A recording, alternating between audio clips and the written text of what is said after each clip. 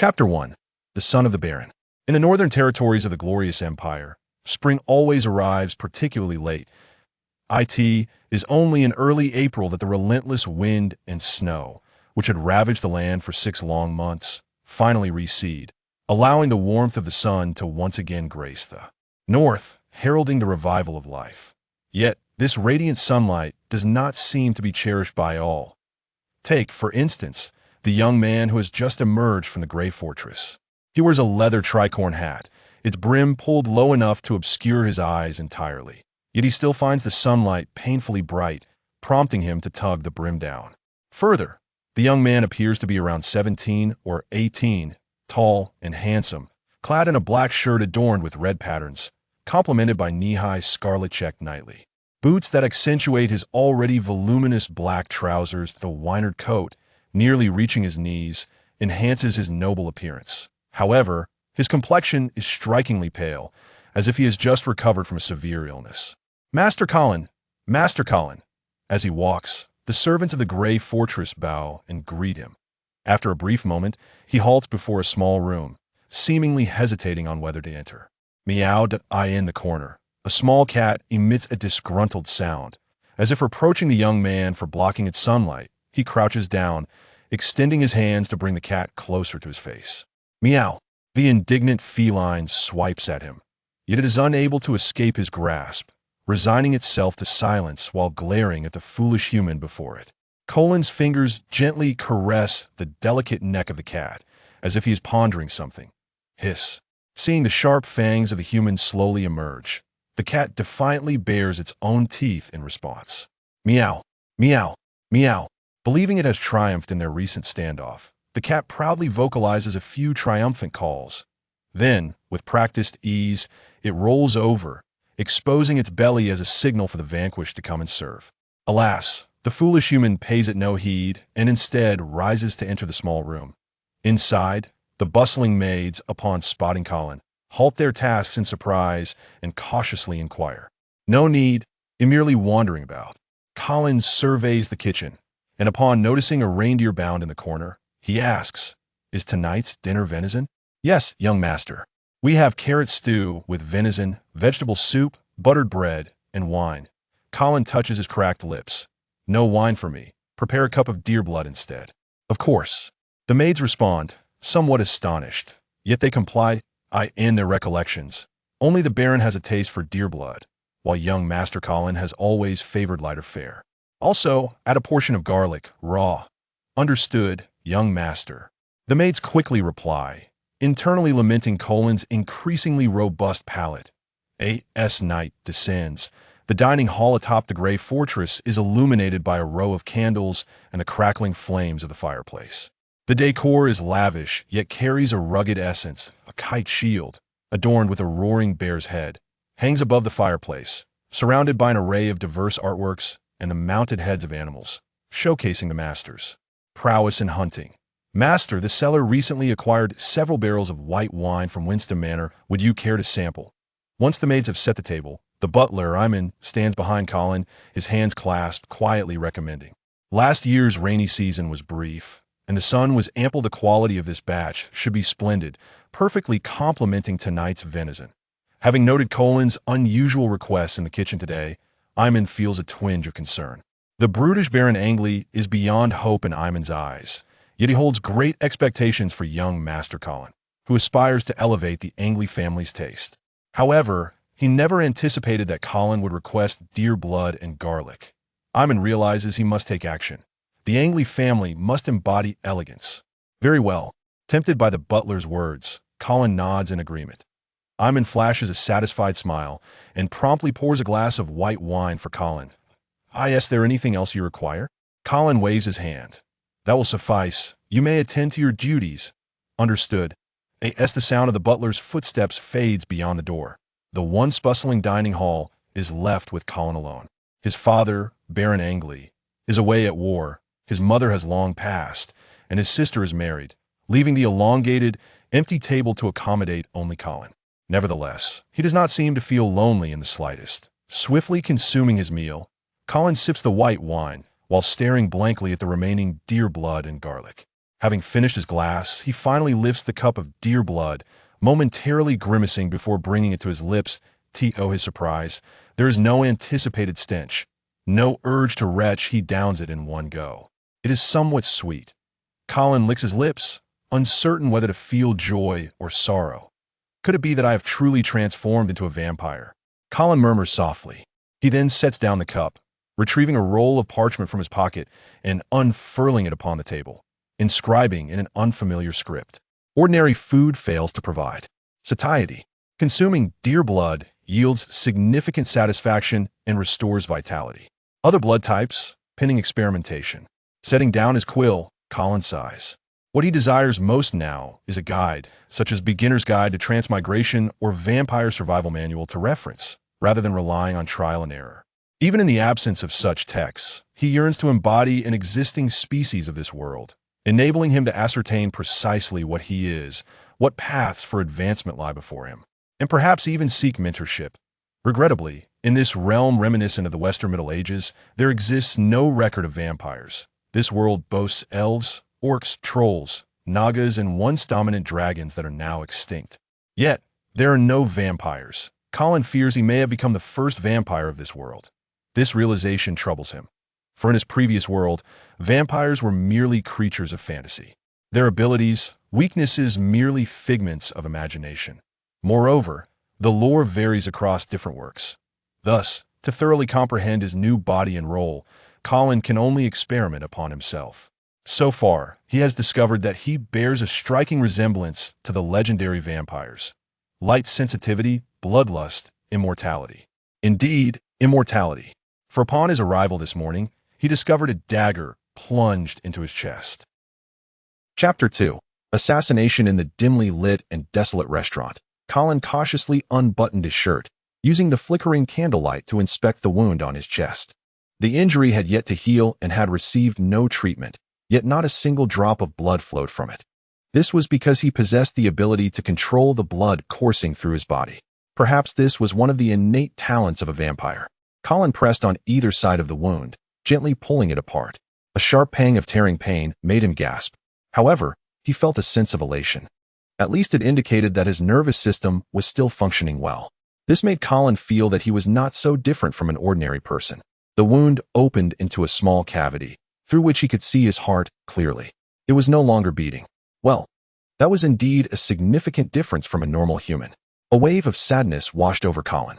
Sighing, he released his grip, allowing the wound to slowly close under the tension of his muscles. After all, there was no blood to bleed out, so bandaging was unnecessary. He merely needed to observe how long it would take to heal, assuming it would heal at all. To be honest, when Colin awoke that morning and discovered a dagger embedded in his chest, he was initially engulfed in panic. At that moment, he believed he might be the most unfortunate traveler in history, dying upon arrival. But soon, he realized that he could not die, even with his heart pierced. He still lived. As for who had plunged a knife into him, Colin had no leads at present. In this new existence, Colin had successfully inherited the memories of his predecessor. Yet, from those memories, he found no clues as to who sought his demise. Nevertheless, he had begun to devise a strategy to draw out the assassin lurking in the shadows. But there was no rush. His current intrigue lay more with the new body he had seemingly inherited, one that hinted at vampiric traits. Rebuttoning his shirt, Colin's gaze fell upon the last morsel of food on the long table: garlic. It was said that vampires feared garlic. In his previous world, Colin had little knowledge of the vampires depicted in novels and films, and he was unaware of what rules governed the vampires in this realm. There was no choice but to experiment gradually. Colin sliced off a piece of garlic the size of an ant and carefully placed it in his mouth. Ugh! He promptly spat it out, realizing that the vampires of this world indeed had a fear of garlic. "Young master, are you all right?" The maid stationed outside the door rushed in upon hearing the commotion. "I'm fine, ugh. You seem unwell, young master. I'll fetch priest Meg." "No." At the mention of the priest, Colin nearly jumped up, hurriedly interjecting, "There's no need. I'm fine." "Really? But your complexion is quite pale, and you've just vomited." "I said, no need." Colin groaned, rubbing his stomach, suppressing the urge to retch while glaring fiercely at the maid by the door. Seemingly intimidated by Colin's stern gaze, the maid dared not insist further, leaving only with a hurried admonition to take care of himself. With a sigh of relief, Colin leaned back in his chair, breathing heavily. A vampire seeking a priest for treatment? Absurd. While the priests of this world might not necessarily be a bane to vampires, Colin was not willing to gamble with his life. At least, not at this moment. Perhaps in the future, when he felt adequately prepared, he would explore the church's stance on vampires. But certainly not now. After a while, Colin finally calmed down. He picked up a quill and continued to write on the parchment. Detests garlic. Ingestion leads to vomiting. Sensing the changes in his body, Colin added to the paper, but it is not fatal. Frowning at the square characters on the parchment, Colin suddenly realized that the piece of garlic he had consumed was merely a minuscule fragment, a matter of dosage. A small amount might not be lethal, but overindulgence could be perilous. Looking at the whole bulb of garlic before him, he felt a twinge of nausea. He had no desire to experiment further. Perhaps it was best to keep a distance from garlic in the future. After a moment of hesitation, Colin decided to terminate this hazardous experiment. Rolling the parchment and tucking it into his cloak, he rose to leave the dining hall. Upon seeing Colin, the maid outside promptly bowed in greeting. "Clean this up?" Colin cast a sidelong glance at the maid, who dared not meet his eyes. "Do not speak of this to anyone." "Yes, young master." With time still on his side, Colin seated himself at the desk. Before him lay an open book titled Chronicles of the Glorious Empire.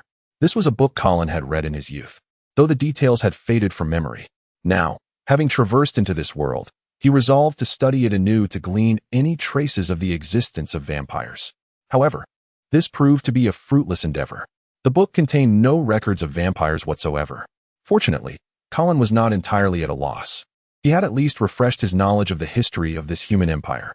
Over 1,500 years ago, the legendary paladin Ghana Lorenzo, serving the Lord of Radiance, completed the unification of humankind and established the glorious empire, becoming its first emperor. To defend against the foreign enemies surrounding the empire, Ghana bestowed titles of duke upon 6 paladins, commanding them to guard the 4 corners and continuously expand their territories. Centuries passed, and of the original 6 dukes, only 4 remained. Colin's northern territory was currently under the dominion of Duke Hildur, one of these 4. The north had once belonged to the Trolls, but they had long been driven to the more northern celestial ice plains by the Hildur family. This year was no exception. Colin's father, Baron Ongrel, was presently at the front lines of this conflict. As night deepened, the candlestick on the desk was extinguished, and the bedroom fell silent. Only the sound of Colin's steady, soft breathing, along with the distant hooting of an owl outside Grey Castle, could be heard. As the clouds obscured the moonlight, a shadow suddenly appeared at Colin's bedside. He gazed at the sleeping Colin, a flicker of doubt crossing his face. He distinctly remembered plunging a dagger into Colin's chest the previous night. Why was he still alive? The shadow was perplexed, but did not hesitate. Silently, he withdrew the dagger and slowly positioned it above Colin's chest. At that moment, he recalled someone once telling him, although the majority of people have hearts that lean to the left, a few possess hearts that lean to the right. With a swift motion, the dagger plunged into Colin's chest. The immense pain jolted Colin awake, and as he opened his mouth to scream, a pair of strong hands tightly covered it. MMM. MMM. MMM. Colin's eyes widened in terror as he stared at the assassin before him. Recognition dawned upon him. Moments later, Colin's struggles began to wane, yet the shadow did not relax his vigilance. He waited a full 10 minutes before removing his hand from Colin's mouth. Then, he withdrew the dagger from Colin's chest and plunged it into his throat. Now, you should be dead. Chapter 3 Departure. The Lord enjoys the right to receive sustenance from his subjects, but simultaneously, he must bear the obligation to protect them from all malevolent forces. In this perilous world, although humanity occupies the most fertile lands at the heart of the continent, they bear the watchful eyes of various surrounding races that covet their territory. Thus, from the inception of the glorious empire, a set of lords' laws was established, clearly delineating the rights and responsibilities of the lords. According to this law, nobles who lose their territories shall be stripped of their titles. Sir Carter is a victim of this decree. His family's title was revoked due to their lands being breached by trolls. Consequently, he became a wandering knight, deprived of the sustenance from his lands. This knight lived in abject misery, barely able to afford the maintenance of his armor and weapons. Fortuitously, Baron Ongrel took him in, and Carter pledged his loyalty to the Ongrel family. Yet, this loyalty proved insufficient under scrutiny, for just moments ago, Sir Carter had plunged a dagger into the chest of Baron Angrel's son, striking him not once, but twice. As he gazed upon Colin's lifeless body, a flicker of guilt crossed his eyes, only to be swiftly replaced by renewed determination. Recalling the promises made to him, Carter felt that his dream of reviving his family was within reach. However, as he rose from the bed, preparing to depart quietly, his steps suddenly halted. He turned abruptly, only to see a glint of cold steel rushing towards him. With a sharp pain seizing his chest, Carter could not suppress a low groan. Yet, the agony of his flesh could not overshadow the terror in his soul. Colin, who should have been dead, had returned. Was he a demon? In a fit of rage and fear, Carter instinctively grasped the dagger still in his hand and thrust it forward. A muffled grunt escaped Colin as he retaliated with a sardonic laugh. That hurts, doesn't it? You little wretch, you stabbed me twice. Oh no, wait. It was 3 times. Carter felt his strength drain away rapidly, his consciousness beginning to fade. Speak. Who sent you? But before Colin could utter another word, Carter's body slumped, blood gushing from his mouth. Colin leaned in closer, hearing the feeble whisper, "Monster. Is this how he dies?" Too easily dispatched. Colin looked at the utterly silent Carter and felt a twinge of regret for not avoiding the vital spots. Now, the only lead he had was severed. Staring at the bloody corpse, Colin took a few labored breaths, yet remained remarkably composed. After all, he deemed this act as self-defense, bearing no psychological burden.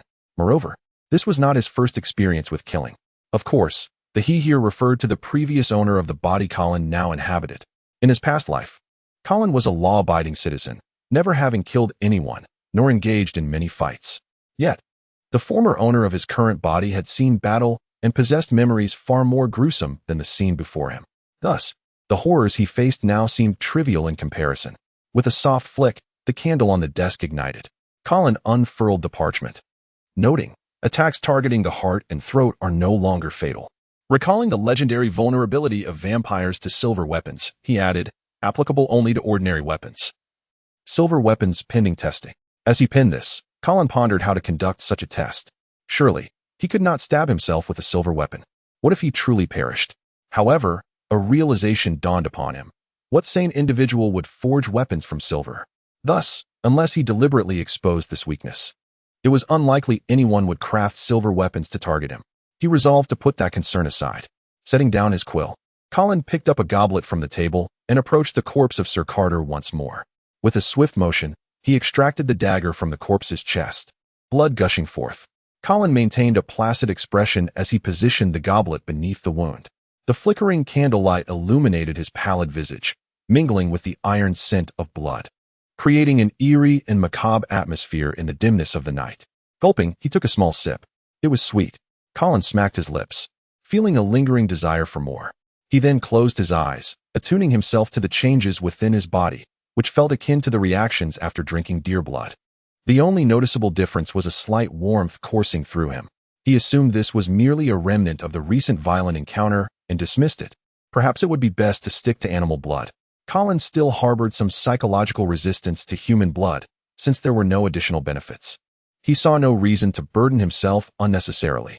Setting the blood-stained goblet down, Colin stared at the body before him, troubled. Although he had eliminated the assassin who sought his life, Colin understood that Sir Carter was but a pawn in a larger game, and the true orchestrator of his demise remained elusive. The reason was clear. Carter's act of murder would only invite relentless pursuit from the Ongrel family, yielding him no reward.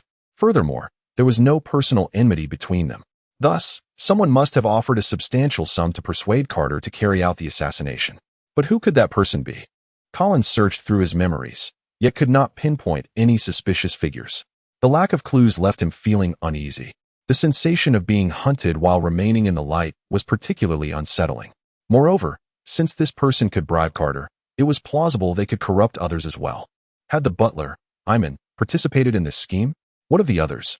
These thoughts led Colin to a stark realization. The Grey Castle was extraordinarily perilous at present, especially with Baron Ongrel away on campaign.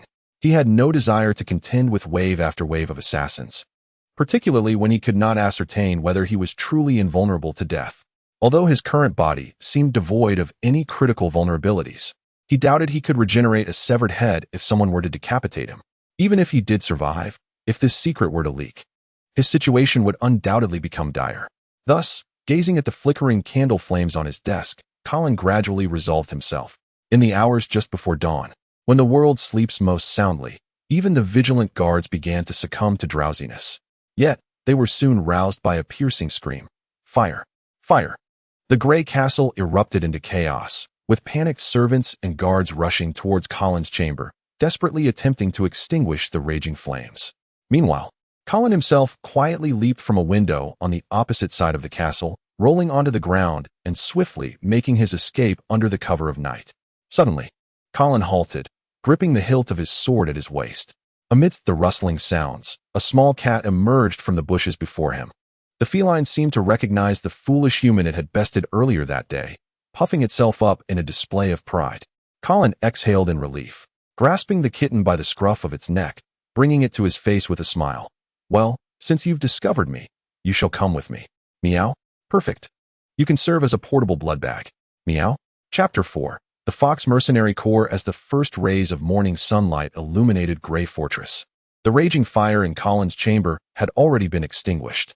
Fortunately, the fortress was primarily constructed from non-flammable stone. Otherwise, the inferno might have consumed more than just this one room. Amidst the chaos, the butler, Eamon, stood with arms crossed, gazing vacantly at the charred corpse before him. Thud! Thud! Thud! The heavy footfalls heralded the arrival of a towering figure into the room. Eamon, I have ordered the castle to be locked down, and all entrances to Grey Town are under heightened surveillance. I refuse to believe the perpetrator can escape this time. The newcomer stood nearly 3 meters tall, as robust as a black bear, clad entirely in heavy armor but lacking a helmet. His bald head gleamed, framed by a face of bulging muscles and a fierce expression, complemented by a massive battle axe stained with splotches of blood, sufficient to send all the children of Grey Town fleeing in terror. Eamon remained unresponsive. Rego, stroking his bald head, assumed the old butler was consumed by guilt and stepped closer, whispering, Eamon, I did not see Sir Carter today, I suspect. At the mention of Carter, Eamon's unfocused gaze sharpened, and he turned to the servants still tidying the disarrayed room, commanding, there is no need to clean this up just yet. You may leave. Yes, sir. Once the servants had departed, Eamon tilted his head slightly to regard the towering Rego and inquired, I recall that 3 years ago, you and Carter competed at the night tournament hosted by Count Yemen? Eamon chuckled softly. Indeed, you unseated him from his steed, causing him to break an arm and lose 2 teeth. Rego, momentarily embarrassed by the recollection of his past triumph, felt a surge of curiosity. Why bring this up now? How would I know? Rego's irritation flared as he sensed Eamon's enigmatic demeanor. Eamon, however, merely smiled mysteriously and gestured to the charred corpse on the floor. If you cannot recall, perhaps you should take a closer look. Rego furrowed his brow, staring intently at Eamon for a prolonged moment before finally crouching down to pry open the corpse's mouth. Crack! Eamon winced as Rego, with his clumsy hands, detached the jaw entirely, causing a twitch at the corner of Eamon's mouth. Enough! Do not damage it further. Examine its teeth closely. Eamon gazed at Rego's ineptitude with exasperation. It was clear that this brutish man had begun to recognize the discrepancies surrounding the corpse. Unfortunately, Eamon shook his head. I cannot recall which 2 teeth Carter lost back then. Rego's brow furrowed deeper, about to speak when Eamon continued leisurely. However, I know that young Master Colin has never lost a tooth. Then it must be. Rego sprang to his feet, elated. However, he quickly realized his volume was too loud and lowered his voice. So, this corpse cannot possibly be young Master Colin. It must belong to that scoundrel Carter. No. Eamon shook his head with a smile. The young master has already been slain by Carter. You must now gather men to apprehend this treacherous villain.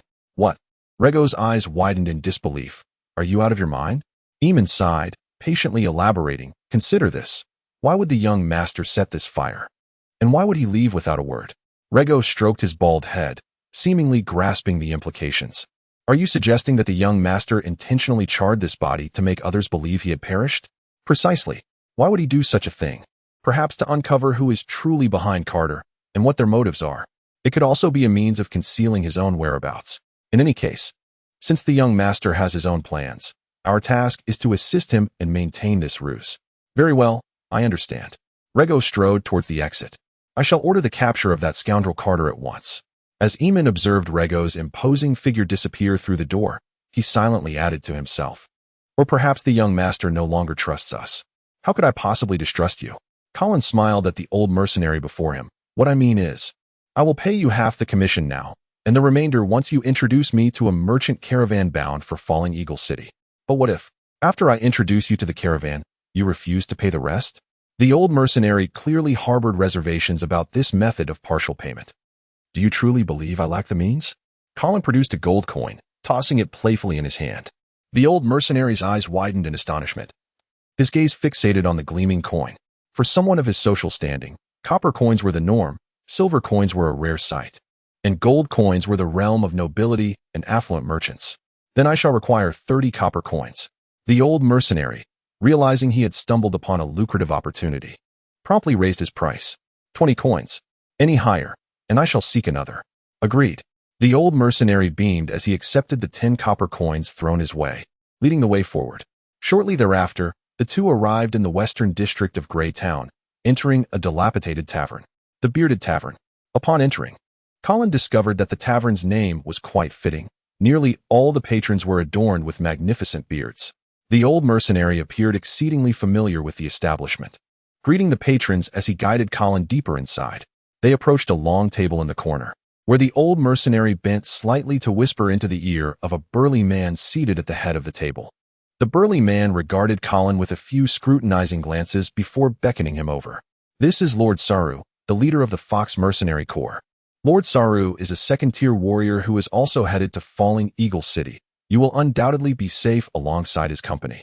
The old mercenary introduced the burly man to Colin before turning back to Saru, his demeanor markedly more obsequious. Lord Saru, this is my nephew. Do not let his lack of physical stature deceive you. His martial skills are quite commendable. Your nephew? Saru scoffed, interrupting the old mercenary. Ah, yes. The old mercenary stammered, a flicker of panic crossing his eyes. He quickly elaborated, do not be misled by his appearance. He takes after my younger brother. After all these years of wandering about, my own visage has changed drastically. You must understand, I was once quite handsome and distinguished in my youth. Saru sneered, cutting the old mercenary off again. Your nephew is a knight? Upon hearing the word knight, the old mercenary suddenly fell silent, as though someone had grasped his throat, and his boastful words were choked back. Colin's pupils dilated in response. Chapter 5. The night the atmosphere within the Bearded Tavern remained raucous and vibrant. However, the ambience in the corner where Saru and his companions sat suddenly became stifled. A knight? The old mercenary gaped in astonishment at Colin. He was aware that Colin's identity was not ordinary, yet he had never anticipated him to be a knight. It is essential to understand that knights in this world are fundamentally distinct from the common soldiers that abound. Any well-nourished commoner who can afford a few silver coins can become a warrior apprentice by learning the techniques of combat at the Warriors Guild. However, the path to knighthood is markedly different. To become a squire, one must possess a certain innate talent, and more importantly, undergo a baptismal ceremony presided over by a priest of the Radiant Church. This baptism is not merely a symbolic act, as on earth, but a profound ritual where the priest invokes the Radiant Lord and inscribes a sacred mark upon the initiate. This process is immensely taxing for the priest, thus limiting the number of baptisms they can conduct throughout their lifetime.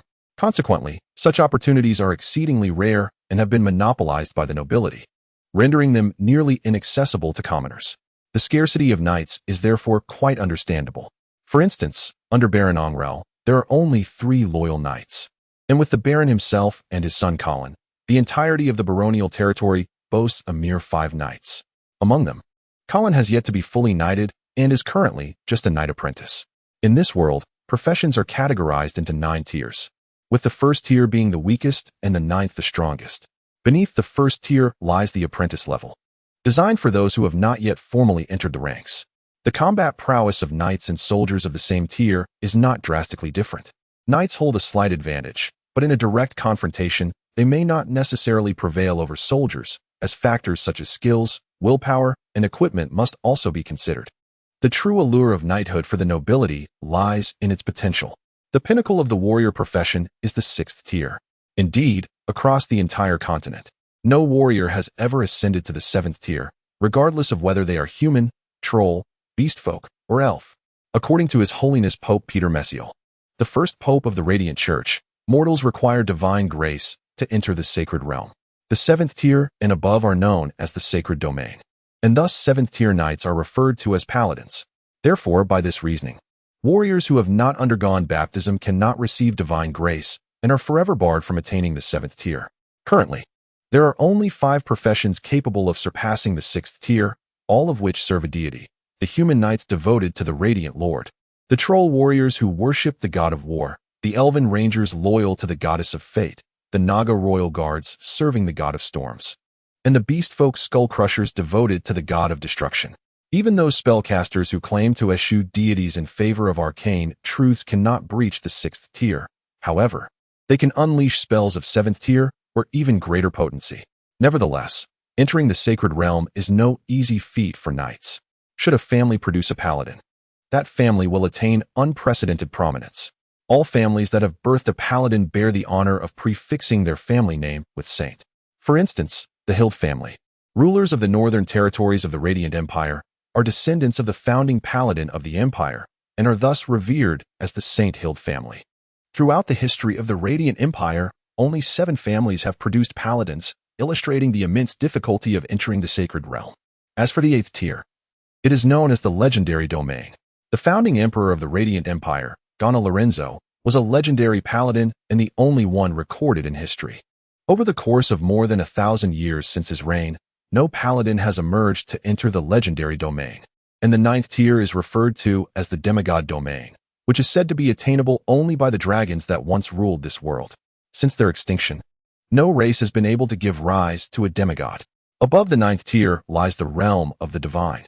In summary, the noble and rare profession of knight, which can be said to belong exclusively to the aristocracy, is clearly not suited to the ambience of a tavern like the Bearded Tavern. Generally, knights would not choose to accompany a mercenary band to another city, as they have their own retinues, servants, and even armies. Hence, Colin's presence appears particularly perplexing. Just as the tension in the corner thickened, a fuzzy little head suddenly poked out from Colin's garments. The kitten seemed quite displeased to have its slumber disturbed, letting out a small growl at the bearded one. Colin smiled faintly, gently tucking the rather grumpy creature back into his clothing, before inquiring of the mercenary, "How did you discern that I am a knight?" Colin believed he had been sufficiently cautious. He was not clad in armor, wielding only a standard one-handed sword casually, and his clothing was borrowed from a guard of similar stature. Moreover, according to his previous life's memories, although warriors and knights exhibit different combat styles, there should be no discernible difference when not engaged in battle. Furthermore, as a knight apprentice who had yet to ascend, Colin could not channel divine light to assist him in combat, thus making him indistinguishable from a warrior apprentice in a skirmish. Could there truly be a way to differentiate between the two professions at a glance? Colin suspected this might be a gap in his knowledge from his previous life. However, Saru, with a crafty smile, replied, "A guess." Caught off guard, Colin immediately realized he had been outwitted by the seemingly blunt and simple-minded bearded one. Saru must have merely suspected his identity, yet Colin's instinctive reaction had confirmed it. The deceptive appearance of Saru had lulled Colin into a false sense of security, leading to the revelation of his true profession: the Firefox Mercenary Corps. No wonder it bears such a name. It resembles a fierce bear, yet is cunning as a fox. I have roamed the mercenary world for over 40 years, and my eyes have seen countless individuals. You, though clad in unremarkable garb, are clearly not a commoner. Indeed, one little ruse, and your true identity is exposed. Colin took a deep breath, continually reminding himself to exercise utmost caution when dealing with a seasoned veteran like Saru. However, outwardly, he maintained a calm demeanor, betraying no anxiety about having his identity revealed. He first tossed 10 copper coins to the old mercenary, indicating that he could depart. Then, with a natural air, he pulled out a chair beside Saru and sat down, saying, "I admit, my previous trick was rather inappropriate, and I apologize. However, you wouldn't refuse the company of a knight, would you?" "What is your name?" Saru asked, his smile fading as he fixed his gaze upon Colin's eyes. Con Sudor. Chapter 6. Advancement. Salu stroked his substantial beard. A fleeting image of a figure flashed through his mind: the esteemed Viscount Su from Ice Rock City, his father. Colin, with an unwavering demeanor, had unwittingly adopted a new paternal identity. Upon realizing that the leader of the Firefox Mercenary Corps was not easily deceived, Colin understood that any further fabrications would necessitate a touch of finesse, unlike the unreliable old mercenary he had encountered for 20 copper coins. The individual known as Con Su was indeed real. Of course, Colin was hardly acquainted with this man. He had merely gleaned his name and recent tribulations from a recent letter penned by his sister, Caitlin. The reason Colin chose to impersonate this individual was due to Con's recent misfortunes, making it plausible for him to appear as a knight in a place like the Bearded Tavern. It was said that 3 months prior, Ice Rock City had fallen to a troll invasion. Salu naturally connected this to the rumors he had heard before. Indeed, Colin nodded, a hint of despondency in his gesture, while emotions like resentment, hatred, and fury flickered in his eyes. The intensity of this fleeting performance astonished even him. Salu appeared to have been misled as well, sighing, "I have heard that your father chose death over retreat, perishing alongside the city. Truly a knight worthy of respect." "Thank you," Colin replied, seemingly holding back tears. His eyes reddening as he inquired, "Do you know my father?" "Oh, no. I have simply long admired Viscount Su." Colin exhaled with relief. A landed viscount and a mercenary captain certainly belonged to disparate worlds. Had they known one another, Colin would have deemed himself exceedingly unfortunate. "Then, Mr. Salu, may I accompany your mercenary band to Eagle Falls City?" Colin's desire to journey to Eagle Falls City stemmed from the fact that his sister, Caitlin Onglair, resided there. In these perilous times, only a blood relative could earn his trust. With his father still fighting on the front lines, Colin sought the assistance of his sister. Of course, Salu finally accepted Colin's fabricated identity. Moreover, he even believed he had discerned the reason for Colin's journey to Eagle Falls City. "I recall that the Lord of Eagle Fall, Count Yuman, is the brother of Viscount Su, so you are seeking refuge with your uncle, correct?" "Precisely." However, it was clear that Salu was unaware of this news. He no longer doubted Colin's assumed identity. A fallen knight, bereft of his lands and family, seeking his uncle's aid in his time of desperation, this narrative was entirely plausible. "Tomorrow at 8 o'clock, the merchant caravan employing us will gather in front of the Bearded Tavern." "Very well, I shall be there on time." "Haha, then now, esteemed Knight Con, allow me to treat you to a mug of ale." "It would be my honor." The following day, the weather was overcast, and a dense fog rendered the paths in the wilderness treacherous and arduous. This was precisely why Colin sought the company of a merchant caravan. Otherwise, given his status as a knight apprentice, he would likely have fallen prey to bandits or wild beasts while traveling alone. Whether it was due to the caravan's considerable numbers or the illustrious reputation of the Fox Mercenary Company, the first day's journey unfolded without incident. As night fell, the seasoned leader, Captain Saru, found a suitable camping spot against a small hill, conveniently located near a water source. Colin kindled a fire, boiled some water, and softened the hard bread before consuming it. At this moment, he could discern no flavor, rendering the quality of the food irrelevant. The little cat had long disappeared, presumably off to hunt for its own meal. Meanwhile, Colin retrieved his parchment and added a note. "Human blood can aid in advancement." Indeed, Colin had discovered that he had progressed from a knight apprentice to a first-tier knight. It is noteworthy that this transition had taken him 3 long years to achieve. He now harbored serious doubts that the sudden advancement was due to the blood of the assassin he had consumed the night before last. After drinking the blood, he noticed a slight warmth spreading through his body, but the urgency of the situation had prevented him from giving it much thought. This warmth persisted for 2 days until it finally subsided at noon today. Subsequently, he realized he had advanced. Since there had been no such reaction after consuming deer blood, Colin surmised that it must be the human blood that caused it. Moreover, he had another hypothesis. The assassin Carter, whom Colin had slain, was a first-tier knight. Thus, perhaps only the blood of a professional could facilitate his advancement. In any case, this theory required further validation. Was that elvish? Indeed. Noticing the inquisitive demeanor of the individual next to him, Colin felt a twinge of annoyance and promptly rolled up the parchment while casually engaging him. He recognized the rotund man as Oliver, the caravan's leader. Colin was taken aback by the breadth of knowledge possessed by Knight Con, who was even well-versed in Elvish. Oliver immediately lavished praise upon him, and, rather familiarly, settled down beside Colin. "I only know a smattering," Colin replied, slightly furrowing his brow. He held no fondness for merchants like Oliver. In his eyes, these profit-driven individuals were too purpose-driven, and Oliver's overt friendliness surely concealed ulterior motives. "Is this your pet?" Oliver inquired, glancing at the little cat tussling with a dead mouse, attempting to strike up a conversation. "Indeed," Colin replied. "You truly have a zest for life." Oliver's face beamed with delight, akin to a blooming chrysanthemum. "Does it have a name?" Colin paused, momentarily pondering the necessity of naming the little blood pouch, but then spontaneously declared, "Its name is Little White." Little White? Oliver's smile faltered upon observing the pure blue cat by the fire, but he quickly regained his composure. "What a splendid name." "Thank you, Mr. Oliver," Colin replied with a smile. "You are quite insincere. I am most grateful for your compliment." Oliver seemed unfazed. His audacity truly remarkable. The two then engaged in casual conversation, and after a measure of familiarity was established, Oliver suddenly lowered his voice and said, Colin, who had been drowsy, perked up at once, turning to regard the portly merchant with a bemused expression. "Do you know what you are implying?" Chapter 7. The Tulip Merchant Guild. According to the Lord's law of the glorious empire, nobles who lose their fiefs are stripped of their titles. However, there exists a method to restore one's original title. Otherwise, even if the fief is reclaimed, it will be awarded to the new noble who distinguished himself in the recovery efforts, rather than returned to the former lord. This rule of survival of the fittest ensures the metabolic function of the imperial noble system, preventing the emergence of degenerate aristocrats who merely rely on the shadow of their ancestors to languish in idleness.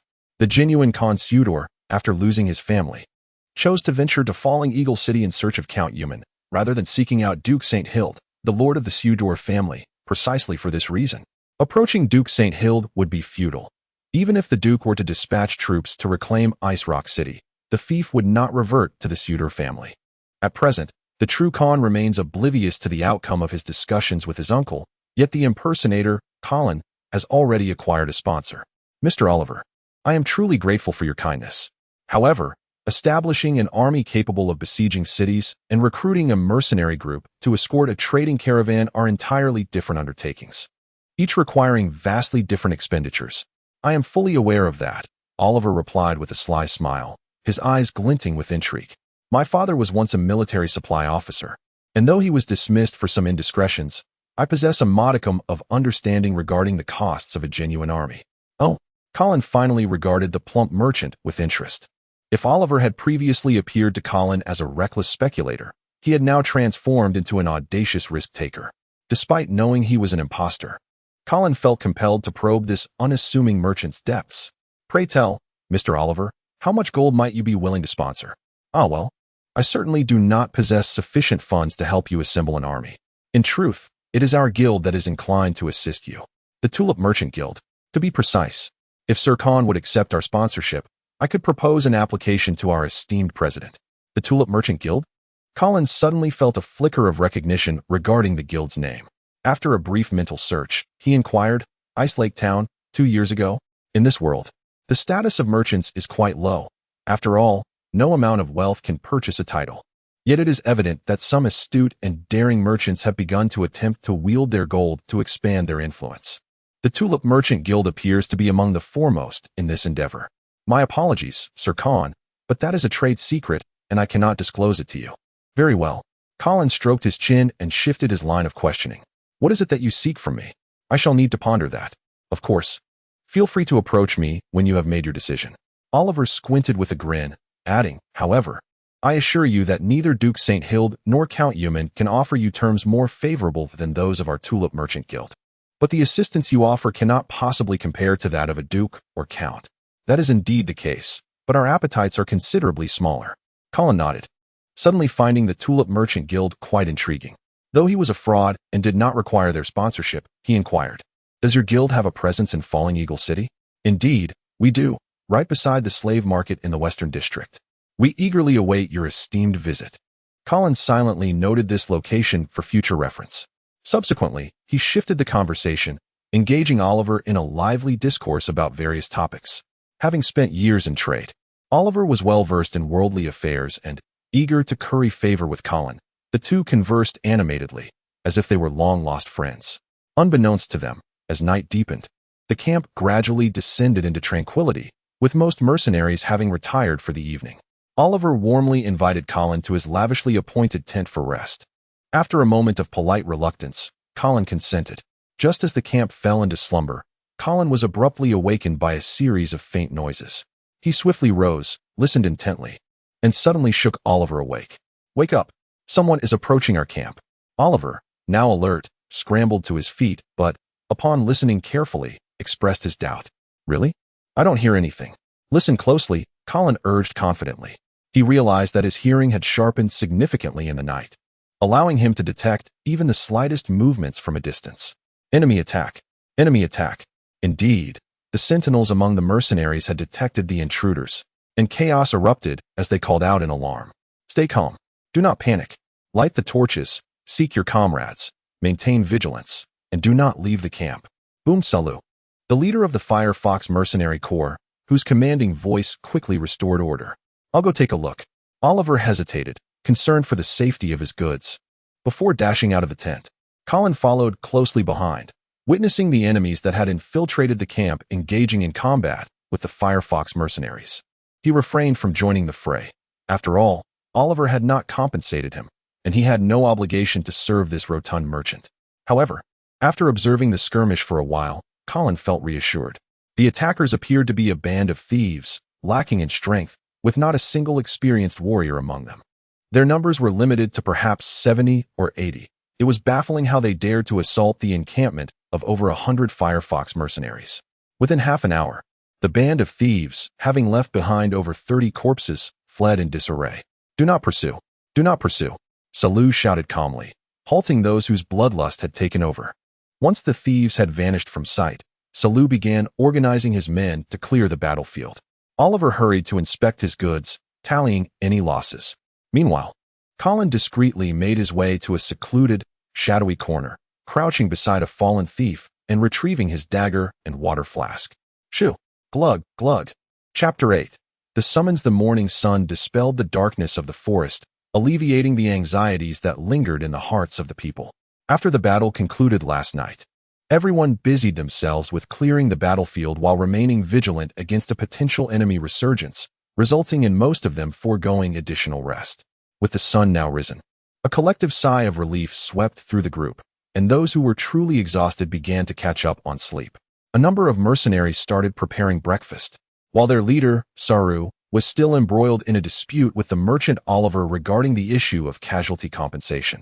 In truth, both parties had previously reached an agreement on the standards for compensation before their departure. The current quarrel stemmed solely from the unfortunate death of a comrade at the hands of their own. Oliver insisted that the responsibility lay with the Firefox Mercenary Corps and should not fall to him, resulting in a heated argument with Saru. At that moment, Colin, detached from the fray, squatted beside a fire, leisurely sipping from his water flask. The early sunlight was somewhat blinding, prompting Colin to lower the brim of his hat to shield the upper half of his face.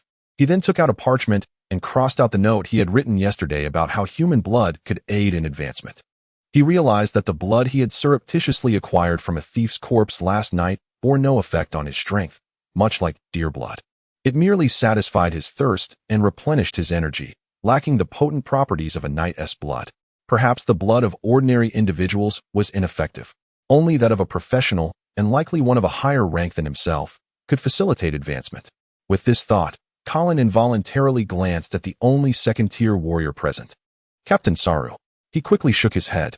Setting aside whether he could defeat Saru, he had no desire to take an innocent life for the sake of swift advancement. Colin believed he still possessed a moral compass. Lost in contemplation, Colin noticed that Oliver and Saru's argument had finally come to an end. The portly merchant approached Colin, his expression sour, seemingly having not triumphed in the earlier dispute. What a troublesome individual. Upon nearing, Oliver shot a glance at Saru's figure and complained to Colin. Observing this merchant, who had boasted of sponsoring an army just yesterday, now quibbling over a mercenary's compensation, Colin couldn't help but chuckle softly. I know. If it weren't for that, I wouldn't have yielded to that old coot Saru. Oliver grumbled under his breath, clearly begrudging the situation. Would you care for some jerky I brought? It's far superior to bread. The rotund merchant then became benevolent. Colin graciously accepted Oliver's offer and engaged him in casual conversation. After the group finished breakfast and rested for another 2 hours, the merchant caravan began to dismantle their tents in preparation for departure. At that moment, Saru suddenly halted everyone, dropping to the ground and pressing his right ear against the earth. Colin furrowed his brow at this sight. His daytime hearing paled in comparison to his nocturnal acuity, and he heard no unusual sounds. Yet, Saru abruptly sprang up from the ground, bellowing, horses. The sound of hoofs. Quickly, everyone, take defensive positions. At Saru's shout, Chaos erupted in the camp. Oliver's face turned ashen as he grasped the gravity of the situation. This was no mere repeat of last night's ambush. A band of thieves could not afford horses, and if the approaching riders were foes rather than allies, it could spell tremendous trouble. As time passed, Colin finally discerned the rapid thundering of hooves. The ground trembled slightly, sending the assembled mercenaries into further disarray. Even Saru's booming voice could not restore their calm. Colin narrowed his eyes, spotting a gray line emerging from the woods in the distance, darting toward the camp like a sharp arrow. It was a cavalry unit, though they numbered only around 20. The overwhelming force with which they charged left Colin in no doubt. A single assault from them would shatter the defenses the Firefox Mercenary Corps had painstakingly assembled. This was the terrifying might of the warlords of the cold weapon era. The earth rumbled. The cavalry drew near. The mercenaries trembled. Oliver shut his eyes in despair. Saru stood firm at the front of the line, bearing a massive shield, resembling an immovable boulder. Colin, too, disregarded the blinding sunlight, letting out a resigned sigh as he lifted his triangular hat and unsheathed his one-handed sword. Just as they prepared to fight to the death, the oncoming cavalry suddenly halted abruptly about 30 meters from the camp. With a series of whinnies, 20 steeds reared up in midair. What remarkable horsemanship! Colin couldn't help but marvel inwardly, and his taut nerves began to ease. They were likely not enemies after all. However, judging by their relentless charge and subsequent display of skillful stopping, it was evident they intended to intimidate the Firefox Mercenary Corps. Thus, the possibility of goodwill from them was uncertain. This realization did not escape Oliver's keen perception, prompting him to refrain from approaching directly and instead signaling for Saru to negotiate. Reluctantly, Saru acknowledged his duty, having accepted a commission. He was obligated to address any troubles encountered by Oliver along the journey. Thus, he set down his shield and sword, advancing empty-handed while calling out, "Friends across the way. I am Saru, the captain of the Firefox Mercenary Corps, escorting goods for the Tulip Merchant Guild to Falling Eagle City. How may I assist you?" The cavalry unit remained unresponsive, as if they had transformed into statues. A profound silence enveloped the forest. Even the wind seemed to halt, suffocating the air with tension. Saru suppressed his rising fear and unease, pressing onward. His booming voice carried to the rear, igniting a suppressed stir among the mercenaries.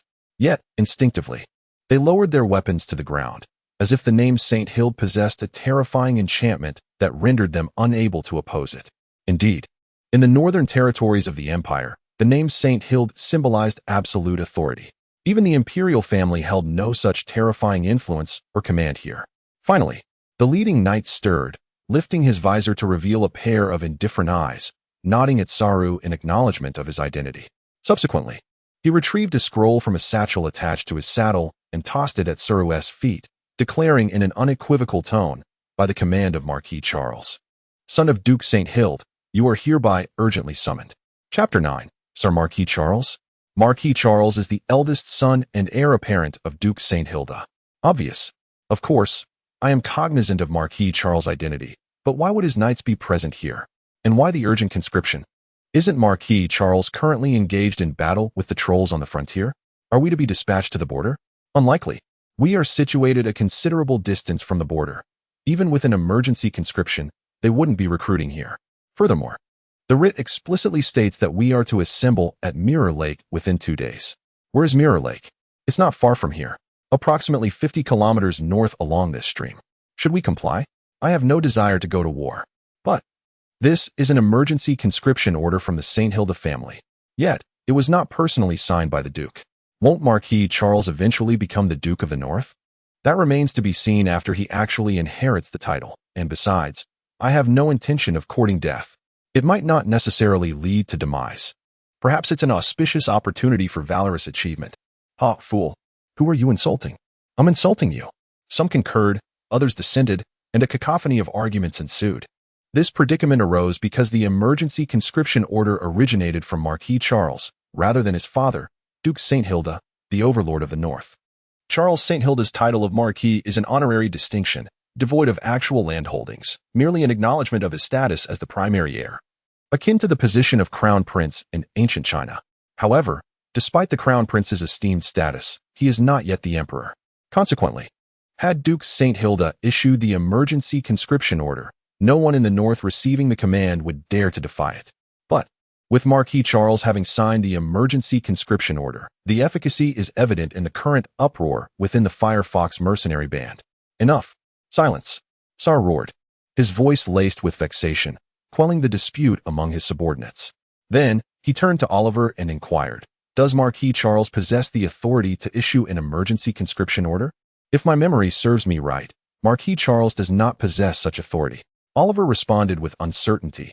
Turning to Colin for confirmation, "Knight Con, am I correct?" "Legally speaking, Marquis Charles indeed lacks this authority," Colin affirmed, rummaging through his memories. "However, there have been analogous precedents in the history of the North." Oliver's countenance, which had just begun to brighten, instantly darkened once more. He fervently hoped that the Firefox mercenary band would not be urgently conscripted at this juncture. Without the mercenary band's escort, his caravan would become defenseless prey, with no prospect of safely reaching Eagle Falls City. "Then, Captain Sar," Oliver's tone was strained, "are you prepared to accept this conscription order?" Sar's brow furrowed deeply, betraying his evident dissatisfaction with the emergency conscription order. After a prolonged deliberation, he slowly shook his head and declared, "No." Upon hearing this pronouncement, Oliver's face immediately lit up with joy, but several mercenary leaders behind Sar erupted in protest. "Captain, you cannot refuse Marquis Charles' conscription order. Indeed, the St. Hilda family will not forgive us. And those cavalrymen, I believe they are genuinely capable of murder." The scene instantly fell silent once more. "Are you cognizant of what awaits us if we accept this conscription order and proceed to Mirror Lake? War?" Sar scoffed. "We are marching to our doom." "What? Captain, why do you say that? War does not invariably equate to death, and if we prevail, we might even accrue military merits." "You are indulging in fantasy." Sar mercilessly interrupted his subordinates' delusions. "Reflect upon this. Why would Marquis Charles' army be present at Mirror Lake?" The mercenaries exchanged puzzled glances. Colin's eyes gleamed, as if he had grasped Sar's meaning. Oliver, on the other hand, exclaimed, "Indeed. I also suspect that Marquis Charles has been retreating all the way to Mirror Lake." "What? How is that possible? How could the Marquis possibly lose?" The mercenaries were largely incredulous. It was not their fault that they harbored such blind faith in Marquis Charles. For in recent decades, the Trolls had been consistently outmatched by the northern armies. 5 years prior, even the Troll Kingdom had been compelled to relocate northward under the threat of the northern military might, and vast swathes of the southern Skyfrost expanse had become hunting grounds for the northern armies. Had the climate and environment of the Skyfrost expanse not been so inhospitable, rendering it unsuitable for agriculture and the construction of manors and castles, the territory of the north would have extended even further northward. Under such circumstances, no proud northerner would have conceived that the St. Hilda family could suffer defeat. However, upon further reflection, Sar and Oliver's conjecture seemed plausible. Initially, everyone had assumed that it was merely a desperate gambit by the Trolls, dispatching small contingents to bypass the front lines and infiltrate the north to harass and raid. But now, it appeared that this might not be the case. For Marquis Charles' army had already materialized at Mirror Lake, which was no longer considered the frontier, but rather the hinterland. Within the memory of this generation of northerners, the Trolls had never possessed the capability to penetrate so deeply into this region. The majority of the mercenaries fell silent, their fear palpable. However, some remained unconvinced, and one spoke up to encourage the others. "Even so, we can still proceed to Mirror Lake and assist Marquis Charles in vanquishing the invading Trolls." "Fool," Sar rebuked sharply, with the army in retreat. "You still harbor thoughts of reversing the tide? With just us, these hastily conscripted mercenaries? It's not just us. The neighboring mercenary bands must have also received emergency conscription orders." A mere collection of cannon fodder, Sar was acutely aware of the caliber of his subordinates. These individuals were prone to fratricide even in skirmishes with bandits, and to describe them as a rabble would be an overstatement. And yet, they entertained the notion of engaging in combat with a regular army on the battlefield? A veritable death wish. Sar finally steeled his resolve, disregarding the dissenting voices of his subordinates, and resolutely turned toward the St. Hilda family's cavalry detachment. Observing Sar's departing figure, the others exchanged uneasy glances. Their expressions varied. Something was clearly amiss. It seemed that someone was deliberately suppressing information from the front lines. Could it be that the situation at the front was truly dire? "Do you dare defy the Marquis conscription order?" The leader of the St. Hilda family's cavalry detachment suddenly roared, his voice laced with anger. Sir Knight, I merely wish to know. Enough. Refusal of an emergency conscription order constitutes treason. The knight truculently interrupted Sar's explanation, addressing the assembled members of the Firefox mercenary band. Whoever slays this traitor will be immediately promoted to centurion. A collective murmur rippled through the mercenary ranks. Some were indignant, others sneered derisively, but some displayed a flicker of avarice in their eyes. Sar's words were abruptly cut short, for a long sword had pierced his chest. HRK. Sar coughed up blood, struggling to turn his head.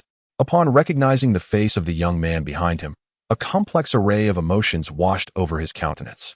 Thud. The corpse collapsed to the ground. Excellent.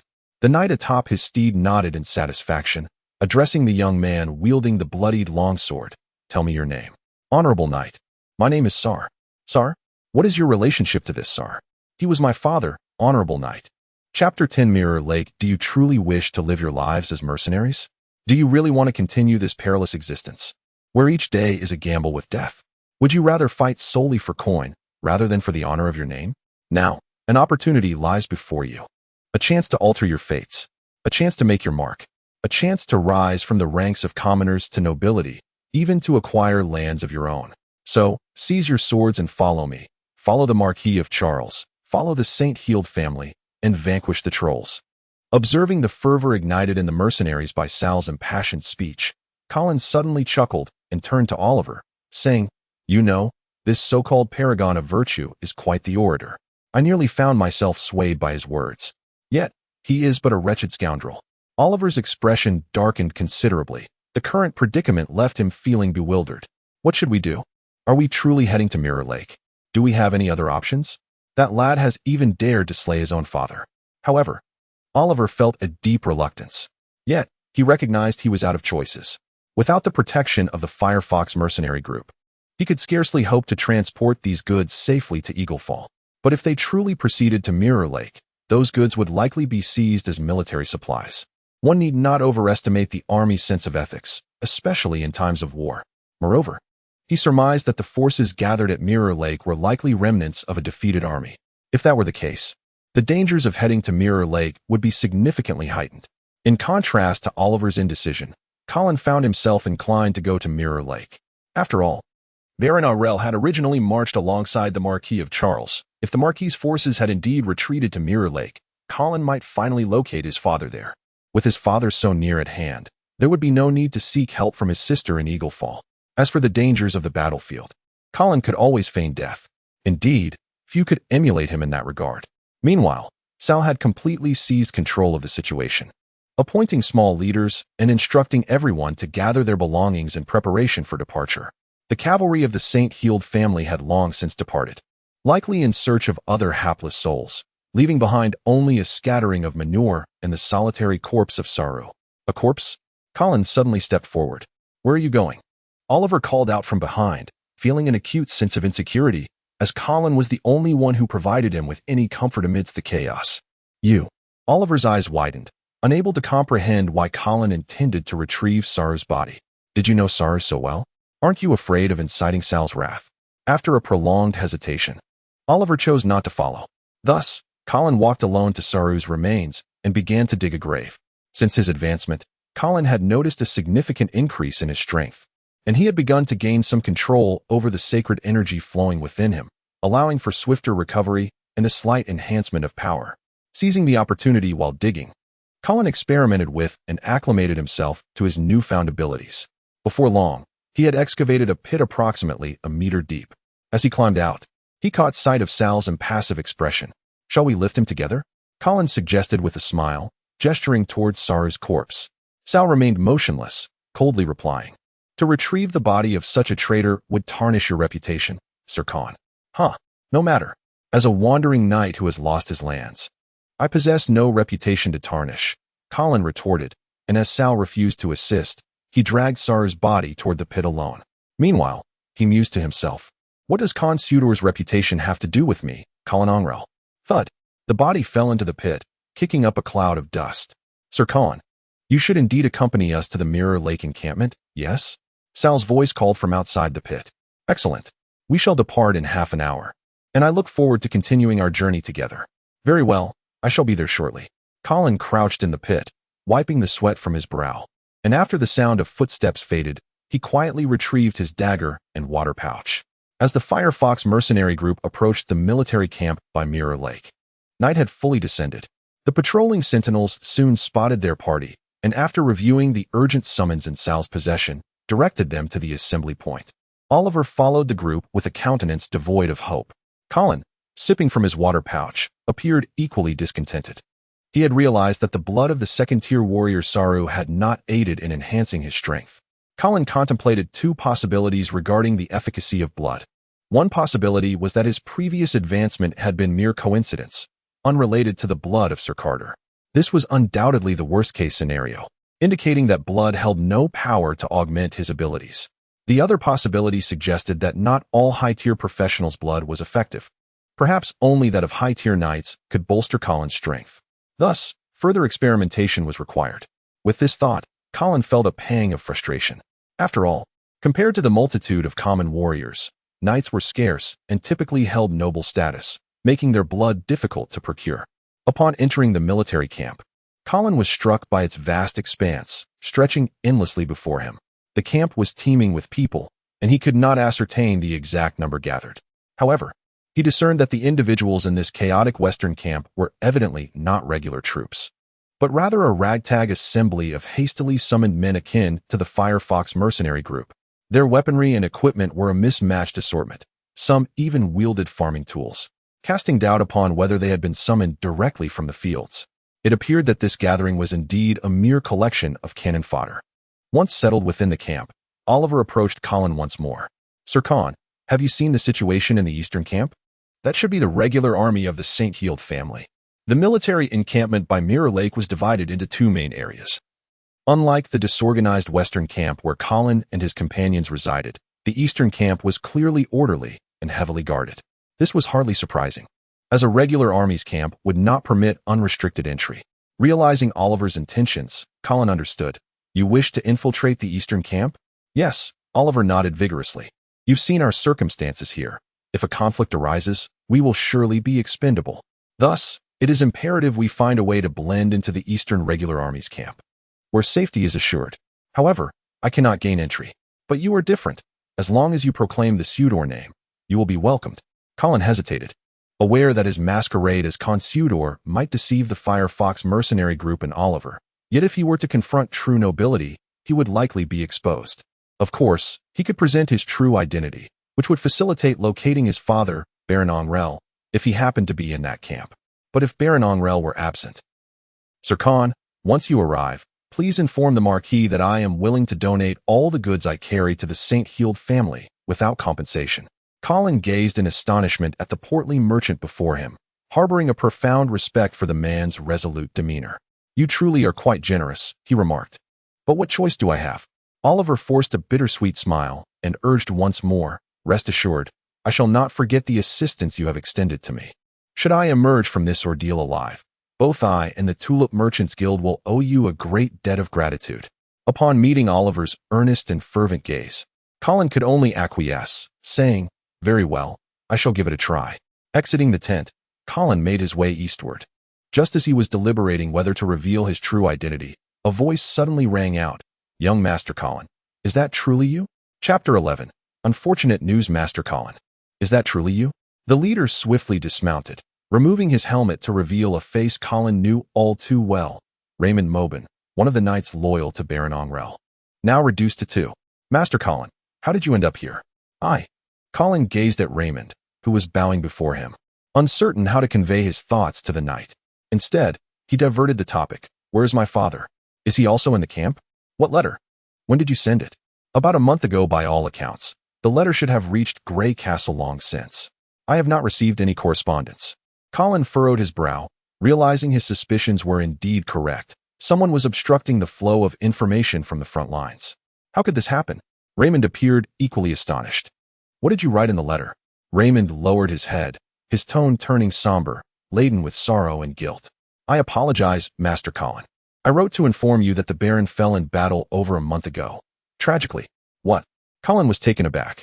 Though he held no affection for the man, this sudden, grim news left him reeling. The anticipated sanctuary had vanished, and irrevocably so. Yet, did this not mean that the title of Baron Ongrel would now fall to him? No. The title. Colin suddenly grasped a troubling realization. If he had not traversed into this world, his predecessor must have been assassinated. Thus, upon the Baron's demise, Colin would have been murdered as well, leading the title to his sister, Caitlin Ongrel. In that instant, Colin comprehended that the individual who stood to gain the most from this assassination was none other than his sister, Caitlin. Consequently, she bore the greatest suspicion. A chill enveloped Colin. His sister had meticulously plotted to eliminate him. Fortuitously, he had not ventured to Eagle's nest. Otherwise, he would have walked into a trap. Moreover, Colin noted another matter. His sister must have already learned of their father's death. Otherwise, she would never dare to act against him. Even if Caitlin's hands were clean, and the Baron could not trace the murderer, he was still in his prime and could remarry and sire children. The title may not necessarily pass to Caitlin. Under such circumstances, she would not risk such a perilous action against her brother. Hence, Caitlin must have discovered their father's demise through some means, which ignited her nefarious intentions. While Colin was lost in his thoughts, Raymond drew his sword with a swift motion, kneeling before Colin and presenting the blade with both hands, declaring, "I failed to protect the Baron, breaching my oath. Master Colin, you have the right to judge me. So, you did not see Vaura's body?" No. Vaura Umman, Caitlin's husband, was the illegitimate son of the Earl of Umman, Lord of Eagle's Nest. Initially, the Baron vehemently opposed this union. Although Vaura was a nobleman's illegitimate son, his blood was deemed impure, and he held a lowly status. The Baron was not one to seek the favor of the powerful, unwilling to marry his legitimate daughter to a bastard. Yet, Caitlin and Vaura had been so infatuated that they nearly replicated a saga reminiscent of Romeo and Juliet. Eventually, the Baron, at his wits' end, recognized Vaura's merits, a young, second-tier knight, and reluctantly consented to their union. Vaura had joined the front lines in this campaign, yet he had mysteriously gone missing during combat. Colin was almost certain that Vaura was the one who had relayed information to his sister. As for why his message had not been intercepted, it was likely that the Earl of Umman had a hand in it. Perhaps he was the true mastermind behind the assassination plot. After all, once Caitlin inherited the title, her child with Vaura would become the next heir. The name of the Earl of Umman reverberated in Colin's mind, a figure of considerable influence in the north. As a glint of determination flashed in his eyes, he then accepted the sword from the kneeling Raymond, slowly guiding it towards the knight's neck. Raymond closed his eyes, remaining utterly still. The sword met his shoulder, but did not proceed further. "Raymond Mobin, do you pledge your loyalty to me?" Raymond's eyes flew open, filled with shock, guilt, and a hint of relief. Colin had no intention of slaying Raymond. Through this test, he had ascertained Raymond's fidelity. A traitor would never present their neck beneath their lord's blade. Colin greatly admired Raymond's almost archaic loyalty, especially after witnessing the betrayal of Knight Carter and the heinous act of the dutiful son, Sal, against his father. Bang! Raymond's left hand struck his chest fiercely, maintaining his kneeling posture, and loudly proclaimed, "I, Raymond Mobin, today offer my unparalleled loyalty to the great roaring white bear, Baron Colin Ongrel. For as long as I draw breath, your will shall be my guiding star, and wherever your sword points, I shall follow. I swear by the sacred name of the Mobin family's ancestors to be eternally loyal to you." As for the title of Baron, it had not yet formally passed to Colin, as he still required the Duke of St. Hilder's recognition. However, as the primary heir of the Ongrel lineage, in the absence of the old Baron, it was not erroneous for Raymond to address Colin as such. After all, as long as the Ongrel lands remained intact and Colin did not betray his country, even the Duke of St. Hilder could not prevent him from inheriting the title. "Rise." Colin smiled, allowing Raymond to stand and returning the sword to him. Then he inquired, "Where is Marquis Charles's tent?" "I wish to meet him to learn more about the current state of this army and its next course of action, my lord." Raymond's expression suddenly shifted to one of discomfort. "The Marquis is not in the camp." "What?" Chapter 12. The sorceress. Is the Marquis not here? Indeed. Where is he now? In the very center of the eastern camp by Mirror Lake, the largest and most opulent tent housed an intriguing conversation between a man and a woman. If Colin were present, he would instantly recognize the half-kneeling man as the knight from the St. Hild family who had previously issued an urgent summons to the Firefox Mercenary Corps. Once a haughty knight, he now appeared utterly subservient. "My lord." The knight hesitated when faced with the woman's inquiry. "Sir Bliss, If this question pertains to military orders, you need not respond, the woman gently interjected. She was a tall figure, draped in an oversized, pristine white fox fur coat. Her striking golden hair cascaded down her shoulders and back, shimmering with an enchanting light that seemed to possess a certain allure, compelling one to gaze yet dissuading prolonged scrutiny. A sheer black veil obscured her features, yet her innate elegance and nobility shone through unmasked. Every movement she made exuded an irresistible charm, a quality reserved for true nobility. Nevertheless, the pointed wizard's hat atop her head and the purple staff she wielded indicated her status as a sorceress. This was rather peculiar, for in the realm of the human empire, nobles and sorcerers, while not outright enemies, belonged to starkly disparate worlds. The reason was simple: sorcerers lacked faith. For these spellcasters, the pursuit of arcane truth was their sole, eternal aspiration, viewing deities merely as powerful mortals who had mastered such truths.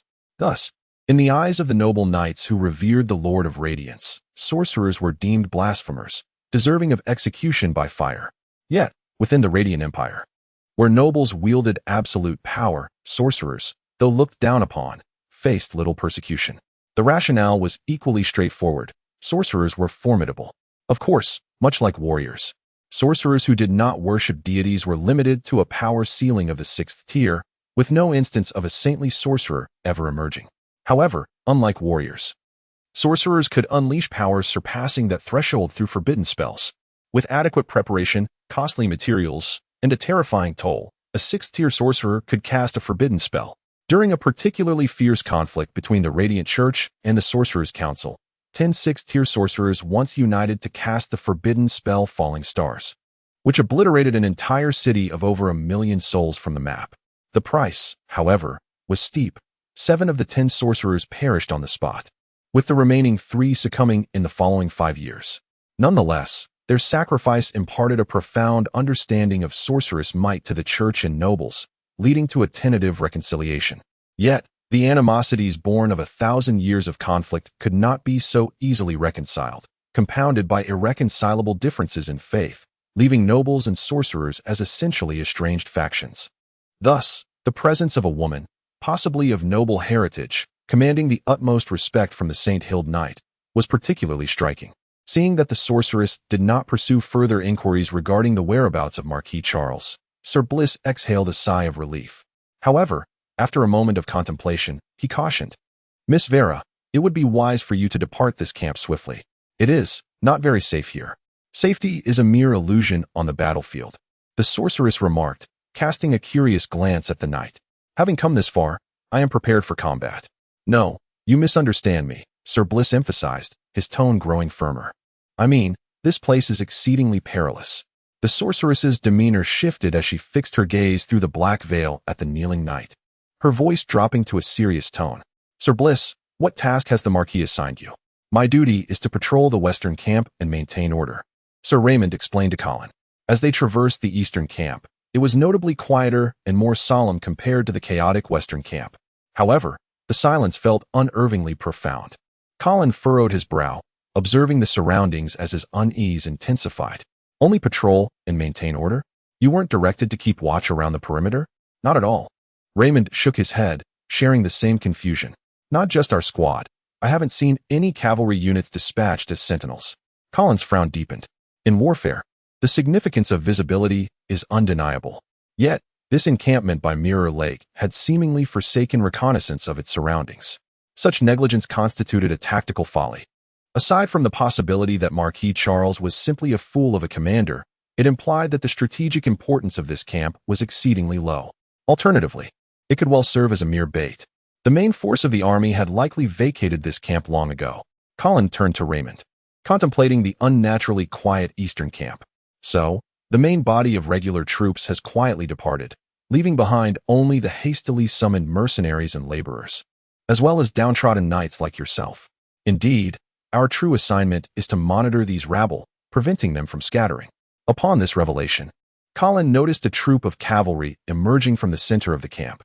Leading them was a woman on a white horse, and he immediately recognized the knight following closely behind her as the one who had issued the urgent summons to the Firefox Mercenary Corps. This was a significant figure. Realizing his precarious position, Colin hastened toward her. If he could not locate Marquis Charles, perhaps aligning himself with this prominent individual could spare him from becoming cannon fodder. However, just as he took a few steps, a piercing military horn startled him, causing his heart to race. The sound echoed as a flock of birds erupted from the northern woods, followed by a black and white line appearing on the horizon amidst the tremors of the earth. The trolls are coming. Like droplets of water hitting a searing hot oil pan, the entire Mirror Lake encampment erupted into chaos. Enemy attack! Enemy attack! Do not run. Form ranks. Prepare to face the enemy. The officers' shouts proved ineffective as the ragtag group in the western camp descended into utter disarray at the sudden shock.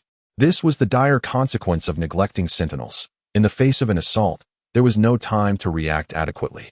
Indeed, even with adequate time, the hastily summoned rabble within the camp would stand no chance against the formidable forces of the trolls. Colin understood clearly that the forthcoming events would likely be a massacre. Thus, he pointed toward the woman hastily retreating eastward and urged Raymond in a low voice. Let us follow her closely. Chapter 13. The escape. The colossal army of trolls surged forth like a hellish tide, embodying the power to obliterate all in their path. As they swept towards the Mirror Lake encampment, in an instant it was as if the heavens were collapsing and the earth itself was shaking. The frail defenses hastily assembled within the camp crumbled under such overwhelming force. Splash! Splash! The disintegrating human ranks were relentlessly pushed into the frigid waters of the lake by the advancing troll horde. While a few astute soldiers managed to escape towards the east and west, fleeing before the trolls could fully encircle them. With howls echoing through the air, the ground trembled beneath their feet as 2 battalions of troll wolf riders split off, one heading east and the other west, in pursuit of the fleeing humans. Suddenly, the tranquil surface of Mirror Lake erupted into towering waves, crashing towards the eastern flank where the troll wolf riders advanced. Stop! Bellowed the leader of the wolf riders.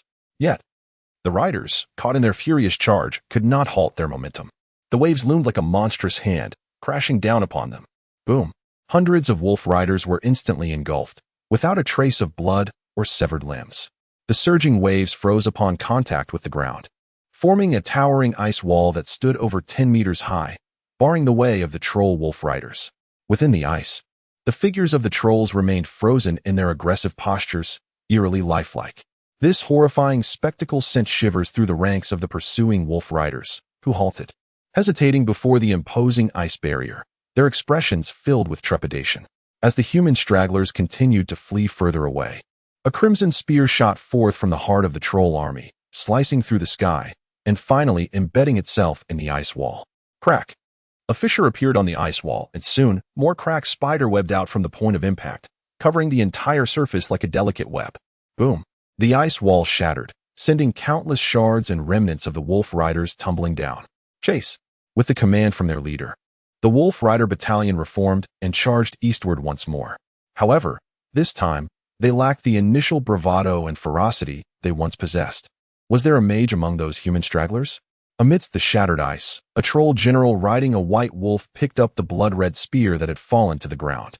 Clearly, it was he who had just shattered the ice wall that obstructed their path. Quake, you should pursue as well. This could be a significant catch.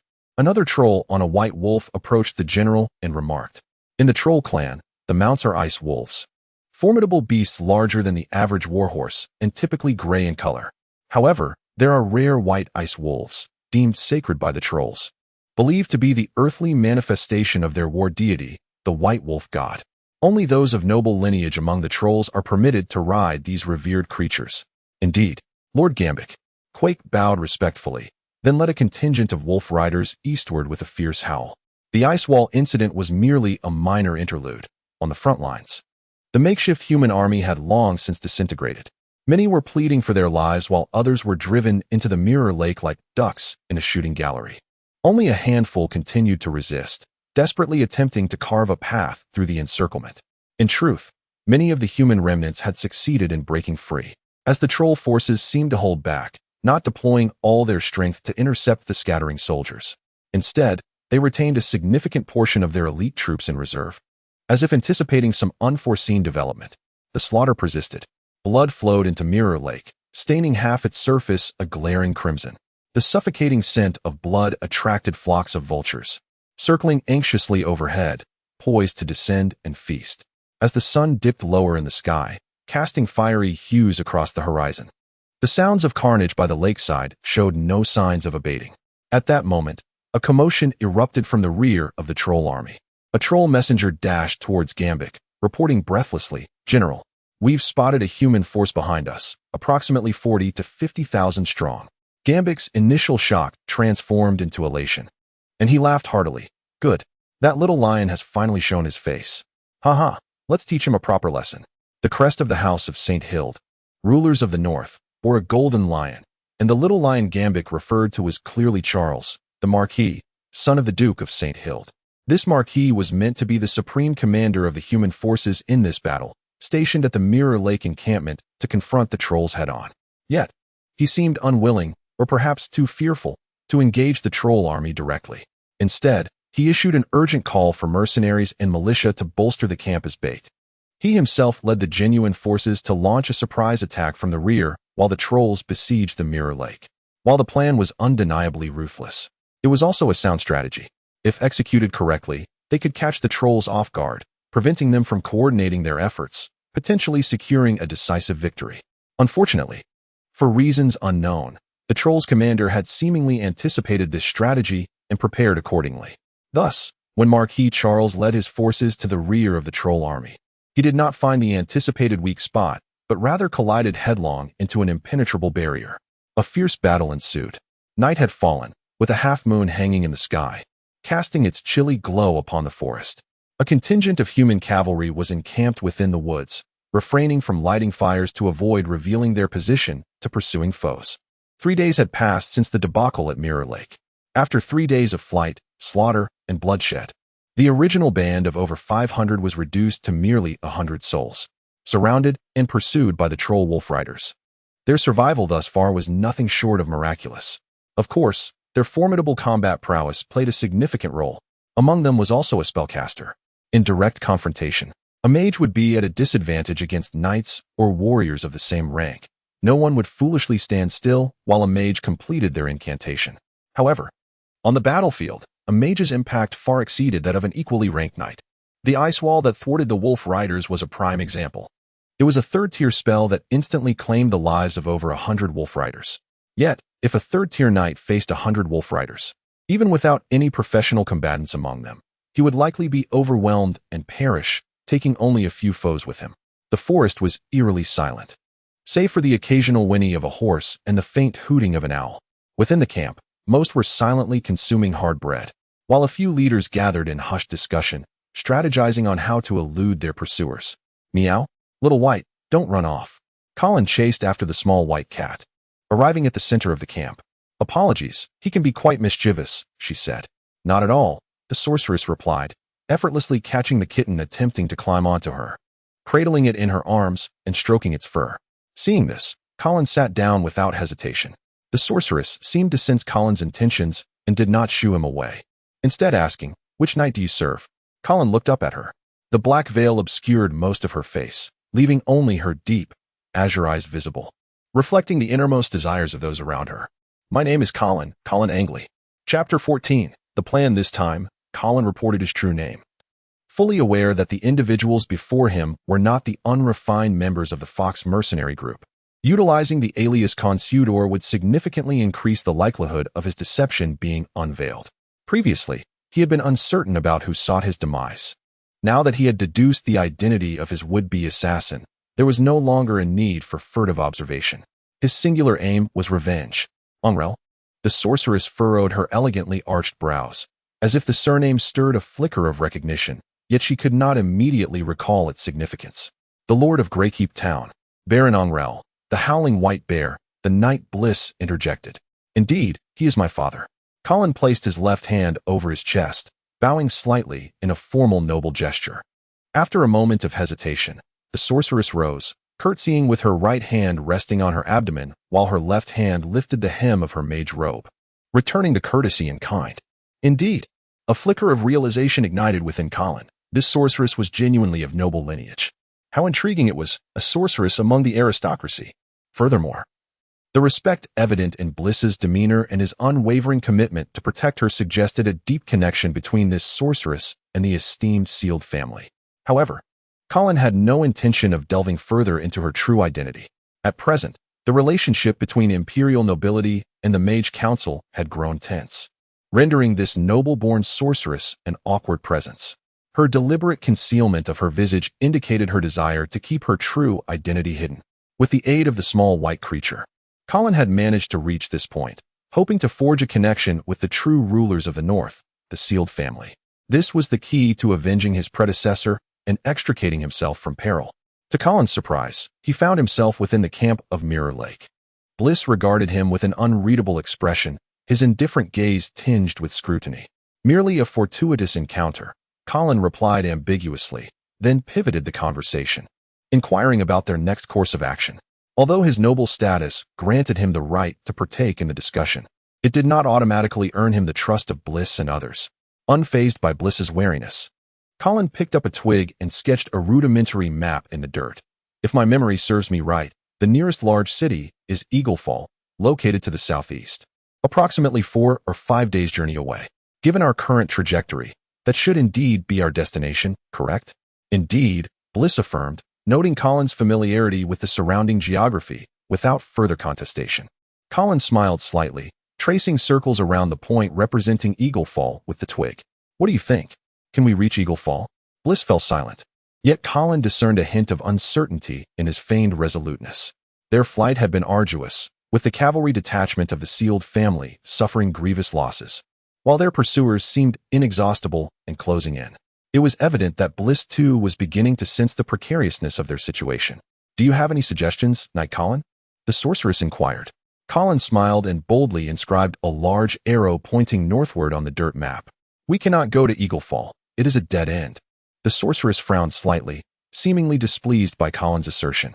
However, Bliss interjected, asking, then which direction do you suggest we take? With Bliss's lack of denial, Colin understood that he too had sensed the encroaching trap being woven around them, poised for their inevitable collision. Given that Eaglefall was their most likely escape route, it was clear that the trolls would have set formidable obstacles in that direction. North, Colin proclaimed, marking a prominent arrow toward the north. Indeed, heading north would lead them back to the camp at Mirror Lake. Bliss remained silent, lost in contemplation over the makeshift map. Yet was that not akin to walking into a snare? Moreover, Colin hesitated, pondering whether the true army of Marquis Charles lay to the north as well. Bliss's eyes flickered, but he maintained his silence. The sorceress, however, exhibited no reservations and was unfazed by Colin's ability to surmise Marquis Charles's battle intentions. Instead, she directly inquired, do you believe Marquis Charles has a chance of defeating the troll army? Colin shrugged, shaking his head. He was entirely ignorant of the size of Marquis Charles's forces, their combat capabilities, or his command skills. How could he possibly predict the outcome of the battle? Regardless of whether Marquis Charles triumphed or faltered, it held little relevance to them. Their immediate priority was to extricate themselves from the encroaching circle of pursuers. The sorceress contemplated Colin's words, acknowledging the validity of his reasoning. Yet, having focused solely on arcane studies since childhood, she lacked military training and remained uncertain about Colin's audacious suggestion. Thus, she turned her gaze toward Bliss, seeking his counsel. After a prolonged moment of silence, Bliss finally nodded, I agree. Colin exhaled in relief. While turning north was indeed the best opportunity to break free from the snare, the true reason he was hesitant to continue forward remained unspoken. Further ahead lay Eaglefall, where the principal suspect in the murder of his predecessor, his sister Caitlin, awaited. If Caitlin were the sole conspirator, Colin would not fear her. However, if the Lord of Eaglefall, Count Euman, were also involved, venturing there would indeed be akin to walking into a trap. Very well. Tomorrow we shall turn around and head north. With Bliss's agreement, the sorceress resolved herself. She then returned the small cat to Colin, inquiring, why do you call it Little White? Colin chuckled as he accepted the pure blue short-haired cat. I sent Little White a charming name? Not at all. It's simply somewhat unexpected. The sorceress smiled, her large eyes curving into crescent moons. That makes sense. Chapter 15. Northward journey beside a woodland stream. A troll wolf rider was drawing water. Surrounding him were 4 companions, vigilantly standing guard. Experienced survivalists are well aware of the vital importance of water sources, yet this significance renders them natural traps. After filling his vessel, one wolf rider signaled for a rotation with his comrades. At that moment, he suddenly caught a whiff of unsettling tension and swiftly unsheathed his curved blade. The other 4 wolf riders were startled by his movement, immediately scanning their surroundings with heightened anxiety. However, nothing transpired. The forest remained eerily silent, save for the gentle rustle of the breeze through the treetops. The wolf riders did not lower their guard. Instead, their apprehension intensified. It was far too quiet. Whoosh, whoosh, whoosh. The piercing sound of arrows shattered the suffocating silence, followed by 2 agonizing screams. The remaining 3 trolls had no time to ascertain the fate of their struck companions and hastily mounted their dire wolves, turning to flee. Chase! Knight Brelis bellowed, charging forth. Behind him, hundreds of human cavalry surged ahead. The serene morning was irrevocably disrupted, heralding the return of a bloody symphony of slaughter. Generally, dire wolves excel in short sprints compared to warhorses, yet their endurance falters over longer distances. As the gap closed, human arrows rained down once more. Before long, 2 more wolf riders fell to the ground, pierced by arrows. The last remaining wolf rider, with rage in his eyes, plunged his blade into the rear of his dire wolf. Howl!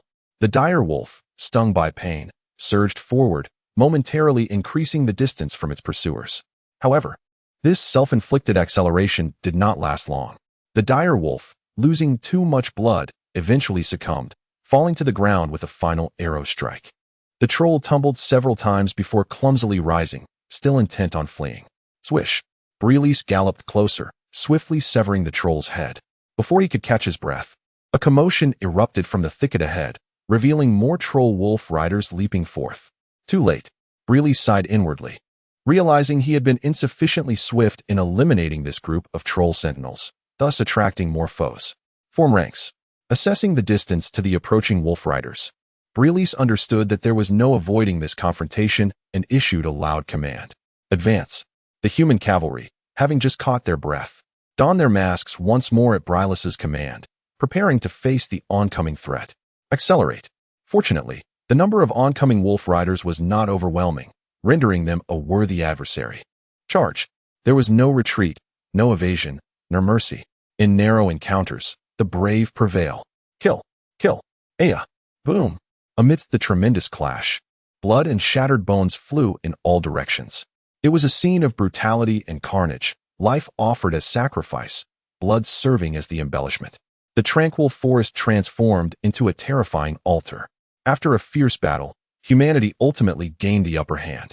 The cavalry of the Saint-Healed family proved to be elite. Clearly, the opposing side had not anticipated that this group of human fugitives would dare to return to the main battlefield. Pursue.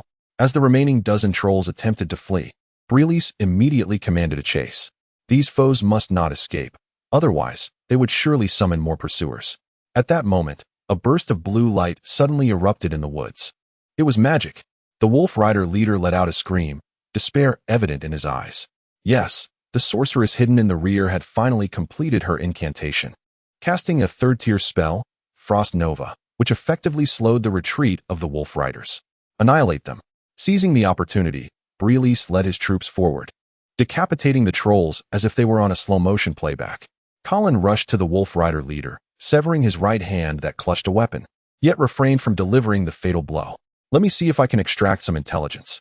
Colin dragged the half-lifeless wolf rider leader toward Brelis and called out, Proceed. But you best be swift. We cannot linger here. Brelis nodded and loudly ordered his subordinates, Hurry, hurry. You have 10 minutes to scour the battlefield. Yes, Sir Colin. Do you require assistance? Knight Raymond approached. No need, I can manage on my own. Colin declined Raymond's offer, pulling the wolf rider leader behind a large tree to inquire. Tell me, are there other troll armies nearby? Huh. The wolf rider leader spat out bloodied saliva, defiantly retorting, I would rather die than tell you.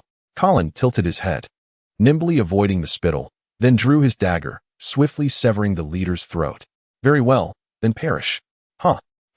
The wolf rider leader's eyes widened, seemingly questioning why Colin was not adhering to the expected script. Once the leader's life was extinguished, Colin surveyed the area and, seeing no one paying him heed, discreetly retrieved his water pouch. Gulp, gulp. Indeed, Colin's true intention was never interrogation. He had observed during the preceding battle that this wolf rider leader was a warrior. Similar to human knights, warriors are a unique profession among trolls. Serving the god of war, thus possessing the potential for ascension to the sacred realm. Upon realizing that the blood of a mere soldier bore no special properties, Colin believed he should test whether the blood of a troll warrior could similarly enhance his strength, akin to that of human knights. Moreover, this Wolf Rider leader's strength was likely between the second and third tiers, surpassing Colin's current level. Therefore, if the blood of a warrior proved effective, he would soon discover its effects. The battlefield had been cleared. All trolls and their mounts lay slain, their corpses strewn carelessly across the forest. Meanwhile, the fallen humans were hastily buried. Following this skirmish, the number of the fleeing group had dwindled to less than 100. Colin estimated that only 70 to 80 remained. With a sigh, Colin mounted his horse, preparing to depart. Just then, Brelis approached, leading the sorceress's warhorse alongside Colin. "Sir Colin, Madam, do you have any requests?" The sorceress lowered her head slightly, as if avoiding Colin's gaze, her words tinged with a hint of shyness. "May I ride with you?" Chapter 16. Enchantment. Even through the veil of darkness, Colin could perceive a blush of crimson rising upon the face of the sorceress. At that moment, he noticed that her once golden locks had inexplicably transformed to a shade of white, each strand emanating an aura of frost. She was struggling to contain her arcane energy. No wonder she required assistance. Naturally, it was an honor for him. Since it was the lady who had initiated this request, Colin would not feign reluctance. Moreover, he understood that his selection was not due to an unforeseen attraction, but rather because he was the highest-ranking noble in the party. Indeed, class discrimination was an undeniable reality in this world. Even though Sir Bryce was formidable enough to crush Colin with a mere hand, as long as he had not been bestowed a title or designated as an heir, he would remain merely a noble in waiting. Yet to cross the threshold into true nobility in the eyes of the great aristocrats, a phrase aptly captures the awkward position of knights in the eyes of commoners. They are nobles, yet in the eyes of true nobles, they are but commoners. Thus, the esteemed sorceress would rather choose Colin than allow the more familiar and trusted Bryce to approach her. Of course, it might also be due to Bryce's role as the leader of the group, preventing him from being distracted. As Colin pondered, he dismounted and mounted the sorceress's steed. There was no warmth, only an icy chill that extinguished the flickering flame of desire that had kindled within him. The sorceress nestled stiffly against Colin, seemingly in search of warmth and solace. Bryce cast a warning glance at Colin before turning to organize the troop for departure. "I apologize, Sir Colin, for having overexerted myself with spells these past few days. I find myself rather weary and require your assistance." "Do not say such things. You are only acting to help us evade danger. Fear not, I shall look after you." The party resumed their journey. Progress was steady, yet the ride was bumpy. The sorceress was frail, relying almost entirely on Colin's embrace to remain upright. "Are you all right?" Colin inquired softly, sensing her slight tremor. He leaned closer to her ear. "Shall I slow down?" "No, it is unnecessary," she gritted through clenched teeth. "We must depart this place swiftly." "Very well." As they jostled along, the two remained closely pressed together, inevitably causing some friction. Colin awkwardly realized that blood was pooling in a certain area of his body. It seemed even vampires possessed such capabilities. He made a mental note to remember this for the future. Fortunately, Colin had gained control over the flow of his own blood, dispersing it throughout his body to avoid any embarrassing situations. "What is your name?" To distract himself, Colin initiated small talk. However, she refrained from revealing her surname. Colin raised an eyebrow. "The Flower of Truth? Do you understand Elvish?" Vera asked, surprised. "Of course. It is a requisite skill for any refined noble," Colin replied nonchalantly. In truth, this was merely a smattering of knowledge force-fed to him by the butler Eamon, who was eager to elevate the Ongrel family's stature. Colin had acquired only the barest understanding, just enough to stumble upon a few words. "Inu koimas quivi. Laurelin Lukamyola." A series of Elvish phrases tumbled from Vera's lips. As the first race to master the use of arcane energy, many spells must be articulated in Elvish, rendering it an essential language for sorcerers. Colin, being rather uninformed, was at a loss. Vera, amused by Colin's embarrassment, chuckled lightly. "What's so funny?" Colin asked, feigning indignation. Vera's slender brows furrowed. "What language did you just speak?" "Guess," Colin replied with a smirk, certainly unwilling to disclose that he had spoken in Chinese. "It sounds a bit like Quenya," Vera speculated, but quickly shook her head. "That cannot be. Quenya is the language of the High Elves, long since vanished from this world." In truth, both the Elven and Naga races were descendants of the ancient High Elves. Thus, whether pursuing their ancestral legacy or deciphering the long-forgotten arcane tomes, Quenya remained a focal point of study for both races and sorcerers alike. Unfortunately, millennia of research had yielded only a handful of phonetic reconstructions. Hence, Vera found it implausible that Colin, who struggled with Elvish, could possibly know Quenya, despite his pronunciation coincidentally resembling some deciphered Quenya words. "What is Quenya?" Colin inquired, genuinely intrigued by the term. Vera mused silently. It was once the language of the High Elves, but has long since been lost. "Oh," Colin replied absent-mindedly, then grew curious. "How did the High Elves vanish? Has the Sorcerer's Council discovered anything?" "Nothing." Vera shook her head. "The passage of time is too great, and the only ancient texts that might hold the truth are written in Quenya." Colin rolled his eyes, harboring serious doubts about the Council's linguistic capabilities. However, Vera hesitated. "But what? The Sorcerer's Council does possess some conjectures. Do share," he urged. "The disappearance of dragons and high elves occurred approximately 5,000 years ago, coinciding with the emergence of faiths for deities such as the Radiant Lord, the god of war, the goddess of fate, and the god of storms. Thus, there might be a connection between these events. You dare to speculate about the Radiant Lord?" Colin interjected firmly. He had to stand his ground. While he found merit in Vera's hypothesis and held little reverence for these so-called deities, as a knight, he was bound to maintain his principles. This was crucial to his identity. Otherwise, he would face ostracism from the aristocracy. Vera seemed to realize her folly in discussing such matters with a fervent knight. With a sigh, she appeared to lose interest in the conversation. Colin too fell silent, feigning offense. As time passed, Colin noticed the body in his arms gradually warming.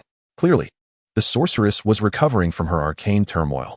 However, this transformation made their physical closeness increasingly tantalizing. Colin had to exert greater control over his blood to prevent it from pooling in inappropriate areas. Yet even so, the faint scent of roses continued to waft into his nostrils, stirring his restless heart. Finally, as dusk descended and the party halted to rest, Colin dismounted with a sense of relief. Yet, simultaneously, he felt a pang of reluctance. "Thank you for today, Sir Colin." Vera hesitated slightly. "Pursue truth, not falsehoods." "Understood," Colin replied with a smile, nodding before turning to leave. Vera had spoken untruthfully. Colin recognized the last word of her elvish phrase. However, he chose not to confront her, understanding that she had merely spoken a little falsehood to spare his feelings. The final word did not mean falsehood, but rather deity.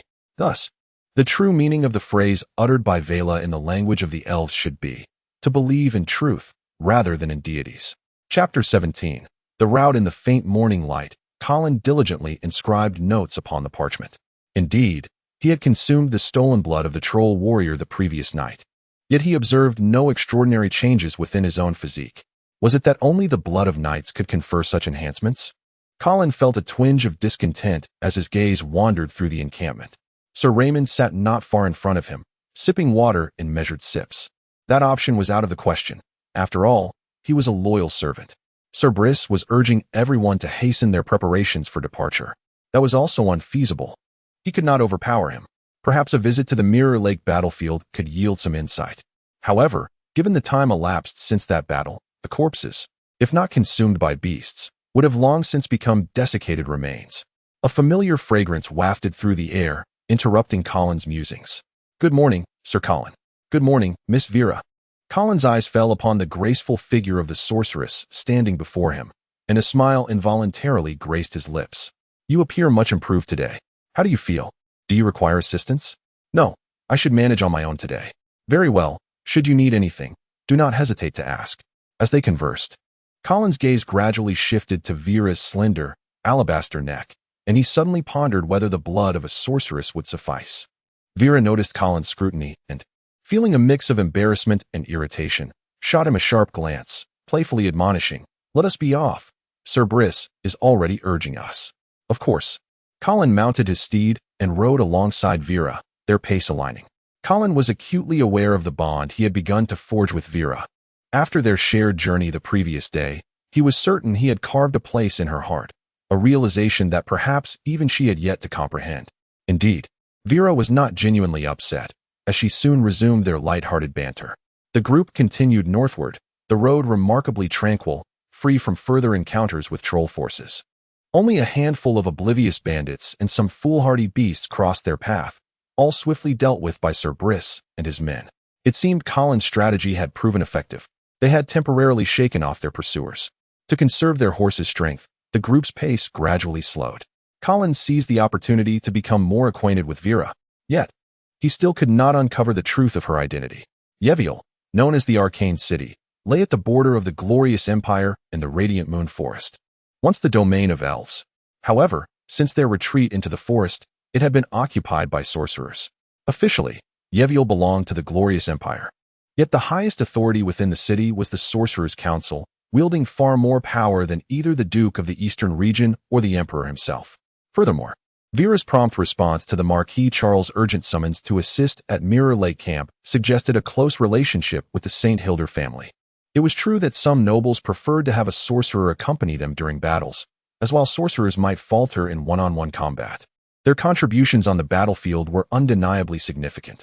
However, considering the tensions between nobles and sorcerers, most proud sorcerers would dismiss nobles entirely.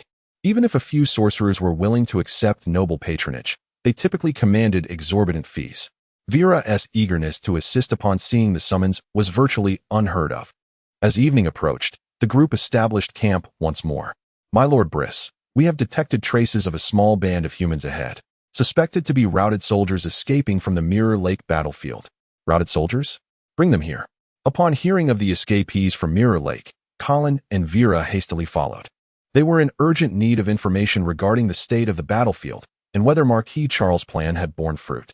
When the beleaguered group of suspected routed soldiers arrived at the camp, Colin was astonished to find a familiar face among them.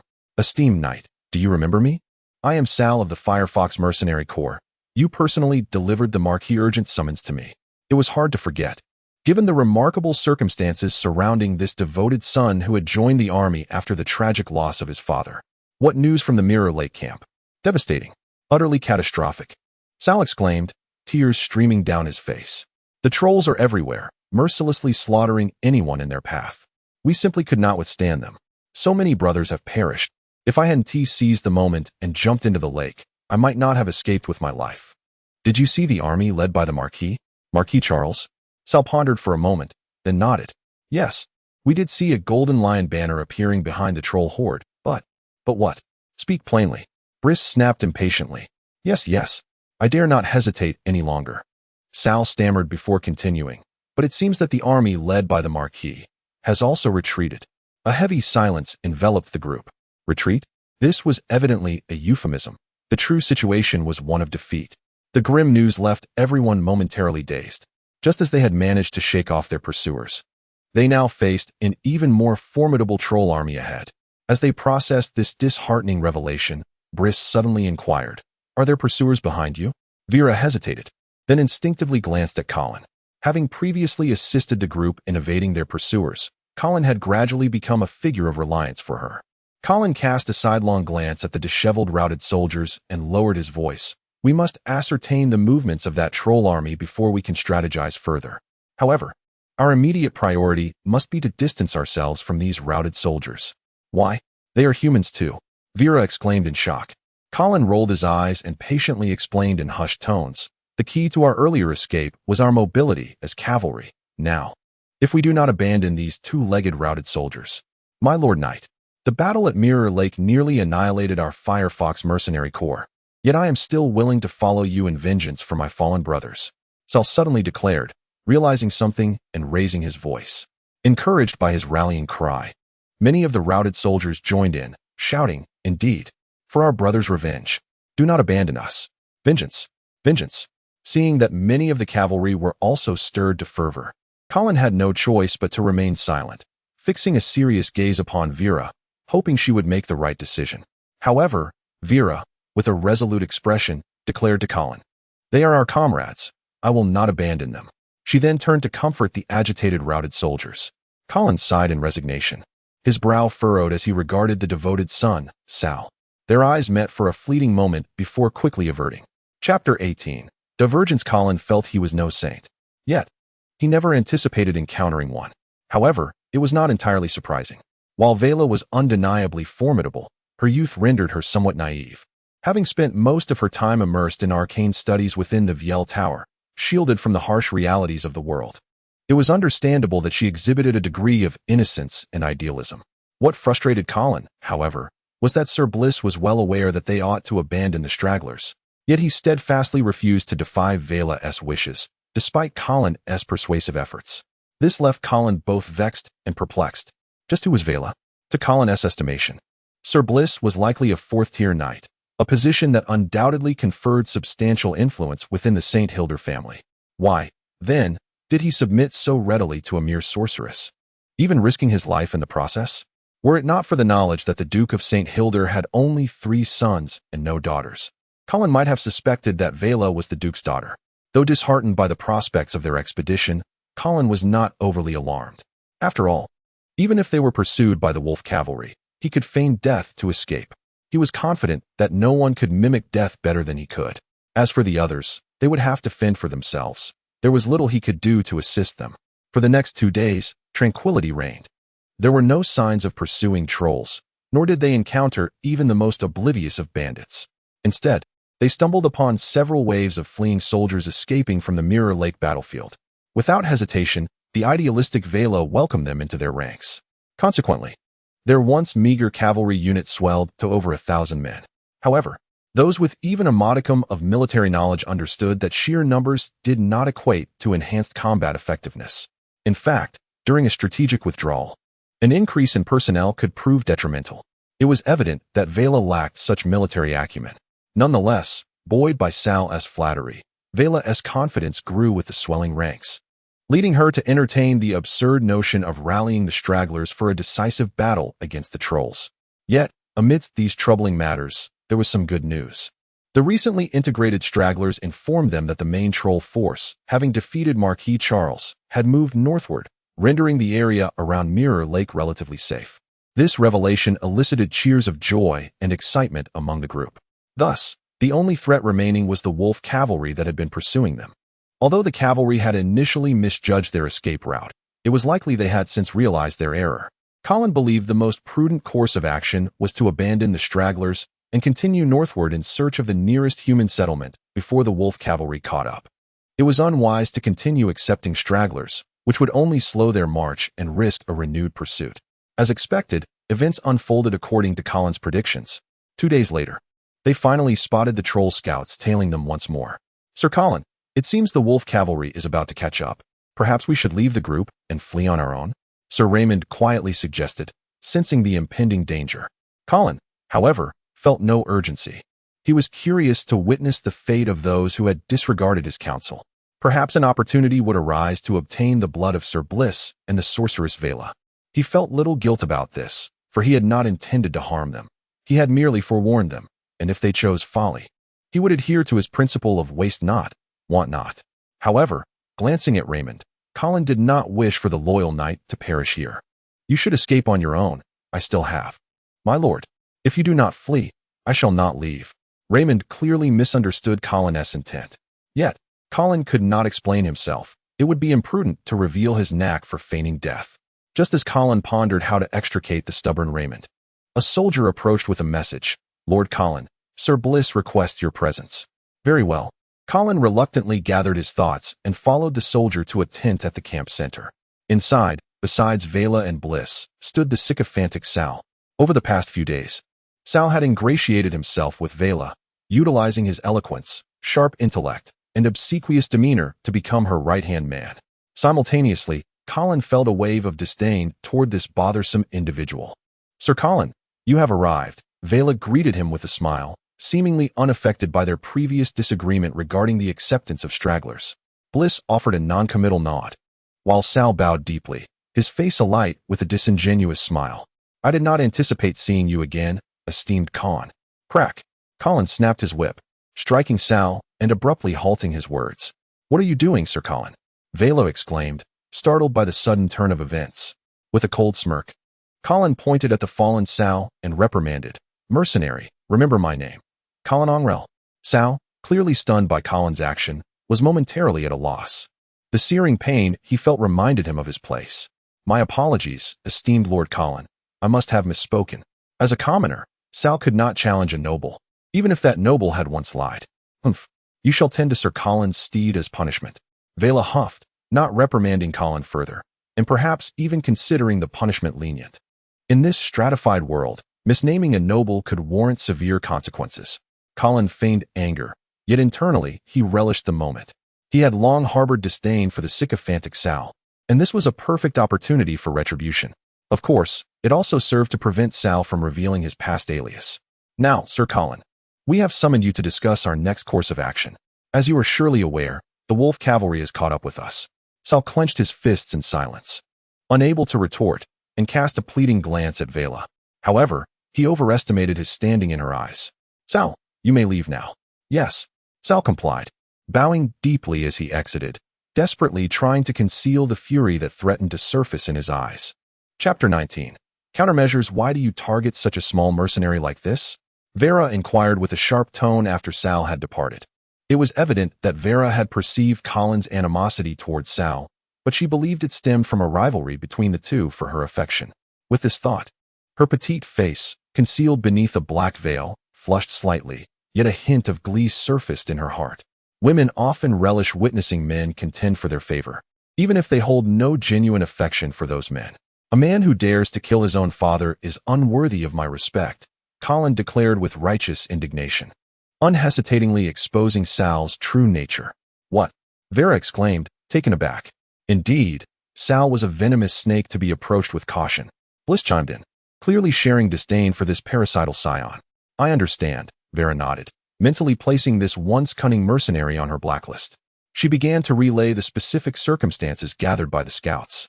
At this juncture, it was confirmed that 2 packs of wolf cavalry were in pursuit, each comprising approximately 700 to 800 soldiers, bringing their total numbers in line with those of their own forces. However, the enemy consisted of the most elite wolf cavalry from the Troll regular army, while their own ranks were primarily composed of panicked soldiers who had fled from the Mirror Lake camp, along with hastily recruited mercenaries and laborers, essentially a rabble. In such dire circumstances, even Vera, who possessed little military knowledge, began to feel a sense of urgency, prompting her to seek Colin's counsel on a strategy. Colin sighed, making one last effort. If we abandon those stragglers now, we can still make it with just the cavalry. Is there no better way? Vera remained unconvinced. Colin perceived that her kindness was somewhat misplaced and urged again, I know you do not wish to abandon them, but even if we stay, we cannot save them. We would only lose our own lives. Vera fell silent, yet her gaze remained resolute. Colin turned to Bliss, hoping this seasoned knight might offer a more rational perspective. However, Bliss's eyes were filled with determination. I led these people into this battlefield, and I have abandoned them once already. I do not wish to do so a second time.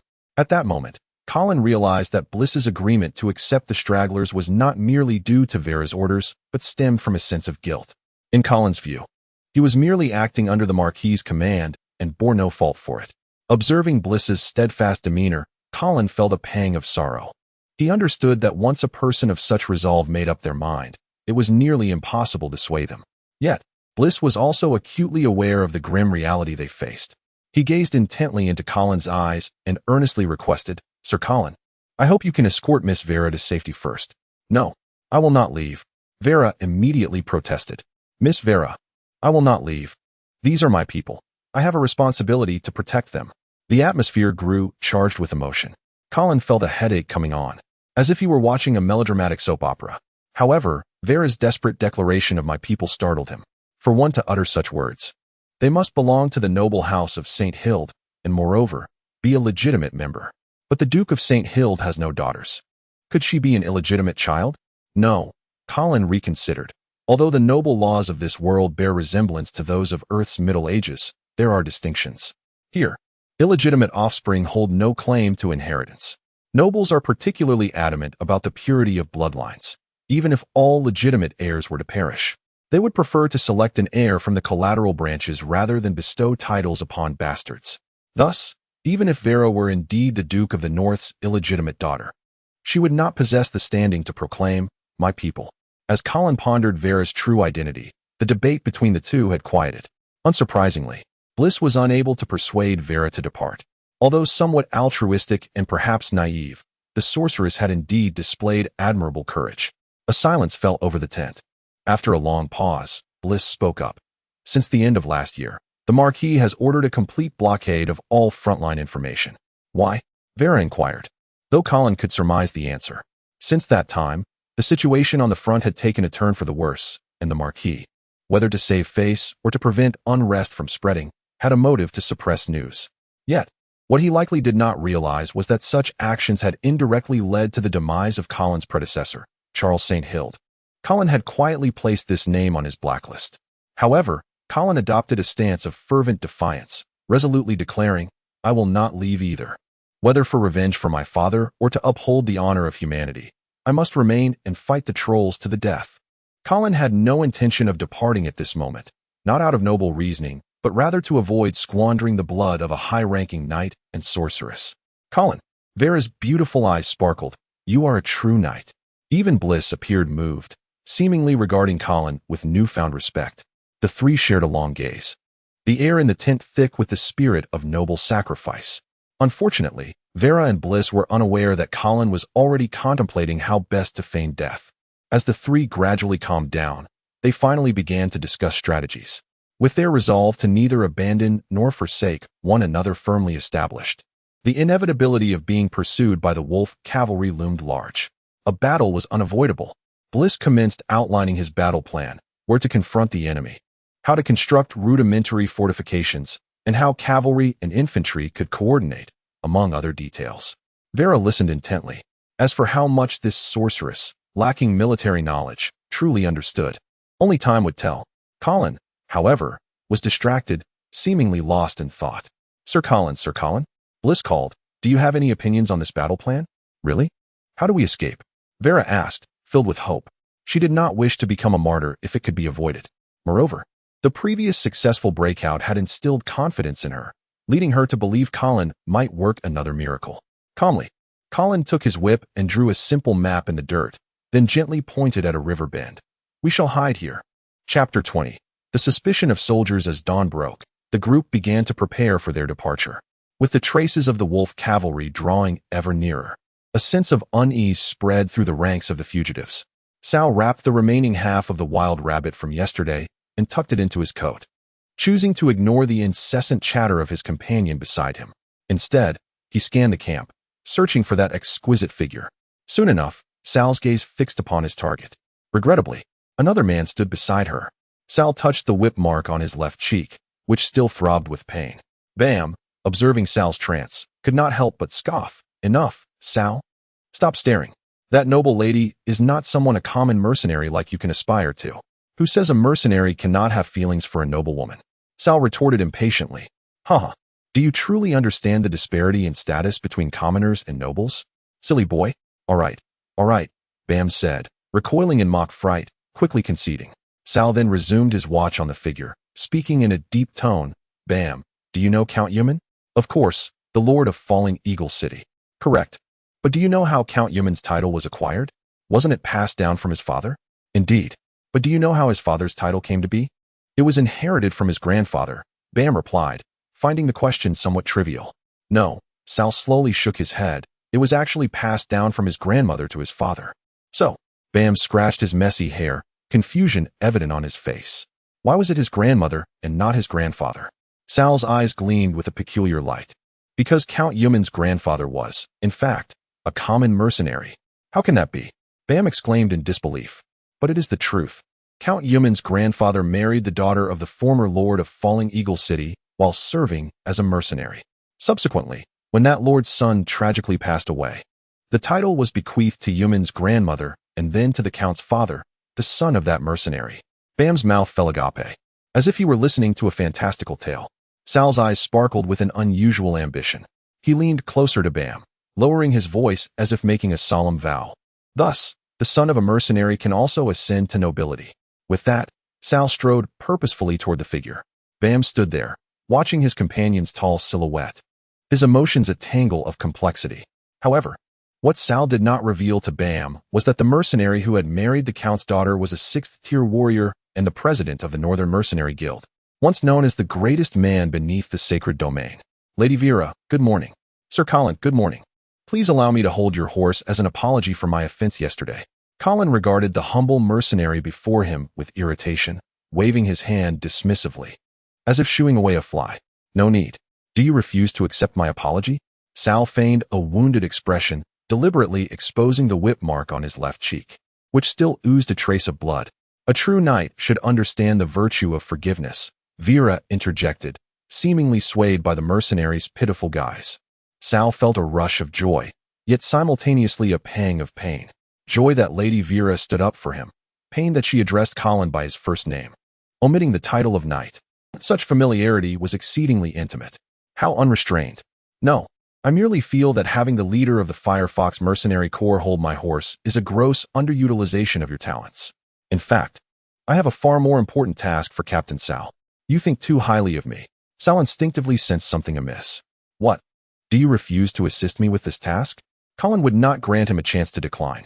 I would be honored to help, Sal replied, forcing himself to comply, though regret already gnawed at him. Excellent. Colin grinned, revealing his sharp canines. To shake off the pursuers behind us, we need to mislead them, obscuring our true movements. Therefore, you will lead 50 swift and capable individuals northward at a rapid pace. After traveling approximately 20 to 30 kilometers, you will reach the banks of the Torrent River. At that point, you should deliberately leave traces of having crossed the river, while in reality, you will quietly follow the river eastward for another several kilometers until you can rendezvous with us. Of course, as you drift downstream, you must erase any traces of your march to avoid drawing the enemy's attention. Do you comprehend? Sal felt a cold sweat break out as he increasingly believed Colin was seeking personal vengeance, using him as an excuse to eliminate him. You want me to act as bait? No, not bait, but a distraction. Colin replied sternly, moreover, we will coordinate our actions with you. As long as you strictly adhere to my instructions, you will remain safe. And how will you coordinate? Sal remained unconvinced. Colin's brow furrowed. In a regular army, asking such questions could lead to dire consequences for a subordinate. A commander is not obliged to explain his entire strategy to every officer. Upon receiving orders, each commander is expected to execute them without hesitation or inquiry, regardless of how perilous the task may seem. Military orders are absolute. Even if they might lead to one's demise, evasion is not an option. Unconditional obedience is the foremost duty of a soldier. However, it was evident that a mercenary like Sal lacked the qualities of a true soldier. Colin, feeling exasperated, patiently explained. Our cavalry will disperse to search and eliminate the scouts of the pursuing wolf cavalry, ensuring that for the next couple of days, they remain unaware of our precise movements. Therefore, as long as you hasten your journey, you will evade capture. Sal pondered for a moment before asking. So your plan is for me to lead a small force to create the illusion of crossing the river to deceive the enemy, while the main force hides? Precisely. But how can you be certain the enemy will fall for it? Even if we meticulously erase our tracks, a diligent search will surely uncover clues. Because we will be hiding in a location the enemy would never suspect. And where might that be? Colin's impatience grew. Mr. Sal, have you ever been to the Torrent River area? Never. Then you would not understand, Colin said, gently urging his horse forward. Follow my instructions. Create the illusion of crossing the river upon reaching its southern bank, then drift downstream to the east, and you will arrive at the hiding place I mentioned, where you will meet up with the main force. At that point, everything will become clear. Sir Colin. Sal quickened his pace, wishing to inquire further.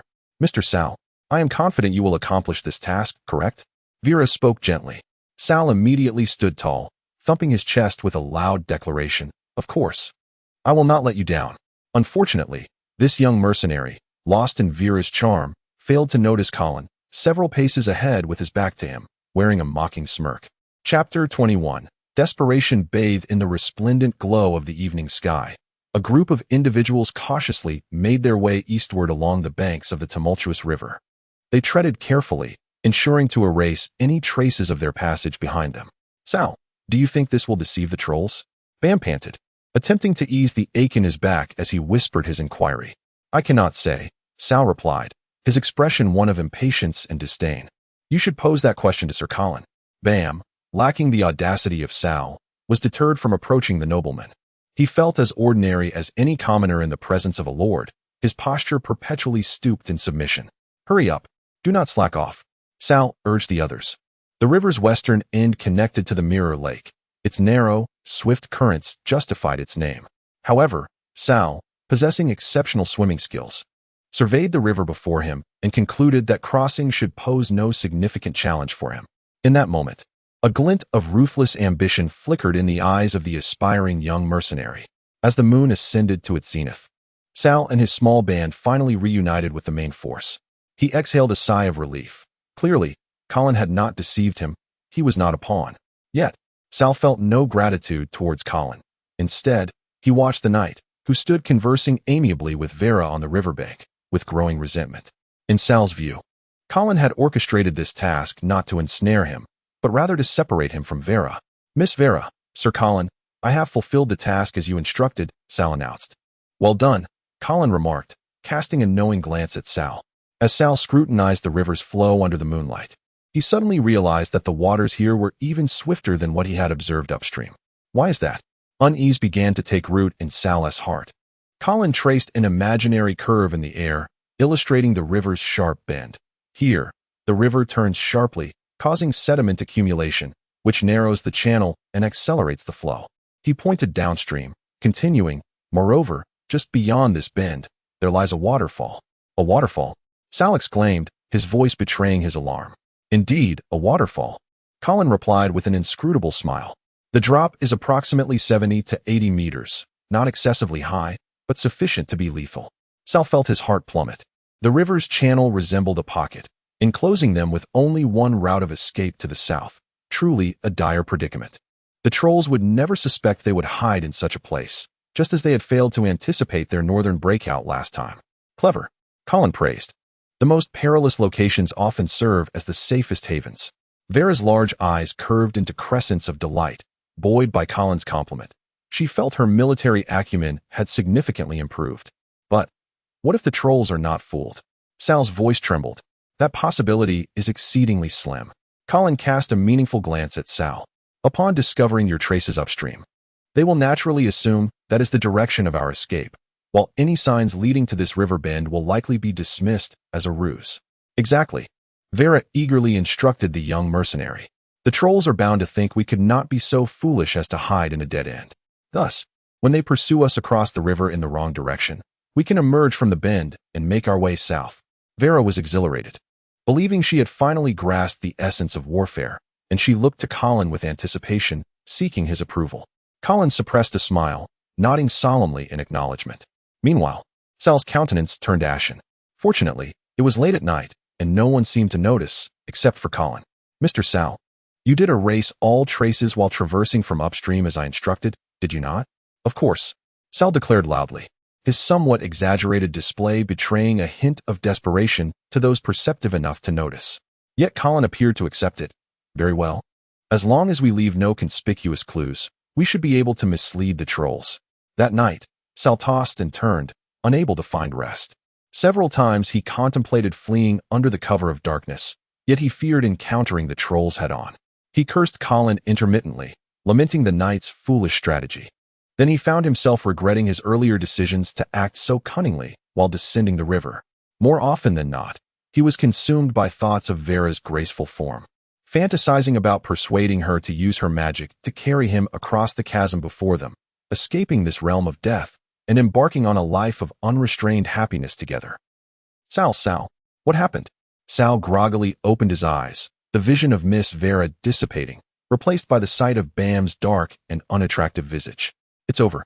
It's all over. The trolls have discovered us and are turning back this way."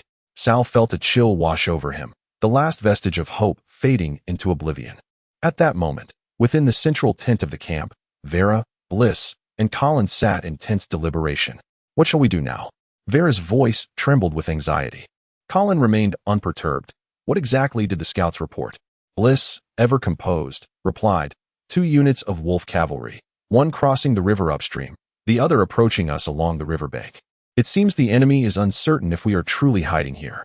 Colin chuckled lightly, then inquired, "How many riders are in the unit heading our way?" "Approximately 700 to 800. "Then what are we waiting for?" Colin spread his hands. "Let us fight." But, Vera's eyes were wide with trepidation.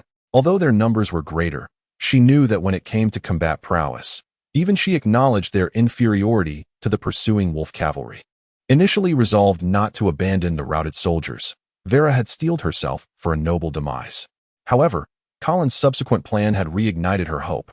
Those familiar with psychology understand that a person resolved to end their life, once temporarily deterred by some factor, finds it exceedingly difficult to muster the courage to embrace death again once that obstacle is removed. Vera was experiencing precisely this state of mind. She hesitated, gripped by fear. In stark contrast, Bliss, a seasoned veteran of the battlefield, maintained his characteristic stoicism, as if nothing in this world could stir him. He suddenly inquired, "Sir Colin, did you foresee the present situation from the very beginning?"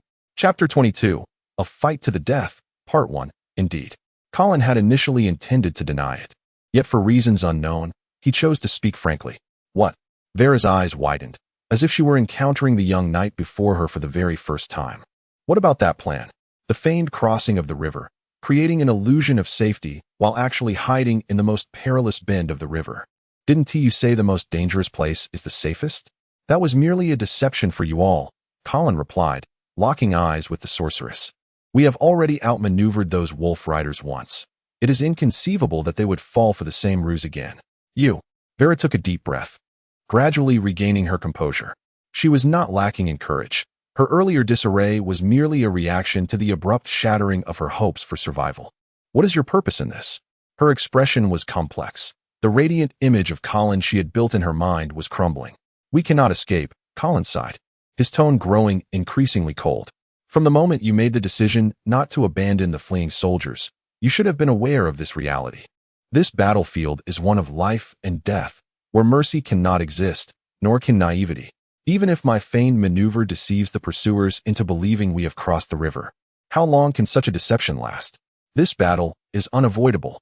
Therefore, since confrontation is inevitable, the only thing we can do is choose the most advantageous location for combat. Colin pointed to the ground beneath them and declared, "Here lies the most treacherous, yet also our most promising site for battle." Why? Vera felt her trust in Colin wavering. If we are pursued by the wolf riders in the open fields, there is no doubt that a single charge from them would cause our gathered soldiers to disintegrate and scatter. Thus, we must leave them no avenue for escape. If we are unwilling to abandon them, we must ensure they do not abandon us. Colin's resolute declaration left Vera's mind in turmoil. She found herself at a loss in evaluating the young knight before her, uncertain if his actions were right or wrong. Her childhood in Frostwinter City and her studies at the Yeviel Tower had been filled with simplicity and beauty, largely due to the protection afforded her by her noble status. However, she was not entirely ignorant of evil. Yet, she had never encountered anyone like Colin, an audacious knight, a genius brimming with cunning, an elegant and courteous gentleman, a devil manipulating hearts. She could not discern which of these was his true nature. Or perhaps were they all? In contrast to Vera's still maturing mind, Bliss's response was far more straightforward. The seasoned knight prioritized practicality. Are you certain your strategy will be effective? You must know that Marquis Charles had a similar plan. Are you referring to the Battle of Mirror Lake? Colin seemed to anticipate Bliss's inquiry. Indeed. I must confess that my strategy was inspired by Marquis Charles, Colin stated earnestly, though internally he rolled his eyes. Strategies such as fighting to the death, burning boats behind them, and placing oneself in a desperate situation were not novel concepts in another realm. Yet in this world, they had yet to be realized. The arrangements made by Marquis Charles at Mirror Lake indeed contained the rudiments of a fight to the death. While Han Xin achieved a classic example of such a strategy at Jingxing, Ma Su's defeat at Jieting became a tale of ridicule. Colin was confident he would not become another Ma Su. Bliss, however, clearly lacked such confidence and continued to question coldly. The Marquis' strategy at Mirror Lake did not succeed. Why do you believe you can achieve success at the rushing river with a similar tactic? Because Marquis Charles made two critical errors. First, his resolve was not sufficiently fierce. Although the Mirror Lake camp was at a disadvantage, it was not a true dead end. Consider those fleeing soldiers. Many of them escaped by leaping into the lake. That is why I have chosen this bend in the rushing river. It is surrounded by water on three sides, with a swift current. And downstream lies a waterfall cliff from which there is no escape, a true dead end. Here, they will have no choice but to fight to the death. Bliss's expression shifted slightly, and he pressed on. And the second mistake? The second error of the Marquis was his failure to leave someone capable of leading those hastily assembled soldiers to fight to the death in the Mirror Lake camp. Colin gestured dismissively toward Bliss. I do not mean to imply that you lack the qualifications. I indeed lack that qualification, and I even fled the battlefield. Bliss interjected without a hint of concern. Colin found himself increasingly admiring this stoic knight and nodded as he continued. In that context, the Mirror Lake camp required a noble with sufficient prestige, a lord of rank, to steady those hastily summoned soldiers, compelling them to resist and create enough trouble for the trolls. Only then could Marquis Charles lead his army in a rear attack, encircling them for a slim chance of victory. Regrettably, the Marquis failed to leave behind a figure of sufficient weight at the Mirror Lake camp. But we shall not make such an error. At this juncture, Colin stepped forward, closing the distance to Vera, and fixed his gaze upon her eyes. Thus, this time, I will remain in the bend of the river as the first heir of Baron Greyford, sharing life and death with those soldiers. Miss Vera, I wonder if you... I will certainly stay, Vera replied without hesitation. At that moment, she had resolved to trust Colin once more. Of course, she had no other choice. Everyone present had, in fact, been ensnared in Colin's calculations. Colin nodded and turned to Bliss. Knight Bliss, please lead the cavalry away from the bend for the time being. When the trolls launch their assault, you will then lead your forces in a counterattack from behind. Bliss's eyes flickered. Why not let me remain in the bend? And you lead the cavalry? No. Colin immediately rejected Bliss's proposal, for he understood it was a test. Those who stayed on the front lines were in the gravest danger, while those leading the cavalry still had a chance to escape. Thus, to gain the others' trust, Colin had to remain. Those left in the bend must carry sufficient weight. I am more suited to stay than you. Moreover, those cavalrymen are your subordinates. Only you can maximize their combat effectiveness. Bliss's expression subtly changed, as if he had only then recognized that Colin had passed his test, and he nodded in agreement. Subsequently, Colin glanced at Vera once more. I understand your noble status. Therefore, if you can reveal your true identity before the battle, it will greatly inspire those soldiers. Of course, if you have reservations, I will not press. Vera paused, silent for a moment. Just as Colin believed she was unwilling, a clear and resolute voice rang out. All right. Chapter 23, A Battle of No Retreat, Part 2. As Sir Bliss led the cavalry away from the river bay, a palpable wave of panic swept through the camp. The news of the approaching troll wolf cavalry had already spread, intensifying the unease that gripped the people. Fearing that Bliss and his men were retreating, their anxiety escalated, akin to disturbing a hornet's nest. Many had quietly gathered their belongings, preparing to flee. At that moment, Vera and Colin stepped forward, urging the crowd to remain calm. The sight of the two highest-ranking nobles still present in the camp instilled a flicker of hope in the hearts of the people, assuring them that they had not yet been forsaken. However, the departure of Sir Bliss and the news of the troll pursuit left an unmistakable mark of anxiety and unrest on their faces. Each individual was on edge, unable to bear any further provocation. They fixed their gazes upon Vera and Colin, yearning for a glimmer of good news. The common folk of this era were akin to bewildered lambs, ignorant, timid, and powerless to shape their own destinies. Thus, they entrusted their fates to the nobility, hoping for guidance towards prosperity and glory. Unbeknownst to them, such guidance often came at the cost of servitude. Vera, perceiving the confusion and yearning in their eyes, resolved not to disappoint them. Without uttering a word, a mere gesture was sufficient to command the attention of the camp. She lifted her veil, and the soft light of dawn cascaded down, illuminating her breathtaking visage. Time appeared to stand still. The previously restless crowd held their breath, as though fearing to disturb the presence of the beautiful, resolute, yet slightly bashful maiden before them. Yet before they could fully savor this enchanting moment, Vera spoke.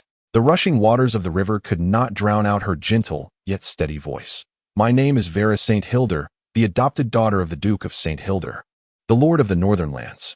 Adopted daughter. She was the adopted daughter of the Duke of the North. Colin's eyes widened, a torrent of emotion swelling within him. In this world, adopted children held rights of inheritance. Unlike the despised, illegitimate offspring, adopted children were recognized as legitimate heirs by the Imperial Senate.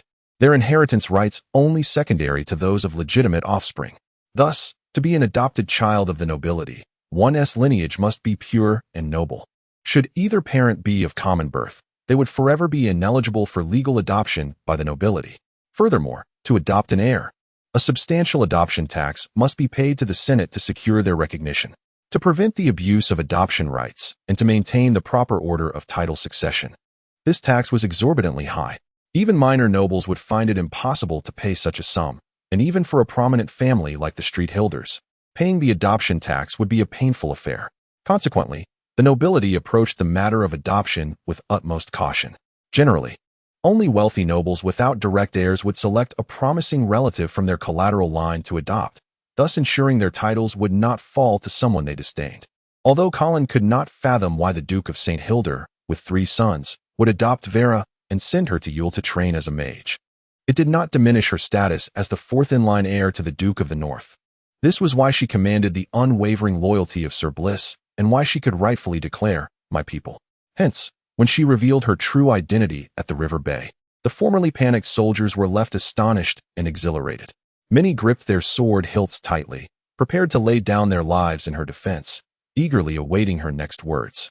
"I know you are all afraid and anxious." Vera's gaze swept across the crowd, meeting each eye. "I am too, afraid and anxious. Yet I do not despair, even when retreat seems impossible, for I know you will not abandon me, just as I have never forsaken you. Regardless of how dire the situation may be, I remain resolute in my mission and my duty to you. As the adopted daughter of the Duke of St. Hilder, I vowed to protect the people of the North for eternity. And as citizens of the North, I implore you to find the courage to take up arms and stand with me, defending our homeland against the invading foes. I promise, I will fight alongside you until the very last moment." For Lady Vera, Colin seized the moment, stepping forward to shout. Originally, he had prepared a lengthy speech, intending to rally the troops using his status as the son of a baron, but now it seemed unnecessary. He need not emphasize his identity. Vera's stature alone was sufficient to ignite the soldiers' fervor. The St. Hilder family had ruled the Northern Empire for a millennium, their prestige unmatched. Vera's noble lineage, her stunning beauty, and the compassion she displayed throughout her journey had elevated her to a status akin to that of a goddess in the hearts of these soldiers. They would never allow the filthy, grotesque trolls to desecrate their goddess, even at the cost of their lives. For Lady Vera, to the death, to the death." With a resounding thunder, a bolt of lightning rent the heavens, followed by a deafening roar of thunder. The rising sun had barely begun to awaken the slumbering earth when it was obscured by ominous clouds. At the River Bay, the human soldiers stood at the ready, breath held, gazing ahead, unmoving as raindrops fell upon them, statuesque. The rain intensified, and the wind grew fierce. A gray line appeared on the horizon, rapidly expanding like a surging tide, sweeping towards the human lines at the bay. Awoo! The troll wolf cavalry had arrived. Kill! For Lady Vera. Faced with the terrifying troll wolf cavalry, these human soldiers erupted with courage rivaling that of elite regulars. They understood that there was no retreat. With no path to back away, they would fight to the bitter end. Moreover, Vera's presence infused these bewildered soldiers with boundless zeal and unwavering conviction. They believed that even if they perished here, their stories would echo through the North, and all would know of their oath to protect Vera St. Hilder. Kill! Colin surged forward, positioning himself at the forefront of the line. At this moment, he could not falter. Facing him was a forest of sharp spears, a suffocating death trap. Bang! Colin collided with the wolf cavalry leader with no flourish. He felt as though he had struck a tank. Thud! Colin's vision darkened, a wave of pain nearly overwhelming his senses. He could distinctly hear the cracking of his bones and the sound of the spear tearing through his chest. In a whirlwind of chaos, he found himself oblivious to how far he had been hurled. Upon landing, he coughed up a mouthful of blood, his heart heavy with frustration. He had intended to play the hero, yet unexpectedly encountered a formidable high-ranking troll warrior right from the start. Curse it! Was this not a rather premature demise? Chapter 24, A Battle of No Retreat, Part 2, Colin. Amidst the chaos of the battlefield, only 2 individuals noticed the unfortunate Colin being hurled away. One was Sir Raymond, who had been guarding Colin's side, and the other was Vera. Raymond, caught off guard by the suddenness of Colin's predicament, realized he was too late to provide assistance. Positioned at the front line, he could only grit his teeth and confront the relentless tide of trolls surging forth. As for Vera, her attention had not been solely on Colin. From the moment the troll wolf cavalry emerged, she had taken refuge in the rear, preparing her spells, completely oblivious to the turmoil unfolding at the front. It was only when Colin plummeted from the sky, landing at her feet, that she was startled. Fortunately, she had just completed a spell and was resting. Otherwise, Colin's sudden appearance might have disrupted her concentration. Colin, are you all right? Vera gazed at Colin, momentarily at a loss. The sight of his injuries was truly alarming. A spear had pierced through his chest, pinning him to the ground. Such a grievous wound left Vera at a loss for how to assist him. Colin, in immense pain, grimaced as waves of agony clouded his consciousness. He considered surrendering to unconsciousness, but upon seeing Vera beside him, he had a sudden change of heart. This was not the time to feign death. If he failed to seize this opportunity to leave a lasting impression on Vera, it would be a tremendous loss. After all, this young and beautiful sorceress was the fourth heir to the Duke of the North, a considerable ally. Miss Vera, I need your help. How? How can I help? Pull it out. No. You'll die? Even if I must die, I will do so standing, not like a worm pinned to the ground. Colin's fervent display exemplified the essence of a resolute warrior. Vera was indeed struck speechless by his determination. Hurry. With trembling hands, Vera grasped the spear embedded in Colin's chest. Hesitating, she looked into his eyes, where she found no trace of fear or trepidation, only unwavering resolve. Inspired by his gaze, Vera took a deep breath and, through gritted teeth, yanked the spear free. Ah! Colin cried out in agony, regretting his inability to withstand the pain. Colin! Vera called out, her eyes brimming with tears as she rushed to support him, who was barely managing to stand but swaying perilously. The familiar warmth of her presence and the fragrance enveloping him were overwhelming. However, Colin had no time to indulge in such sensations. The excruciating pain rendered him incapable of maintaining his composure, let alone standing unaided. It dawned upon him that being a hero was no easy feat. Perhaps it would be better to lie down and feign death. Forget about me. Quickly prepare your spells. The warriors fighting at the front need your help more than I do. All right. Vera did not hesitate, helping Colin sit on the ground before turning to cast her spells. In the midst of the fierce battle, Colin observed that the troll cavalry had failed to break through the human lines. They were mired within, entangled by the fearless soldiers. He finally felt a sense of relief. As long as the cavalry remained trapped and lost their speed advantage, humans stood a fighting chance. Suddenly, the sound of hooves echoed again. Sir Briss led a cavalry unit returning to the fray. This small force, numbering barely 100, appeared at the most critical moment, striking at the troll's rear like a sharp arrow. Reinforcements are here. Charge! A shout erupted from the humans, igniting an incredible surge of morale, while the trolls found themselves besieged from both sides, plunging into chaos. Suddenly, Colin felt a bone-chilling gust from behind. He turned to see countless droplets of rain freezing midair, transforming into icy blades that rained down upon the trolls' ranks. Vera was unleashing her power. Kill that sorceress. The trolls recognized Vera's presence and sought to eliminate the ranged spellcaster. However, the human soldiers, fighting for their goddess, would not allow the trolls to succeed. They surged forward, forming a wall to shield Vera from the trolls' assault. Blood flowed freely, and corpses littered the ground as the battle reached its most brutal moment. Suddenly, Colin caught sight of a flash of red. An ominous crimson spear pierced through the defensive line and appeared before Vera. What an opportunity! Without hesitation, Colin leaped forward, placing himself in front of Vera. Swoosh! The spear once more pierced Colin's chest. He could almost feel his heart, long since still, being shattered into fragments by this second thrust. Colin! Colin! Vera rushed forward, tears streaming down her face. Why? What? Colin wished he could evoke the melodrama of a tear-jerking drama, but the searing pain threatened to drown his consciousness. In that moment, he knew he must make a simple gesture to etch a profound memory in Vera's heart. I wish to be buried with a personal item of yours. No. You won't die? You can't die? Vera cried, shaking her head in denial. Colin ceased to speak, slowly reaching for Vera's earlobe. She did not resist, allowing him to remove one of her diamond earrings. Colin clasped the earring tightly in his palm and then slowly closed his eyes. It hurt terribly. Colin screamed internally. Yet, he felt satisfied with his performance. Surely, he would leave an indelible impression on Vera. Moreover, through this ambiguous act, he had subtly conveyed his affections. He believed this would deeply impact the innocent and naive Vera. Unbeknownst to poor Vera, the man in her arms was merely pretending to be dead while plotting to win her over. After shedding tears for a time, she quickly wiped her eyes. Now was not the moment for sorrow. Gently, she laid Colin down and resolutely turned, raising her staff high while reciting incantations. A powerful arcane energy began to coalesce around her. The rain appeared to intensify, and the wind howled more fiercely. Vera's golden hair, transformed into pure white, and even her blue eyes turned pale, resembling eternal, unmelting ice. An invisible force lifted her slowly into the air. The sorceress stood proudly above the battlefield, gazing down like a deity. In that moment, an extreme chill descended. Colin, on the verge of losing consciousness, shivered as he felt the cold enveloping him. He cautiously opened one eye to see what was unfolding. Due to his angle, all he could perceive was Vera's billowing robe and the glimpse of pink it revealed. Puffed. Blood gushed from his nose. Colin's injuries worsened.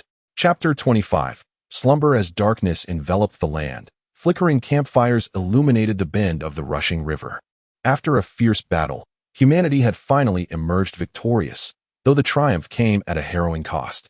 From an original battalion of over 1,000, only a fraction remained, each survivor bearing the scars of war.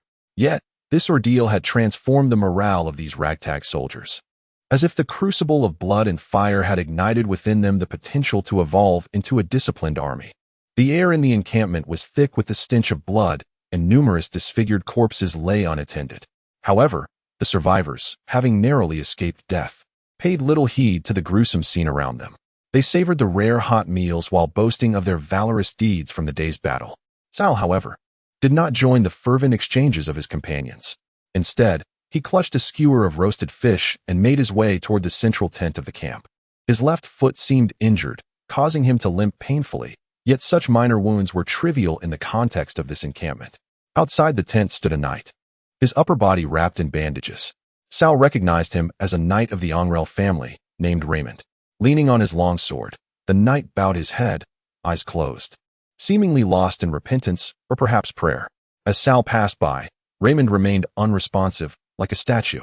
"Miss Vera, would you like something to eat?" "No, thank you." Sal quietly lifted his gaze, but could only glimpse Vera's graceful silhouette and her flowing white hair. "You must take care of yourself. You really should eat something." Sal persisted, but Vera remained indifferent, her gaze fixed on the man before her, who appeared to be in a deep slumber. That man was, of course, Colin. However, he was not feigning death to evoke sympathy. He had truly succumbed to unconsciousness. The severity of his prior injuries and the loss of blood had been too great, perhaps compounded by the traumatic scenes he had witnessed. In any case, Colin was utterly lost to sleep. Were it not for the faint rise and fall of his chest, one could easily assume he had perished. His horrific injuries led no one to believe he could possibly survive. In fact, to the onlookers, his endurance thus far seemed miraculous. Only Vera clung to hope, diligently tending to Colin's wounds, refusing to leave his side. Noticing his cracked lips, she quickly dampened a cloth with water and gently applied it to his mouth. Observing this tender scene, Sal was filled with jealousy, wishing it were he lying there under Vera's care. "Miss Vera, allow me to tend to Knight Colin. You should rest." "No, I will not." Vera once again declined Sal's offer, gesturing for the mercenary to leave.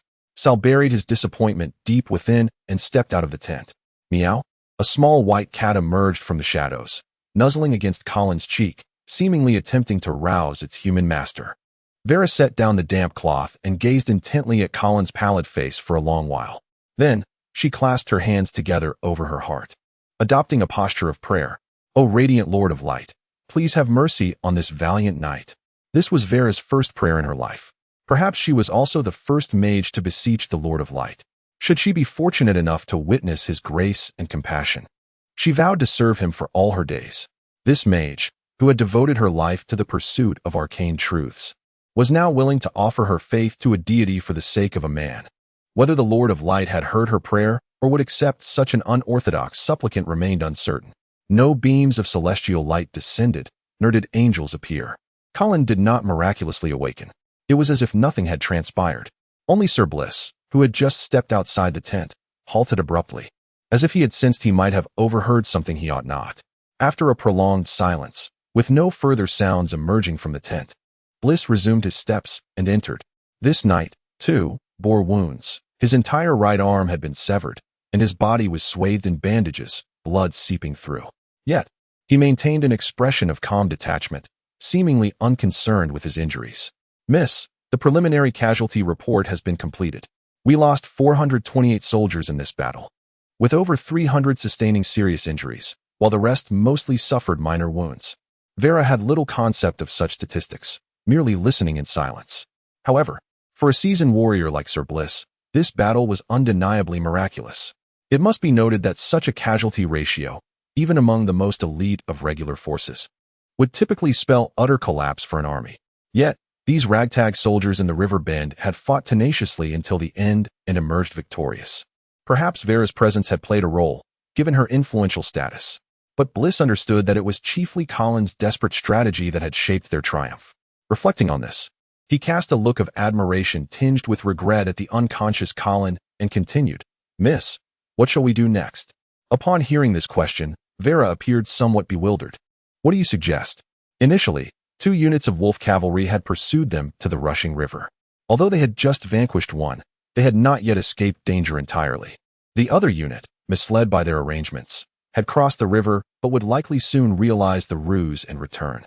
Nevertheless, their recent victory would surely instill hesitation and uncertainty in the enemy, compelling them to reassess their approach before daring to engage them once more. Thus, my recommendation is to hold our position at the river bend while sending messengers to nearby towns for reinforcements. As long as our allies arrive before the trolls gather more pursuers, we shall be safe. Vera fell silent, discerning the uncertainty in Bliss's voice, yet unable to propose a better alternative. Naturally, her gaze shifted to the slumbering Colin. If only he could awaken, surely he would have a more effective plan. "Very well, let us proceed as you suggest." "Understood." As they exited the tent, Bliss kept his head lowered, contemplating which directions to send the messengers for aid and how to avoid interception by the trolls. Clop, clop, clop. The sound of hooves interrupted Bliss's thoughts. He looked up to see 2 riders approaching the encampment. He quickly recognized one as the scout he had dispatched, but the other was a stranger. However, he recognized the distinctive black armor they wore. Such pure black standard armor could only belong to one military unit within the entire Empire of Light, the Black Cavalry. Chapter 26. The Black Cavalry, have you heard? The Black Cavalry is nearby, and will soon send someone to assist us. The Black Cavalry? Is that true? Of course it is. Last night, I saw a scout from the Black Cavalry enter our camp, and Miss Vera personally welcomed him. So does that mean we are safe? Naturally. With the Black Cavalry close by, do trolls even dare to approach? Such conversations echoed throughout the camp, dispelling the tension that had enveloped the air, replaced instead by a thrill of survival.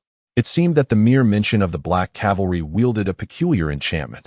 Their presence signified absolute security. The rationale was simple. The Black Cavalry is the most formidable army in the northern territories of the Empire. Indeed, the most powerful, without exception. Although this army comprises merely 50,000 troops, it consists entirely of cavalry. This force of 50,000 horsemen stands as the undeniable guardian of the North, a relentless nightmare for the trolls. As midday approached, the ground suddenly trembled. A dark tide appeared on the horizon, surging swiftly towards the riverbend camp. Yet, the camp's inhabitants remained utterly composed, for they had already spotted the fluttering black banner emblazoned with a lion. The newcomers were undoubtedly from the St. Hild family, but it is uncommon for ordinary members of the St. Hild lineage to alter the golden lion to black. There is, however, one notable exception. He is the current Duke's brother, Marquis Garcia St. Hild, the supreme commander of the Black Cavalry. Unlike the titular Marquis Charles, the Duke's eldest son, Marquis Garcia is a landholding lord, the only one of his kind in the North. His domain encompasses nearly a quarter of the entire North, and it is this vast expanse of land that enables him to sustain an army of pure cavalry. As the army drew near, Vera stepped forward to greet them. Behind her gathered soldiers brimming with excitement, enthusiasm, and even fervor. In the North, aspiring young men consider joining the Black Cavalry the pinnacle of honor. However, the recruitment standards for the Black Cavalry are exceedingly stringent, so much so that one might wonder if they are reluctant to enlist new soldiers.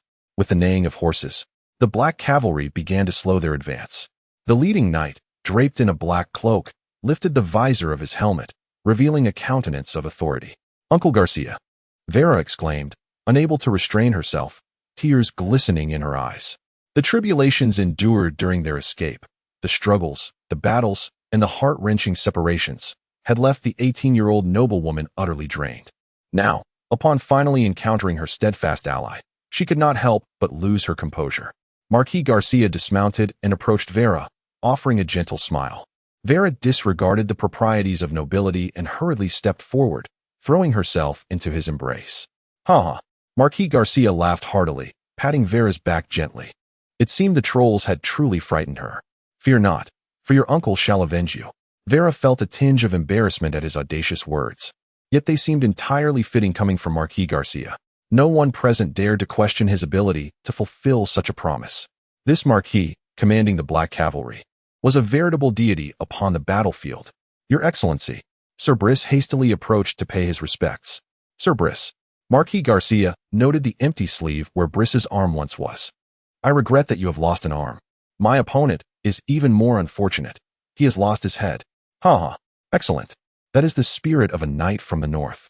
Marquis Garcia patted Briss heartily on the chest, unabashedly expressing his admiration. Even the usually composed, if not indifferent, Sir Briss could not hide the respect and fervor he felt in the presence of this legendary Marquis of the North. The soldiers behind them, nearly all of whom were witnessing this paragon of the North for the first time, flushed with excitement, as if they awaited only a command from Marquis Garcia to charge forth against the trolls. Even the proud and haughty Sal, typically aloof, felt a surge of emotion at the sight of Marquis Garcia's towering figure. I want to be like him, Sal silently vowed. Once Marquis Garcia had reassured the fervent soldiers, Vera finally found the opportunity to approach him with a request. Uncle, there are many injured in the camp. Please arrange for doctors and priests to provide treatment immediately. Additionally, there is a gravely wounded knight. Do not worry. Upon receiving the news, I specifically brought along doctors and priests, Marquis Garcia replied, gesturing to a gray-haired priest behind him. Even Archbishop Raven has accompanied me. It is my honor to serve you. Archbishop Raven bowed respectfully to Vera. Then I must trouble you. Vera sighed with relief.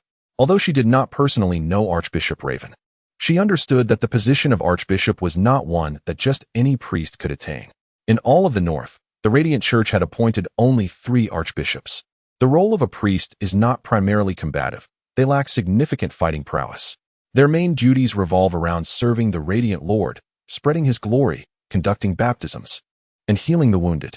Thus, they are considered standard support figures. Unlike warriors, knights, or mages, whose ranks are determined by strength, generally speaking. The higher the position a priest holds within the church, the stronger their healing abilities. Thus, Vera dared not hesitate any longer and promptly led Archbishop Raven and others towards the tent where Colin lay. Marquis Garcia followed, curious about the knight who had caused such concern for his niece. Upon reaching the tent, Vera and Archbishop Raven entered without delay, while Marquis Garcia paused outside. What is your name? He had taken note of the man who had remained steadfast outside the tent, while others gathered to greet him. Respectful Lord Marquis, my name is Raymond Mobin, a knight of the Ongrel family. The one inside is the son of a baron, Colin Ongrel, Raymond replied. Marquis Garcia nodded, offering a couple of reassuring pats on Raymond's shoulder before stepping into the tent. How is the condition of this knight, Colin? Not promising. Archbishop Raven frowned. In truth, it is a miracle that he has survived this long, given his injuries. Please do your utmost. Vera implored from the side. Then I shall try with holy water. Chapter 27. Holy water. Colin experienced a lengthy dream, one that ensnared him within the coils of a colossal silver python. The constriction tightened with each passing moment, instilling a dreadful pressure that shattered his bones and organs, even extracting his very blood. He felt akin to an orange thrown into a juicer, with the grim fate of becoming a desiccated corpse looming ever closer. Naturally, Colin refused to succumb. Yet, his limbs were firmly bound, rendering him utterly immobile. In desperation, he sank his teeth into the serpent's flesh and began to fervently suck. You drain me. Then I shall drain you. This was Colin's plan. However, he soon discovered a disheartening truth. He could extract nothing. The python's body seemed devoid of substance, utterly empty. As time elapsed, Colin's consciousness waned. The serpent's grip constricted further, drawing him inexorably closer to the fate of a lifeless husk. Eventually, just as Colin was on the brink of surrendering, he suddenly found he could draw forth blood from the serpent's body. It felt as if the parched earth had been graced with a refreshing rain. That single taste was the essence of life. Yet, it was but a solitary sip. Colin exerted himself to draw more, but to no avail. In a fit of rage, he awoke. At last, Colin, you've awakened. Colin opened his eyes, only to behold a hazy figure. He vaguely recognized the voice, which seemed to belong to Vera. What did I drink? Colin inquired, still yearning for more. You drank holy water. Holy water? Colin was utterly bewildered. You gave a vampire holy water? Before he could catch his breath, Colin fainted once more. Colin, Colin, Vera, in a state of distress, looked imploringly at Archbishop Raven. The Archbishop remained unperturbed, prying open Colin's mouth and administering several drops of holy water. Yet, there was no response. Unfazed, he poured in more drops, but still no reaction. Gritting his teeth, the Archbishop emptied the entire vial. Watching the now empty bottle with a pained expression, it must be noted that the holy water he had given Colin was pure, unlike the diluted version typically used by the church for healing, which was watered down 1,000 times. Although it appeared to be a mere small vial, once diluted, it sufficed for an entire parish for a year. Yet even so, there was still no response. The Archbishop checked Colin's breath and pried open his eyelids. After some examination, he spoke with uncertain tones. It appears the injuries have stabilized. With proper rest, he should be fine. Vera let out a sigh of relief and expressed her gratitude. Seeing this, Marquis Garcia and the others exited the tent to allow Colin to rest, leaving only Vera behind. Marquis Garcia said nothing further, merely furrowing his brow. Once outside the tent, he turned to Knight Bliss and inquired, "Tell me about that, Sir Colin." "Yes, my lord," Bliss replied, following Marquis Garcia. "He is the son of Baron Ongrel of Grey Fortress. On his way to Falling Eagle City with a mercenary group. He was summoned here due to an urgent order from Marquis Charles." "A mercenary group?" Marquis Garcia questioned, puzzled. Why would the son of a baron travel to Falling Eagle City with mercenaries? To conceal his identity, Bliss explained. "I inquired with the son of the mercenary leader, and it seems Sir Colin had infiltrated the mercenary group under the guise of being the son of Viscount Sudor."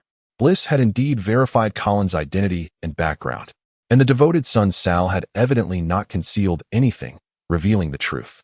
Are the Ongrel and Sudor families closely related? As far as I know, there has been little interaction between the two. However, the territory of Viscount Sudor was recently overrun by trolls. So perhaps Colin thought posing as a knight of that family would be less likely to be discovered and could evade scrutiny. Marquis Garcia nodded, forming his own conclusions. Indeed, assuming a false identity without any personal guard, it seems there may be turmoil within the Ongrel family. Bliss pondered for a moment before supplying additional information. "My lord, Baron Ongrel unfortunately perished while accompanying Marquis Charles in battle." "That makes sense." Marquis Garcia replied with a wry smile. "It is likely a matter of inheritance for the barony. Nothing new there." The struggle for a baronial title was evidently not of great concern to Marquis Garcia, as he casually mentioned it without further inquiry, allowing Bliss to continue his narrative. As Bliss spoke, he carefully observed Marquis Garcia's reactions, particularly when discussing how Marquis Charles had treated the hastily summoned rabble as bait. He cast a nervous glance at Garcia. The Marquis maintained a stoic expression. "We fled south, yet could not shake off the pursuing wolf cavalry. Sir Colin suggested we turn north, breaking through in a direction they least expected. On our way north, we encountered fleeing soldiers from the Mirror Lake battlefield. After rallying the stragglers, we were soon pursued again. Colin recommended hiding in the bend of the flowing river and laying a trap. Ultimately, we had no choice but to make a stand, and achieved a resounding victory." Bliss concluded, standing silently, awaiting Marquis Garcia's response. Garcia gazed at the surging flowing river, lost in thought. After a long pause, he finally asked, "What do you think of Sir Colin?" Bliss hesitated for a moment, then candidly replied, "Brave, loyal, intelligent, a man born for the battlefield." Garcia smiled noncommittally. "It seems you hold him in high regard." Bliss nodded earnestly. Prior to the decisive battle at the river bend, Bliss's impression of Colin had not been overly favorable. Although Colin had displayed keen battlefield instincts, he had also lied and sought to abandon the stragglers. However, after the river bend confrontation, Bliss's perception of Colin underwent a complete transformation. Whether it was choosing to forego the last opportunity for escape, fighting on the front lines, or risking his life to shield Vera from harm, Colin's radiant image rendered his previous flaws insignificant. Thus, Bliss was inclined to speak well of Colin in front of Marquis Garcia. He could sense that the Marquis harbored a certain admiration for Colin as well. Indeed, a remarkable talent. Marquis Garcia nodded but furrowed his brow slightly. However, he seems to have strayed a bit off course. Fortunately, he is still young. Noticing the puzzled expression on Bliss's face, the Marquis refrained from elaborating further and shifted the topic. "Well then, let us not dwell on him. I have come to clean up after Charles. Therefore, I need your assistance with one more matter." "Your command, my lord. I am giving you a contingent of cavalry. You are to immediately proceed to Winterhold and meet my brother, requesting a military order on my behalf. What military order? To dispatch troops for support. The trolls have encroached upon our territory. Can I simply stand by and do nothing? Dispatch troops? Bliss was somewhat perplexed, but quickly realized, his face paling. You aren't acting on the Duke's orders to send support, are you? No, Marquis Garcia replied, watching Bliss with keen interest. I am acting independently. A chilling thought crept into Bliss's mind, one that he could not shake off. Yet, he lowered his head and solemnly acknowledged, Yes, my lord. I shall depart at once. Chapter 28. Awakening. Colin awoke, surveying his surroundings and realizing he remained within the confines of his original tent. He could not ascertain how many days he had been unconscious, but the dim light filtering through indicated that it was night. Besides himself, there was another occupant, Vera. She lay quietly at the edge of the bed, seemingly asleep. Observing her silken white hair, Colin felt a warmth blossom in his heart. It was undeniable that his previous actions had been a mere display of bravado, relying on his immortality. Yet, it seemed he had miscalculated. During the second instance, when he shielded Vera from gunfire, matters had spiraled out of control. The excruciating pain and grievous wounds had prevented him from staunching the bleeding in time, coupled with the subsequent exposure to some inappropriate imagery. In summary, Colin deduced that this mishap was likely due to excessive blood loss. He silently vowed to himself that he must prioritize stopping any future bleeding immediately. Then, he recalled a moment when he seemed to have awakened once before, during which a priest had been pouring holy water into his mouth. Surprisingly, the holy water had not harmed him. Rather, it appeared to aid in his recovery. No, it was more than just healing. As Colin contemplated the changes within his body, he discovered a gentle warmth coursing through him, reminiscent of the sensations he had experienced after consuming the blood of the Night Carter. Could it be that holy water also possessed the ability to enhance his strength? This notion intrigued him. Colin quelled his inner elation, deciding to wait a few days to ascertain whether his abilities had genuinely improved. If holy water indeed held effects akin to nightly blood, it would suggest either a peculiar interpretation of vampires in this world or that the holy water of the Radiant Church harbored some anomalies. Moreover, he recalled the silver giant python from his earlier unconscious visions. It seemed more than a mere figment of his imagination. He sensed that the python's blood bore a taste too vivid, too authentic to be dismissed as merely a dream.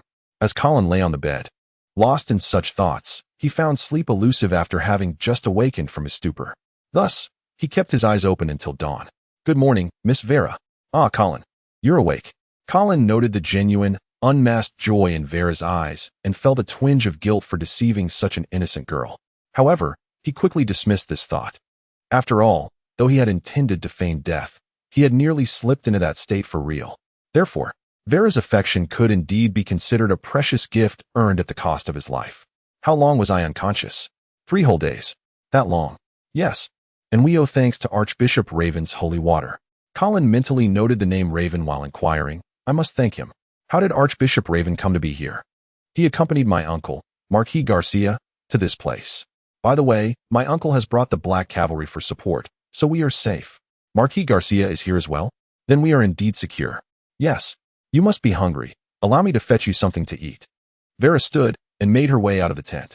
Observing the graceful silhouette of the young girl, Colin suddenly felt that enduring this injury was not in vain. Meow. The little white cat also realized its human companion had awakened, excitedly approaching to lick Colin a few times before finding a comfortable spot on the bed to continue its slumber. Colin stroked the kitten's soft fur and began to search his mind for information regarding Marquis Garcia.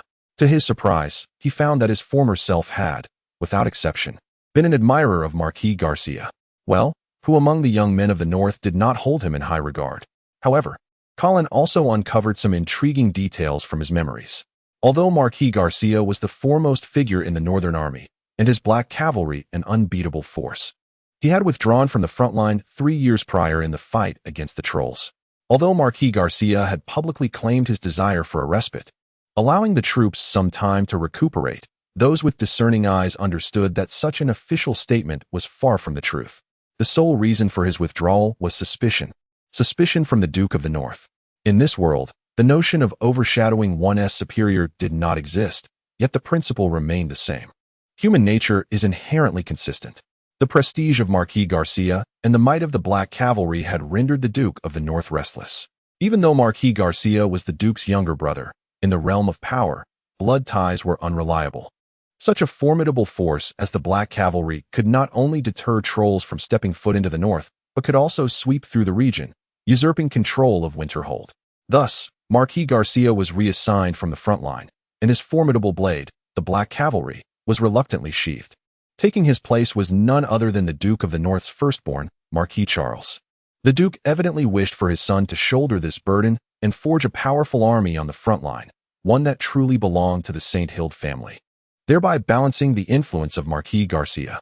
Unfortunately, Marquis Charles proved to be somewhat lacking. He held the line for 3 years, but ultimately succumbed to the Trolls' invasion.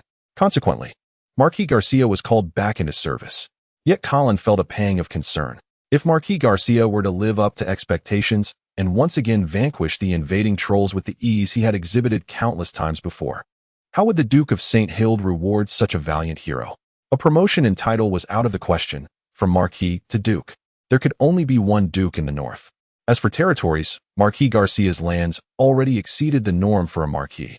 Furthermore, an increase in territory equated to greater tax revenue and population, which in turn signified augmented military potential. While the Black Cavalry was undeniably powerful, its sustenance demanded considerable resources, preventing its numbers from exceeding 50,000. However, should it be afforded more sustenance, allowing it to expand unchecked, the consequences could be dire. With such thoughts in mind, Colin found himself feeling a measure of sympathy for Vera's adoptive father. Summoning the Black Cavalry indicated that the situation at the front line was indeed dire, yet it also bore the semblance of quenching thirst with poison. Of course, if Colin were aware that Marquis Garcia's actions were entirely unauthorized and lacked the Duke's command, his concerns would undoubtedly deepen. Chapter 29. Marquis Charles. On the 7th day after Colin awoke, the Black Cavalry finally resumed its march. However, the pace of the army was notably sluggish, far removed from that of an elite cavalry. This leisurely speed was quite suitable for Colin, as his injuries had yet to fully heal. Raymond had procured a flatbed cart from somewhere, laying down some straw for cushioning, which made it quite comfortable for Colin to lie upon. The gentle warmth of the spring sun enveloped him, lulling him into a drowsy state. Even though Colin, as a vampire, was not particularly fond of sunlight, he found himself dozing off under its rays. Despite being amidst the most elite army of the North, Colin managed to exude an air of languid relaxation, akin to that of a vacation. Vera was not nearby. As the adopted daughter of the Duke of the North, even with a modicum of affection for Colin, she was not inclined to remain by his side at all times. To do so would render her akin to a sycophant. If there were to be any such inclination, it should be initiated by Colin, given that Vera's status far surpassed his own. Observing Colin's demeanor, it was evident that he had no intention of seizing the moment. In matters of romance, a delicate balance of proximity and distance was essential, a painful lesson Colin had gleaned from his past failures. Thus, the army ambled northward. As they gradually approached the camp by Mirror Lake, the number of fleeing soldiers they encountered increased. Marquis Garcia welcomed them all, integrating them into the rear of the army as auxiliary troops. This war had, in fact, commenced the previous year. In early May, under the command of Prince Gombic Vulcan, a vast host of 300,000 trolls had assembled at the border, preparing to march southward. In response, Marquis Charles led an army of 200,000 to confront them. Among these troops, 100,000 were the elite Golden Lion Legion from the St. Hild family, while the other 100,000 comprised the private armies of various lords from the north. For instance, Baron Onrel, Colin's father, had personally led 3,000 soldiers to the front lines upon receiving orders from Duke St. Hild. Although they were outnumbered, the human side possessed an undeniable advantage in morale. After all, in the past few decades, the North had hardly tasted defeat in its battles against the Trolls. Particularly, the Troll commander, Prince Gombic, was a familiar adversary who had previously been thoroughly bested by Marquis Garcia. Given this context, the North was inevitably somewhat complacent. Yet, most failed to recognize, or perhaps were unwilling to admit, that Marquis Garcia and his Black Cavalry were the true guarantees of victory at the front. With this assurance now vanished, could Marquis Charles bear the burden of safeguarding the border alone? Clearly, events were not unfolding as the Northerners had anticipated. From the onset of the standoff, Marquis Charles had shown signs of being overwhelmed. During the initial small-scale skirmishes, he struggled to respond effectively. At this juncture, Prince Gombic had already discerned the limitations of this son of a duke, realizing that Marquis Charles's battlefield command skills paled in comparison to those of his predecessor. Consequently, the trolls gradually intensified their offensive, ultimately breaching the North's defenses last winter and penetrating their lines. There, Gombic issued an urgent conscription order, deploying the hastily gathered troops at the Mirror Lake camp as bait while he positioned his main forces in ambush nearby. When the trolls attacked the Mirror Lake camp, Marquis Charles led his army in a counteroffensive from the rear. Regrettably, he met with failure once again. Aside from the two critical errors Colin had previously identified, there was another significant reason for Charles's catastrophic defeat. His plans had been foreseen by the trolls. Whether Prince Gombic had indeed possessed foresight or had merely discovered the movements of Charles's forces, or if military secrets had been leaked, was uncertain. Regardless, during the trolls' assault on Mirror Lake camp, they did not unleash their entire army, instead positioning their main forces in the rear, awaiting Charles to fall into their trap. Thus, Marquis Charles faced yet another devastating defeat. His 200,000 troops were nearly annihilated in this series of disastrous encounters. Even Charles himself was now being pursued by the trolls, his whereabouts unknown. But no, Charles's fate would soon be revealed. On the 13th day after the Black Cavalry departed from the banks of the turbulent river, they encountered a larger force of defeated soldiers. This contingent, numbering around 5,000, was led by none other than Marquis Charles himself. Behind them trailed a pursuing force of over 8,000 trolls. However, upon sighting the Black Cavalry's banners, the trolls decisively turned and abandoned their chase, lacking even the courage to launch a tentative assault. At last, Marquis Charles was saved. Yet, his tragic fate was only just beginning. Upon learning that Charles was among these defeated soldiers, Colin dismounted from the cart, eager to witness the unfolding spectacle. Colin harbored no fondness for Marquis Charles. After all, the death of his late father was likely due to this man's tactical blunders, which also contributed to Colin's own demise and the subsequent assassination by Knight Carter. Moreover, after escaping from Grey Fortress, he had been drawn into the Mirror Lake camp by Charles's urgent conscription order, leading to a series of deadly pursuits and near-fatal experiences. Thus, when Colin beheld Charles's current disheveled state, he could not help but feel a sense of schadenfreude. At that moment, Marquis Charles was half-kneeling before Marquis Garcia, his expression one of despair. Though both were marquises, their respective statuses were worlds apart. Furthermore, this string of defeats had utterly dismantled Charles's reputation, only serving to underscore Marquis Garcia's significance. "You have fought poorly." Marquis Garcia did not allow Charles to rise, instead berating him with an icy countenance. "Uncle, I was careless." Crack. In front of all gathered, Marquis Garcia delivered a sharp blow that sent the attempting apologist Charles sprawling to the ground. Silence enveloped the crowd, with some timid souls lowering their heads in fear. Although Marquis Garcia was Charles's elder, he was nonetheless the first in line to inherit the dukedom, the future ruler of the North. To be struck in public like this was a disgrace of the highest order. "You pathetic wretch. A loss is a loss. What excuse do you have besides incompetence?"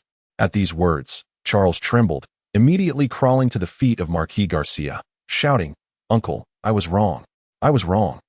I have wronged the St. Hild family, wronged the fallen soldiers, wronged the people of the North. Woe is me." Thus, the dignified Marquis, the future Lord of the North, found himself weeping in front of all. Chapter 30. The bribe. As night fell, the temperature began to drop. The spring nights in the North are notably frigid. Within the camp, soldiers gathered around bonfires to warm themselves and prepare their meals, while engaging in idle chatter. Naturally, the topic of conversation revolved around the earlier meeting of the two marquises, the lash delivered by Marquis Garcia, and the tears of Marquis Charles.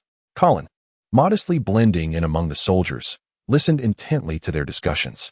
To his surprise, he noticed a somewhat unexpected shift in the soldiers' attitude towards Marquis Charles. Prior to today, especially among those who had fled from the battlefield at Mirror Lake, the soldiers harbored a deep disdain for Charles, marked by contempt and loathing.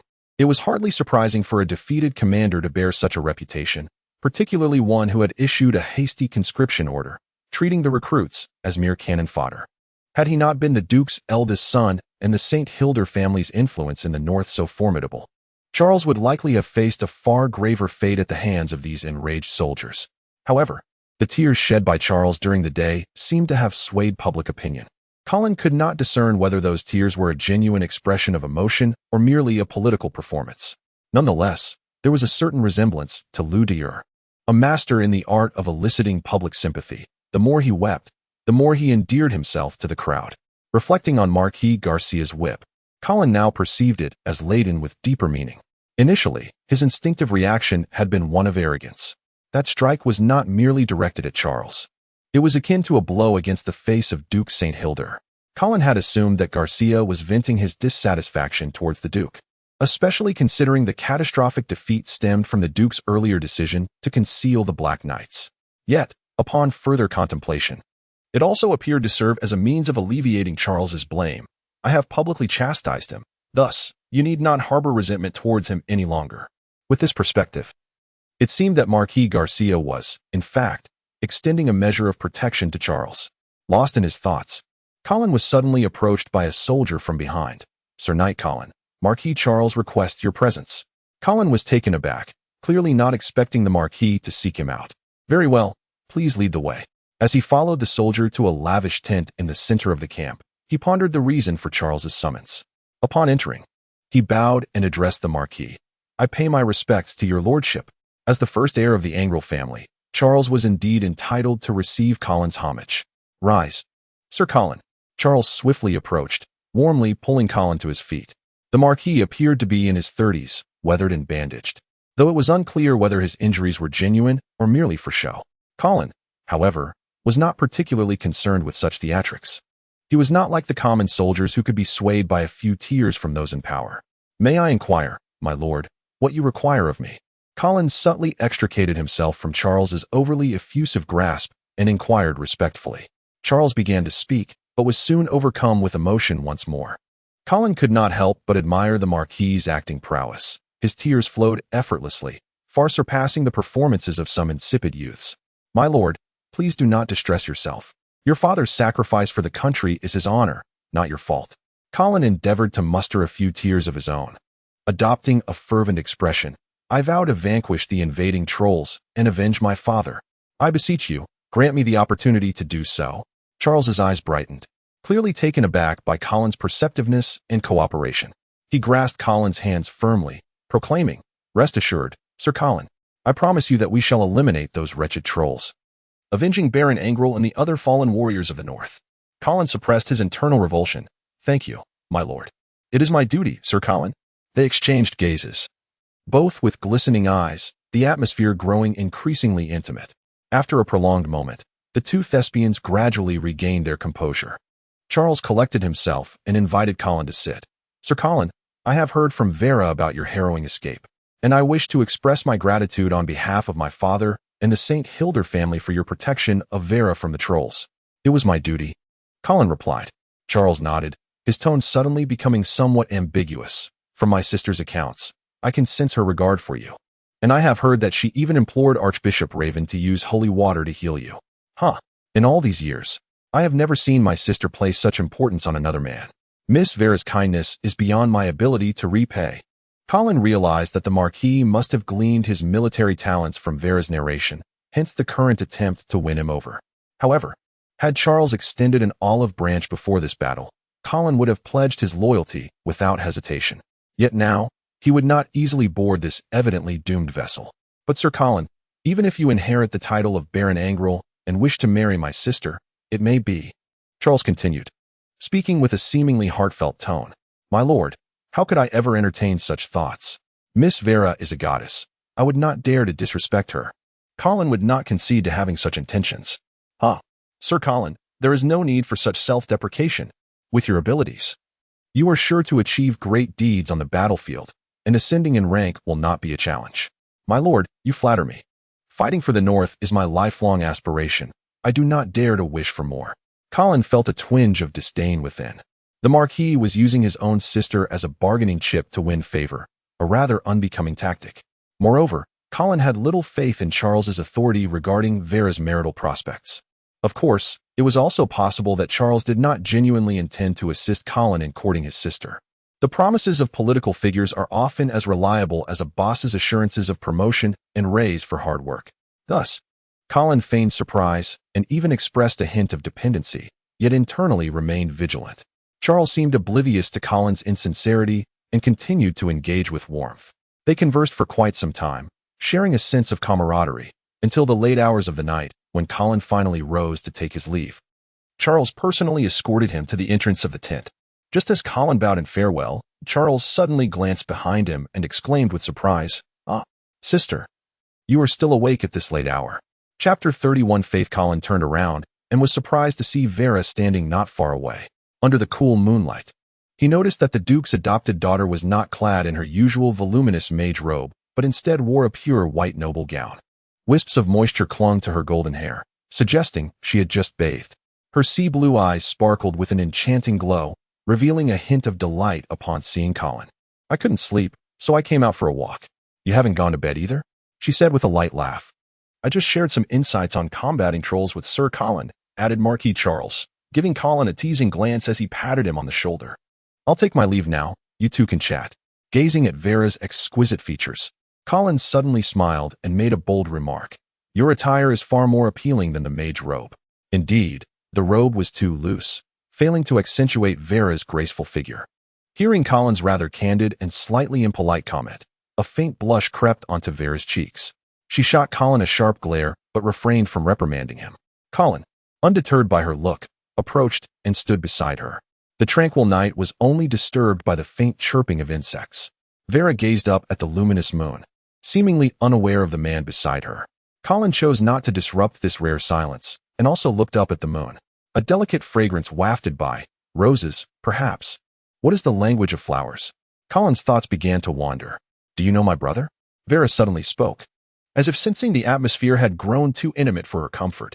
"No, this is our first meeting," Colin replied. "But you seem quite familiar with each other." "That's because we converse well." "Is that so?" "Indeed." Colin fell silent again, continuing to admire the moon, which seemed to hold more allure than the beauty beside him. They both lapsed into silence. Vera awaited Colin to speak, while Colin anticipated Vera to break the quiet. Creating silence intentionally to induce discomfort and compel women to speak was a simple yet effective technique. Don't fear that women will get angry. If done correctly, they won't. Instead, they'll find such a stoic man more attractive, he mused internally. Meanwhile, those who constantly seek conversation often come off as tiresome. A sentiment women commonly express by calling such men simp. "What do you hold in your hand?" Vera inquired, breaking the silence once more. Colin's heart leaped with joy, but he feigned a sorrowful expression and spoke in a deep tone. "This is my father's relic." He let out a sigh, as if trying to squeeze out a few tears, but was unsuccessful. After all, even the finest actors require a worthy counterpart to play against. At that moment, Colin found himself reminiscing about the earlier encounter with Marquis Charles. "I'm fine. Dying on the battlefield was my father's lifelong wish. The greatest honor for a knight of the North," he added. Baron Angrel was a great knight. Vera slightly bowed toward the sword Colin held, paying her respects. "May the Lightbringer protect his soul." Colin was momentarily taken aback, nearly doubting his own ears. The sorceress before him was praying to the Lightbringer? Was this the same woman who believed solely in truth and not in deities? Vera lifted her gaze, realizing Colin's astonishment, and softly explained, "Yes. I have decided to serve the Lightbringer." "Really?" Colin's disbelief was palpable. Vera nodded gently, her expression resolute and sincere. "Why?" Colin pressed, still incredulous. He understood the uproar that would ensue if a sorceress chose to worship the Lightbringer. The mages of Yevil would be in an uproar. "I just felt that the experience during our escape was too perilous, as if a divine presence was protecting me. Thus, I resolved to convert to the Lightbringer." She admitted, her eyes flickering, a strange blush blooming on her face. Clearly, this sorceress was not adept at lying, as Colin easily saw through her facade. Nevertheless, he had enough sense not to expose her. "You have made the right choice. The Lightbringer deserves the devotion of all." "But why?" Colin questioned again, wondering if it was wise to exacerbate the tensions between nobles and mages at such a time. Sensing Colin's concerns, Vera quickly reassured him, "Rest assured. I will not publicly declare my allegiance to the Lightbringer. I do not wish to invite unnecessary trouble." Only then did Colin breathe a sigh of relief, though curiosity about Vera's true motives for her conversion lingered in his mind. Vera, of course, would not divulge her true reasons, at least not at this moment. A sudden thought seemed to embarrass her, causing her cheeks to flush a deeper shade. This reaction drew Colin's inquisitive gaze, akin to a startled fawn. Did she think his charm had reached such a level? Surely, it must be due to my striking resemblance to the readers. Sir Colin. Suddenly, a voice called out beside Colin. He did not respond, as the call was not directed at him. Sir Colin. The voice repeated. Are you calling me? Colin turned to see a figure approaching. Of course, came the reply from a young lady. Her exquisite armor, the silver sword at her waist, and the knightly boots she wore indicated her status as a knight, a dashing lady knight. However, Colin did not recognize her. You must be mistaken. I am Colin. Is that so? The lady knight revealed a mysterious smile as she stood before Colin.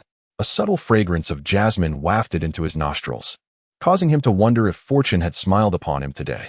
Truly, his resemblance to the readers seemed to have a formidable impact on women. Yet, the moment the lady knight introduced herself, Colin's triumphant smile froze on his face. I am Cynthia, she said, her smile laden with meaning. Cynthia Sudor. Chapter 32. Cynthia Sudor. What are the consequences of lying? Pinocchio's nose grows longer. Vera's cheeks flush. For someone like Marquis Charles, lying is as natural as eating and drinking. Colin, while he humbly believed his acting skills might not rival those of Marquis Charles, could generally deceive others without arousing suspicion. However, this did not imply that his lies would go without repercussions. Indeed, the consequences have now arrived. Upon hearing the knightess's surname, Sudor, Colin finally grasped the situation. No wonder she referred to him as Knight Con. He had adopted the alias Con Sudor to infiltrate the Fox mercenary corps. Now, the genuine Sudor had come to confront the false Sudor. Colin thought it might be a misunderstanding. He took a half step back, feeling somewhat guilty. What misunderstanding? Cynthia stepped forward, questioning him fiercely. My dear brother, you've changed quite a bit in just a few months. I almost didn't recognize you. Well, it turned out this woman was the sister of Con Sudor. The Black Knight Brigade had been advancing northward, gathering many scattered soldiers from the front line. The Sudor family's Ice Rock City had long been occupied by trolls, and their military had been utterly defeated. Thus, it was hardly surprising that Cynthia appeared here. What puzzled Colin was how she knew he had impersonated her brother. Only a few knew of his ruse. Someone must have betrayed him. For some reason, the first figure that flashed through Colin's mind was Sal, a man who had never seen eye to eye with him. Known for his complex motives and penchant for gossip, Colin suspected that it was likely Sal who incited Cynthia to seek him out. Miss Sudor, please allow me to explain. Go ahead, she replied. It's actually like this. Why are you drawing your sword? Colin retreated in fright. Didn't you just ask me to speak? Indeed, you may speak, but I shall not listen. Cynthia, sword in hand, assumed a charging stance. My mother always said never to trust a man who has deceived you. What nonsense. Colin thought her sanity might be in question. Stay back.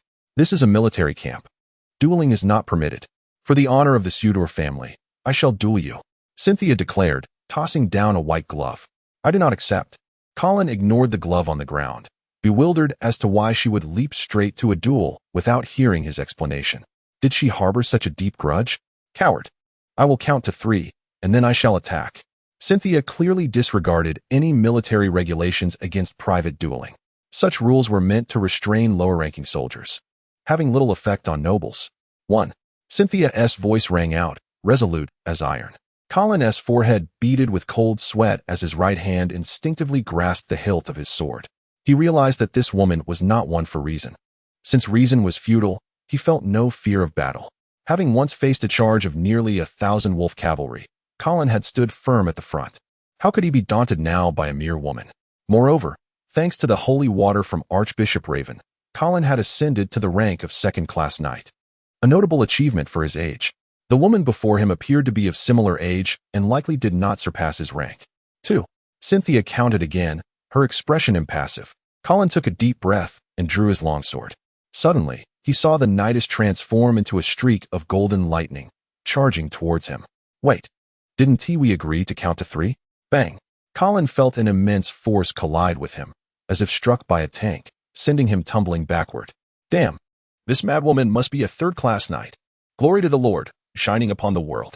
Cynthia chanted her prayers, her body radiating a golden holy light, creating a scene most theatrical. Yet Colin had no time for sarcasm, as she swung her sword at him again. Clang! He barely managed to block it. But the tremendous force left his hands numb, almost dropping the sword. My heart is pure, cleansing evil. Cynthia's pupils transformed into a pure golden hue. devoid of any human emotion, cold as a deity. Bang! Colin was kicked away, this time landing far enough to topple a nearby tent. Soldiers emerged in a panic, only to freeze at the sight of Cynthia, glowing with golden light. They promptly sheathed their weapons, wisely refraining from interfering in the duel between two knights. Colin spat blood, feeling several ribs likely fractured, and the injuries he had recently healed flared up once more. Woman, don't go too far. Such threats were of no concern to Cynthia, who resolutely charged at him again, declaring, fearless and unmatched. Her unreasonable arrogance finally ignited Colin's fury. He let out a primal roar. Memories of an indescribable rage and hatred surged forth, overwhelming his will. It was an essence not belonging to Colin, nor to his past self, nor to this world. It felt as if it emerged from an ancient abyss, transcending eons, suddenly manifesting. Moonlight danced around him, casting shadows that hinted at a terrifying specter behind him, revealing bloodied fangs and enormous black wings. Cynthia's golden eyes momentarily widened in shock, believing she was hallucinating, her momentum interrupted. But soon, she regained her composure, continuing her chant, steadfast and devout. I shall cleave through thorns, cleave through this. Colin bellowed, unleashing an unprecedented surge of terrifying power, thrusting his sword forward. With a resounding clang, Cynthia's chestplate was pierced, a gaping hole forming as shards of metal scattered. Blood soaked her shirt, several buttons bursting off to reveal glimpses of her form. Yet Cynthia appeared unfazed, stabilizing herself with calm determination, and prayed once more, steadfast and devout. I shall cleave through thorns. Then she charged again, as if nothing could hinder her. Colin, however, felt drained, though his previous strike had been devastating. Allowing him to surpass the rank difference and suppress Cynthia, it had nearly exhausted all of his strength. Thus, as the madwoman surged at him once more, a flicker of malice crossed his eyes. The long sword gleamed with golden light, striking towards Colin's chest like lightning. Colin did not flinch or evade. Shink! As Cynthia's sword pierced his chest, her heart brimmed with fear, for Colin's blade was pressed against her throat. Chapter 33. The Reason Let Go. Blood trickled from Colin's lips, yet his tone remained calm and resolute. Faced with the man before her, whose eyes blazed a crimson hue, Cynthia felt a surge of fear. The madman always fears a more deranged counterpart. Thus, she relinquished her grip on the sword. Colin paid no heed to the blade that had pierced his chest, as if it were a mere figment of imagination. Who informed you that I once usurped your brother's name? He inquired. Shouldn't you tend to your wounds first? Enough of the nonsense. Colin exerted a slight pressure, and the sword drew a thin line of crimson across Cynthia's throat, the blood flowing delicately downward. I shan't ask again. Madman. Cynthia cursed inwardly. In this world dominated by men, she, as a female knight, naturally bore the weight of greater scrutiny and doubt. Thus, she donned a facade of madness, cloaking herself in a thick armor of reputation. The madwoman of the Sudor family, zealous disciple of the cult. Bloodthirsty Wild Rose. Though these titles were hardly flattering, they ensured that no one dared to provoke her within the icy walls of Ice Rock City. Yet now, gazing at the man before her, who bore a sword in his chest yet displayed an unsettling indifference, Cynthia lowered her proud head. Oliver.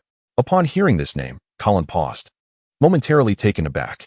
It was not the dutiful son, Sal, but rather the rotund merchant who had once employed the Firefox mercenary group to escort a caravan to Eagle's Falls City.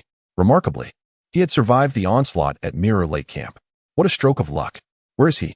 Colin's query prompted a swift movement within the gathering crowd, as a plump figure seemed to contemplate fleeing. Oliver, I see you. If you wish to live, come over here. The plump figure froze as if struck by lightning. After a moment of inner turmoil, he trudged over, head hung low. Speak. How did you encounter this madwoman? And why did you betray me? Oliver shook his head repeatedly. I didn't betray. Speak. Colin's voice was laced with authority. Trembling, Oliver finally began to recount his tale. When the Mirror Lake camp was attacked, he had decisively leapt into the lake to survive. Although his swimming skills were mediocre, his ample flesh aided his buoyancy. As is well known, fat is less dense than water, allowing him to float effortlessly. Thus, he drifted for 3 days and nights before finally reaching the shore, starving and near collapse. By then, the trolls had vacated the Mirror Lake, allowing him to escape. Subsequently, he encountered a group of fleeing soldiers and joined them in their flight southward. Along the way, they crossed paths with Cynthia, who had gathered hundreds of troops from her uncle, Count Euman, upon hearing of the Black Knight's advance. This was crucial for the Sudor family to reclaim their title and glory. However, not everyone could muster the courage to re-enter the brutal battlefield after a devastating defeat. Sir Khan was clearly paralyzed by fear, leaving his sister, Cynthia Sudor, to lead the charge. Yet, the Sudor forces had already been decimated. Count Euman could hardly afford to lend all his troops to the Sudor family. Thus, granting his niece a few hundred soldiers was already quite generous. Consequently, Cynthia, in desperate need of soldiers, did not hesitate to conscript Oliver and his cohort of fleeing troops, compelling them to fight for the Sudor family once more. Technically, her actions were illegal, but with the Sudor family's territory lost, Cynthia had little regard for such matters. Moreover, she was inherently a woman of fervent disposition. Poor Oliver, having barely escaped the Mirror Lake battlefield, now found himself thrust into yet another predicament. Haunted by psychological scars, he was reluctant to become cannon fodder again. So, he approached Cynthia, hoping to persuade her to spare him. He felt somewhat confident, believing he had a bond with Sir Khan, the Sudor family's primary heir, forged through shared hardships. However, upon meeting the merchant who claimed to have traveled alongside her brother to Eagle's Fall City, Cynthia immediately saw through the ruse. The true Khan Sudor had fled to Eagle's Fall City with her. How could he possibly be connected to a merchant caravan? Cynthia dismissed his claims as lies. Poor Oliver was met with a beating, after which he fell silent. Yet, when Cynthia's forces met with the Black Knights, Oliver glimpsed a sliver of hope. Among the logistical support, he spotted the familiar figure of Sal, the dutiful son. From Sal, Oliver finally understood why he had been punished by Cynthia. The Knight Khan was indeed an impostor. Frustration welled within Oliver, but he dared not voice his anger. As a commoner, how could he expose a noble? Yet, spurred on by Sal's insatiable penchant for chaos, Oliver decided to confess everything to Cynthia, clarifying that it was Colin who had lied. However, Cynthia was not easily swayed by a commoner's word. To her, Colin, a knight of noble birth, had no reason to impersonate her brother. The Sudor family was already on the brink of disintegration. What gain would there be in masquerading as its heir? Faced with Cynthia's probing questions, Oliver faltered, unable to comprehend Colin's motives for deceit. At the time, Colin had neither affirmed nor denied his actions. His silence had been interpreted as consent. Thus Oliver, adhering to a philosophy of mutual destruction, informed Cynthia that Colin's impersonation of the Sudor heir was a scheme to solicit financial support from the Tulip Merchant Guild. This seemed the only plausible explanation. Cynthia's fury erupted.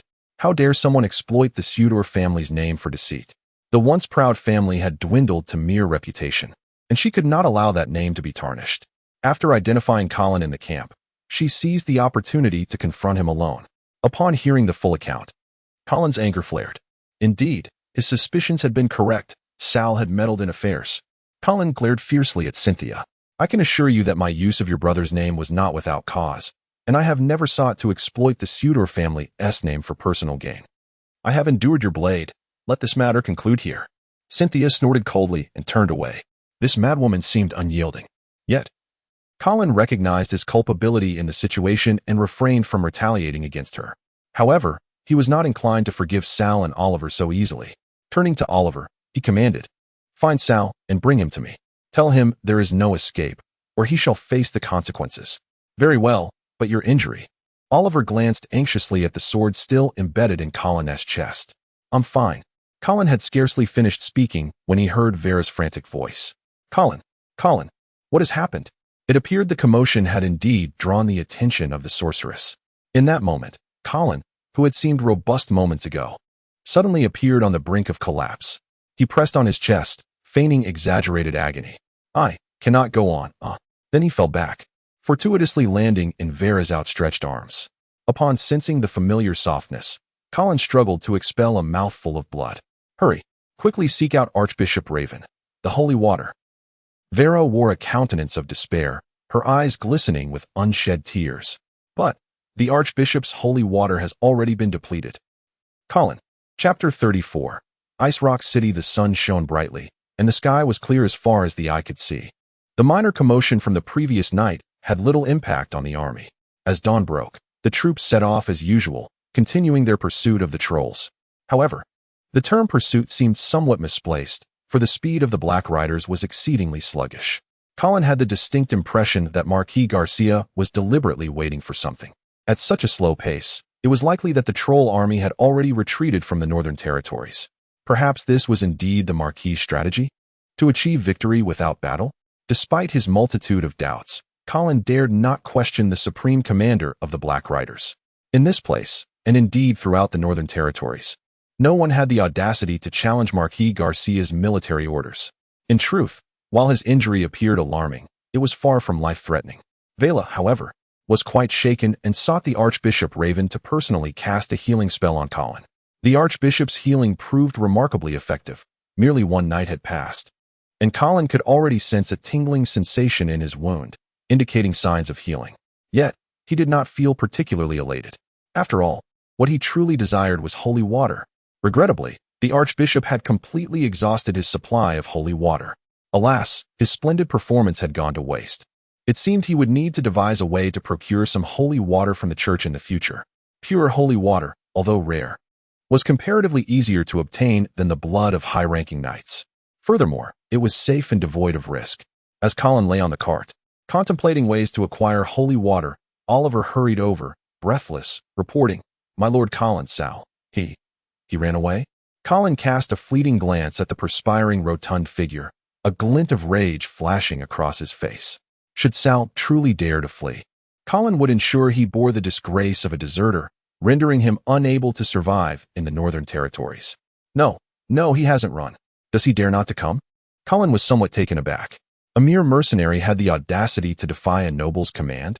Just as he was about to instruct Sir Raymond to deal with the insolent wretch, Oliver shook his head and said, "No, Sal has already joined the Sudor family. When I asked Knight Cynthia for him, she... What did she say?" Colin's voice turned icy. Oliver shrank his neck and whispered, "She said, 'You do not have the authority to command the Sudor family.'" Colin's expression darkened. This so-called gallant son had indeed discerned the shifting tides, quickly aligning himself with a more powerful ally. And that madwoman from the Sudor family seemed genuinely intent on opposing Colin to the bitter end.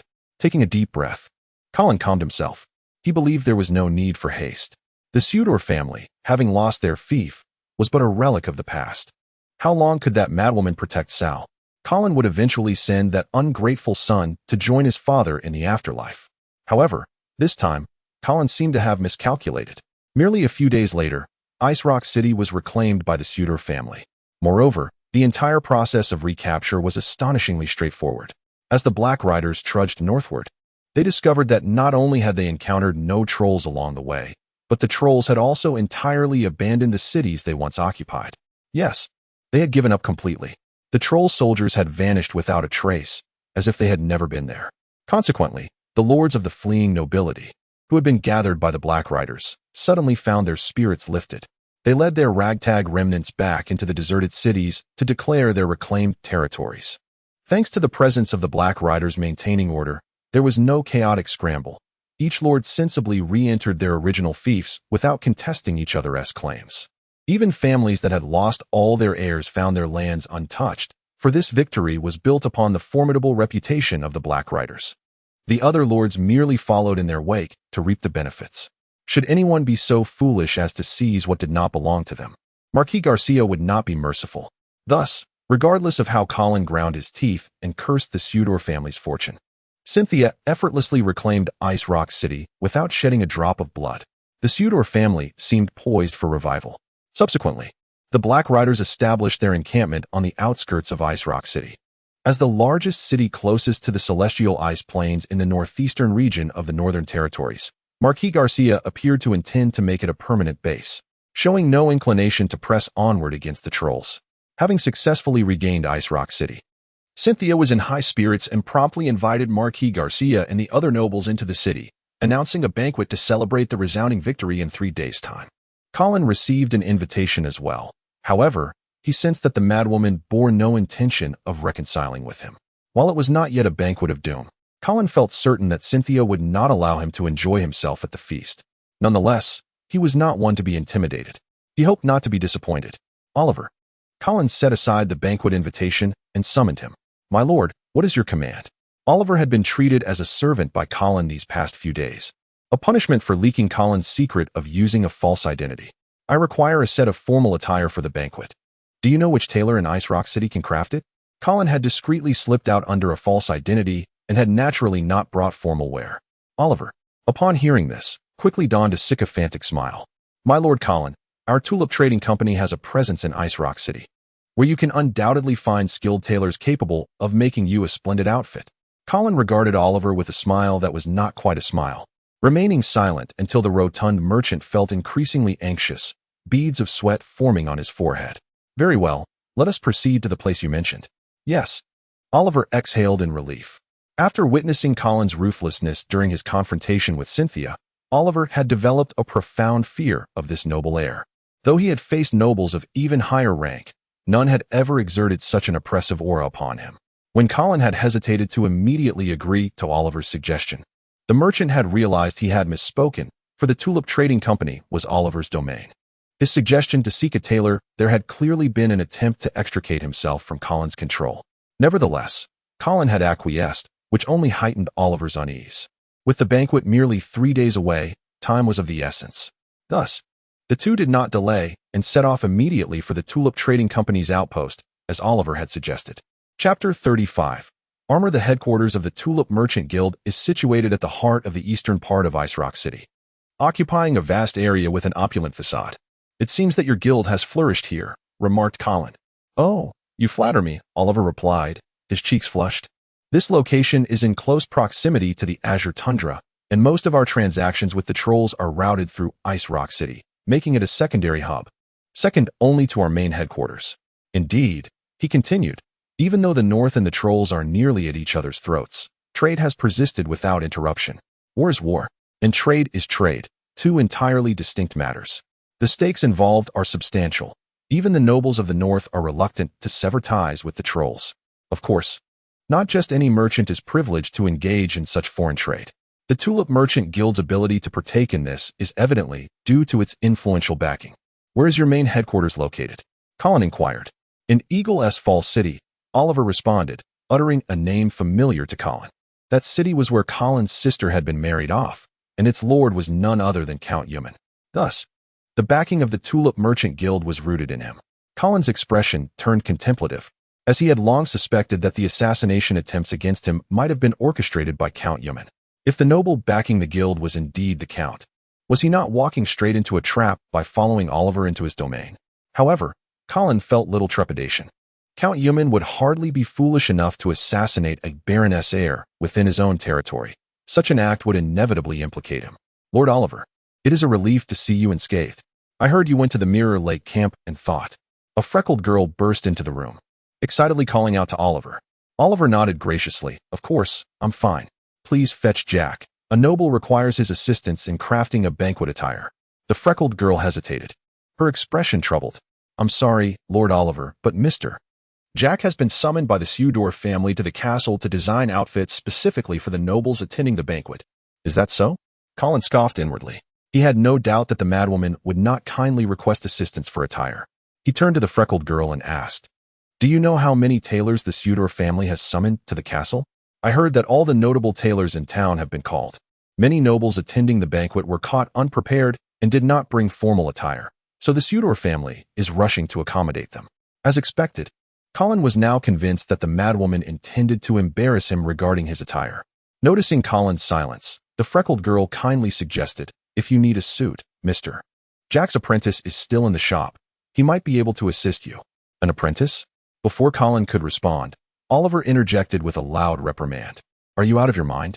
Allowing that clumsy fellow to craft garments for a noble? The freckled girl shrank back, too disheartened to speak. Colin shared her apprehension regarding entrusting an apprentice with such an important task. Naturally, he would not seek out the Sudor family at their castle to plead with the madwoman.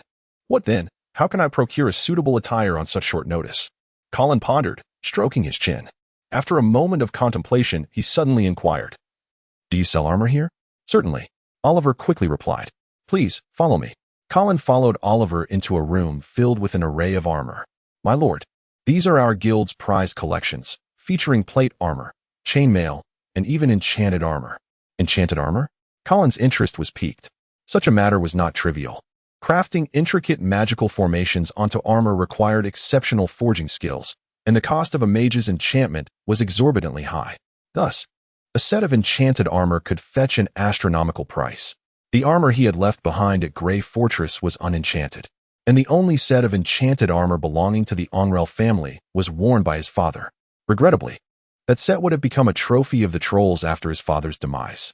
With curiosity, Colin followed Oliver to the only set of enchanted armor in the room. It was a pure white armor, adorned with ornate and esoteric patterns, emanating a faint chill. This armor is enchanted with a fourth-tier array, Frost Blessing, which releases a frost shock upon being struck, causing damage to the attacker, Oliver explained. A fourth-tier array.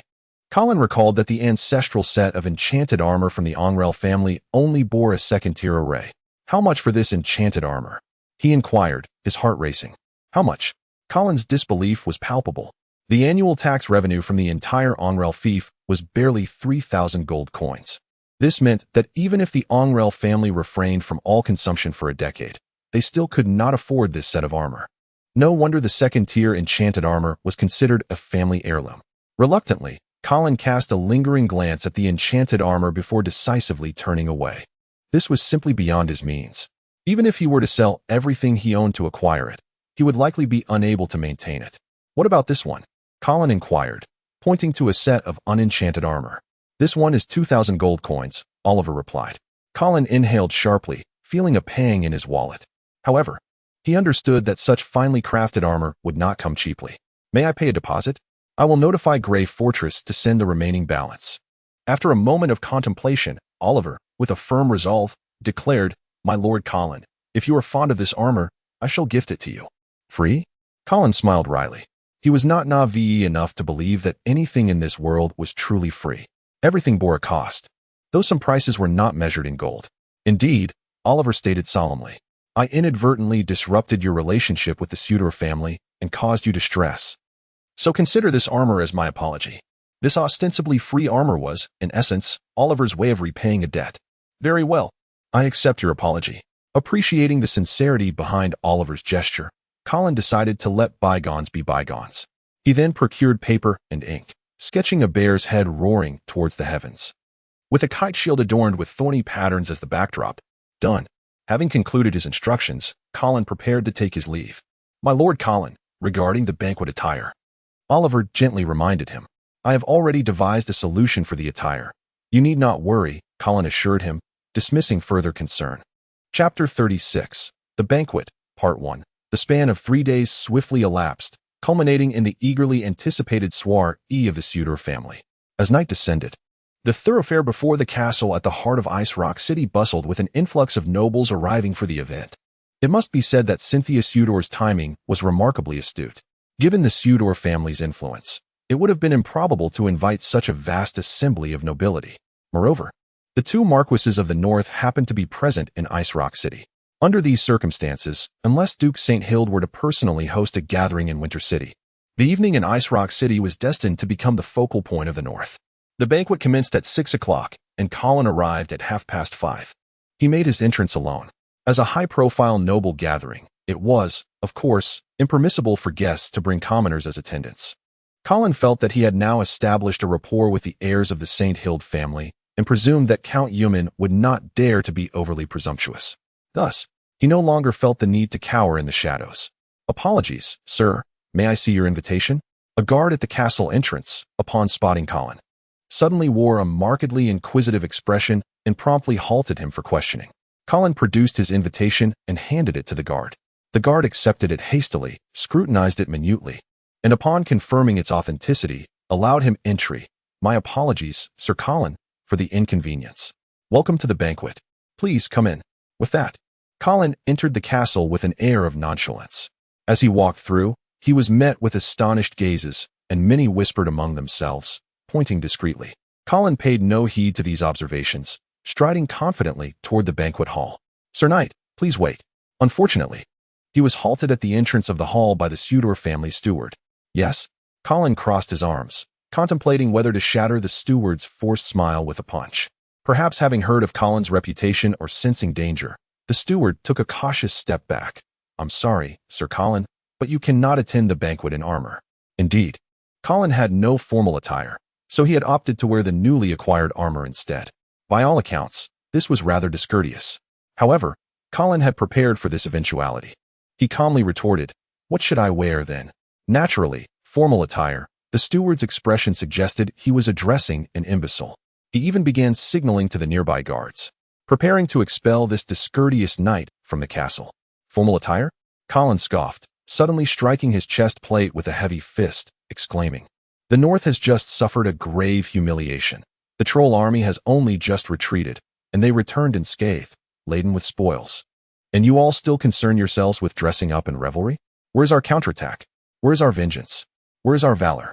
Why have we done nothing? I am but a humble knight, unworthy of questioning the decisions of my lords. Yet, I feel indignant for my father, Baron Onrel, who perished on the front lines. As his only son, I hereby vow, until this grievance is avenged, I shall not remove my armor." Silence enveloped the hall. Colin's impassioned declaration seemed to press the pause button on the gathering. All present gaped at this armored figure who had dared to speak so boldly. Notably, the elder steward of the Sudor family stood in shock, his mind still reeling. It was unclear whether he was startled by Colin's booming voice or the content of his speech. At that moment, he realized he could not expel this discourteous knight as originally planned. Colin was indeed rude, but he stood for a greater cause. Strictly speaking, this banquet had an air of superficiality. Yet, it stemmed from the unexpectedness of their earlier defeat and the troll's abrupt retreat. The lords and nobles, having effortlessly reclaimed lost ground, desperately needed an opportunity to mask their prior failures and proclaim their current triumphs. Thus, this celebratory banquet emerged, driven by various factions. However, unexpectedly, one individual had boldly ripped away the facade of this false victory and forcefully thrust it back into the faces of the nobles. Among the crowd, Cynthia Sudor observed. Initially, she had wished to witness Colin's disgrace as he was expelled from the castle, but instead, she found herself witnessing this scene. Cynthia nearly ground her silver teeth in frustration. Yet a flicker of regret surfaced within her. This banquet was meant to enhance the Sudor family's reputation. Yet it now appeared to have devolved into a farce, all because of one person. A person who was, in essence, insignificant. Perhaps it would have been best to refrain from such actions. Unbeknownst to Colin, the madwoman Cynthia was watching him intently, yet he remained steadfast in his righteous demeanor. He ignored the gazes surrounding him, striding forward unabashedly. Bang! The bewildered steward was knocked off balance as Colin collided with him forcefully. However, he dared not intervene again, watching helplessly as Colin, clad in gleaming white armor, stepped into the banquet hall. Inside, a considerable number of nobles had already gathered. Upon Colin's entrance, their expressions varied, and they murmured among themselves. Clearly, Colin's loud proclamations had resonated throughout the hall. Thus, it was only natural that he became the temporary focal point of the soiree. However, no one approached him to extend greetings. Evidently, Colin had been isolated, yet he remained unfazed, even reveling inwardly. After all, this was the madwoman's meticulously orchestrated affair. Initially intended to elevate the Sudor family's stature, but it now seemed to have been thoroughly undermined by Colin's words. With a little time remaining before the banquet formally commenced, the attending nobles continued to arrive. Newcomers sensed an unusual atmosphere in the hall and, upon inquiring, learned that Colin was the cause of the commotion. Consequently, more and more gazes were directed toward him. Colin, feeling a twinge of annoyance, simply closed his eyes. As time progressed, the status of the newcomers escalated until Marquis Charles appeared at the entrance of the hall. The gathering fell silent once more. This was not due to the high esteem in which Marquis Charles was held among the nobility.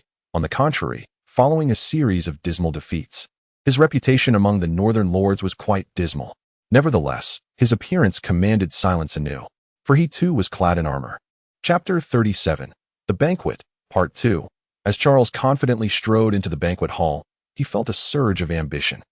The astonished gazes of the attendees only served to bolster his self-assurance. However, an unsettling silence soon enveloped the hall, leaving him perplexed. He had meticulously prepared for this evening's attire, and had even crafted an impassioned speech, eagerly awaiting someone to inquire, "My esteemed Marquis, why do you arrive in armor for a banquet?" Yet, to his dismay, no one posed such a question. Deeply disappointed, Marquis Charles lamented the foolishness of the guests, who couldn't even muster the courtesy to engage him in conversation. With a slight cough, He resolved to pose the question himself. You must be wondering why I am not donned in formal attire? The truth is, I am too ashamed to wear it. Taking a deep breath, he closed his eyes, and when he opened them again, tears brimmed in his eyes. The troll army may have retreated, but had we truly emerged victorious? He urged everyone to reflect upon this. As he surveyed the crowd with a look of profound sorrow, he suddenly faltered upon catching sight of a distinctive figure in the throng, Colin. Instantly, his spirits sank. Colin, too, recognized Charles and felt an equal sense of dismay. I donned armor for this banquet because I had no other choice. And you, sir, what spectacle are you attempting to present? The banquet hall fell into a deafening silence. 10 seconds passed. 20 seconds. 30 seconds. Sir Colin. Finally, Charles broke the excruciating stillness with a heartfelt shout, striding toward Colin. Faced with the sight of Charles in matching attire, Colin instinctively recoiled, yet it was futile as Charles swiftly grasped his hands. Sir Colin, Charles exclaimed, holding Colin's hands tightly. I knew that in the north, there are brave souls like myself who refuse to revel in hollow victories, who dare to take up arms and don armor to confront the trolls in a decisive battle. Though I am eager to play my part in this performance, Colin felt somewhat overshadowed by Charles's theatrical prowess. For instance, he could not replicate the exquisite control Charles exhibited, holding back tears while maintaining a facade of strength. My Lord Marquis, Colin's voice trembled as he continued, until I have avenged my father, I shall not shed my armor. Please, lead us to reclaim the frozen expanse. The two exchanged an earnest gaze, their emotions palpable. Yet, a dispassionate voice interrupted from the entrance of the hall. It was a voice that, while not loud, commanded the attention of all, dripping with disdain for Marquis Charles. No one dared to counter this voice, not even Charles, who, despite having his carefully crafted performance interrupted, merely displayed an expression of embarrassment and guilt. The crowd parted, creating a wide path for the newcomer. Marquis Garcia appeared at the entrance, accompanied by the elegantly attired Vela. Clad in a deep blue suit, Garcia's expression was stern as he walked briskly past the assembly, not pausing to acknowledge Charles or Colin, seemingly indifferent to the spectacle they had created. As the most prominent figure at the banquet, Garcia's demeanor was of utmost significance. His disregard for the armored men relieved the attending nobles, who exhaled in collective relief. However, while Garcia was undoubtedly the focal point, the true center of attention lay elsewhere.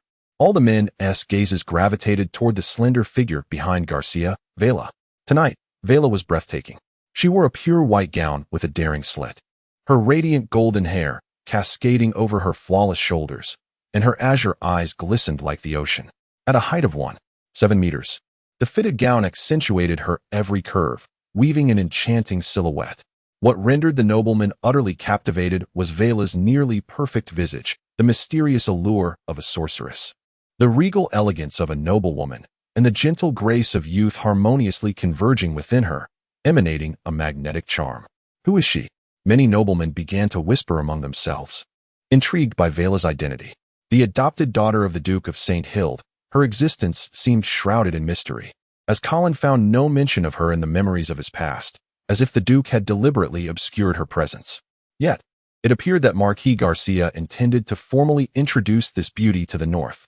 Before we commence the banquet, allow me to present this exquisite young lady, Garcia declared, ushering Vela to the forefront of the hall. Vela St. Hild, the adopted daughter of the Duke of St. Hild. Astonished gasps filled the room as the noblemen's eyes ignited with fervor upon learning of Vela's true lineage. Their minds fixated on a singular thought: to win her hand, one must always have dreams. Otherwise, what distinguishes us from mere fishers? Garcia, seemingly perceptive of their desires, wasted no time. He raised a tall wine glass and proclaimed, "Let the banquet commence. Everyone, indulge yourselves. Long live the Marquis." As soon as Garcia's words resonated, enchanting music filled the air, marking the official beginning of the festivities. As anticipated, Miss Vela was soon surrounded by eager young noblemen, each vying for a chance to dance with her. Regardless of rank, nearly every unmarried gentleman in attendance sought to seize the opportunity to court this paragon of beauty and status, for a woman of Vela's caliber represented the ideal match. Vela navigated the advances of her suitors with grace, effortlessly exuding the poise expected of a duke's daughter, as she politely, yet firmly rejected each proposal. "Are you not going to try?" Charles nudged Colin with his elbow. "Why not?" Colin replied nonchalantly. though he felt it only fair to allow others a chance. Hearing Colin's underlying confidence, Charles cast a sidelong glance. Hey, don't say I didn't warn you. There are plenty of young men here who surpass you in both status and looks. Colin merely shrugged off Charles's warning, instead lifting a glass of champagne from a passing tray, savoring the drink. Charles rolled his eyes, feeling his concerns were in vain. As couples began to dance in the center of the hall, Vela had yet to accept an invitation from any gentleman. Finally, as the last of her admirers departed in disappointment, Colin set down his glass and approached her. Beautiful and esteemed lady, may I have the honor of inviting you to dance? Colin bowed slightly, extending his right hand toward Vela. A faint blush appeared on Vera's face as she obediently placed her right hand in Colin's. All right. Chapter 38, The Banquet, Part 2. Accompanied by melodious music, couples gracefully twirled on the dance floor of the banquet hall, performing the most authentic court dance of the Radiant Empire, reminiscent of the Viennese waltz on Earth. The male and female partners relied on each other, harmoniously executing a series of spins, sways, and rotations with remarkable speed. The dance was light, fluid, and elegantly refined. In this rapid whirl, the surrounding world became a blur, leaving only the face of the partner in one's embrace vividly clear. Spin, spin, and spin again, as if to dance with one's partner until the end of time. However, the music must eventually conclude. Thank you, Miss Vera. That was the most unforgettable dance I have ever experienced. Vera's cheeks were still flushed, and she breathed slightly heavier, seemingly not yet recovered from the earlier performance. Upon hearing Colin's rather cliché compliment, she slyly smiled. Sir Colin, I can't help but feel that you've said this to many girls before. Colin raised his head, unfazed. He understood well that at this moment, the appropriate response was not to defend himself, but to take the offensive.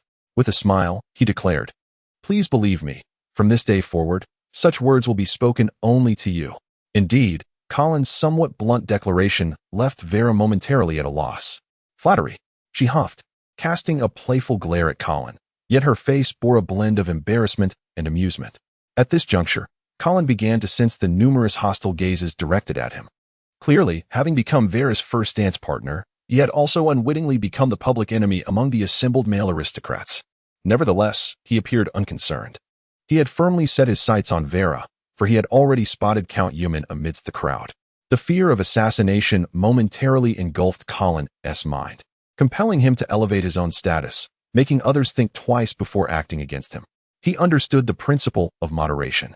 Entangling himself with Vera at this moment would be a foolish endeavor. However, before he could distance himself significantly, a young man blocked his path. Oh, is the supporting character making an entrance so soon? Colin mused to himself while donning a polite smile. May I ask who you are? The young man sneered coldly. Sir Colin, I've heard that you have impersonated my identity. What is this? Can you not recognize me? Colin paused slightly, quickly realizing who stood before him. No wonder he seemed somewhat familiar. He bore an uncanny resemblance to that madwoman, truly a testament to their sibling bond. It turned out to be Sir Con Sudor. A pleasure to finally meet you, Colin said, though his demeanor lacked any semblance of respect. Con clearly held a disdainful view of Colin, sarcastically remarking, Sir Colin, what do you think would happen if the esteemed Miss Vera were to learn that the knight who just danced with her is nothing but a fraud? In response to Con's veiled threat, Colin shrugged indifferently. Why don't you try and find out? Con's expression darkened, as if he could not ascertain whether Colin truly felt fearless or was merely feigning bravado. But before Con could further probe, Colin suddenly lowered his voice. However, if I were you, I would first be concerned about your dear sister. What is wrong with my sister? Con bit, falling into Colin's trap. Colin smirked, sowing discord. You see, it was your sister, Sir Cynthia, who truly led the army to reclaim Ice Rock City. Therefore, according to the lordship laws, shouldn't she be the rightful heir to the Sudor family title, rather than you? Nonsense. Con exploded, akin to a cat whose tail had been stepped on. I am the primary heir of the Sudor family. Colin merely shrugged, indicating that the matter was of no concern to him. This insolent demeanor nearly pushed Con to the brink of fury, his glare at Colin filled with barely contained rage, as if he longed to deliver a sound thrashing to this insufferable individual. However, Con soon quieted down, as a hand rested upon his shoulder. Colin's pupils constricted at the sight of the newcomer, Count Eumann. My lord, Colin said cautiously, bowing his head to conceal the apprehension in his eyes. Count Eumann was a mature and elegant man, perpetually adorned with a faint smile, exuding courtesy towards all. Yet, a hint of concealed sternness flickered in his wine-red eyes, revealing that he was no mere amiable gentleman. Colin raised his head, his face now adorned with a warm smile. The assassin is Sir Carter. As for who orchestrated him, that remains under investigation. Carter? Count Eumann scoffed, his voice laced with anger. That ungrateful wretch is a disgrace to the knighthood. Rest assured, I will dispatch someone to investigate this matter, and I will inform you of any developments.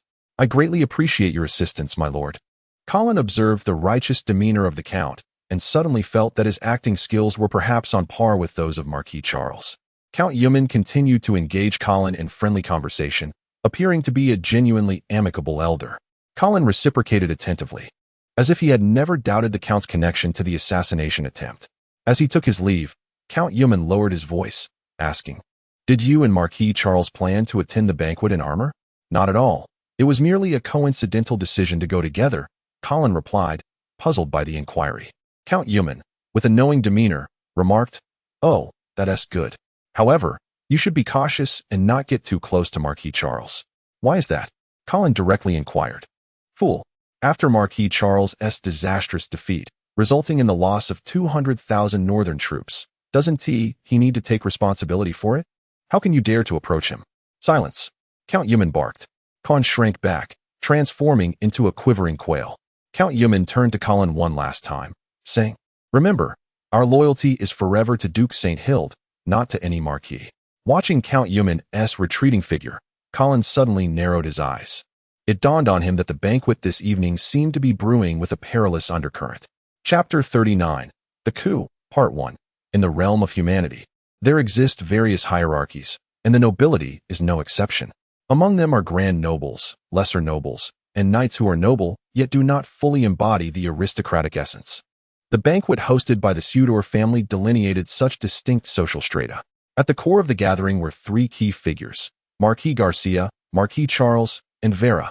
Countless guests yearned to approach them, yet they dared only to offer brief greetings, fearing that lingering too long would be deemed impolite and presumptuous.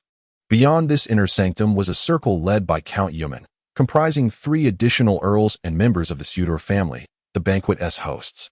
Further out lay a multitude of viscounts and barons, with the outermost circle being the knights, including Colin. Strictly speaking, Colin was qualified to join the baronial circle. However, he had come to realize that this banquet was far more complex than it appeared, and thus he deliberately chose to diminish his presence, preparing to be a mere observer. Despite having previously shared a moment of camaraderie with Marquis Charles, Colin understood that should the Marquis find himself in dire straits, he would not jeopardize his own safety to assist him. If it were Vera, he might have considered a gallant rescue. Yet for the melodramatic, hand-holding Marquis Charles, he could only wish him well. As the banquet continued, the atmosphere subtly shifted. The music played on, yet the dance floor had emptied. Even in the periphery of the gathering, Colin sensed the somber mood thickening around him. Utilizing his heightened nocturnal hearing, he eavesdropped on the discussions of nearby knights. At some point, the conversation had veered away from their fortuitous victory to lament their losses.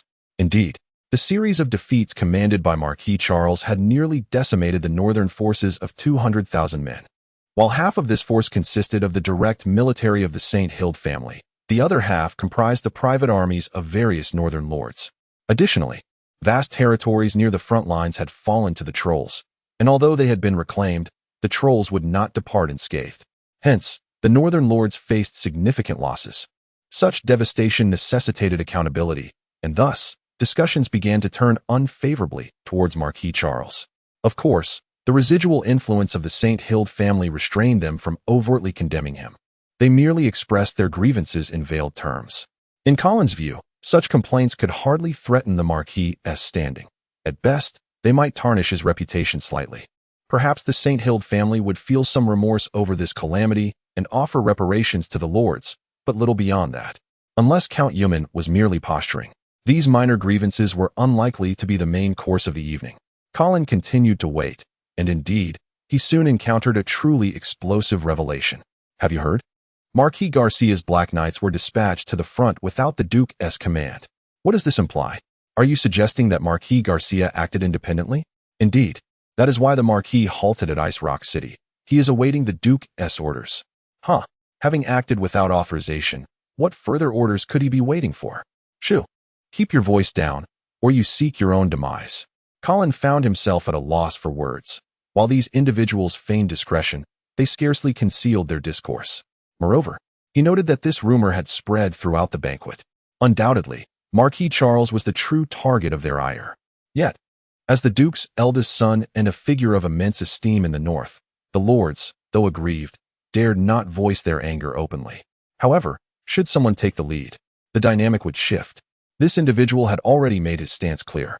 Upon first encountering the defeated Marquis Charles, he had publicly chastised him. Just before the evening's festivities commenced, he had again interrupted a carefully orchestrated display by the Marquis. This figure was none other than Marquis Garcia, the commander of the Black Knights, the foremost military leader in the north, and the Duke's younger brother. Only when Marquis Garcia openly exhibited his discontent towards Marquis Charles did the other nobles feel emboldened to voice their grievances. Yet, initially, these complaints remained mere murmurs. However, upon learning that Marquis Garcia had mobilized the Black Knights without the Duke's sanction, the situation took a dramatic turn. While the Black Knights were indeed the private army of Marquis Garcia and ostensibly under his command, they were operating in the north, where Duke St. Hild was the true sovereign. Furthermore, the Black Knights had ventured beyond the Marquis's domain. Surely, they ought to have received the Duke's consent beforehand. Thus, this widely circulated rumor hinted at a precarious implication, a rift between Marquis Garcia and Duke St. Hild. Astute observers should have discerned the Duke's trepidation regarding his younger brother 3 years prior, when he had concealed the Black Knights. At that time, Marquis Garcia had complied with his brother's orders. Yet now, following the catastrophic defeat of Marquis Charles, had Marquis Garcia finally grown dissatisfied with his brother's nepotism and begun to resist? It was crucial to remember that the Black Knights were a formidable force. Though numbering only 50,000, no one doubted their potential to sweep through the north under Marquis Garcia's command. Moreover, the recent string of defeats had severely weakened the region's military capabilities, rendering the Black Knights even more formidable. Hence, the ramifications of this rumor were profoundly chilling. Did Marquis Garcia genuinely intend to punish the errant noble, or was he seizing the opportunity to express his discontent towards Duke St. Hild? Coupled with Count Euman's insinuations and the undercurrents roiling within the banquet, Colin suddenly realized that a formidable storm was brewing. Once it took shape, it would possess the terrifying capacity to engulf the entire north. As the atmosphere in the banquet grew increasingly tense, Sir Con Sudor approached Marquis Charles. He first bowed respectfully, then lifted his gaze to confront him with righteous indignation. "My Lord Marquis, might I inquire if someone should be held accountable for this grievous defeat in the north?" Marquis Charles was momentarily taken aback. Marquis Garcia remained expressionless.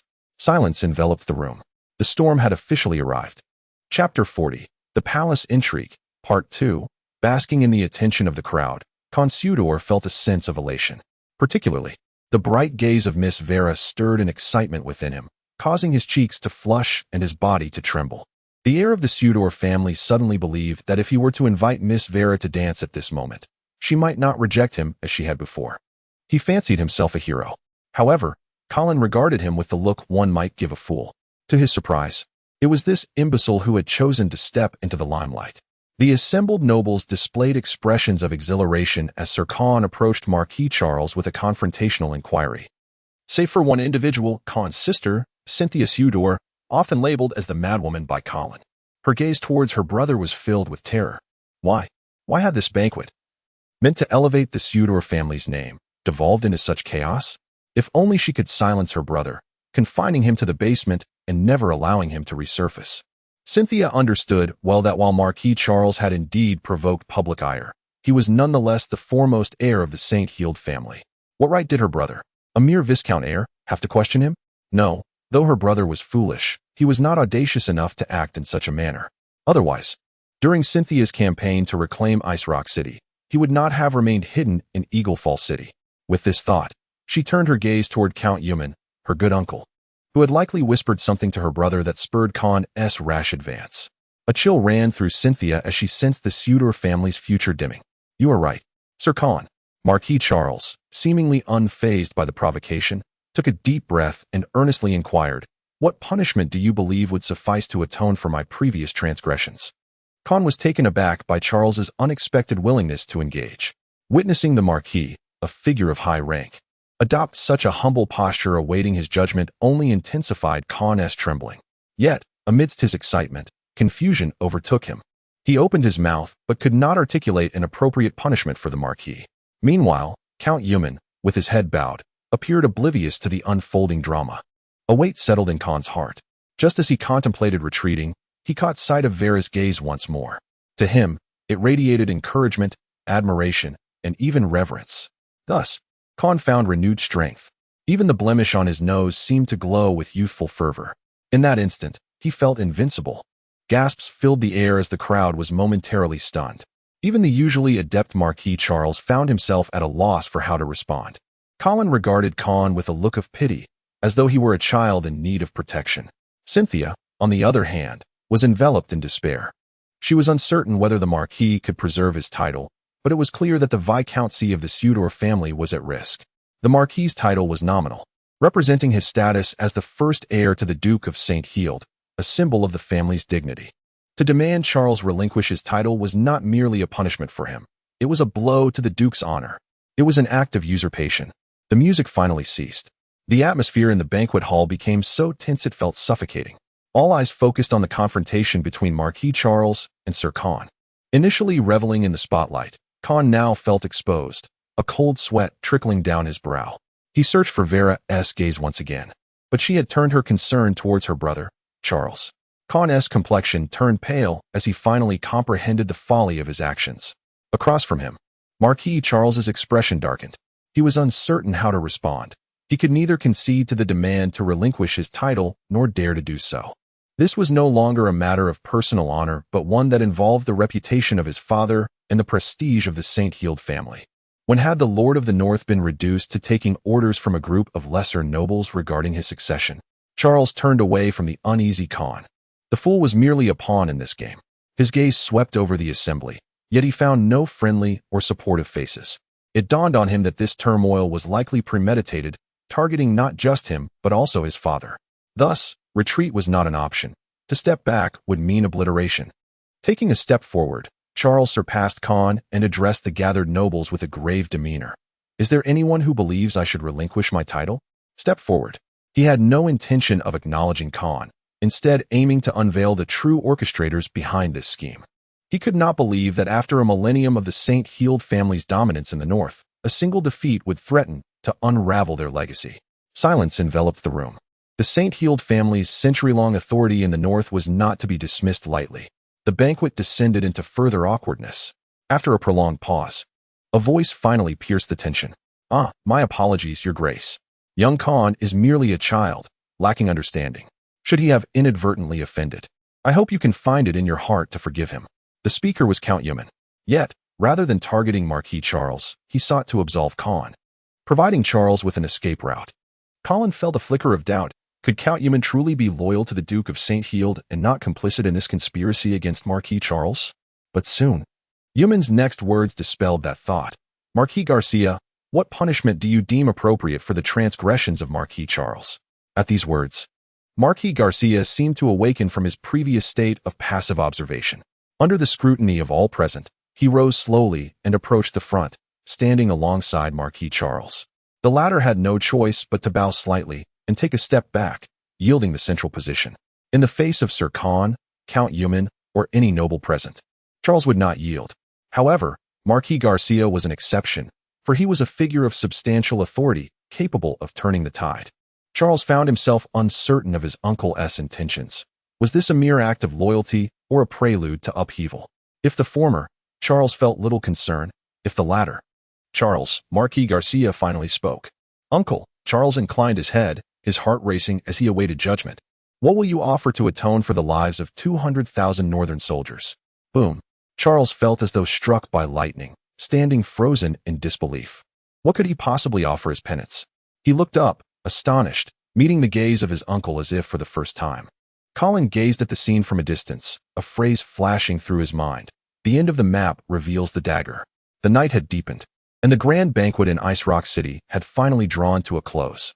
However, the departing nobles exhibited a myriad of expressions. Some were exhilarated, some apprehensive, others filled with anticipation, while a few were gripped by fear. This night was destined to be sleepless. Messenger pigeons took flight from Ice Rock City, dispersing towards various regions of the Northern Territory. They were set to convey a shocking revelation: the eldest son of Duke St. Heald, Marquis Charles, in response to Marquis Garcia's questioning, had announced his renunciation of his title. Charles's title was merely nominal, devoid of any corresponding territory. Its true significance lay in the inheritance rights to the Duke of St. Heald. By relinquishing this title, Charles effectively forfeited his claim to the dukedom. Strictly speaking, it was only upon the Duke's approval of Charles's request that he would be formally stripped of his marquisate and lose his claim to the dukedom altogether. Yet, what was truly intriguing, and perhaps more terrifying, was that Charles had voluntarily renounced his title under the pressure from his own uncle. If Charles would not inherit the dukedom of the St. Heald family, who then would? Would it be the Duke's second son, or perhaps the Duke's brother? Ordinarily, the inheritance rights of Marquis Garcia, as the Duke's brother, would follow those of the Duke's 3 sons, and even come after the Duke's adopted daughter, Vera. Yet now, no one dared to ascertain who the St. Heald family title would ultimately fall upon. Would the Golden Lion banner transform into a Black Lion? A terrifying storm was quietly approaching the northern territories of the Empire. Some rejoiced, seeking to seize the opportunity to rise to power, while others were filled with dread. Intimidated by the hidden perils within, Colin walked quietly through the streets of Ice Rock City, contemplating how the Onrel family should navigate the impending storm. To be honest, he hoped the North would not descend into chaos at this moment. This was not out of loyalty to Duke St. Heald or sympathy for Marquis Charles. Nor was he concerned about Vera being embroiled in this turmoil. Rather, he understood clearly that if the North fell into internal strife now, the greatest beneficiaries would undoubtedly be the trolls. It was worth noting that the 30,000-strong troll army on the celestial ice plains had not retreated far, and might very well be lurking at the border, eyeing the North. Should Marquis Garcia and Duke St. Heald clash, the trolls would surely seize the opportunity to advance southward once more. The North would undoubtedly suffer immensely. Colin was indifferent to the power struggles of the elite. But as a human, he certainly did not wish to see the North become a den of troll havoc. Unfortunately, his humble status rendered him powerless to alter the current situation. He could only hope that the Duke of the North, far away in Winter City, would retain a modicum of reason and make appropriate concessions. Upon awakening, the sun shone brightly. Although the atmosphere in Ice Rock City felt somewhat tense, there were no signs of chaos, as if everything from the previous night had merely been an illusion. After enjoying breakfast, Colin ventured out for a stroll, accompanied by his cat. Naturally, Little White was reluctant to join, but Colin insisted on taking it outside. After futile protests, an irate Little White burrowed into Colin's clothing, seeking to continue its slumber. In truth, Colin wasn't meandering aimlessly through the streets. He had a specific destination in mind: the Radiant Church. The church in Ice Rock City was located not far from the west side of the Sudor family castle, a high tower constructed from pure white stone. Standing nearly 100 feet tall, its pointed apex reaching towards the heavens, as if to pierce the sky. Colin no longer felt the same trepidation toward the Radiant Church as he had when he first arrived in this world. After all, he had already consumed holy water and even advanced in rank as a result. In fact, once he successfully ascended to the rank of a formal knight and was able to harness the power of holy light, Colin had begun to suspect that the vampires in this world would not be constrained by the church. Thus, he confidently entered the church's grand entrance.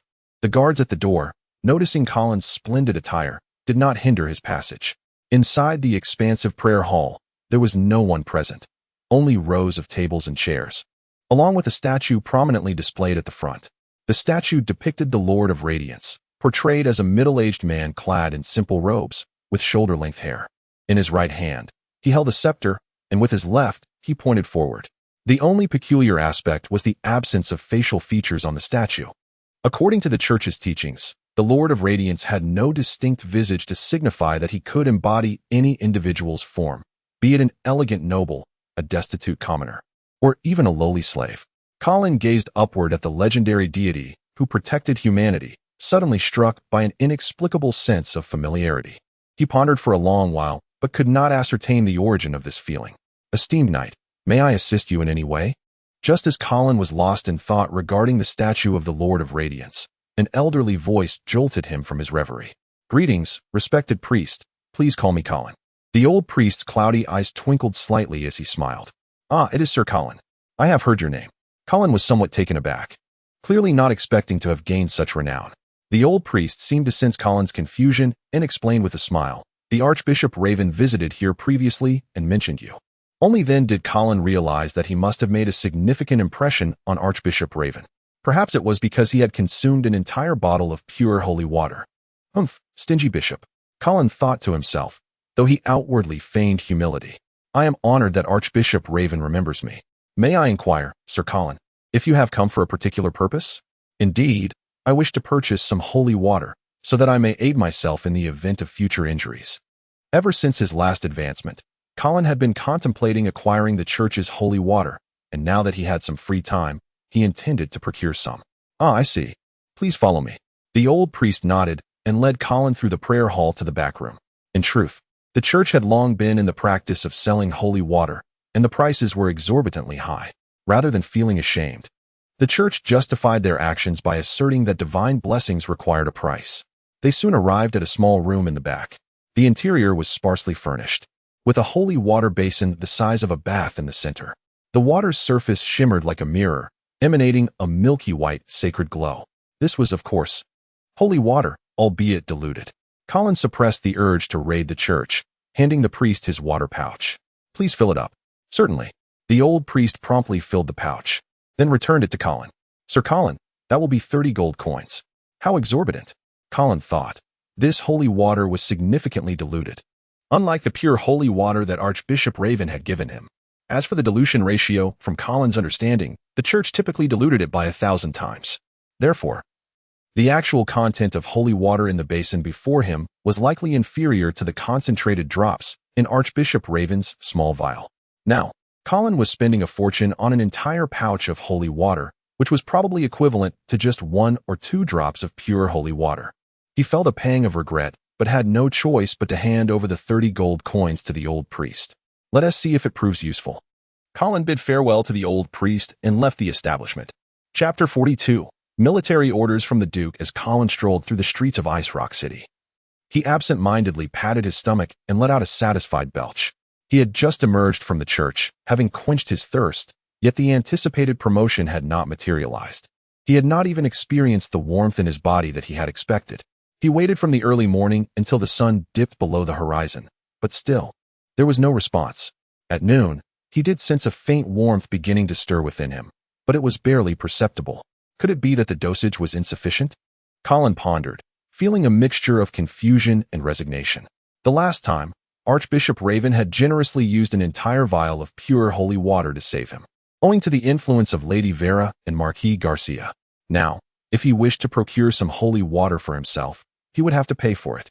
The thought of the exorbitant price made Colin wince, for he suspected that even the Angrel family would be impoverished after purchasing just a pool of holy water from the church in Ice Rock City. Yet, even that diluted holy water would likely fall short of facilitating his advancement to the 3rd tier. In his state of frustration, Colin wandered into a small tavern adjacent to the inn and ordered a drink of deer blood wine to drown his sorrows. As night enveloped Ice Rock City once more, Colin's hearing sharpened in the evening stillness. Slightly tipsy, he began to linger in the tavern, eavesdropping on various pieces of gossip. As he listened, Colin discovered that the most discussed topic was the previous night's banquet, where Marquis Garcia had forced Marquis Charles to relinquish his title. The majority of the populace deemed Garcia's actions entirely justified. After all, Charles must pay for his prior humiliating defeat. Yet, few recognized the profound implications this would have for the situation in the north. This was hardly surprising, given that they were but a group of unenlightened commoners, lacking understanding of political intricacies. Many did not genuinely support Marquis Garcia. They merely relished the misfortunes of Marquis Charles. Much like the jubilant cheers that greet a corrupt official's downfall, the suffering of those in power often provides a sense of psychological balance for the lower classes. Whether the higher-ups truly deserved their fate was of secondary importance. Aside from the unfortunate Marquis Charles, another frequently discussed figure in the tavern was the Duke's adopted daughter, Miss Vera, who had made her public debut in the north. As the night deepened and the drinks flowed more freely, the focus of conversation shifted away from Charles, and Vera's name became the new centerpiece of discourse. Some patrons fervently described Vera's beauty, as if they had witnessed it firsthand, while others spoke in hushed tones of her true identity as a mage. eliciting gasps of astonishment. Colin scrutinized the individual, revealing Vera's identity, and recognized him as someone familiar, likely a fellow survivor from their harrowing escape. He paid little heed to the others. Among those who had fled with him, Colin was solely focused on locating that ungrateful son, Sal, to deliver him a well-deserved lesson. However, some of the tavern-esque discussions regarding Vera piqued Colin's interest, particularly as many speculated about her biological parents. It dawned on him that Vera's true lineage was indeed a mystery. Yet, given that she had been chosen by Duke Shield as his adopted daughter, it was evident that her biological parents must belong to a noble family. Who could they be? While Colin was lost in thought, he suddenly overheard some drunken patrons speaking disrespectfully about Miss Vera, their remarks bordering on the intolerable. Fury ignited within Colin, and just as he prepared to risk his own dignity to confront these fools, he noticed that someone had beaten him to it. Instantly, the tavern erupted into chaos. Fists were flying, spectators were cheering, and some were feigning attempts to mediate, while secretly inciting the brawl. The atmosphere was rife with the raw energy of pent-up frustration. Only the tavern owner, with a woeful expression, attempted to quell the melee, but the intoxicated men, fueled by the mere mention of Vera's name, could only find release through this primal conflict. Colin ordered another glass of deer blood wine and settled into a corner, thoroughly entertained by the spectacle. Eventually, the fierce altercation attracted a squad of city guards. Faced with the fully armed soldiers, the drunken brawlers lost their bravado, and one by one, they were subdued, kneeling on the ground for questioning. According to the city's laws against private dueling, these individuals faced a fine of 30 copper coins, or they would spend 10 days in jail. Some complied, paying the fines without protest, while others, either too destitute to pay or unwilling to part with their coins, were taken away by the guards. The tavern became significantly more spacious, yet decidedly less lively. Sir Bryce. Indeed, the newcomer was none other than the Knight of the Shield family who had escaped alongside Colin. Following the commotion, Sir Bryce spotted Colin and, to Colin's surprise, a rare smile broke through his normally stoic demeanor as he approached and sat beside him. Your right arm. Colin finally noticed the absence of Bryce's right arm.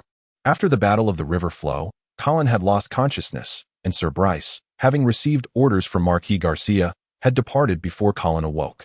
Thus, Colin was unaware that Bryce had become a one-armed knight. It's nothing. Just a minor injury from the Battle of the River Flow, Sir Bryce remarked nonchalantly. Noticing that Bryce was unwilling to elaborate, Colin shifted the conversation. Would you care for a drink? It's on me. What are you drinking? Deer blood wine. Sir Bryce shot Colin a surprised glance, seemingly taken aback that this seemingly refined baron heir had such a robust taste. Then I'll have the same. Colin smiled lightly and ordered another glass of deer blood wine for Bryce. After the Battle of the River Flow, where did you go? To Winter City. Colin's eyes narrowed slightly, and he quickly inquired, what for?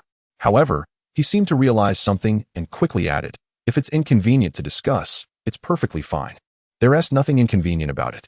After the Battle of the River Flow, Sir Bryce appeared to have developed a certain trust in Colin and spoke candidly.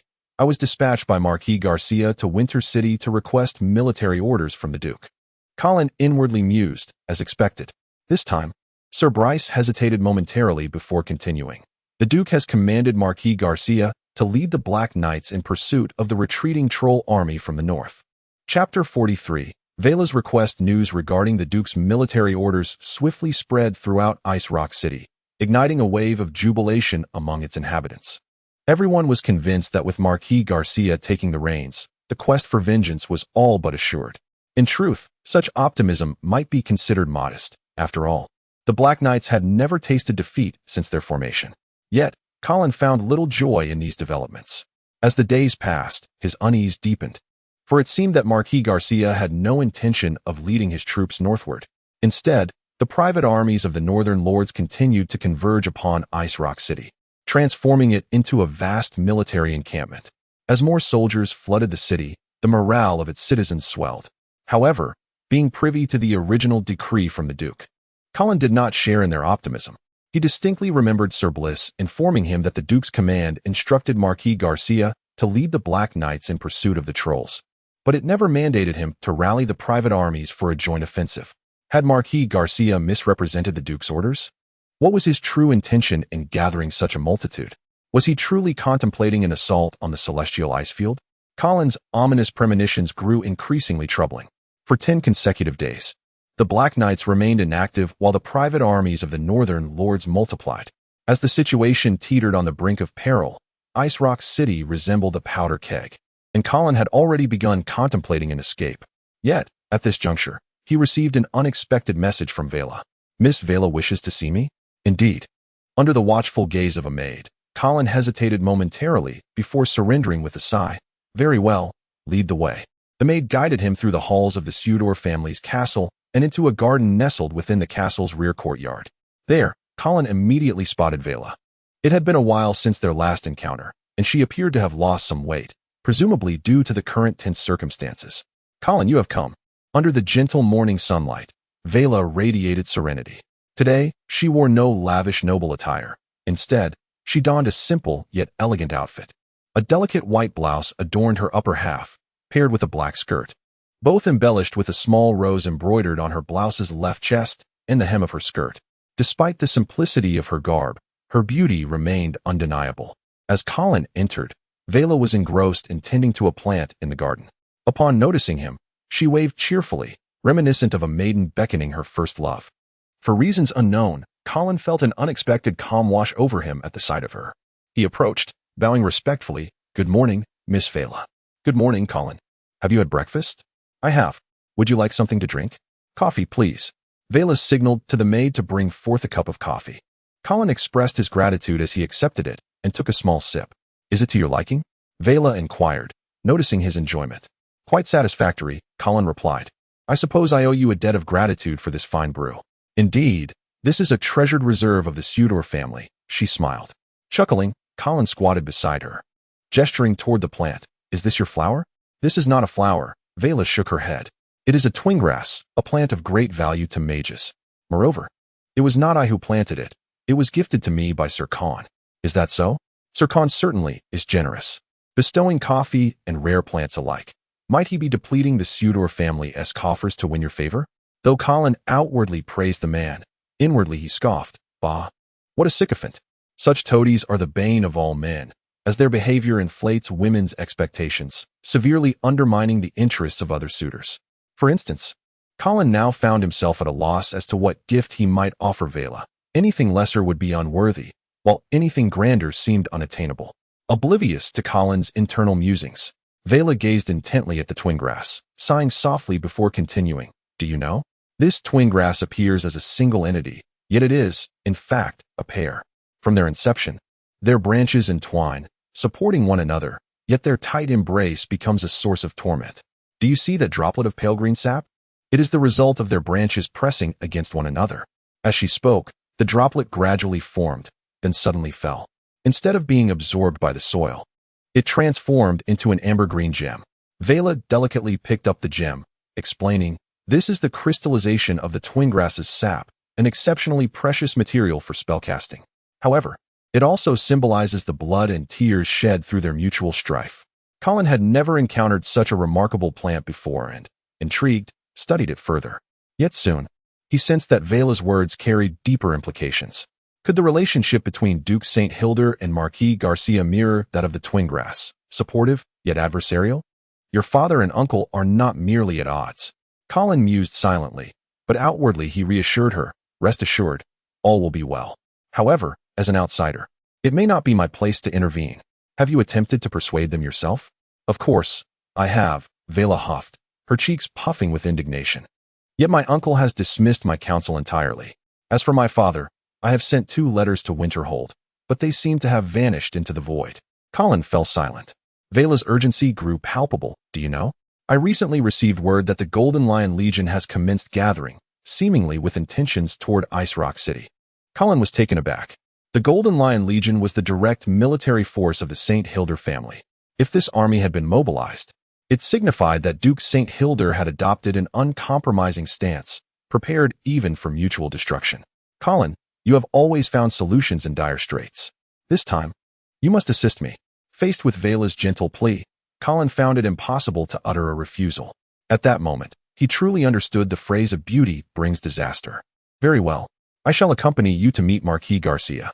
"Thank you, Colin. Do not rejoice too soon. I can only endeavor to persuade him." Whether or not I succeed regardless of the outcome, I will be eternally grateful. Chapter 44. The hunt is the Marquis not at the castle? Indeed, the esteemed Marquis has ventured to the outskirts for a hunt. Colin and Vera found themselves at an impasse. Marquis Garcia was not present within the castle walls. Might I trouble you to escort us to meet him? Certainly, it is my honor. The Marquis's attendant would not decline Vera's request. Upon arriving at the stables, Colin unexpectedly encountered an old acquaintance. Good morning, Sir Cynthia. Colin greeted with a cheerful demeanor, though internally he was cursing the woman. Cynthia glared with her almond-shaped eyes, her right hand instinctively reaching for the sword at her waist. Colin was taken aback. Was she truly so unhinged as to resort to violence at the slightest provocation? The Marquis's attendant was equally startled by the unfolding situation, momentarily bewildered, but sensing the tension escalating, he quickly interjected. Sir Cynthia, Sir Colin is here at Miss Vera's invitation, and they are on their way to pay a visit to Marquis Garcia. Even a dog must heed its master. The attendants of Marquis Garcia are no ordinary guards. Although Cynthia was mad, she was not foolish. Just as Colin was preparing to taunt her, his gaze fell upon the servant holding Cynthia's horse, and he could not contain his amusement. Another familiar face, Sir Cynthia, the servant who tends to your horse seems rather commendable. Is he for sale? Cynthia raised an eyebrow, hesitating momentarily before nodding. Very well, do tell me your thoughts. Upon hearing this, Colin's lips curled into a smirk. The bait had been set. Despite Sir keeping his head lowered, Colin keenly noticed the tightening of his fists and the sudden rigidity of his posture. He was a venomous snake. This was the assessment bestowed upon Sar by Sir Bliss, and Colin wholeheartedly concurred. A man capable of betraying even his own father could betray anything. Cynthia believed that by granting Sar protection, he would be eternally grateful. However, Colin understood that the moment Cynthia hinted at selling Sar to him, she would undoubtedly sow the seeds of resentment within Sar's heart. 10 gold coins. Colin remarked casually. Cynthia scoffed. Sir Colin, has your Onrel family fallen so low? I suggest you visit the slave market in the West if you seek to purchase a servant for such a price. To be candid, 10 gold coins was not an insignificant sum. Yet, it was not exorbitant either. In truth, as long as Colin's offer did not drastically surpass Sar's worth, Cynthia would certainly refuse out of spite, and Colin had no intention of eliciting her acquiescence. He merely sought to prompt her inquiry. The seeds of hatred had already been sown. It was merely a matter of time before they took root and flourished. Upon hearing Cynthia's rejection, Sar's body visibly relaxed. Yet as Colin had anticipated, resentment towards Cynthia had already taken hold within him. At that moment, Sar recalled his father's words. Do not associate too closely with nobles. We are but cattle and sheep. They are the tigers and leopards.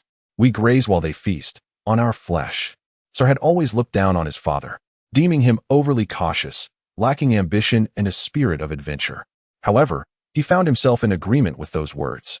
Nobles had indeed never regarded commoners as equals, nor had they ever concerned themselves with their lives or deaths. Nonetheless, Sar did not entirely agree with his father's perspective. In his view, he was not destined to graze for a lifetime. He too desired to feast on the flesh of the nobles. Colin had not anticipated that the seeds he had sown in Sar's heart would burgeon into not only resentment towards Cynthia, but also towards the entire aristocracy. This burgeoning resentment was coalescing, and one day, it would erupt into a tempest that would sweep across the northern territories. After Cynthia departed with Sar, Colin waited for a considerable time until Vera finally arrived. Alas, the speed with which women change clothes is invariably slow, often inversely proportional to their beauty. However, upon seeing Vera in her new attire, Colin felt that no amount of waiting would be in vain. She donned a purple chiffon blouse, layered with a white military jacket, and fitted riding trousers that accentuated her long, shapely legs, capturing the attention of a certain admirer.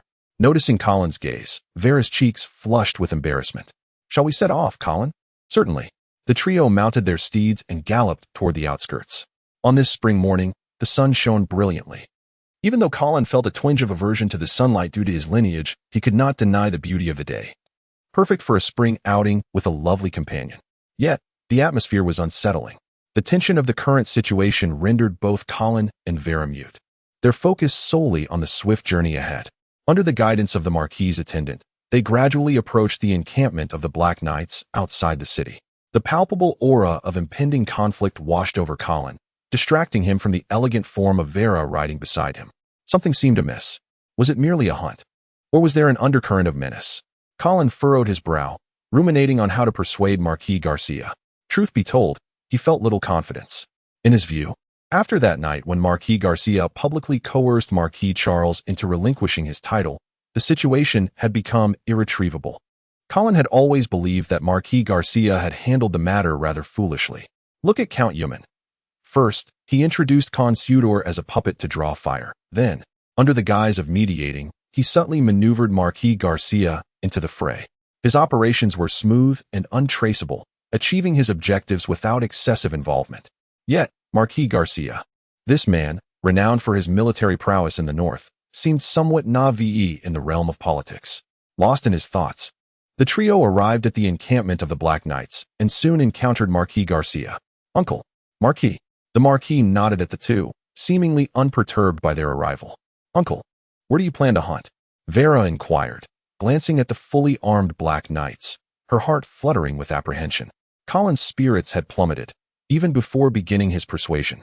The readiness of the Black Knights left little room for negotiation. It appeared they were preparing for battle. Just as despair clouded Colin's expression, Marquis Garcia raised his whip, gesturing towards the north, the Azure Ice Plains. "The Azure Ice Plains, indeed," Marquis Garcia affirmed with a slight smile. "I intend to hunt upon the Azure Ice Plains." While Vera remained momentarily stunned, Colin's realization struck like lightning. They had been deceived. The entire Northern Territory had been duped. No, not just the North. Even the trolls had likely been misled. Marquis Garcia had deliberately crafted a fade of tension with Duke St. Hilder, presumably to confound and disorient the enemy, leading everyone to believe that the Black Knights would incite chaos within the North. Yet all along, Marquis Garcia's sole objective was a singular troll. Colin reflected on his earlier musings regarding Marquis Garcia's political ineptitude. It was evident now that the man had been performing a masterful act. Meanwhile, he had been foolishly ensnared in the ruse from the start. "Sir Colin," Marquis Garcia suddenly turned to him, "I have been informed that you are naturally suited for the battlefield. Would you dare join me in hunting upon the Ice Plains?" Colin felt a surge of fervor rushing to his head, as if a fragment of his predecessor's consciousness was stirring within him. It seemed to arise from his own deep-seated desire to witness the denizens of the North spared from suffering. Perhaps it was also a sense of joy that Vera would not have to navigate the treacherous waters between her father and uncle. In any case, the image of Marquis Garcia suddenly loomed large in Colin's eyes. No wonder his former self held such admiration for him. The god of war of the North. The protector of humanity, the idol of all young souls in the Northern realm. How could such a figure be ensnared in the quagmire of deceitful infighting? His sword, it appeared, was always aimed at a singular target, the icy expanse of the heavens. With this thought, Colin felt an overwhelming sense of relief. Simultaneously, he developed a fondness for the commander of the Black Flag Army. He promptly proclaimed, "What is there to fear?" Marquis Garcia laughed heartily, brandishing his whip, and with a commanding voice declared, "March forth." 50,000 iron steeds surged forth like a vast, dark tide, rolling inexorably to the north. Chapter 45. Snowstorm. Colin had initially believed that the northern territories of the Radiant Empire were sufficiently cold. However, he soon realized that compared to the celestial ice plains, the northern realm felt like a warm greenhouse. As late May approached, one would expect to sense the beginnings of summer in the northern regions. Yet here in the celestial ice plains, snow continued to fall. It was no wonder that when the northern territories held the upper hand, they refrained from expanding further north. The inhabitants of the north were truly reluctant to venture into such a frigid land. Amidst the howling northern winds, the swirling snow quickly transformed the world into an expanse of white. The 50,000 black riders surged northward through the snow, their hooves shattering the ice and revealing the cold, hard earth beneath. The thunderous sound of galloping hooves, mingled with the clatter of armor, created a fierce melody amidst the gusting winds. Having set out from Ice Rock City over half a month ago, they had encountered no trolls along their journey. This was not surprising. When the trolls began their retreat, the Black Riders pursued leisurely, and their prolonged stay in Ice Rock City allowed the trolls ample time to retreat far beyond. Nonetheless, the trolls had profited significantly from their incursions into the northern territories, laden with plundered riches, which would likely hinder their pace. Given the current speed of the Black Riders, Colin surmised that if they had not strayed off course, they should soon catch up with the remnants of the troll army. Clearly, Marquis Garcia had recognized this as well. as the number of scouts dispatched for reconnaissance had noticeably increased in recent days. Yet, the vastness of the celestial ice plains was daunting. While the troll army appeared formidable at 300,000 strong, in this expansive and desolate ice field, they seemed but a drop in the ocean. Furthermore, the fierce winds and snow would quickly obscure any traces left by the marching army, rendering tracking by footprints a futile endeavor. Thus, the first challenge of this pursuit lay in locating the troll army within the vast expanse of ice, requiring an intimate familiarity with the geography and a clear understanding of potential retreat routes. Colin felt utterly lost. He had never ventured so deeply into the celestial ice plains and knew little of the terrain. Fortunately, he had the stout Marquis Garcia by his side, a veritable deity of the ice fields. Indeed, this title was bestowed upon him by the trolls themselves, a testament to his fearsome reputation on the battlefield. With such a remarkable figure at his side, Colin was determined not to squander this invaluable opportunity. Embracing the principle of inquiry, he frequently approached Marquis Garcia with questions, who, to Colin's surprise, answered each one with unfailing patience. Such forbearance drew envious glances not only from Colin, but also from some of the senior commanders within the Black Riders. Some even speculated in whispers whether Colin might be an illegitimate son of Marquis Garcia, pondering if the Marquis had a secret lover. Vera buried her small face deep within her fox fur cloak, revealing only her wide, questioning eyes. Colin, brimming with curiosity, mused about the Marquis's unmarried status, wondering if he truly had no romantic entanglements. The peculiar looks from the Black Riders' commanders gradually led Colin to question his own origins. No, Vera shook her head. As far as I know, my uncle has never shown undue affection towards any lady, and I have never heard any rumors to that effect. It feels as if he is akin to a solitary ascetic. Colin felt a twinge of disappointment. He had envisioned a fantastical backstory befitting a protagonist like himself. Having a figure as illustrious as Marquis Garcia as a father, perhaps a noble elven princess as a mother, and then discovering one day that a long-lost grandfather had passed away, leaving him a kingdom to inherit. A sudden gust of frigid wind interrupted Colin's daydream, and he suddenly realized that Marquis Garcia had no heirs. Moreover, if Vera's description of the Marquis living like a hermit was accurate, then it seemed unlikely he would have any descendants in the future. Who, then, would inherit his title and lands? Perhaps he would seek an adopted child? That was one possibility, but another occurred to Colin. He suddenly grasped the underlying foundation of trust between Marquis Garcia and Duke St. Hild. Colin had long been puzzled as to why these two brothers dared to enact such a ruse. In a volatile situation, everyone believed they were genuinely prepared to clash. Yet, who could have anticipated that it was merely a feint? Such a level of understanding and trust was difficult to conceive between siblings. If Marquis Garcia truly intended to change the rulers of the North, there would have been no need for him to lead the Black Riders into the celestial ice plains. The Golden Lion Legion had suffered significant losses, and the Northern Lords were discontent with Duke St. Hild due to Marquis Charles's tactical blunders. Had Marquis Garcia chosen to march south from Ice Rock City, he could have easily captured Winterhold.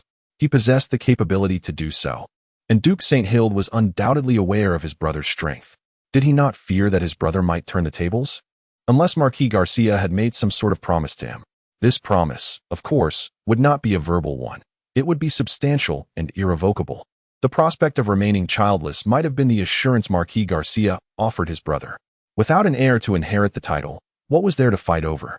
Perhaps this was the very foundation of their mutual trust. At last, they had caught up. Colin could feel the soldiers' excitement palpable in the air. These warriors, who had trekked through the snow for miles, displayed not a hint of fatigue or fear, only an overwhelming fervor for battle. This was the might of the Black Riders, the strongest army in the North. However, a command from Marquis Garcia soon followed, ordering the entire force to halt and camp in place. This was entirely reasonable. It was unwise to charge recklessly upon discovering the enemy's tracks. A prudent general would assess the enemy's situation thoroughly before making further decisions. Colin accompanied Marquis Garcia for a few kilometers until they reached the location where the scouts had detected the enemy's presence. He examined the faint traces left in the snow and concluded, it appears this should be the main body of the troll forces. And they passed through no more than a day or two ago. Over time, Colin had absorbed considerable knowledge of tracking across the ice fields through observation and inquiry. Marquis Garcia nodded, acknowledging Colin's assessment, and then inquired, "Do you think we should continue the pursuit?" "Why not?" Colin replied, puzzled. Have we not traversed this frozen terrain for the very purpose of this pursuit? Yet Marquis Garcia shook his head. No, that is not our objective. Chapter 46. The Earl of Dawson. As night fell, the heavy snowfall finally ceased. Yet, this did not imply that the most arduous times had passed. In truth, while it was not particularly cold during the snowfall, the aftermath of the snow brought forth the true terror of the season. Under the command of Marquis Garcia, the Black Cavalry established camp and kindled a fire. If they did not warm themselves and partake in something hot, this army might soon face non-combat casualties. Colin chose not to crowd into the tent, instead seeking solace beneath the belly of his warhorse, where he roasted a small fire alone. In truth, the warmth within the tent was not significantly greater than that beneath the horse, and being alone afforded him a certain comfort. At least, he could indulge in his secretive consumption of blood without attracting suspicion. The blood was that of a snow fox, the unfortunate creature he had captured earlier. Simultaneously, Colin took out some tough jerky to gnaw on, lest he draw attention for not consuming regular food. As he munched and sipped, he pondered the words of Marquis Garcia from earlier. At the time, he had not fully grasped their meaning, and the Marquis had not elaborated. Colin refrained from inquiring further, as he did not wish to appear foolish for asking too many questions. Indeed, at this moment, Colin considered himself a student of Marquis Garcia. While engrossed in thoughts of the Marquis's true intentions, a figure approached. Would you care for some wine? With the flickering firelight, Colin recognized the visitor as Earl Fran Dawson. Of course, Colin accepted the wineskin from the Earl and took a hearty swig. The liquid ignited a warmth from his throat to his stomach, invigorating him entirely. Delightful. Excellent wine. Earl Dawson laughed heartily, boasting, indeed, our dwarven spirits may not claim to be the finest in the Empire, but they are undoubtedly the most potent, especially suited for this wretched weather. In comparison to the 5 dominant races of this world, dwarves do not constitute a significant power. They are scattered throughout the glorious empire, numbering perhaps around 100,000. Due to their lack of strength, dwarves have long clung to the coattails of humanity, considering themselves a vassal race. There are even rumors suggesting that dwarves are a subspecies of humans. However, this notion has garnered little acceptance, as dwarves cannot undergo the clergy's baptism to become knights, a profession exclusive to humans. Although dwarves have persistently claimed to worship the Lord of Radiance to better integrate with humans, it is evident that the Lord of Radiance has not bestowed his glory upon them. Consequently, the ubiquitous warrior has become the only profession available to the dwarves. This inherently limited potential has hindered the emergence of true champions among them. Thus, they are not a race renowned for martial prowess. However, they excel in forging and brewing, particularly in the former, which has made them invaluable in military logistics. Nonetheless, the achievements of those in logistics pale in comparison to those who fight on the front lines, resulting in very few dwarves attaining nobility through military merit, let alone the rank of Earl. Hence, Earl Dawson stands out remarkably. More importantly, his title was conferred by Marquis Garcia, whose foundation lies in the Black Cavalry, where his vassals are primarily high-ranking military officers. Yet, he bestowed the title of Earl upon a dwarf, and notably, Dawson is the only Earl he has elevated. This is indeed rather unusual.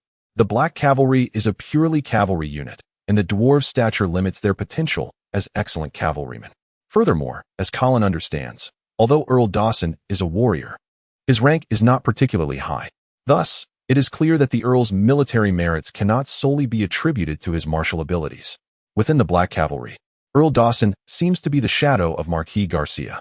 The Marquis is the soul of this army, the visible banner, while Earl Dawson operates as the behind-the-scenes steward, maintaining the logistical support and intricate daily affairs of the unit. Although Dawson's tasks often go unnoticed, the fact that he was elevated to Earl by Marquis Garcia underscores his significance to the Black Cavalry. Therefore, since entering the Black Cavalry, apart from Marquis Garcia, Colin has been particularly attentive to Earl Dawson. Due to the Marquis's unique regard for Colin, Dawson has also shown warmth towards him, leading to a gradual familiarity between the two. At this moment, Colin and Earl Dawson huddled beneath the horse's belly, sharing sips of wine and engaging in light-hearted banter. Having accompanied Marquis Garcia through countless battles, Earl Dawson was seasoned in the ways of war, yet he never anticipated that this young lad, Colin, would steal the limelight from him. Colin spun tales from a different world, reimagining various myths and legends, leaving the dwarf Earl awestruck. When Dawson inquired about the source of these stories, Colin spun a yarn, claiming they were recounted to him by a wandering bard in his childhood in Grey Fortress Town. Dawson, unable to verify the tale, could only continue to listen, captivated by Colin's embellishments. After a spirited exchange, Colin felt a surge of clarity. I now comprehend why the Marquis holds you in such high esteem. Why is that? Because you are quite the storyteller. Colin laughed heartily, well aware of the jest. However, he felt a shift in the atmosphere and asked, Earl, do you truly believe the Marquis values me for this reason? Observing the seriousness in Colin's demeanor, Earl Dawson recognized the earnestness of his inquiry and, dropping the jest, replied, What do you believe is the reason? Colin took a sip of wine, contemplating for a moment before responding, Perhaps it is due to my involvement in the recent battle at the Rapid River, or perhaps it is because of Miss Vera. Yet, I feel neither of these would warrant such attention from the Marquis.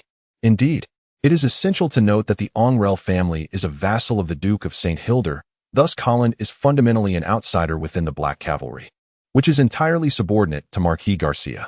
Regardless of Colin's demonstrated prowess in warfare during his prior flight, or Miss Vera's favorable disposition towards him, it hardly justifies the attention of the northern military deity, Marquis Garcia, towards an outsider.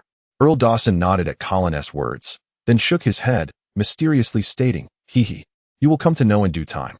Before Colin could press further, Dawson abruptly shifted the topic. Do you know why the Marquis has not continued to pursue the Troll army ahead? This was precisely the question Colin had been pondering. I believe the Troll army ahead should not be our primary target for attack. Then what should be? The Wolf Cavalry. Colin exhaled a breath of wine, confidently asserting, In this flat and expansive icy terrain, only cavalry can effectively confront cavalry. Thus, that Troll Wolf Cavalry poses the sole threat to the Black Cavalry. If we can locate and eliminate them first, the remaining Troll army will be akin to lambs awaiting slaughter. Earl Dawson clapped his hands, laughingly praising, Sir Bryce speaks true. You are indeed a natural on the battlefield. Chapter 47. Pursuit. In the ensuing days, the movements of the Black Riders indeed validated Colin's suspicions. Under the command of Marquis Garcia, they cautiously maintained a safe distance from the main Troll army, while persistently searching for the whereabouts of the Wolf Cavalry. With the Troll army present, it was inevitable that the Wolf Cavalry was lurking nearby. The paramount objective for the Black Riders was to locate their adversaries before being discovered themselves. On the third day, the Black Riders finally caught sight of the main force of the Wolf Cavalry. The situation was rather perilous, as the two armies were only 30 miles apart when the scouts of the Black Riders made their discovery. This distance posed a significant threat for cavalry forces, as it marked the edge of the scouts' reconnaissance range. It could be said that the two sides nearly brushed past one another.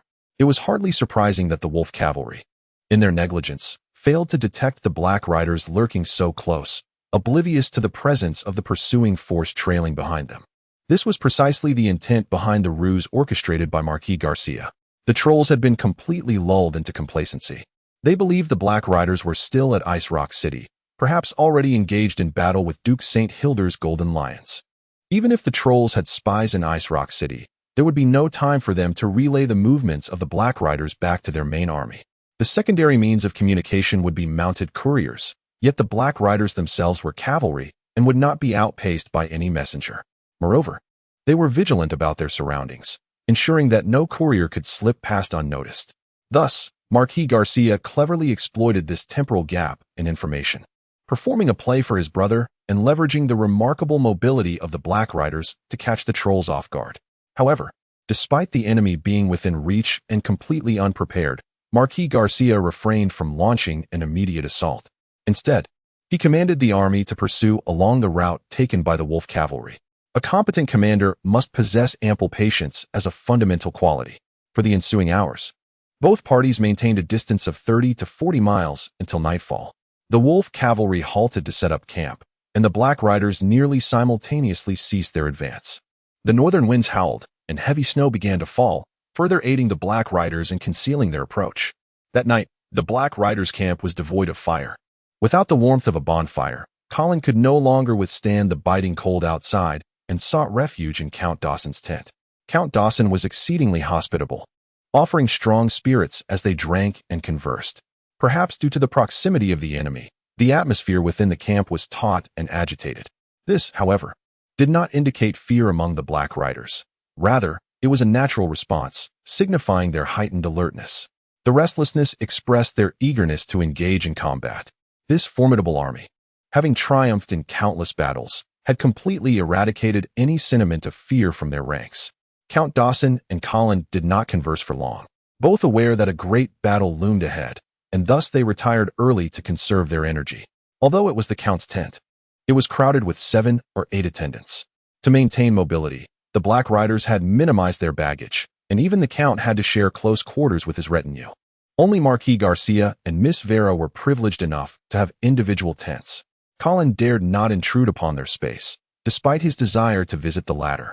Indeed, Count Dawson's tent was relatively spacious. Ordinary soldiers had to squeeze into tents where 30 men might reside.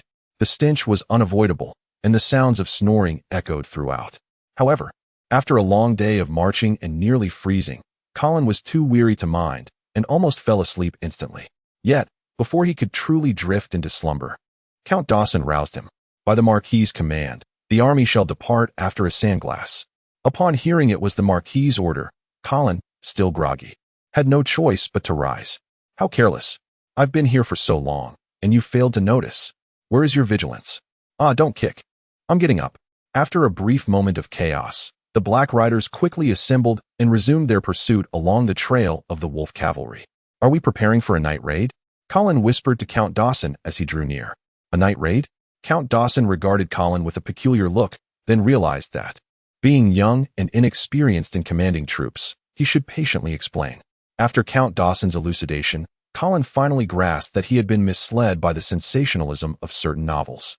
While such stories often depict nighttime raids, in reality, few generals would dare to undertake such a risk. Even if a night raid were to occur, it was typically the domain of small units rather than large armies. The reasons were simple. The risks of night combat were substantial. Although the cover of darkness might enable a surprise attack against the enemy, it equally posed dangers of confusion within one's own ranks, leading to a potential mutual destruction. For cavalry, the challenges of night combat were even greater. The darkness significantly restricted the mobility of horses. Take the terrain, for instance. Although the frosty plains might appear as a vast flatland, it was not without its undulations and irregularities. Such features posed no issue during the day, allowing horses to gallop freely, but at night, they became perilous hazards. A misstep could lead to disastrous consequences. Hence, for a cavalry army, progressing with torches or by moonlight might be feasible, but launching a full charge would be sheer folly. Marquis Garcia would certainly not commit such a blunder. Thus, his order was for the Black Riders to cautiously approach the Wolf Cavalry's camp under the cloak of night, rather than to initiate an attack in the dark. It was understandable that Colin lacked this knowledge. Although he had accompanied his father, Baron Angrel, into battle, there were no organized cavalry units within Angrel's army. The expensive nature of cavalry made it untenable for most minor nobles. Therefore, his understanding of cavalry warfare was indeed limited. Bathed in the silvery light of the moon, the Black Riders advanced stealthily toward the enemy. Spare horses and supplies remained behind, and the hooves of their steeds were muffled with cloth. The march was not entirely silent, but it was undoubtedly discreet and quiet, akin to an experienced hunter drawing near to its prey. The moment the quarry sensed danger, perhaps the deadly arrow would already be upon them. Time passed, and Colin finally discerned distant flickering lights, the unextinguished bonfires of the troll encampment. Taking a deep breath, he gripped his longsword tightly. At that moment, the Marquis's command echoed once more. All troops, halt and rest. It was the darkest hour before dawn. The entire Black Riders concealed themselves within the shadows, patiently awaiting the moment the sun would rise, the moment when slaughter would commence. Chapter 48. The raid. As the first rays of dawn illuminated the icy expanse, the heavy snow abruptly ceased. Colin, still drowsy, felt a presence nudging him beside. What is it? Are we about to engage in battle? Colin instantly snapped to attention. Indeed, the resolute Count Dawson fixed his gaze forward. All troops mount up. Prepare for combat.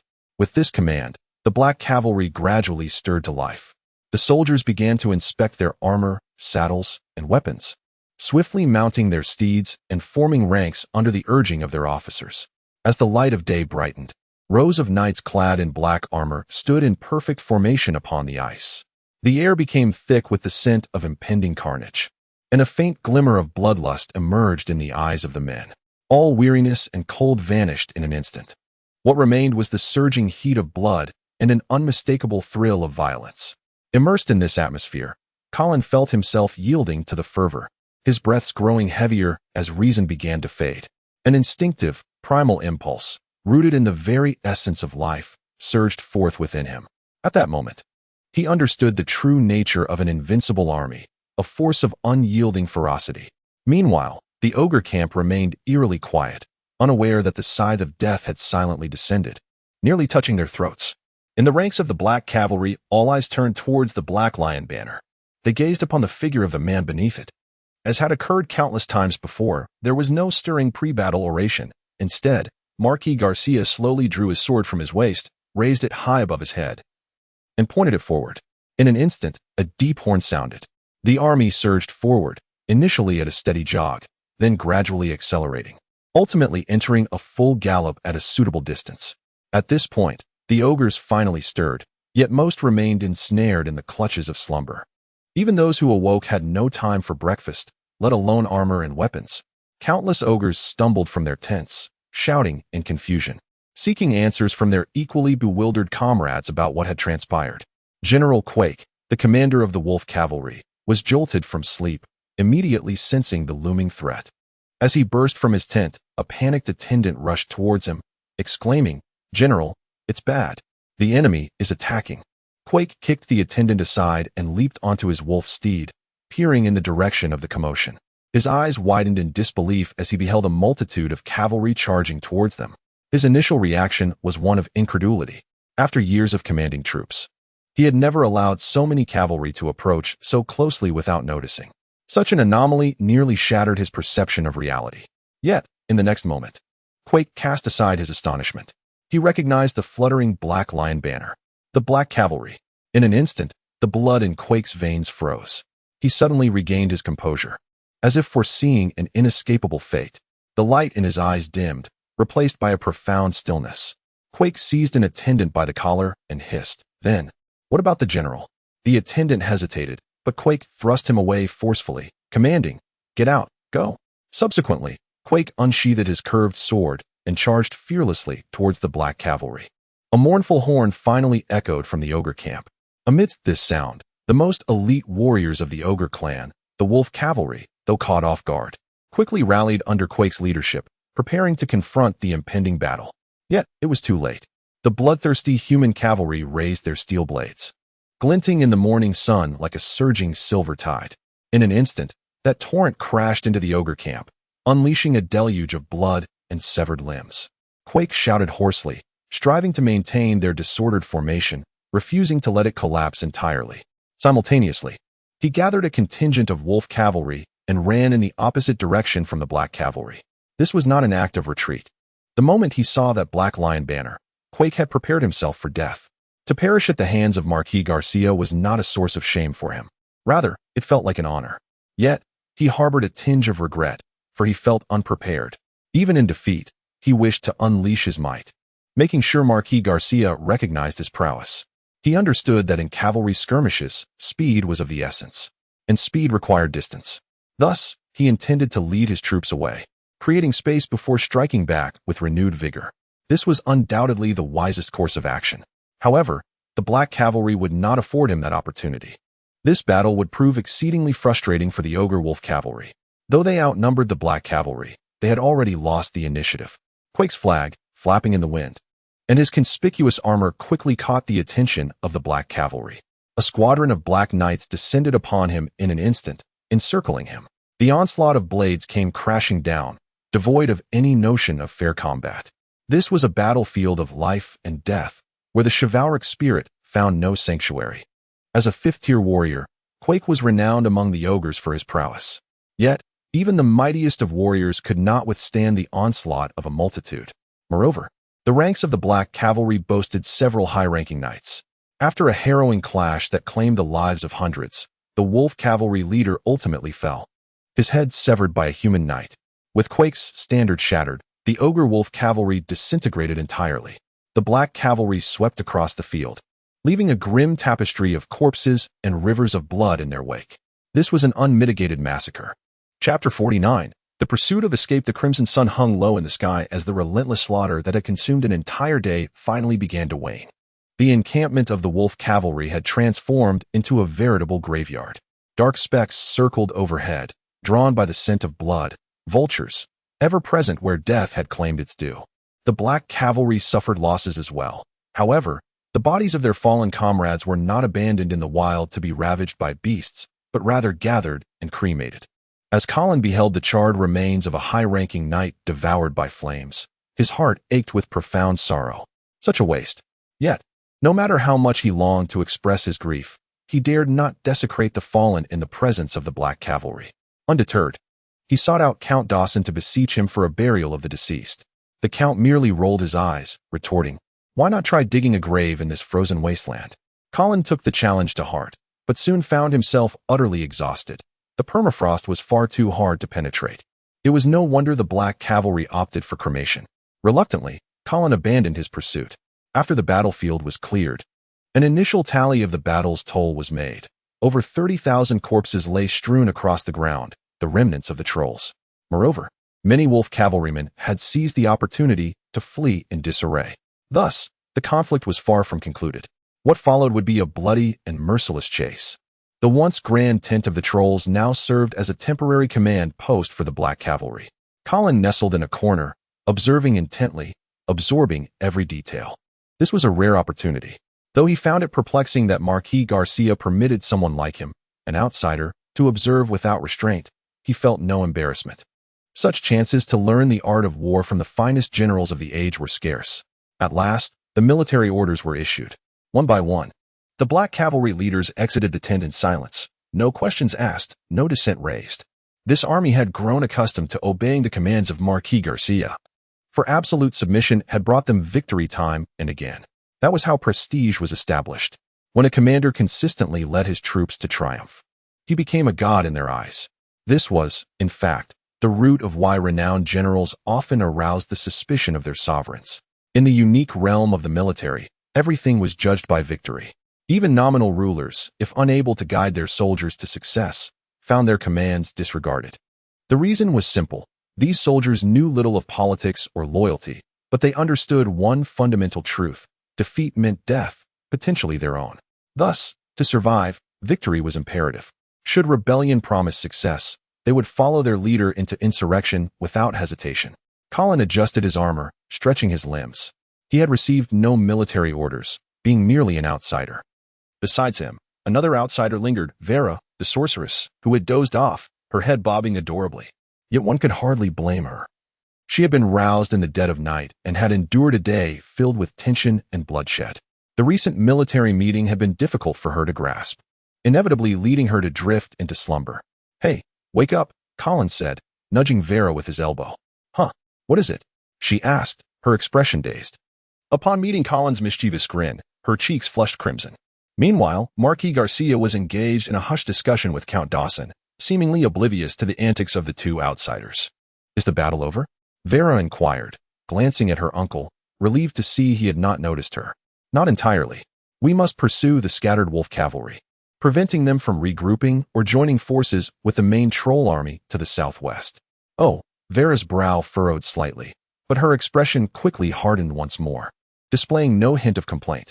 Truth be told, this noblewoman possessed a resolute character, devoid of any spoiled tendencies. Despite the inherent frailty of a sorceress's body, she persisted in keeping pace, a commendable feat. Vera, Marquis Garcia called softly, "You shall accompany Count Dawson to assist in clearing the battlefield. I will lead the troops in pursuit." "Very well," Vera replied, understanding her uncle's consideration for her and acquiescing to his command. Garcia then turned to Colin. "Sir Colin, will you accompany me or remain with Count Dawson?" Colin stood tall, declaring, "I wish to follow you." Although staying behind would be safer and provide an opportunity to cultivate his relationship with Vera, Colin recognized the gravity of this learning opportunity. He could not forego it. At that moment, Marquis Garcia was far more compelling than Vera. "Good," the Marquis nodded before striding out of the tent, with Colin eagerly trailing behind. Despite the Black Cavalry's meticulous efforts to ensnare the remnants of the Wolf Cavalry and prevent them from merging with the main troll force, it was clear that some would inevitably slip through the net. The majority of the fleeing Wolf Cavalry had been driven in the opposite direction by the Black Cavalry's relentless pursuit. Yet a few managed to breach the encirclement and rendezvous with the main troll army. Thus, news of their defeat eventually reached the command tent. Inside, the atmosphere was thick with tension and gravity. The towering figure seated in the main chair, Gamvik Vulcan, the southern prince of the Troll Empire, appeared somewhat dazed.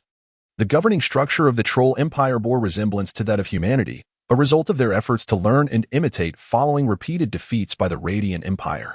The supreme ruler was Emperor Mordolf Vulcan, under whom resided 4 princes, east, south, west, and north, akin to the 4 dukes of the Radiant Empire. Among them, the southern prince was the most esteemed and powerful, for the southern region posed the greatest threat to the Troll Empire while also being their ancestral homeland. Guarding the southern expanse of the celestial ice plains required considerable strength. Otherwise, one would have long since met their end. Thus, unless the emperor personally led the charge, the southern prince typically assumed command during engagements with the northern front. This occasion was no exception. Gamvik Vulcan, the second-in-command of the Troll Empire, was no stranger to Marquis Garcia, having battled against him for over a decade without securing a single victory. Yet, despite his lack of success, his reputation within the Troll Empire had been steadily rising. Other troll commanders invariably found themselves utterly defeated when confronting the Black Cavalry, leaving Gamvik as the sole troll leader capable of challenging Marquis Garcia. In this southern campaign, taking advantage of Garcia's diversion from the front lines, Prince Gamvik finally reveled in a series of victories, declaring to the world that it was not his inability that was at fault, but rather the extraordinary prowess of Marquis Garcia. Look, he could assert, once Garcia is absent, no one from the northern front is my match. Moreover, he had executed this subtle maneuver to solidify his position.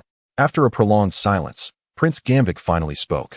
However, the other troll commanders exchanged glances, speechless, enveloped in a profound silence. Chapter 50. Disturbance. The midday sun cast its warm rays upon the icy expanse of the sky. Yet the soldiers of the colossal troll army felt an unrelenting chill to their very bones. At some unknown moment, shadowy figures of the Black Cavalry scouts began to materialize around the vast army, observing them from a distance as if they were mere prey. In comparison to the more than 200,000 trolls, these scouts appeared as insignificant ants at the feet of a great elephant, small and inconspicuous, seemingly crushable underfoot. However, it was the trolls, the unwieldy elephant, who bore the true weight of anxiety. The once mighty army, having marched victoriously, had inevitably spread out over the long journey, particularly the rear guard responsible for transporting the spoils of their plunder, which had long lost sight of the vanguard. Furthermore, under the orders of Prince Gamvik from the south, over 50,000 human slaves seized from the north had been unceremoniously abandoned upon the icy plains. Indeed, before the main forces of the Black Cavalry had even been sighted, the trolls had willingly regurgitated what they had consumed. Prince Gamvik understood all too well that these human slaves would only serve as a burden to the army and were better off discarded. Their fate, whether they would perish from the cold on the ice, was of no concern to him. Should the Black Cavalry take in these 50,000 human slaves, perhaps Prince Gamvik would awaken from his dreams with a smile. The scouts of the Black Cavalry did indeed discover these forsaken human slaves, but when the news reached Marquis Garcia, he made no hesitation in choosing to disregard them. Cold-blooded and unfeeling, yet a decision befitting a commander. The Black Cavalry, traveling light and with scant provisions, could not afford to adopt these human slaves, lest they all succumb to starvation upon the icy expanse. At this moment, the Black Cavalry was preoccupied, relentlessly pursuing the remnants of the previously defeated Wolf Cavalry. This relentless hunt for the Wolf Cavalry lasted a grueling 5 days and nights, culminating in an initial count of nearly 70,000 slain. Yes, only the slain, with no captives taken. The moment Marquis Garcia learned of the trolls abandoning the human slaves, he issued orders to accept no troll captives. Thus, the Wolf Cavalry had entirely lost their fighting spirit, with the few remaining stragglers posing no further threat. Marquis Garcia then began to consolidate the Black Cavalry, and after a brief respite, they moved closer to the location of the troll army. The lumbering troll forces, making their slow advance, suddenly noticed that the previously omnipresent scouts of the Black Cavalry had vanished without a trace. This left the troll soldiers in a state of confusion. However, Prince Gamvik immediately sensed the gravity of the situation, for he understood that the disappearance of the scouts could only signify one thing. The main body of the Black Cavalry had arrived. Sure enough, the snow upon the icy plains began to tremble, and the distant sound of hooves became faintly audible. The troll soldiers looked around in astonishment, only to discover that squads of black cavalry were converging upon them from all directions. The resounding blast of horns echoed across the battlefield as the troll army, after a brief moment of chaos, began to form ranks to face the impending onslaught. Yet, panic swiftly spread among the trolls, despite their numerical superiority. The banner of the Black Lion seemed to possess a mesmerizing power, instilling an overwhelming sense of dread within the trolls whenever it appeared against the backdrop of the icy expanse. The black cavalry advanced with remarkable speed. Accompanied by the thunderous sound of hooves, numerous cavalry units encircled the troll army from all sides. Each unit comprised approximately 1,000 riders, totaling less than 20,000. In stark contrast to the more than 200,000 trolls, it felt as though they were mere ants attempting to shake a tree. However, the ferocity with which the black cavalry closed in suggested that they were the true masters of the battlefield. As they drew near, the cavalry swiftly adjusted their formation, skirting along the flanks of the troll army.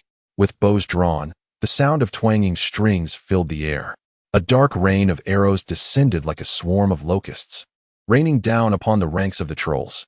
Do not panic. Raise your shields. Prepare the archers. Prepare the spearmen. Do not move. Do not retreat. Maintain formation. The cacophony of commands echoed through the troll ranks, nearly drowned out by the thunderous hooves of the charging cavalry. Arrows fell like a torrential downpour, clanging against shields. Yet, the sickening thuds of arrows finding flesh soon followed, as trolls fell amidst cries of anguish that spread like wildfire through the ranks. There was no mercy, no hesitation. The black cavalry opened the chapter of this battle with brutal efficiency. The troll army, now huddled into a circular formation, appeared as a tortoise retreating into its shell, while the black cavalry surged past their flanks like tangent lines, relentlessly unleashing a storm of arrows. When the 2,000 cavalrymen had galloped through, their passage carved clear lines through the ranks of the trolls, reminiscent of a field of wheat battered by a tempest, scattered with the bodies of the fallen and the cries of the wounded. However, the trolls were not without their means of retaliation. After enduring the initial wave of the most concentrated assault, the archers and spearmen regained their composure, following the officers' commands to retaliate with arrows and spears. Yet, the black cavalry maintained an undeniable advantage in mobility. The moment they detected any gap or weakness, they surged forward to strike, only to swiftly withdraw before the trolls could regroup and mount a counterattack, leaving no opportunity for retaliation. This textbook example of cavalry harassment continued for a full morning. It was not until the various units of the black cavalry withdrew that the trolls could finally catch their breath. In truth, the casualties inflicted upon the massive troll army were not catastrophic. However, the immense psychological strain left every troll soldier utterly exhausted. Once the black cavalry departed, they hastily set up camp, igniting fires to cook and tending to their wounds. Yet, just as they began to eat and had not yet found the opportunity for a brief respite, the trolls were shocked to discover the black cavalry reappearing from all directions once more. Almost a mirror image of the morning's events. The black cavalry once again divided into dozens of small units, each comprising around 1,000 riders, charging towards the troll army. The trolls, familiar with the structure of the black cavalry, quickly discerned that this afternoon's contingent was distinctly different from the morning's. A wheel battle was underway. Chapter 51, Breaking the Formation, Part 1. The north wind howled, and the heavy snow fell once again upon the icy expanse of the heavens. Yet, no amount of snow could impede the continuation of this battle. It had been 9 days since the black cavalry had caught up with and began to incessantly harass the main forces of the trolls, akin to a tortoise shell. For a full 9 days, the 50,000-strong black cavalry had been divided into 3 groups, taking turns to execute a strategy of harassment against the troll army. During this span, the troll forces had advanced less than 50 kilometers, leaving behind over 30,000 fallen troll soldiers along the way. Perhaps such casualties might seem insignificant to an army of over 200,000, yet the relentless pressure of despair was eroding the fragile nerves of the troll warriors, pushing them ever closer to the brink of collapse. Under this continuous assault, the troll army's formation began to reveal more and more vulnerabilities. However, the black cavalry refrained from launching a full-scale attack. They resembled a seasoned and ruthless hunter, inflicting small wounds upon their prey, watching it bleed, struggle, and weaken day by day. Marquis Garcia exhibited remarkable patience, as did Colin. Such tactics could not be gleaned from military treatises or legendary narratives. They surpassed the military education of the Angrel family. Colin recalled that his family's military training primarily focused on infantry tactics, as the Angrel family could not afford cavalry. However, having witnessed the terrifying prowess of the Black Cavalry, Colin could no longer suppress his desire to forge a cavalry of his own. A thought that took root in his mind, refusing to be cast aside. To better understand the ways of cavalry warfare, Colin participated in several harassment operations with the Black Cavalry, having received permission from Marquis Garcia. Though he had not kept a detailed count, Colin estimated that he had slain around 30 or 40 troll soldiers. He did not seek accolades for such deeds, for Marquis Garcia was not his sovereign. And no matter how he distinguished himself, he could not earn the Marquis's rewards. Nevertheless, Colin felt that what he was learning from Marquis Garcia was far more invaluable than gold, territory, or even titles.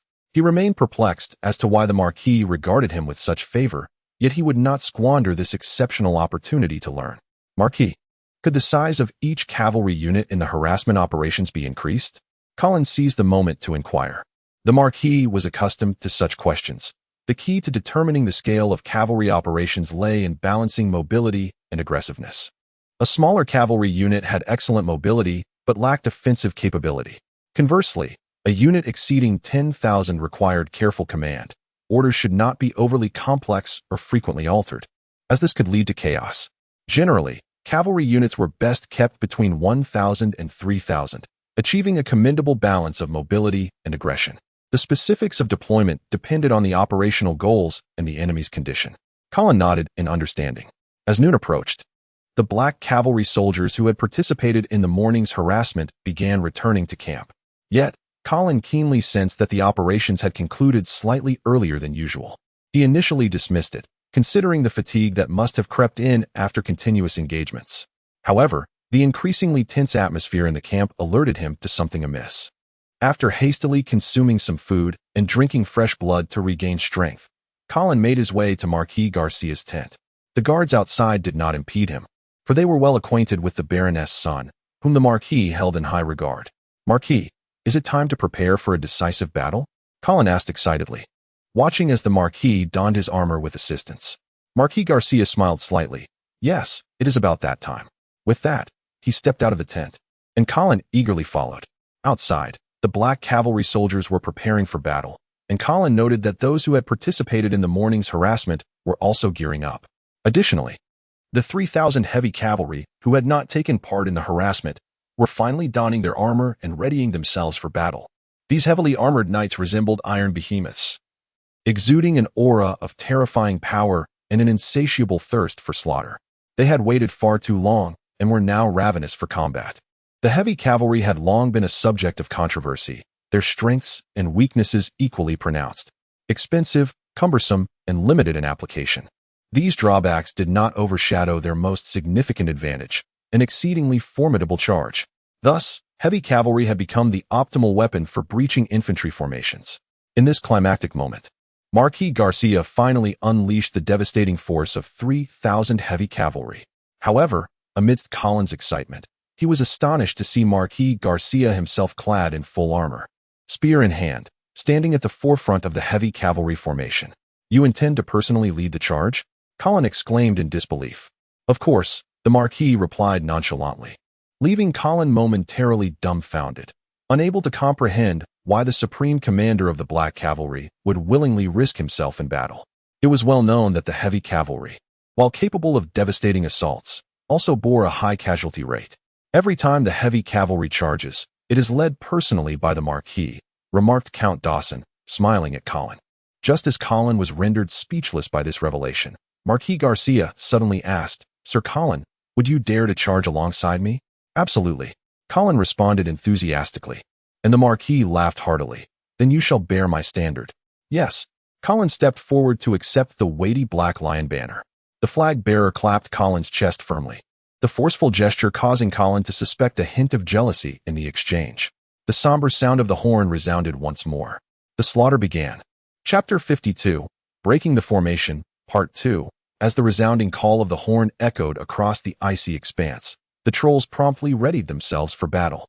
After enduring prolonged fear, they had become numb, almost as if merely fulfilling a duty. In this moment, the trolls, adeptly forming their ranks to confront the enemy, remained oblivious to the impending threat that loomed over them. From a vantage point high above, the entirety of the Black Cavalry advanced, subtly encircling the troll army within a vast radius. Prince Gambic, observing the approaching battalions of the Black Cavalry from all directions, gradually sensed the gravity of their situation. There were too many. This was not a mere skirmish. Yet, even as he grasped the imminent assault from the Black Cavalry, he found himself devoid of any strategic response, uncertain of the main assault's direction. From the outset of this conflict, the initiative had firmly rested in the hands of the Black Cavalry. The troll formations, though seemingly formidable, were, in reality, unwieldy. A single crack in their defenses, exposed by the relentless harassment from the light cavalry, would unleash the hidden heavy cavalry to strike with ferocity, tearing that vulnerability into a lethal wound. Such a weakness was not difficult to find. After enduring 10 days of continuous harassment, the troll forces were already weary. With the full might of the Black Cavalry unleashed today, the pressure on the trolls intensified dramatically. Under this immense strain, opportunities arose. Marquis Garcia slowly raised his arm, signaling his 3,000 heavy cavalry to advance steadily. Their target was the right rear flank of the troll formation. A palpable aura of lethal intent enveloped the heavy cavalry. The ground trembled beneath them, reminiscent of a minor earthquake. The trolls soon recognized the ominous shift in the atmosphere. However, it was too late for them to adjust their formation. The heavy cavalry began to accelerate. The black lion flag in Colin's grasp billowed in the wind. Marquis Garcia lowered his visor, steadied his lance, and leaned slightly forward. Behind him, the 3,000 heavy cavalry mirrored his movements in perfect unison. These 3,000 swiftly moving iron beasts, each wielding lances 7 to 8 meters long, were like a tempest of death, surging towards the right rear flank of the troll formation. Before such overwhelming force, it seemed that nothing could impede their advance. Colin had previously considered the Marquis's decision to personally lead the charge somewhat reckless. After all, it was unwise for a commanding general to expose himself to danger. Yet, at this moment, surrounded by such formidable heavy cavalry, he cast aside those thoughts. He was uncertain of the Marquis's rank as a knight, but he understood that even a knight of the sacred realm would struggle to survive if isolated amidst a sea of foes. However, Marquis Garcia was not alone. Behind him stood 3,000 elite heavy cavalry, sworn to follow him to the death. These 3,000 fearless warriors, inspired by their idol, coalesced into a singular entity at that moment. Each individual seemed to transcend the limitations of mortal frailty, merging into an indomitable collective, a deity of unparalleled might. Such a terrifying momentum, even before reaching the troll lines, incited uncontrollable panic and chaos. "Raise your shields. Do not move. Anyone who does shall be killed," bellowed the troll officers, desperately attempting to maintain formation. They understood that, against a charge of this magnitude, the infantry's only hope lay in preserving their ranks. If the formation collapsed, it would swiftly devolve into a one-sided slaughter. Yet, in the face of the fearless charge from the 3,000 heavy cavalry, against such a terrifying force that seemed otherworldly, no one could remain calm and resolute. The thunderous sound of hooves resonated, becoming the sole melody in the realm. Each heavy impact struck terror into the hearts of the trolls, instilling fear, causing them to tremble, and igniting an instinctual desire to flee. Sparse arrows and spears were loosed from the troll ranks, but they merely clanged against the heavy cavalry's armor, inflicting no damage. Colin, brandishing the black lion flag high, could almost discern the faces of the trolls, etched with dread and panic.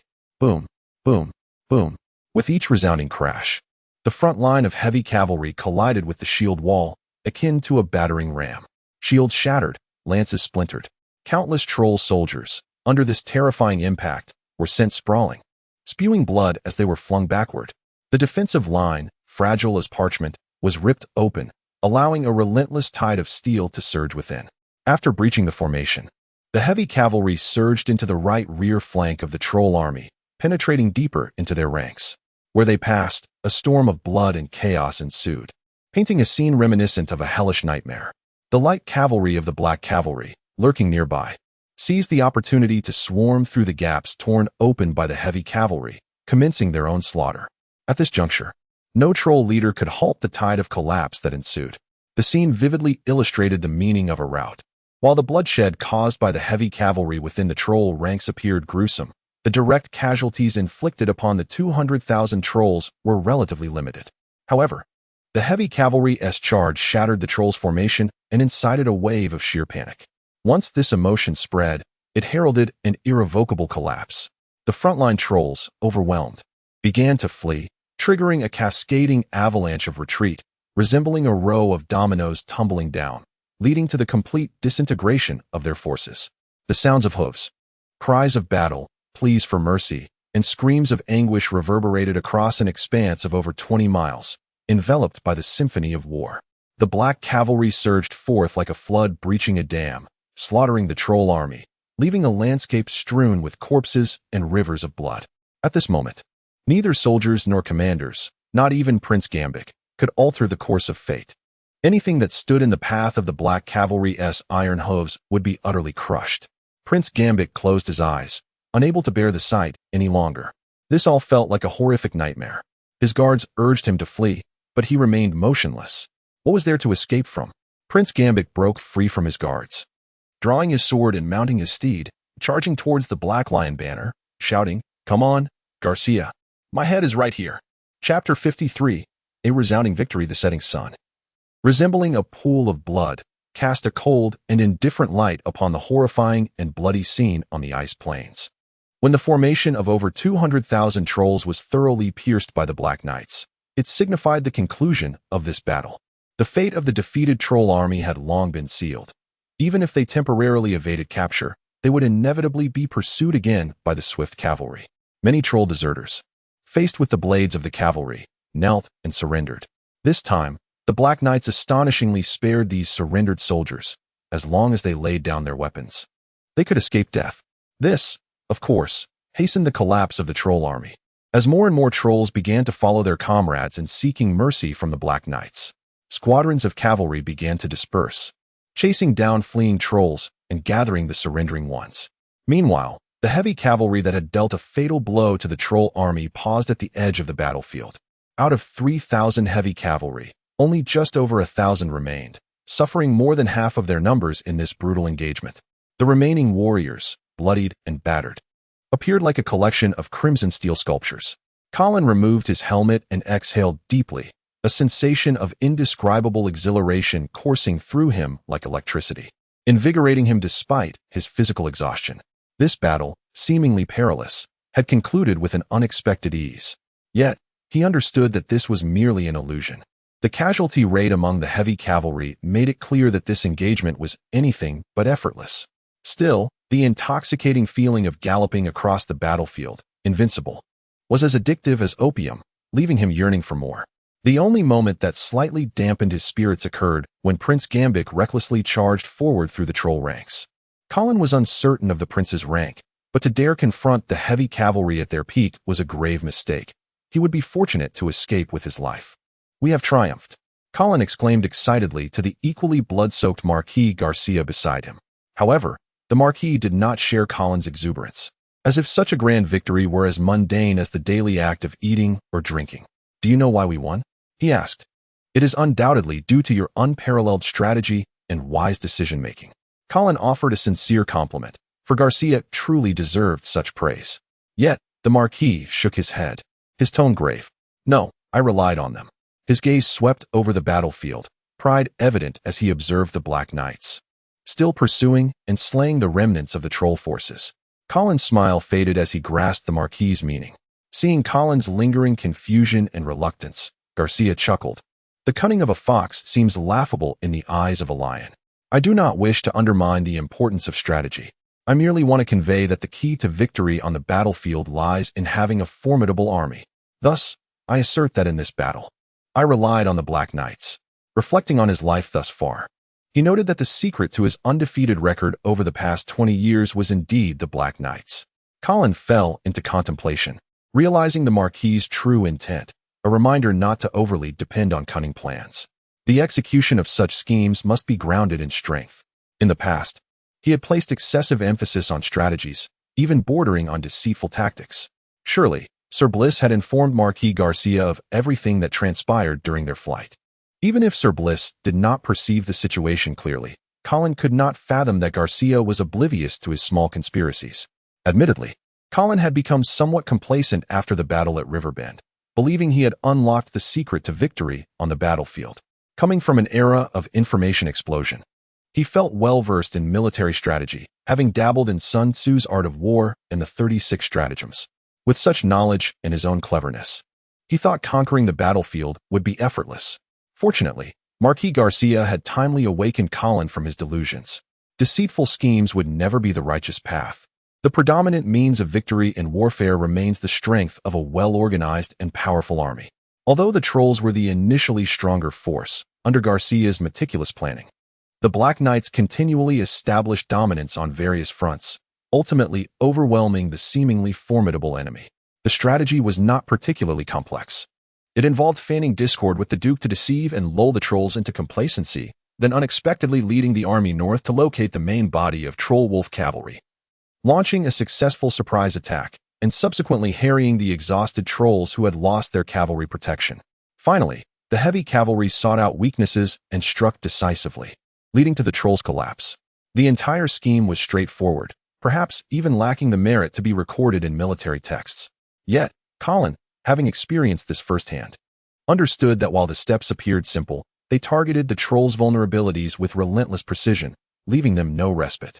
From the beginning to the end, regardless of how the trolls struggled, they could not escape their fate of defeat.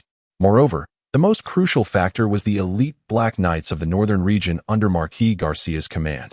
This realization led Colin to reflect on the Marquis's extraordinary leadership and, more importantly, his prowess in training. It was through his meticulous cultivation of the Black Knights that the foundation for these victories was established. With this thought, Colin could no longer suppress the idea swirling in his mind. Marquis Garcia's dominance stemmed from his Black Knights. But where was his own cavalry? The wind and snow continued to howl, as if the anguished spirits of countless wronged souls lamented across the heavens. On the ice plains, a multitude of troll surrenderers huddled together, surrounded by the watchful Black Knights on patrol. Overwhelmed by hunger, one troll finally called out to the patrolling soldiers, "Hey, brothers, we are utterly famished. Could you spare us some food?" His plea was met with immediate agreement from his companions, creating a cacophony of voices. "Yes, I'm freezing. Could you share something warm?" Another added, "And my leg. The blood is nearly gone. Can someone help me?" However, the Black Knights remained indifferent to the trolls' desperate entreaties. Only when some surrenderers attempted to move beyond their confines did they face stern warnings, even arrows and blades. Thus, the trolls had no choice but to wait patiently. Time dragged on, and many of the trolls who could no longer endure had perished. Those still clinging to life, however, did not receive the outcome they had hoped for. At last, the command from Marquis Garcia came down. All troll surrenderers must be executed. Chapter 54. The City of the Troll King, Part 1. The midday sun lazily cast its rays upon the city of the Troll King. This grand metropolis, constructed from solid ice, radiated an enchanting glow. The diverse array of ice edifices within the city embodied a simplistic yet rugged style, a true reflection of the Troll clan's character. To human sensibilities, the city appeared grotesquely unattractive, devoid of any commendable features. Yet, to be frank, the trolls had evidently not expended much effort in its construction. Over a decade ago, the trolls' habitat was not so deeply entrenched in the celestial ice plains. They resided in close proximity to the northern human territories. At that time, the city of the Troll King was a mere 800 kilometers from the border of the north. This distance, at the marching speed of the Black Knights, could be traversed in a mere 10 days. Each incursion instilled a sense of dread and anxiety among the troll aristocracy. Although they understood that Marquis Garcia would never squander his most prized Black Knights on a siege, the humiliation of being repeatedly threatened at their gates was intolerable for the trolls. After enduring yet another assault by the Black Knights, the Troll Emperor resolved, a decade ago, to relocate the capital. As the city of the Troll King shifted northward, the trolls' military presence followed suit. The clans in the southern regions of the celestial ice plains could not remain idle, passively awaiting the potential onslaught of the Black Knights, and thus, they too migrated northward. Consequently, the once thriving troll settlements in the southern plains were gradually abandoned, resulting in a vast, uninhabited buffer zone of several thousand kilometers between the Troll Empire and the north. This strategic retreat effectively diminished the immediate threat posed by the Black Knights, granting the Troll Empire a rare respite. However, the hurried relocation, compelled by the pressure of enemy advances, led to the hastily constructed new city of the Troll King, which was evidently erected in a careless manner. The Trolls held a firm belief that the Black Knights could not maintain their arrogance indefinitely.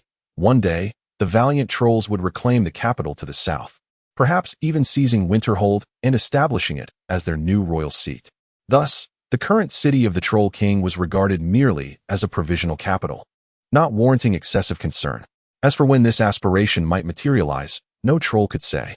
Yet now, they were confronted with a harsh reality. Prince Gambic's army of 300,000 had been utterly annihilated. A chilling wave swept through the city of the Troll King, freezing it in a state of dread. The faces of all trolls were etched with terror and panic, fearing that one day they might awaken to find the ominous Black Lion banner looming over their city once more. Within the palace, the atmosphere was palpably tense. The royal palace, not situated at the city's heart, but rather in the western outskirts, was constructed not of ice, but of massive stones, standing proudly on a hillside, overlooking the entire city. After undergoing several stringent inspections, an ornate carriage slowly entered the palace. The heavy gates creaked open, only to close with a resounding thud, as if sealing the place away from the world forever. In a courtyard paved with marble, the carriage came to a halt, and a middle-aged man clad in a voluminous black robe emerged. Indeed, the author has not erred. It was a middle-aged man, not a troll. The presence of such a human in the troll palace was starkly incongruous, especially amidst the current tense atmosphere. However, the palace guards accepted it with an air of normalcy. "Sir, His Highness is awaiting you in the hall," one guard announced. The man nodded in acknowledgement and proceeded to the hall with practiced ease. Upon entering, he found a young troll bent over a desk, writing. Hearing footsteps, the young troll set down his quill and rose to greet him. "Sir, please take a seat." A recent batch of goblin merchants brought fine elven tea from the Forest of Radiant Moons. "Would you care to sample it?" "Thank you, Prince Okamoto," the man replied with a smile, accepting the teacup and taking a delicate sip, nodding in appreciation. Under different circumstances, they would have savored the elven tea, yet today, their hearts were heavy. "His Majesty has decided that I shall inherit the title of Southern Prince, with the coronation ceremony scheduled for 3 days hence." The young troll, named Okamoto, was indeed the son of the recently deceased Southern Prince Gambic Vulcan. However, he was Gambic's second son, with an elder brother above him. Ordinarily, the title would have passed to Okamoto's brother. Nonetheless, although the Southern Prince was the second highest authority within the Troll Empire, the present precarious situation rendered the position a veritable hot potato. Okamoto's elder brother lacked both the courage and the inclination to assume this mantle. Thus the title fell to Okamoto. "I must extend my congratulations, Your Highness." The man expressed no surprise, as if he had anticipated such an outcome. He took the parchment presented to him and skimmed it briefly. "The current Troll King is a formidable adversary. The humans of the North, who feast upon abundance, will have no interest in this place." This statement held truth. The inhabitants of the North could not even be bothered to claim the vast lands in the southern celestial ice plains abandoned by the trolls, let alone traverse the icy expanse to seize the current troll capital. A bittersweet smile crossed Okamoto's face. While he felt a sense of relief, he was also engulfed by profound humiliation. The vast and fertile lands of the North once belonged to the trolls. If circumstances permitted, they would never have wished to languish in this frigid wasteland, clinging to survival. Yet, quickly, he banished such futile lamentations and opened a box resting on the table, extracting a bloodied head. "Marquis Garcia even sent my father's severed head. How considerate." Okamoto held his father's head before him, staring into the unblinking eyes, and asked, "What do you think I should do now?" The man understood that this question was directed at him. "Your Highness, your foremost duty is to journey to Winterhold. Prostrate yourself before the Duke of the North and implore his forgiveness." With a resounding thud, Okamoto cast the severed head at the man's feet. Coincidentally, the lifeless eyes fixated upon him. "Sir, gaze into my father's eyes and repeat your words." Chapter 55, The Troll King's Castle, Part 2, Your Highness. "The most pressing matter at hand is for you to journey to Winterhold, prostrating yourself before the Duke of the North and beseeching his forgiveness." Mr. Chi reiterated his words, devoid of hesitation or concern, entirely unperturbed by the inappropriateness of such sentiments stemming from his station. As a human, Mr. Chi found himself in a somewhat awkward position among the trolls. Generally speaking, to demonstrate loyalty to the trolls and to delineate himself from his past. He had to harbor a deep-seated animosity towards humanity. Indeed, he needed to exhibit a loathing even more intense than that of the trolls themselves. This phenomenon is known as the fanaticism of the convert. In reality, many ethnic Chinese individuals who harbor extreme hatred and engage in vehement slander against China often do so from a similar psychological backdrop. Yet now, before a troll prince who had just perished on the battlefield, Mr. Qi urged his own son to implore their adversary for clemency. However, Okamoto suddenly laughed, seemingly devoid of anger or suspicion regarding Mr. Qi's intentions. "Mr. Qi, you should have advised my foolish father sooner. Had he been willing to bow to the north from the outset, he would not find himself in such dire straits now." He then spat disdainfully onto the severed head before him, scoffing, "There exists an age-old adage among humans. If you lack the strength to confront a bull, do not wave a red cape. Huh, look at my foolish father, aware that he cannot contend with Marquis Garcia, yet perceiving an opportunity due to his absence from the front lines, blind to the fact that the Black Knights would never allow him to invade the north unchallenged." Mr. Qi remained silent, unwilling to join Okamoto in disparaging Prince Gombik, for that would be an act of folly. The entire exchange was replete with filial piety. Lifting his teacup, Okamoto took a hearty swig, regaining his composure. "Mr. Qi, is it not a tad too late for me to seek mercy from the Duke of the North?" "But that is your sole option," Mr. Qi replied coolly.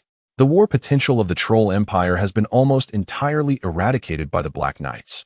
Do not expect to organize a formidable army to withstand the North's military might for at least a decade. Even if you cannot conquer the royal city, you must disrupt the process of the Troll Empire's recovery, ensuring they can never pose a threat to the North again. Therefore, if you wish to secure a chance for recuperation, you must plead for peace with the North." Okamoto's fingers lightly tapped upon a wooden box, producing a rhythmic sound. After a long pause, he spoke again. "So, will the Duke of the North agree to negotiate with me?" Mr. Qi nodded. "As long as you present yourself with sufficient humility, convincing the Duke that you pose no threat, his gaze will naturally shift elsewhere. Consider this. If the threat of trolls were eliminated, what would be the Duke's greatest concern?" A glimmer of realization ignited in Okamoto's eyes. "The Black Knights." "Precisely, Mr. Qi affirmed. "Though we were previously deceived by the performance of those two brothers, I refuse to believe that there is no animosity between Marquis Garcia and Duke St. Hilder. I would rather posit that it is the threat posed by the trolls that has compelled them to temporarily unite, setting aside their grievances. However, this alliance is exceedingly fragile. How can they rest easy under the formidable blade of the Black Knights?" It was as if, amid an endless abyss, he had finally grasped a sliver of light. "Therefore, our next critical move is to sow discord between the Duke of the North and Marquis Garcia." Indeed, Mr. Qi's eyes gleamed with a sinister light. Okamoto, taken aback, inquired, "What do you mean?" "To my knowledge, the Golden Lion Legion of the St. Hilder family still congregates outside Ice Rock City, while the armies of the various lords of the North remain entrenched within. Both sides are subtly at odds." Okamoto was evidently unaware of this information, clearly indicating that Mr. Qi possessed his own sources within the North. He recognized this fact and chose not to press Mr. Qi about the identity of his intelligence. In truth, he remained unaware of Mr. Qi's true identity. Nevertheless, Mr. Qi had already gained the acknowledgement of His Majesty the Troll Emperor and the former Southern Prince. While his loyalty to the trolls may be debatable, his animosity towards the North was indubitable. Thus, Okamoto elected to place his trust in Mr. Qi. Upon hearing this news, he lifted his head, his gaze penetrating as he looked at Mr. Qi. Does this imply that the tensions between Duke St. Hilder and his vassal lords have escalated to this extent? At present, it certainly appears so. The Duke's beloved son has squandered 200,000 troops of the North. Such a catastrophic defeat cannot fail to evoke backlash from the Northern lords. Moreover, do not forget that Marquis Garcia also bears the surname St. Hilder. Perhaps a change in leadership in the North would not be entirely unacceptable to these lords. Upon hearing Mr. Qi mention that Marquis Charles had led to the demise of 200,000 Northern troops, Okamoto felt a pang of anguish, his gaze involuntarily drifting towards the wooden box. Clearly, he empathized deeply with this plight. So, chaos is about to ensue in the North. Indeed, Mr. Qi's demeanor exuded confidence. The North is akin to a bowstring drawn to its utmost tension. Once the external threat dissipates, internal conflicts will inevitably erupt. Excellent. Okamoto slammed his fist onto the wooden box, causing cracks to splinter across its surface. Once the coronation ceremony concludes, I shall resign my position and personally embark on a mission to the north. Your Highness is astute. Yes, the lady is named Vera St. Hilder. I encountered her at the Mage Tower in Yevil and was aware of her mysterious origins, though I never anticipated she would be the Duke of the North's adopted daughter. What is her appearance like? She is a vision of unmatched beauty. Okamoto nodded in satisfaction and suddenly proposed. Do you think, if I were to request the Duke of the North for permission to wed Miss Vera, he would acquiesce? Certainly. I believe the Duke would be more than willing to have a troll prince as his son-in-law, especially in light of his urgent need for external support to resolve internal strife. Haha.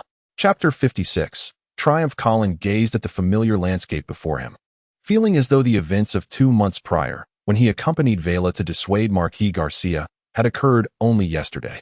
The scenery remained unchanged, yet everything felt different. At the very least, the formidable army of 300,000 trolls had been utterly annihilated. However, this did not imply that the northern realm had settled into tranquility. Although Colin had yet to enter the city, he had already keenly sensed the weighty atmosphere that hung over Ice Rock City. Summers in the north were often tempestuous. Beside him, Earl Dawson stared at the leaden sky and remarked cryptically, I suspect it pertains to Ice Rock City. What do you think? I share the same suspicion. Colin replied. How dreary. Earl Dawson rolled his eyes. Colin chuckled at the dwarf Earl's antics, his expression playful as he continued. Then let us speculate further. Which invitation do you believe the Marquis will accept? I shall refrain from guessing that. Earl Dawson rolled his eyes once more, remaining wary of the cunning Baroness' son. Not deterred by the Earl's reticence regarding Marquis Garcia's inclinations, Colin shifted his approach, suggesting, pray tell, with the Black Knights achieving such a significant victory, how do you think the Duke will reward them?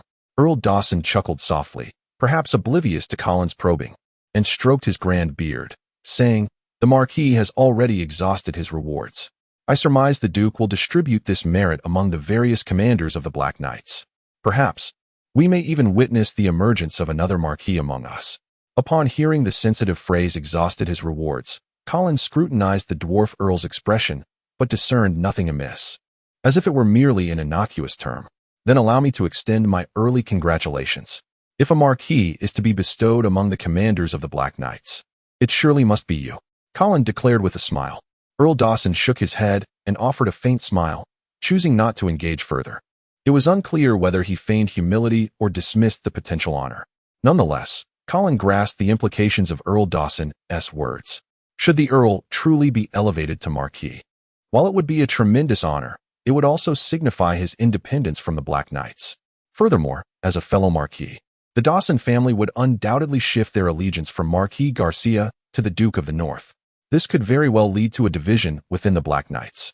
How would he navigate such a predicament?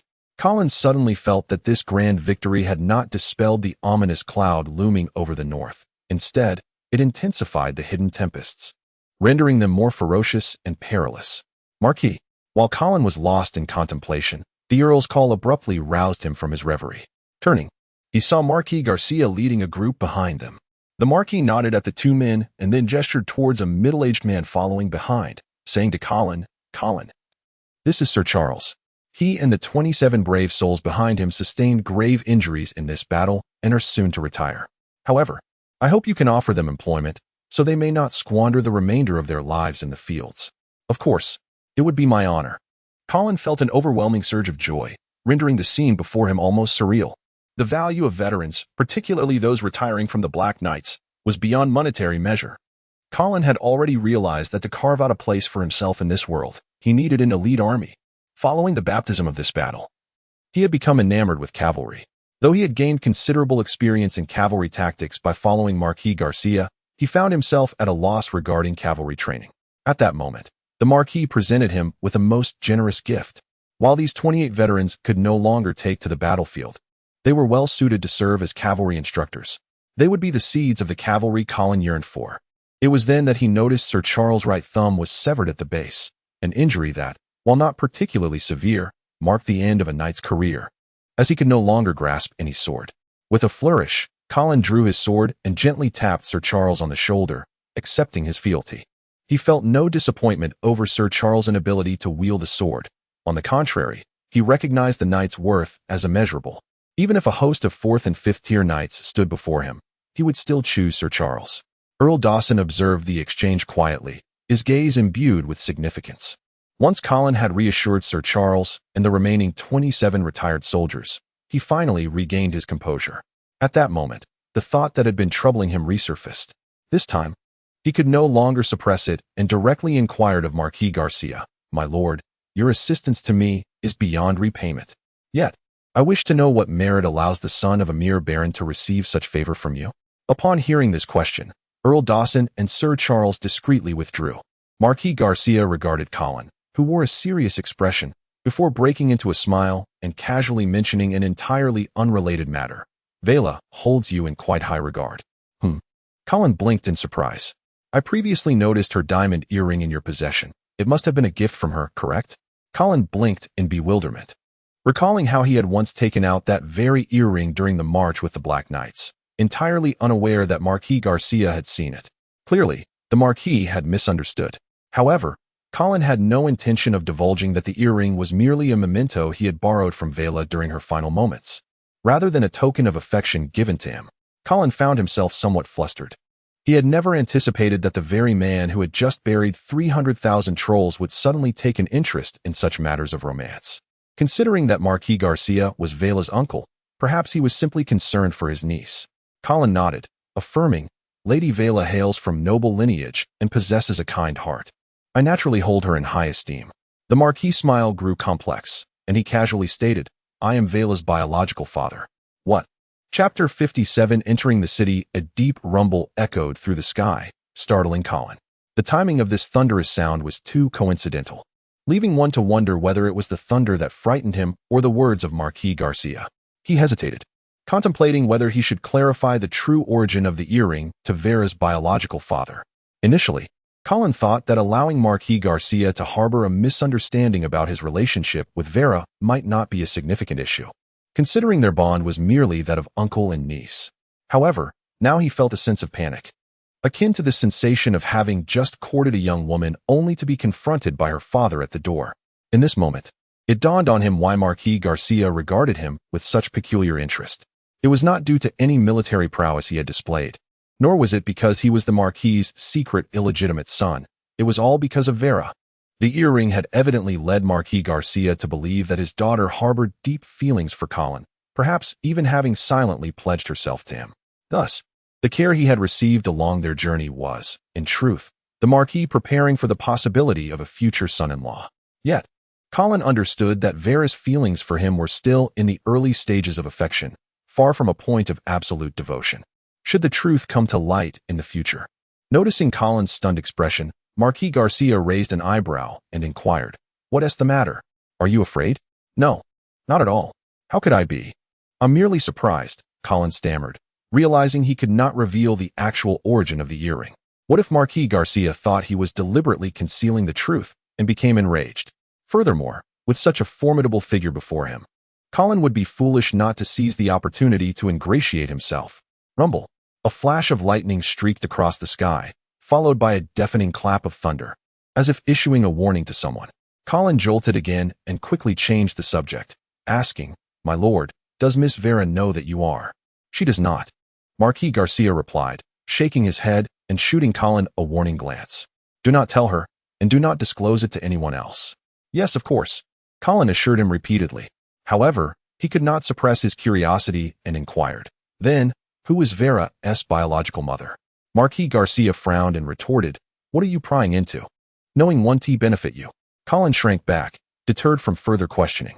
Yet, not daring to inquire did not equate to a lack of imagination. At that moment, he concocted an elaborate drama in his mind.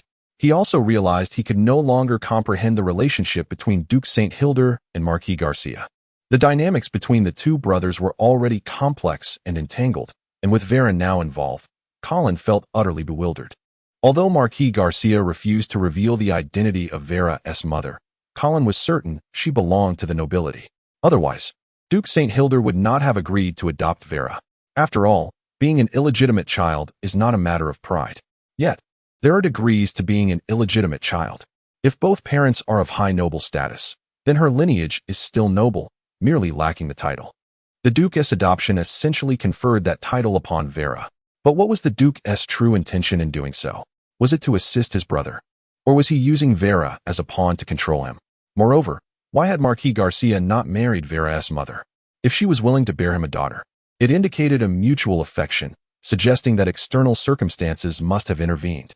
Given Marquis Garcia's stature, there was no woman in the entire Radiant Empire who was unworthy of him. Even a royal princess would not be considered a disgrace. What could possibly hinder their union? Suddenly, a possibility struck Colin. What are you two discussing? Just as Colin's curiosity piqued, a melodious voice interrupted. The sorceress appeared in a light blue dress, her golden hair glimmering as she adorned it with a hairpin, her face enhanced with makeup that made her look even more radiant. Ahem. I was discussing the differences between lances and spears with Sir Colin. Marquis Garcia lied smoothly, maintaining a composed demeanor. Vera, seemingly disinterested in the topic, simply exclaimed, "Oh," and turned her attention elsewhere, pointing towards the direction of Ice Rock City. "Uncle, look, the nobles of Ice Rock City are coming out to greet us." Colin then noticed a procession of about 100 people emerging from Ice Rock City, heading towards the Black Cavalry's camp. A cold smirk crept across Marquis Garcia's lips as he reverted to his aloof demeanor. "Then let us proceed," he stated, stepping forward. Vera playfully stuck out her tongue behind him, then smiled brightly at Colin. "Colin, let us go over as well." Of course. Colin gazed at Vera's radiant smile. Yet an unease gripped his heart.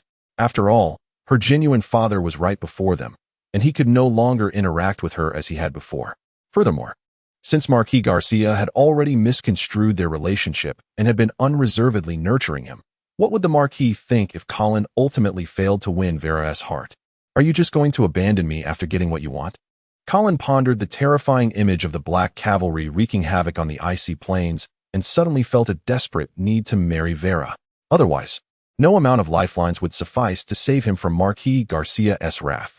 However, the final decision regarding Vera's marriage lay with Duke St. Hilder. After all, with her adoption, Vera had legally become the Duke's daughter. Thus, for Colin to wed Vera, he must first gain the Duke's approval. Yet, if the Duke and Marquis Garcia were to clash, which side would Colin take?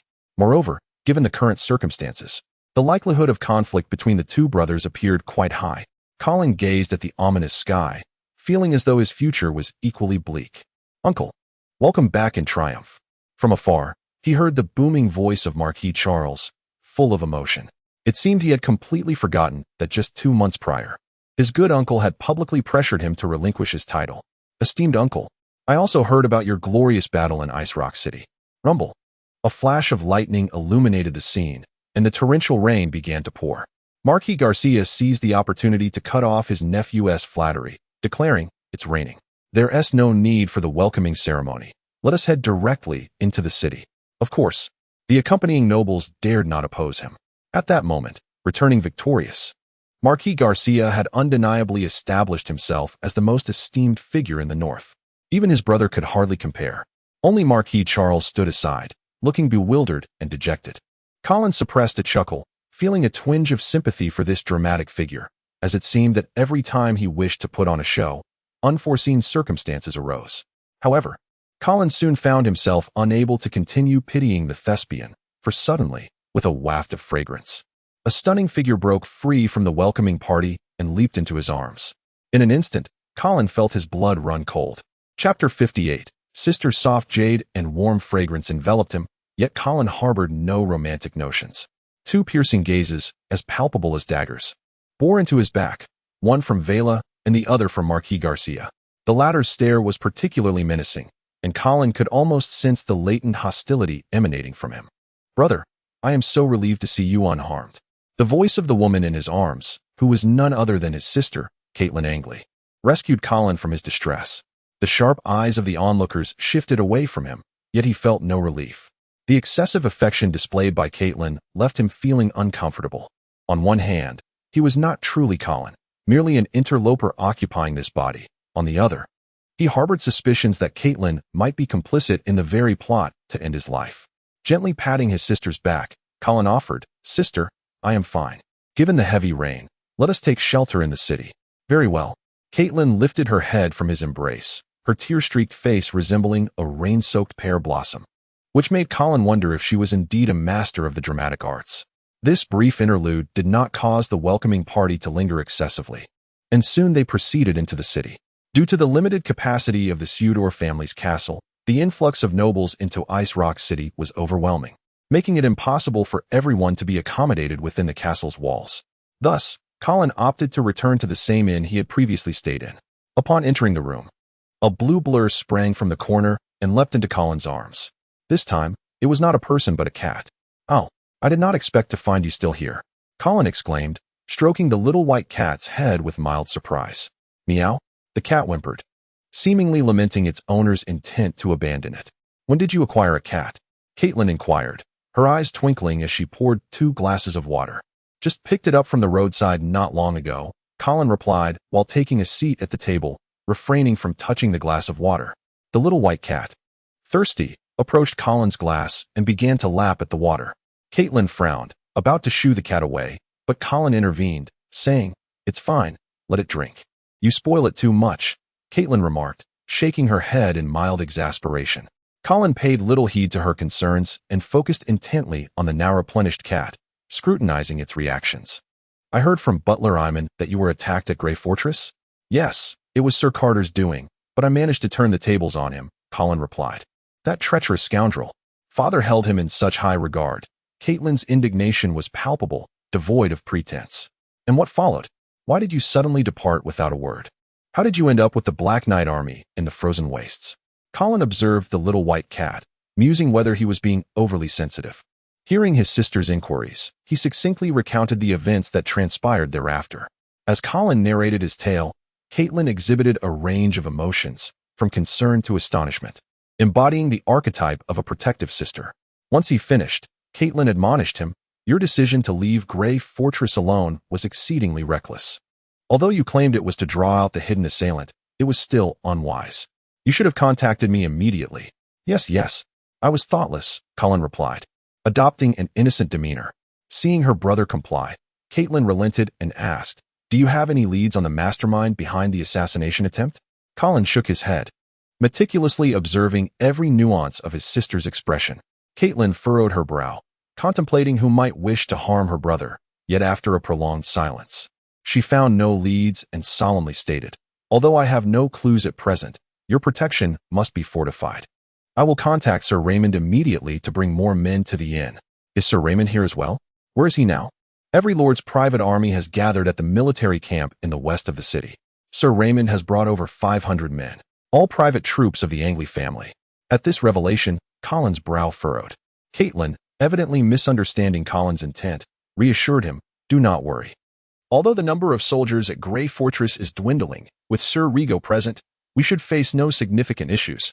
Most of the Angley family's forces had been led to the battlefield by Colin's father, resulting in their complete annihilation. With Raymond bringing 500 men, Colin recalled that, according to his predecessor's memory, the remaining soldiers at Grey Fortress numbered barely 100. However, Colin's concern did not lie with Grey Fortress's safety. Who had commanded Raymond to bring men to Ice Rock City? It was Sir Colin, the son of Viscount Sudor. He could not possibly issue orders to Raymond.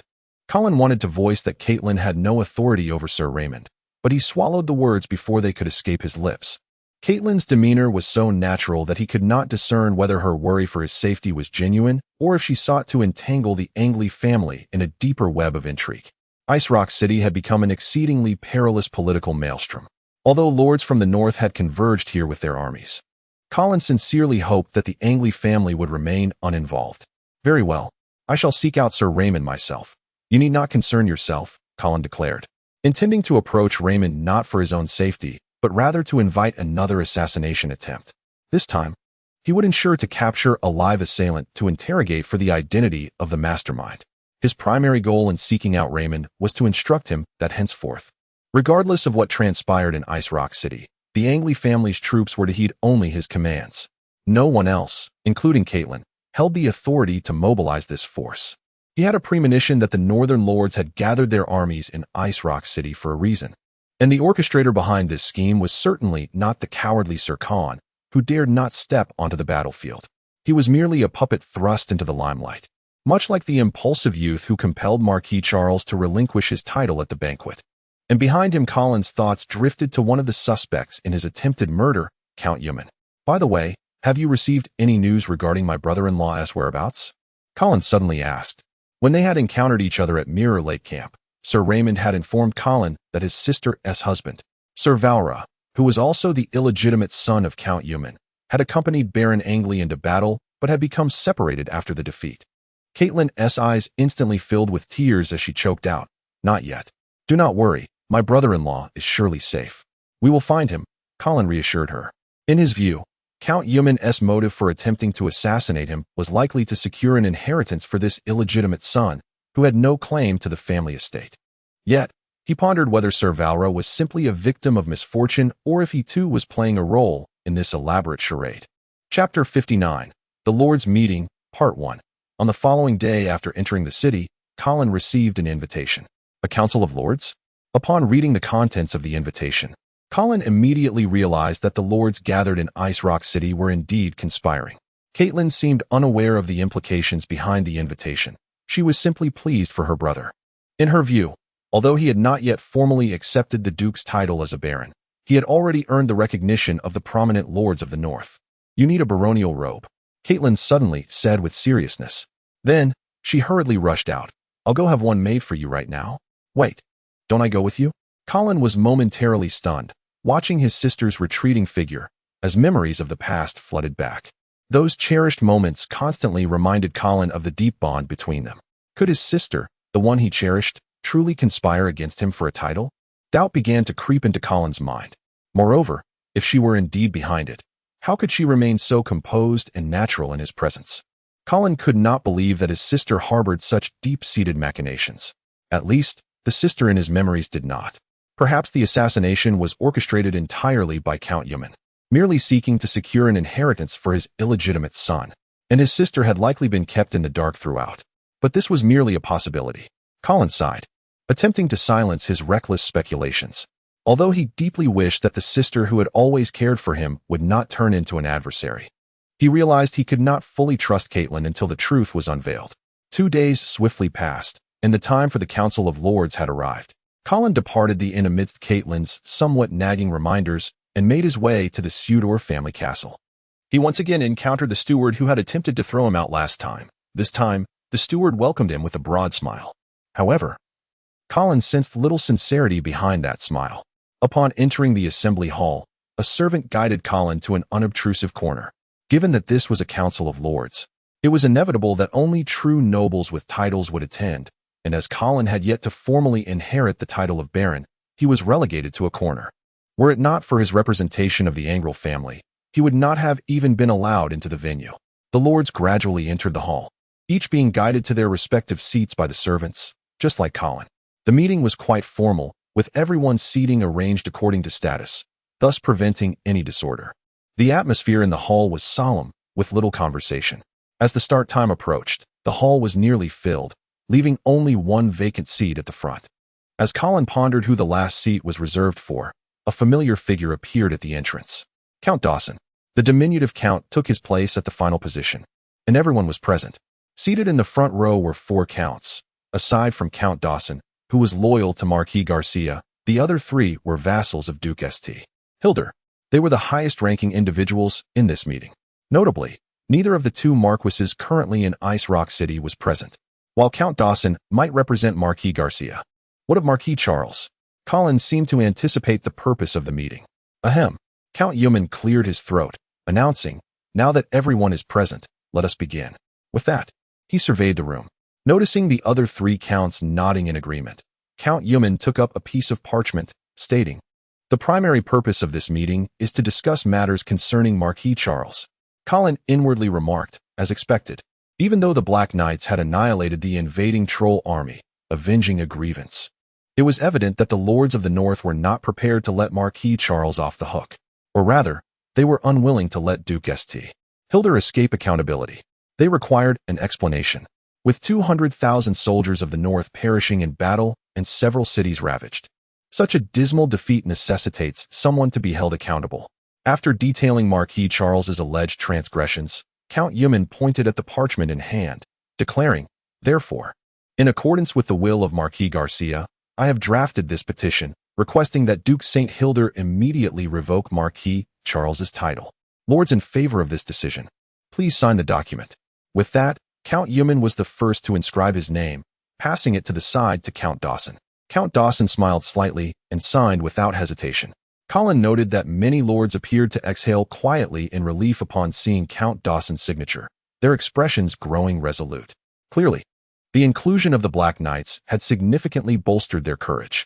As long as Marquis Garcia stood with them, replacing the Lord of the North was not an impossible task. The third count signed the document, and it was then passed to the fourth count. This elder, with graying hair, took his time scrutinizing the parchment, seemingly weighing each word carefully. Initially, everyone was understanding, considering the elder's age and potential difficulties with his vision. However, 10 minutes later, he still had not finished reading. The atmosphere grew tense, and whispers began to circulate among the attendees. Count Morrison, have you completed your review? Count Euman could no longer contain himself and urged. Oh, just a moment. Count Morrison replied absent-mindedly, continuing his perusal. Another 10 minutes passed before he finally set down the parchment. Have you finished? I have. Do you have any comments? I do. The atmosphere in the hall grew heavy. Please, go ahead. Count Euman's expression darkened slightly, yet he maintained his composure. Count Morrison chuckled lightly, asking, do you know what I discerned from this petition? What did you see? I saw only 2 words. Count Morrison's eyes suddenly sharpened, shedding the frail demeanor he had previously exhibited. Betrayal. This caused an unease to ripple through the faces of the gathered lords, particularly the 3 counts who had just signed.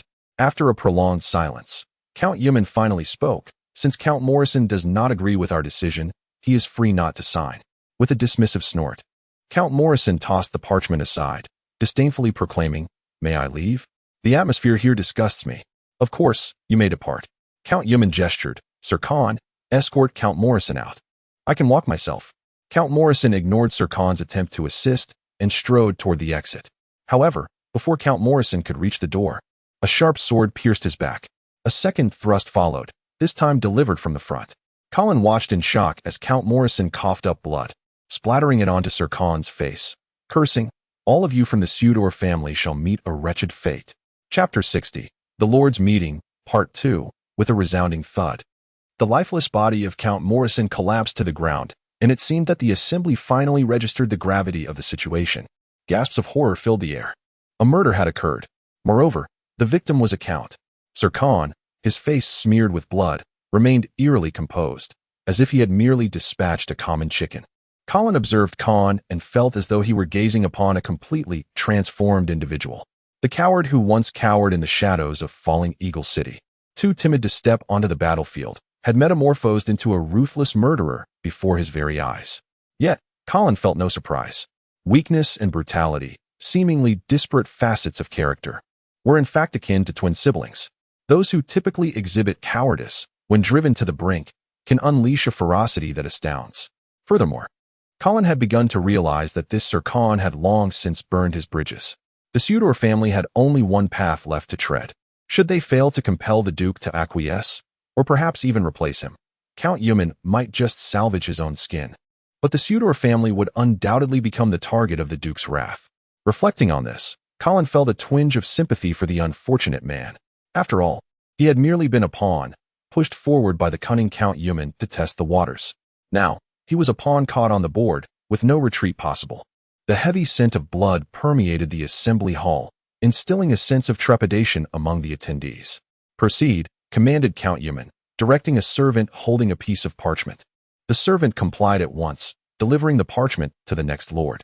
Meanwhile, Count Morrison's body lay unattended on the floor, a grim reminder of the proceedings. Blood trickled slowly, intensifying the somber atmosphere. Having witnessed the fate of those who refused to sign, the remaining lords dared not voice dissent. They all affixed their signatures to the document. Soon, the servant approached Colin. Faced with the paper and quill, Colin sighed inwardly, resigning himself to sign his name. There was no alternative. Refusing to do so would undoubtedly cost him his life. He could sense that Con was itching to kill him. At last, the signatures were completed. Nearly 100 lords, save for the deceased Count Morrison, had inscribed their names upon the parchment. In that moment, they were all aboard the same treacherous vessel. Whether this ship would sail toward the stars or sink beneath the waves depended entirely on the whims of fate. Excellent, Count Euman proclaimed, rising to take possession of the signed parchment. I shall arrange for this petition to be delivered to Duke St. Hild. This meeting is hereby adjourned. Thank you all. With that, he strode out of the assembly hall, prompting the others to follow suit. Colin, however, did not rush to leave. Instead, he approached Count Dawson, who quickly silenced him with a glance and gestured for Colin to follow him. Colin obediently fell silent and trailed Count Dawson through a long corridor to a room deep within the castle's inner sanctum. The surroundings seemed familiar, and Colin felt an unsettling sense of déjà vu. Where's this? He pondered. Suddenly, he turned to find a strikingly dressed female mage. She wore a butterfly-patterned chiffon blouse and white-fitted riding pants, complemented by brown knee-high boots. The snug attire accentuated the exquisite contours of Vela's figure. Drawing Colin's gaze, Count Dawson brought me here. Are you dressed for an outing? He inquired. Indeed. My uncle is taking me hunting. Vela replied, her excitement palpable. Your uncle? Colin realized why the room felt so familiar. It was the residence of Marquis Garcia. 2 months prior, Vela had led him here in an attempt to dissuade the Marquis from confronting Duke St. Hild. At that time, the Marquis had been absent, engaged in preparations for a hunt. However, his quarry was no ordinary game. It was the formidable army of 300,000 trolls. Now, with tensions mounting between the two brothers, Marquis Garcia was yet again preparing for a hunt. What would be his prey this time? Colin, you've arrived just in time. Marquis Garcia emerged, smiling as he extended an invitation. Join us for the hunt. Colin blinked and responded with a grin, absolutely. Meanwhile, a messenger galloped swiftly from Ice Rock City, racing toward the encampment of the Golden Lion Legion. In the eastern district of Ice Rock City, at the Tulip Merchants Association outpost, Count Eumann, accompanied by Oliver, entered a concealed chamber. Is he inside? Yes, my lord, replied Oliver. Eumann waved his hand dismissively, signaling Oliver to leave. The portly man wore a grin that seemed almost too eager to contain itself. Of course, my lord. Should you require anything, please do not hesitate to ask. With that, he promptly exited. Count Eumann pushed open the door, stepping inside and closing it behind him. The room was empty, but he felt no surprise. Instead, he settled into a chair, waiting patiently. Time slipped by, and eventually, a figure materialized in the room, as if it had always been present. My lord. The cloaked figure greeted, appearing like a specter. Count Eumann, unfazed, nodded and inquired, what brings you here with such urgency? I bear a message from Mr. Shi. Count Eumann frowned slightly, and replied coolly, speak. Mr. Shi wishes for you to abandon your original plans. Eumann chuckled lightly. Rising from his seat, he approached the cloaked figure, looking down upon him with a cold demeanor. Then convey this message to Mr. Shi. I am not his servant and have no obligation to heed his commands. My lord, you cannot act in such a manner. It would jeopardize Mr. Shi's plans. The cloaked figure was abruptly interrupted as Eumann seized him by the throat. God! The figure gasped desperately, and in his struggle, the hood slipped, revealing a panicked face. Remember, you are merely a messenger. You possess only a mouth and ears. Everything else is none of your concern. Do you understand? Why, yes. With a thud, Count Eumann hurled the cloaked figure to the ground and turned to leave. My lord, there is one more thing. The cloaked figure spoke up suddenly. Speak. Prince Gakubo has inherited the title of Southern Prince and will be dispatched to the Northern Realm. Count Eumann whirled around, his gaze piercing as he fixed it upon the cloaked figure, unmasked hostility glinting in his eyes.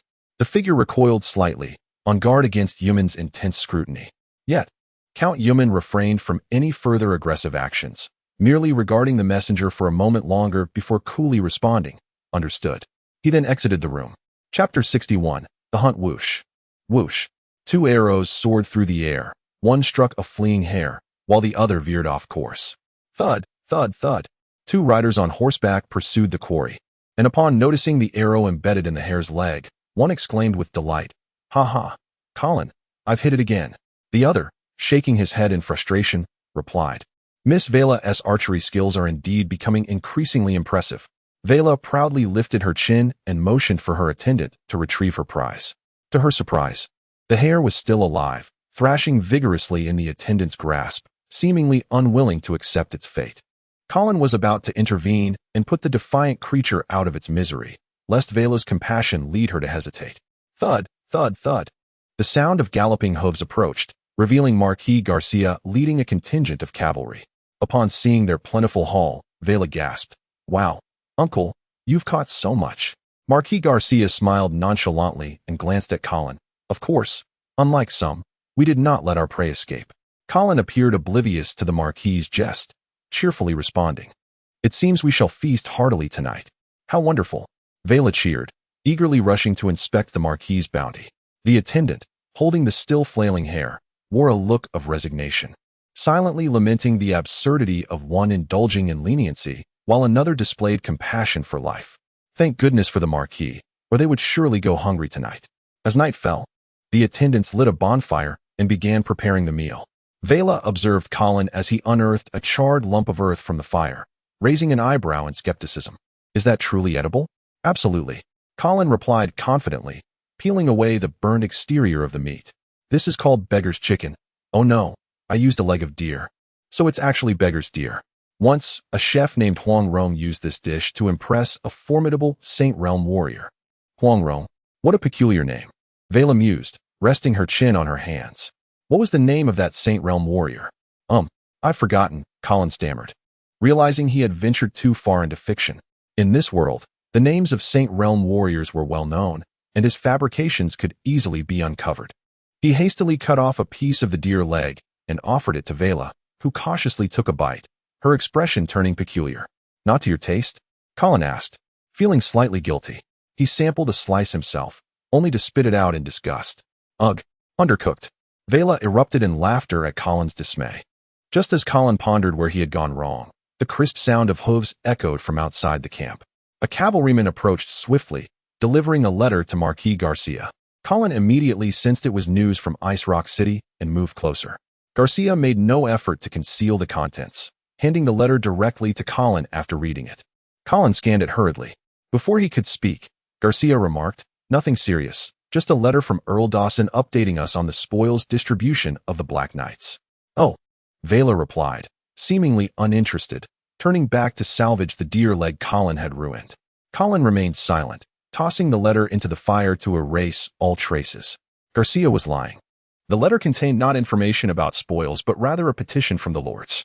This petition, demanding the revocation of Marquis Charles's title, had reached Duke St. Hilder. However, Duke St. Hilder had outright rejected the lords' demands, ordering all lords to immediately proceed to the Golden Lion Legion's headquarters to meet him. Colin was taken aback by Duke St. Hilder's unyielding stance, showing no sign of concession. It was as if he were compelling the lords to rebel. Colin glanced at Marquis Garcia, but his expression revealed nothing. They had been out for 3 days, and this hunt seemed to be solely for the sake of hunting. "No need to worry, Earl Dawson will handle everything," Garcia replied coolly. Colin was puzzled. Was the Marquis intending to distance himself from the matter? "Both of you. Come try my roasted deer leg." Vela, blissfully unaware of the turmoil in Ice Rock City, continued to laugh heartily. All right. The two men smiled broadly and hurried to indulge in the culinary delights prepared by the charming maiden, as if the events in Ice Rock City bore no relevance to them. As night deepened, most had retired to their slumber. Colin, unable to sleep, slipped away to the woods, catching the incessantly hooting owl. Crack! He snapped the owl's neck and swiftly severed its artery with his dagger, bringing it to his lips. Just as he was about to return to his tent, Colin spotted Marquis Garcia emerging as well. "My lord, you two find it hard to sleep?" "Indeed," the Marquis nodded. "Shall we take a stroll?" "Certainly," Colin eagerly followed. As they walked beyond the camp, the surrounding guards discreetly trailed behind, maintaining a respectful distance. "Are you worried about your sister left in Ice Rock City?" Garcia initiated the conversation. Not particularly," Colin replied honestly. However, Garcia clearly doubted his sincerity and reassured him, "Rest assured, Earl Dawson will look after her, as will the forces of the Ongrel family remaining in the city." "Thank you, my lord." "No need for thanks. After all, I am responsible for bringing you out here." "My lord, I genuinely appreciate your decision to take me away." "Why is that?" "Because I too wish to avoid being caught in the deadly whirlpool that is Ice Rock City." Garcia regarded Colin thoughtfully and smiled. "You are a clever one. Now, if you were in Ice Rock City, which side would you align with?" Colin's heart raced at the directness of the Marquis's inquiry, feeling cornered. Unsure if it was a test, he cleverly replied, "My lord, the Ongrel family is eternally loyal to the St. Hilder family." Chapter 62. Q. A loyalty to the St. Hilda family does not necessarily equate to fidelity to the current Duke of St. Hilda. Marquis Garcia is also a member of the St. Hilda lineage. In Colin's perspective, regardless of the turmoil that may unfold in Ice Rock City, the ruler of the North will inevitably emerge from the St. Hilda family. The most pivotal figure in this scenario is, in fact, Marquis Garcia, for the fearsome Black Knight army possesses the decisive power to dictate outcomes. Whether it chooses to aid the Golden Lion Legion or the Lord's Coalition, it can render the opposing side utterly defenseless. At this juncture, the decision rests upon Marquis Garcia. Will he continue to pledge allegiance to his brother, or will he aspire to claim the position of the North Sovereign? Various signs suggest that Marquis Garcia leans towards the latter. After all, he initially accepted the invitation from the Northern Lords to enter Ice Rock City and sent Count Dawson to the Lords' meeting, signing the petition. This appears to signify Marquis Garcia's support for the lordly faction. However, Colin remains uncertain. Merely 2 months prior, when everyone anticipated a confrontation between Marquis Garcia and his brother, he led the Black Knight army on a relentless campaign, obliterating the 300,000-strong army of trolls. Who can say if the brothers are merely putting on another act? Thus, Colin rephrases his inquiry. If you were in my position, which side would you choose? Colin feels a pang of frustration. Tonight, Marquis Garcia proves to be quite the puzzle, persistently posing such life-and-death questions. The Marquis pauses, scrutinizing Colin intently, seemingly seeking confirmation of his sincerity. The oaths in question pertain to Marquis Garcia's allegiance to the Duke of St. Hilda. Oh, is that so? Marquis Garcia presses on. Oaths? I have witnessed too many betrayals to place my faith in them any longer. Colin, you must provide a more compelling reason. Colin is filled with regret. Why did he venture out for a late-night meal? He feels foolish now. Moreover, he senses that Marquis Garcia's demeanor is unusually intense tonight, persistently interrogating him. Unless, perhaps Marquis Garcia himself has yet to solidify his resolve, hence the relentless questioning of Colin. In truth, had Colin truly been in Marquis Garcia's position, he would undoubtedly choose to betray his brother. He would not endure the Duke's disdain, the incessant suspicion, nor the relentless oppression. If he could command the Black Knight army, he would certainly not relinquish the title of North's ruler to another. Yet, he dares not voice this honest sentiment. Although it seems that Marquis Garcia may share similar thoughts, Colin's instincts warn him that uttering such truths would surely lead to the loss of the Marquis's favor. Suddenly, Colin realizes that perhaps this is the Marquis's ultimate test of him. There is no better reason, my lord. Colin decides to take a gamble. In his view, no superior would desire a subordinate known for breaking oaths. Betrayal remains the gravest concern for those in power. Thus, Colin halts his stride and proclaims with righteous fervor, no matter the burdens I must bear, nor the fate I must endure, I shall never forsake my oath. This is the fundamental tenet of my knighthood and the greatest honor of the Angrel family. Marquis Garcia also comes to a standstill, his gaze piercing as he assesses Colin. The moonlight casts a cold glow through the trees, and a gentle breeze rustles the leaves. Colin blinks, his eyes slightly sore, then hastens to follow. Has he passed the trial? He finds himself puzzled. Marquis Garcia remains silent, merely continuing forward. Time passes as they venture deeper into the woods. The Black Knight army will stand by the Duke, and those foolish lords will pay dearly for their treachery. Indeed, Colin's heart leaps with realization. He has gambled correctly. This is yet another trap. Those lords attempting to stir trouble have been outmaneuvered by the two brothers. Indeed, traitors deserve their doom. Colin immediately concurs. Secretly relieved, he did not join that group of instigators. Otherwise, he would find himself facing dire consequences. Soon, he begins to revel in schadenfreude. For among those troublemakers is Count Eumann, evidently the leading conspirator. Huh, you sent assassins after me. You coveted my family's title. Let us see how you meet your end this time. Just as Colin savors his triumph, Marquis Garcia speaks again. However, my decision is not solely rooted in the oaths of old. What then? Colin's curiosity is piqued. Marquis Garcia halts once more, gazing upward at the crescent moon, and softly reveals, in truth, this has been a carefully orchestrated plan from the very beginning, initiated 3 years ago. Could it be? Indeed. Marquis Garcia appears to anticipate Colin's thoughts. When I withdrew from the front lines, that was part of the scheme. Colin's mouth drops open in astonishment. This secret leaves him utterly flabbergasted. At long last, he connects all the dots. The previously perplexing elements now coalesce into clarity. Suddenly, he feels an icy chill. Such an immense plan, or rather conspiracy, has come at the cost of 200,000 northern soldiers. And its target? The trolls, along with the lords of the north. Colin comprehends the necessity of combating the trolls, yet he struggles to understand the rationale behind targeting his own loyal lords. Unless the St. Hilda family no longer wishes to share power with the lords of the north. That duke intends to consolidate authority. Colin is taken aback by how profoundly calculating the Duke of St. Hilda truly is. After a moment of hesitation, he opts for a commendatory term. Yet, at this moment, he feels an overwhelming sense of dread toward this duke he is yet to meet. This plan was not devised by the duke. Marquis Garcia counters Colin's assumption. Then who? Colin inquires, intrigued. He suspects it cannot be Marquis Garcia himself, for from their previous encounters, he knows the Marquis is not one to indulge in schemes. Marquis Garcia softly utters a name Colin never anticipated, Count Yuman. What? Colin is once again left speechless. The delight he once felt vanishes, replaced by a deeper sense of trepidation. Chapter 63. The plan from 3 years ago, 3 years prior, during a winter's night, as snowflakes danced through the air. The esteemed Marquis Garcia entered Lion Roar Fortress without even changing his attire, heading straight to the Duke's study. Come in. The Marquis pushed the door open, finding only Duke St. Hild within. You've had quite the journey. Sit down, have a mug of ale, and warm yourself. Marquis Garcia accepted the cup offered by his brother and drained it in one go, expelling the chill of the journey from his bones. How fares the front? Much the same. Gambic is thoroughly intimidated, cowering in his fortifications and too fearful to engage in open combat. That old turtle. Garcia poured himself another cup of ale, sipping it slowly while awaiting his brother's further words. Someone has proposed a strategy that could coax Gambic out of his shell. Oh, pray elaborate. Garcia's interest was immediately piqued. First, you must withdraw from the front lines. Surely, that alone is insufficient. Indeed, your Black Riders must also retreat. But who shall defend the front? Charles.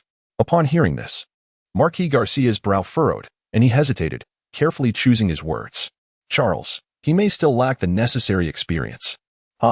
If we do not send a greenhorn to the front, how can we expect Gambic to emerge from his shell? Yet, war is not a trivial matter. Such a move could backfire, leading to a devastating defeat for the North. Success always demands a price. Duke St. Hilda's gaze was resolute. This time, I am prepared to sacrifice an army. What? Marquis Garcia was taken aback, nearly convinced his brother had lost his senses. However, the Duke's serious demeanor left no room for jest. I ask you this. If the Black Riders were to encounter Gambic's monstrous army unawares in the field, to what extent would you assure victory? If Gambic is caught off guard, and if there are no nearby fortifications to retreat to, I am absolutely confident. Garcia's tone radiated strong assurance. Excellent. Then we shall aim for a decisive victory in one fell swoop. Duke St. Hild slammed his hand on the table, declaring, I have had enough of those relentless monsters. I intend to sever their grasp on the north. Thus, you shall withdraw, allowing Charles to ascend. Let him face defeat, allowing Gambic to savor the taste of victory. At that moment, you can lead the Black Riders to strike them unexpectedly. This will require us to stage a performance. How shall we play this out? I will reassign you from the front lines. Those with ulterior motives will surely believe I have begun to harbor doubts about you. Therefore, you may also express some dissatisfaction towards me at the appropriate time. Moreover, the army Charles leads into disaster will contain numerous lords' private troops, which will inevitably stir discontent among the families of the North.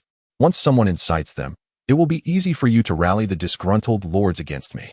At that moment, the monsters will surely believe we are too preoccupied to defend ourselves. Have you forgotten a crucial point? Marquis Garcia interjected suddenly. What point? Will I truly harbor dissatisfaction towards you? His eyes flickered. If Charles suffers a catastrophic defeat on the front lines, leading to the obliteration of a northern army, will not my Black Riders become even more unbridled? Duke St. Hild suddenly laughed.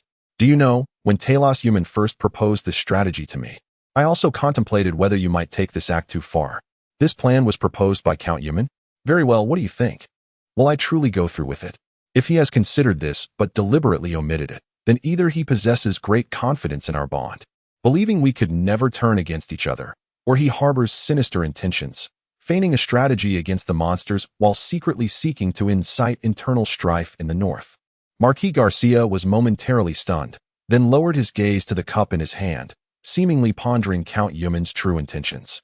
But Duke St. Hild did not grant his brother further time for contemplation, directly voicing his thoughts, regardless of Count Talos Human's true intentions.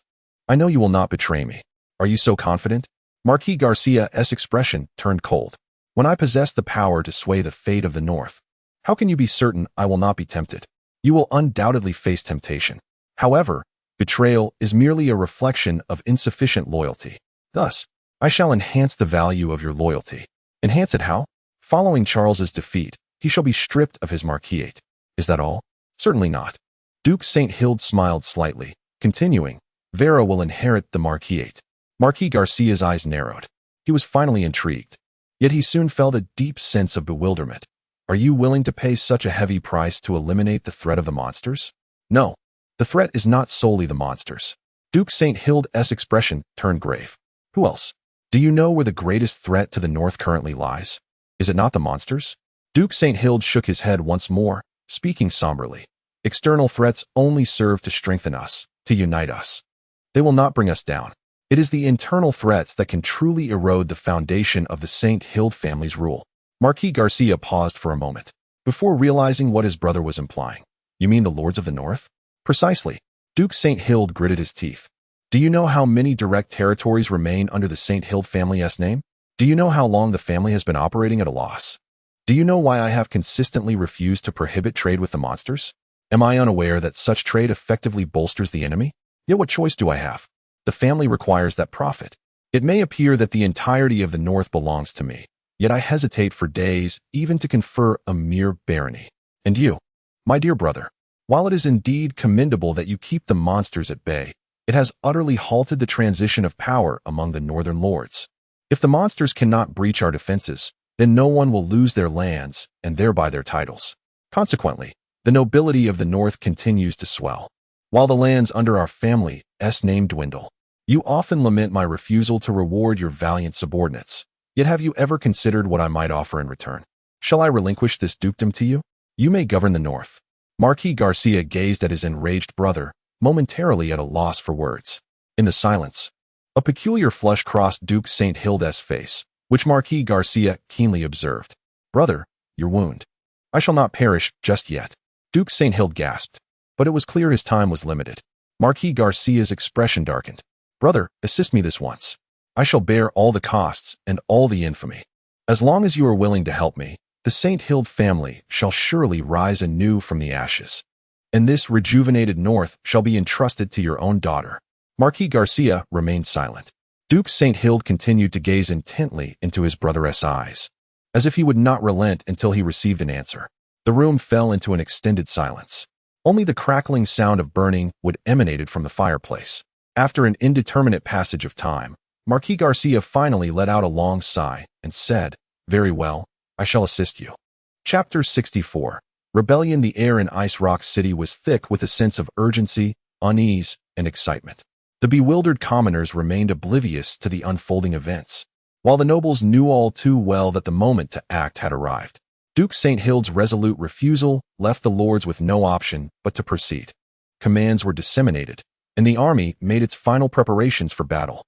A chilling atmosphere enveloped the city, ensuring that this night would be one of sleeplessness. Sir Consuedor was among those unable to find rest. His heart pounded violently, unnervingly quickening its pace. After tossing and turning for what felt like an eternity, Con resolved to forego sleep entirely. Dressed and stepping outside, he instinctively made his way toward his uncle's chamber. Good evening, Lady Penny, he greeted as he encountered the housekeeper of the human family along the way. Good evening, Sir Con. Are you also seeking the Earl? She inquired. No. I am merely taking a stroll, Con hastily denied. He was acutely aware that, while Lady Penny appeared to be the human family's housekeeper, she was, in fact, the Earl's mistress, an extraordinary one at that. It was rumored that the Earl had been captivated by her not only for her beauty, but also for her rare burgundy-colored eyes. In a world where human eye colors were typically blue, black, or green, burgundy was exceptionally rare, mirroring the Earl's own eye color. In the Earl's naive understanding of genetics, he believed that this woman, despite her humble origins, might be a descendant of an ancient lineage. Regardless of the veracity of such rumors, Penny held a prominent position within the human family, and even the illegitimate son she bore for the Earl, Valra, was afforded greater recognition than most bastards. Thus, Con treated the housekeeper with a level of respect befitting her status. Moreover, He surmised that her visit to the Earl's chamber at this hour was likely of a private nature, prompting him to refrain from intruding upon the Earl's intimate affairs. After bidding farewell to Colin, Penny entered the Earl's chamber without knocking. The Earl did not scold her for her boldness. "Is everything arranged?" he asked. "Yes," Penny replied casually, stepping forward to assist the Earl in unbuttoning his shirt. He pressed a gentle kiss to her forehead before beginning to unfasten her garments in turn. The Earl's wife had long been deceased, and he had not remarried, instead presenting a more spousal demeanor with Penny. An outsider witnessing this scene might find it perplexing. How could a nobleman treat a low-born mistress in such a manner? Even if Penny had once possessed exceptional beauty, surely. At over 40, she could no longer hold such allure for the Earl. Or was it truly the case that her burgundy eyes held an intrinsic nobility in the Earl's eyes? If that were so, the entirety of the North might see a convergence of common girls with burgundy eyes flocking to Cliff Eagle City. Yet, the Earl seemed utterly unconcerned with the implications of his treatment of his common mistress, while Penny appeared entirely comfortable with her situation. "What troubles you?" the Earl suddenly asked, noticing the worry etched on Penny's face. "Nothing," she evaded his gaze. The Earl gently grasped her chin, directing her eyes to meet his. "You must trust me. This is our best, and only, course of action."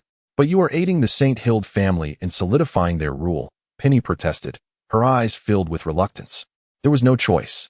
When Marquis Garcia chose to pursue the trolls northward instead of south to Winter City, our plans were already doomed.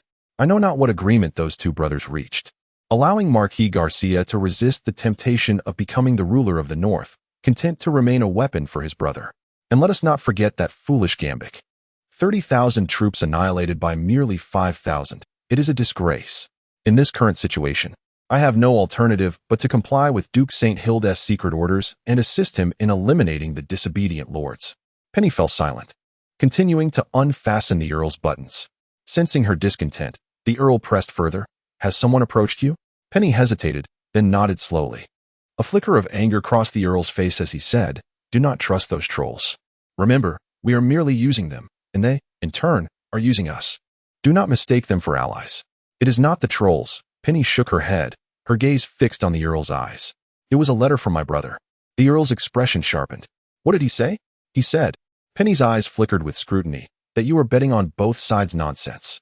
The Earl scoffed, grasping her shoulders and pulling her closer. "Do you not believe in me?" Penny held his gaze for a long moment before softly uttering, "I do." The Earl exhaled in relief, enveloping her in a tight embrace. "Rest assured, I will fulfill the promises I made to you." "Very well. Sleep now."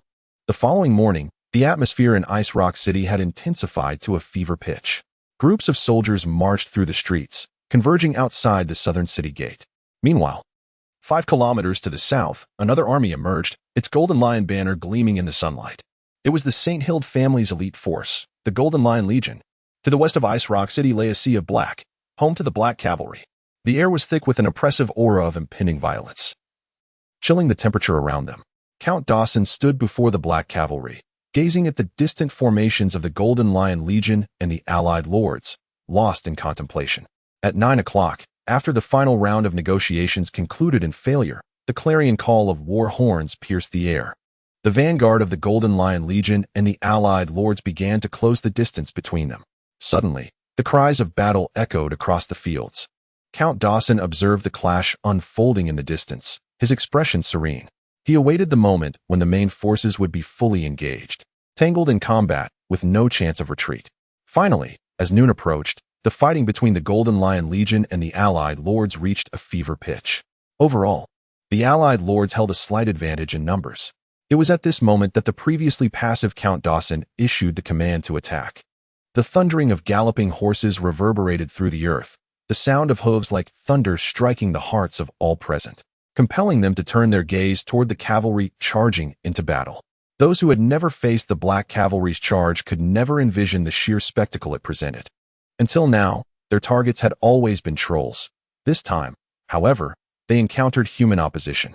The soldiers of the allied lords erupted in exhilarated shouts as they witnessed the Black Cavalry charging directly at the Golden Lion Legion's position. Yet, before their jubilation could fully take hold, they watched in astonishment as the Black Cavalry's path suddenly veered, flowing like a burst dam towards the right flank of the allied lords. Boom! The tide of battle had shifted dramatically. Chapter 65. The bestowal of titles outside the city of Ice Rock. The pungent stench of blood lingered in the air, not yet dissipated. Countless vultures were engaged in their own revelry. The brutal battle had transpired 3 days prior, yet the atmosphere within Ice Rock remained stiflingly oppressive.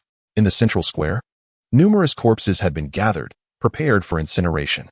Once, they were prominent figures of the North, noble aristocrats, lords who ruled over their domains. Now, they lay like dead dogs, dragged carelessly and cast into the flames. This, indeed, was the fate of traitors. In the square, an officer was vocally proclaiming the crimes of these noble lords. The onlooking crowd observed in a mix of fear and exhilaration. They could not fathom why these nobles had betrayed their loyal Duke of St. Shield. Yet witnessing the fall of these once mighty aristocrats filled them with an inexplicable sense of satisfaction. Colin stood among them, gazing at the array of faces, some familiar, some not, and a chill swept through his heart. The two brothers of the St. Shield family were truly ruthless. Nearly 100 lords had been slaughtered as if they were mere chickens. Colin, we must depart. The bestowal ceremony is about to commence, and you cannot afford to be late. His sister Caitlin urged from beside him, her nose pinched against the blood-soaked air. Very well, let us go. Where there is sorrow for some, there is joy for others. It seemed as though the world perpetually upheld a certain equilibrium. With the old lords deceased, new lords would inevitably rise. Perhaps to alleviate the grim atmosphere and stabilize the populace, Duke St. Shield had decided to hold the bestowal ceremony in Ice Rock today. Ordinarily, such ceremonies would take place in the Lion Roar fortress of Winter City. However, at this moment, none dared to oppose the Duke, who was in the midst of his bloody campaign. The bestowal ceremony unfolded in the main hall of the glorious cathedral in Ice Rock. Colin had visited this place once before, on an errand to procure holy water. Now, for the purpose of the ceremony, it had been clearly redecorated. The vibrant stained glass shone brilliantly, reflecting a dazzling array of colors in the sunlight. The walls were adorned with various murals, and at the center stood a magnificent statue of the Lord of Radiance, seemingly gazing upon every noble present. As Colin entered, the hall was already filled with nobles gathered to witness the event. Although there were many, and it appeared lively, Colin understood that most of these nobles were commanders of the Black Cavalry, all vassals of Marquis Garcia. The true vassals loyal to Duke St. Shield were few, as the majority had already become corpses in the square. Apart from Colin, the only others present were the nobles led by Count Eumann, who had switched allegiances at the last moment. However, Colin knew that Count Eumann was not merely a turncoat. He was, in fact, an undercover agent placed within the lordly coalition by Duke St. Shield, intended to incite dissatisfaction among the lords and lead them against the St. Shield family, ultimately to be buried by the two brothers of the St. Shield family.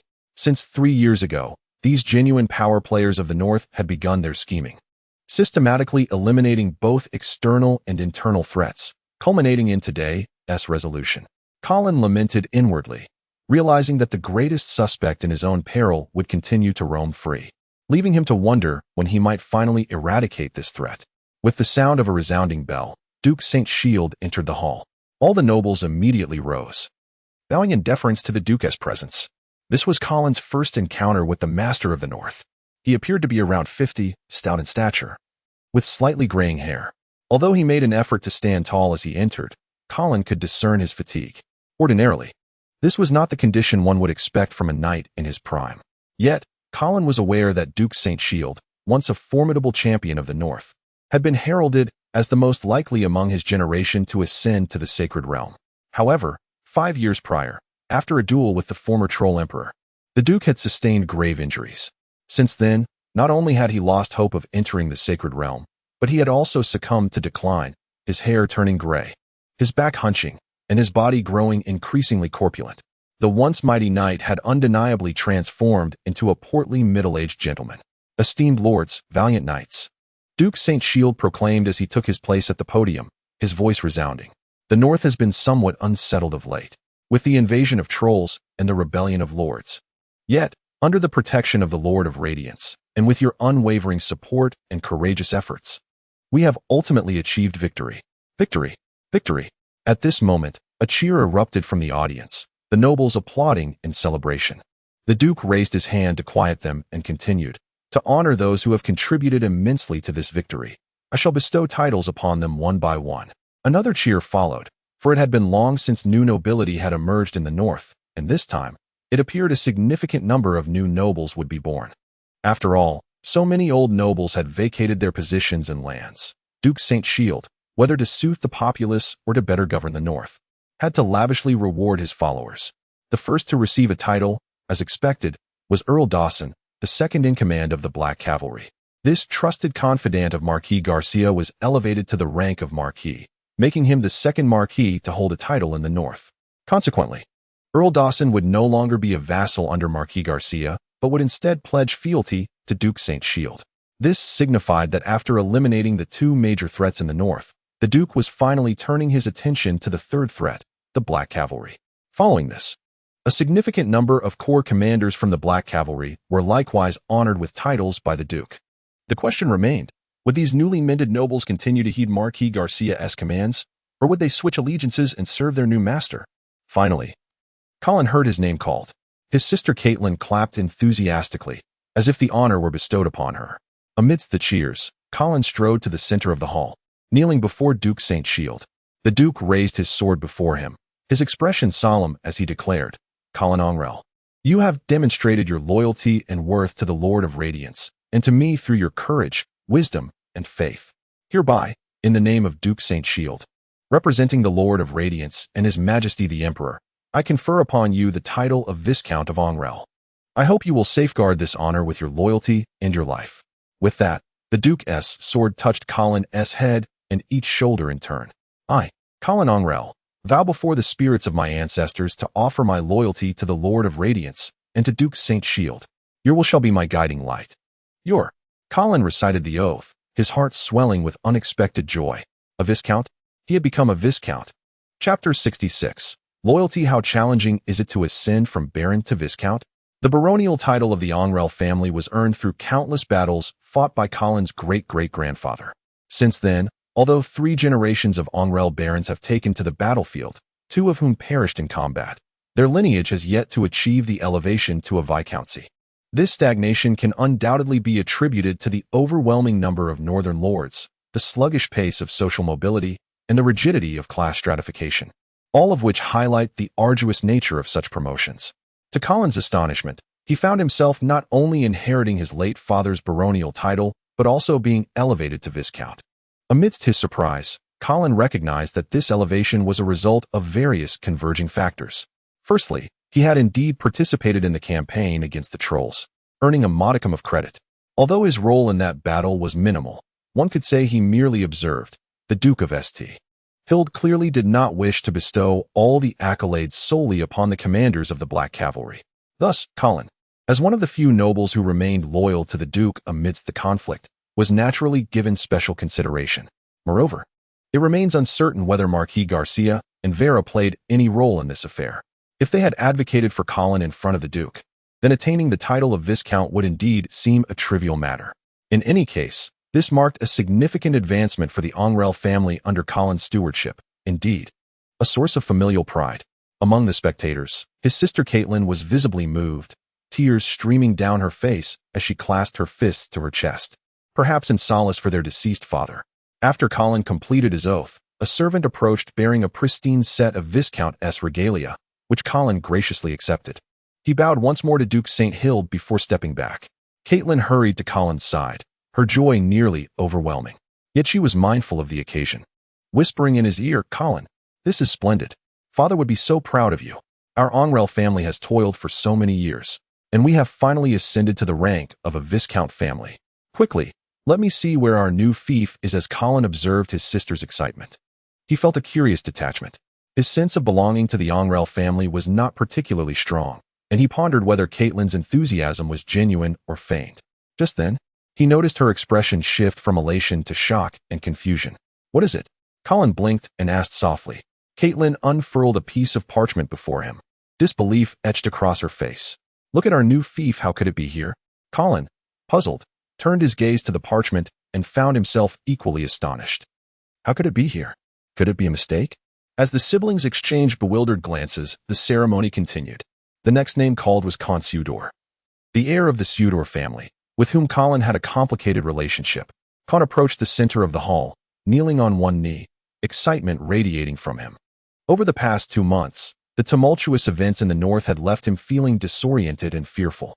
However, he had clung to his father's dying words and closely followed the steps of his uncle, Count Euman, ensuring he navigated this perilous time without calamity, even achieving notable merit in the process.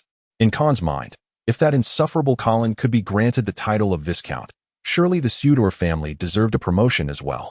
Yet, just as Con awaited the Duke's decree with hope, the Duke plunged his sword into the marble floor and questioned him. Sir Con, tell me, what is loyalty? What? Con looked up, bewildered, at Duke St. Hild. The audience fell silent. Con's sister, Cynthia Sudor, whom Colin had referred to as the madwoman, was equally taken aback by the Duke's inquiry. Her hands clenched instinctively, sensing the gravity of the situation. Colin, holding the parchment, glanced at the dazed Con and suddenly understood, a cold smile creeping across his lips. Loyalty is what is it? Duke St. Hild's expression was stern, his piercing gaze seemingly penetrating the kneeling knight. Under that scrutiny, Con felt his mind blank, his words faltering. Duke St. Hild's tone was frigid. Did you publicly urge Charles to relinquish his marquisate out of loyalty? It was over. The Sudor family was finished. This was the unspoken consensus among the assembled nobles. Clearly, the Duke was revisiting old grievances. When Con was thrust into the limelight by Count Euman, many suspected he would pay a price for it. Now, that price had arrived. Con believed that by siding with Count Euman, he could erase past transgressions. However, it was evident that Duke St. Hild had no intention of letting the Sudor family off lightly. The dignity and honor of the house of St. Hild were not to be trampled upon by a minor noble. Of course, the true reason behind Charles's voluntary abdication was the pressure from Marquis Garcia. However, Marquis Garcia had the stature to ensure that the Duke's wrath would not fall upon him. Con Sudor, on the other hand, lacked such clout and was thus relegated to being the Duke's example. Kill the chicken to scare the monkey. Observing Con's pathetic demeanor, Duke St. Hild scoffed and exclaimed, Viscount Colin, you tell us, what is loyalty? All eyes turned to Colin. He hesitated for a moment, but then stepped forward with resolve, as if he had anticipated this moment. Your Grace, I believe loyalty is the unconditional giving of oneself, without question, without regard for right or wrong, without consideration of gain or loss. Then, throwing his sword directly towards Colin, he commanded, Very well. I now order you to kill Con Sudor immediately. Yes. Before the assembly could comprehend the gravity of the moment, and even as Con remained kneeling in shock, Colin caught the sword and, without hesitation, swung it forth. A flash of silver gleamed, and blood splattered. Chapter 67 Betrayal. Thud, thud. A round, glistening head rolled onto the ground. The gushing blood painted the marble floor in a vivid hue. The atmosphere was one of stunned silence. No one could have anticipated that a dignified ceremony of nobility would devolve into such chaos. The command from Duke St. Hild was abrupt, and Colin's execution of it was even more so. In truth, Colin had foreseen the Duke's directive. For the newly granted territory to the Ongrel family prominently included the name of Ice Rock City. Since the territory of the Sudor family had been bestowed upon the Ongrel family, Colin was hardly surprised that the Duke would choose this moment to settle scores with Con. To outsiders, it seemed as if the Duke and Colin had conspired together to deliver a sudden strike against Con. Even as Con's head fell, the confusion in his eyes had yet to shift into fear. No, a piercing scream shattered the silence. Cynthia Sudor charged forward like a woman possessed, seemingly intent on avenging her brother. After wielding his sword, Colin immediately knelt on one knee before Duke St. Hild, lifting his sword above his head with both hands. Remarkably, he paid no heed to Cynthia rushing towards him. Indeed, before she could reach him, a squad of guards intercepted her. Why? My Lord Duke, why? Colin, I will kill you. I will kill you. Once the frenzied woman was escorted out of the hall by the guards, Duke St. Hild smiled at Colin and said, Well done, Sir Colin. I appreciate your interpretation of loyalty. This sword is called the Blade of Judgment. 5 years ago, I used it to sever the head of the previous troll emperor. Now, it is bestowed upon you. I hope you will treat it well and live up to its name and the glory it represents. Duke St. Hild nodded in satisfaction, signaling Colin to withdraw. The ceremony continued, yet all present discreetly cast glances in Colin's direction. If Colin's elevation to a viscount had garnered him merely envious looks, the moment he was gifted the Blade of Judgment transformed those gazes into palpable jealousy. No one could have anticipated that Duke St. Hild would hold Colin, a newly minted viscount, in such high regard. Only the silent Marquis Garcia furrowed his brow ever so slightly as he observed the sword in Colin's hand. As the last batch of newly appointed barons successively accepted their titles, the ceremony approached its conclusion. Nevertheless, Duke St. Hild appeared disinclined to end the proceedings just yet. The onlookers were not surprised. They held their breaths, anticipating what might come next. Charles. At last, Duke St. Hild called forth the name of his eldest son. The Marquis of Charles, who had been lurking in the background, trembled slightly upon hearing his name, then stepped forward with the solemnity of a condemned man, kneeling before his father. I have heard you wish to atone for the fallen 200,000 soldiers? The Duke's tone revealed no hint of anger or joy. Bow down. Charles stammered, Yes, father. I have failed to meet your expectations and have betrayed the trust of the people of the North and the 200,000 soldiers. Therefore, I voluntarily renounce my title as Marquis to atone for my transgressions. Duke St. Hild remained silent, his icy gaze fixed on his eldest son. Charles did not raise his head, but seemed to comprehend his father's intent. Slowly, he removed his Marquis ring, unfastened his sash, and finally disrobed, folding the ceremonial attire that symbolized his noble status and placing it before him. Please, father, forgive my sins. Charles lay prostrate on the ground, awaiting his father's judgment. After a prolonged silence, Duke St. Hild finally spoke. Charles, from this day forth, the glory of the St. Hild family is no longer yours. You shall depart to the northern border as an ordinary soldier, fighting on the front lines against the trolls for the rest of your life, until the day we conquer the Troll King's city. Yes, father. Charles, dazed and disheartened, bowed deeply and stumbled away. The once proud heir to the northern realm departed in disgrace. The observing nobles remained silent, refraining from any actions that might draw the Duke's attention. Although his expression was calm, those familiar with him understood that he was seething with rage. Anyone forced to renounce their chosen heir would find it difficult to bear, especially a duke of such standing in the North. Clearly, this was a profound affront to his authority. Yet, he could only grit his teeth and endure it. The atmosphere in the hall grew increasingly tense. The ceremony was not yet concluded. The ruler of the North could not be without an heir. With Charles stripped of his title, it was only natural that someone else would need to inherit the marquisate. But who would that be? Colin quietly raised his gaze to glance towards Marquis Garcia. During their hunting expedition outside the city, Garcia had informed Colin of the arrangement he had made with Duke St. Hild.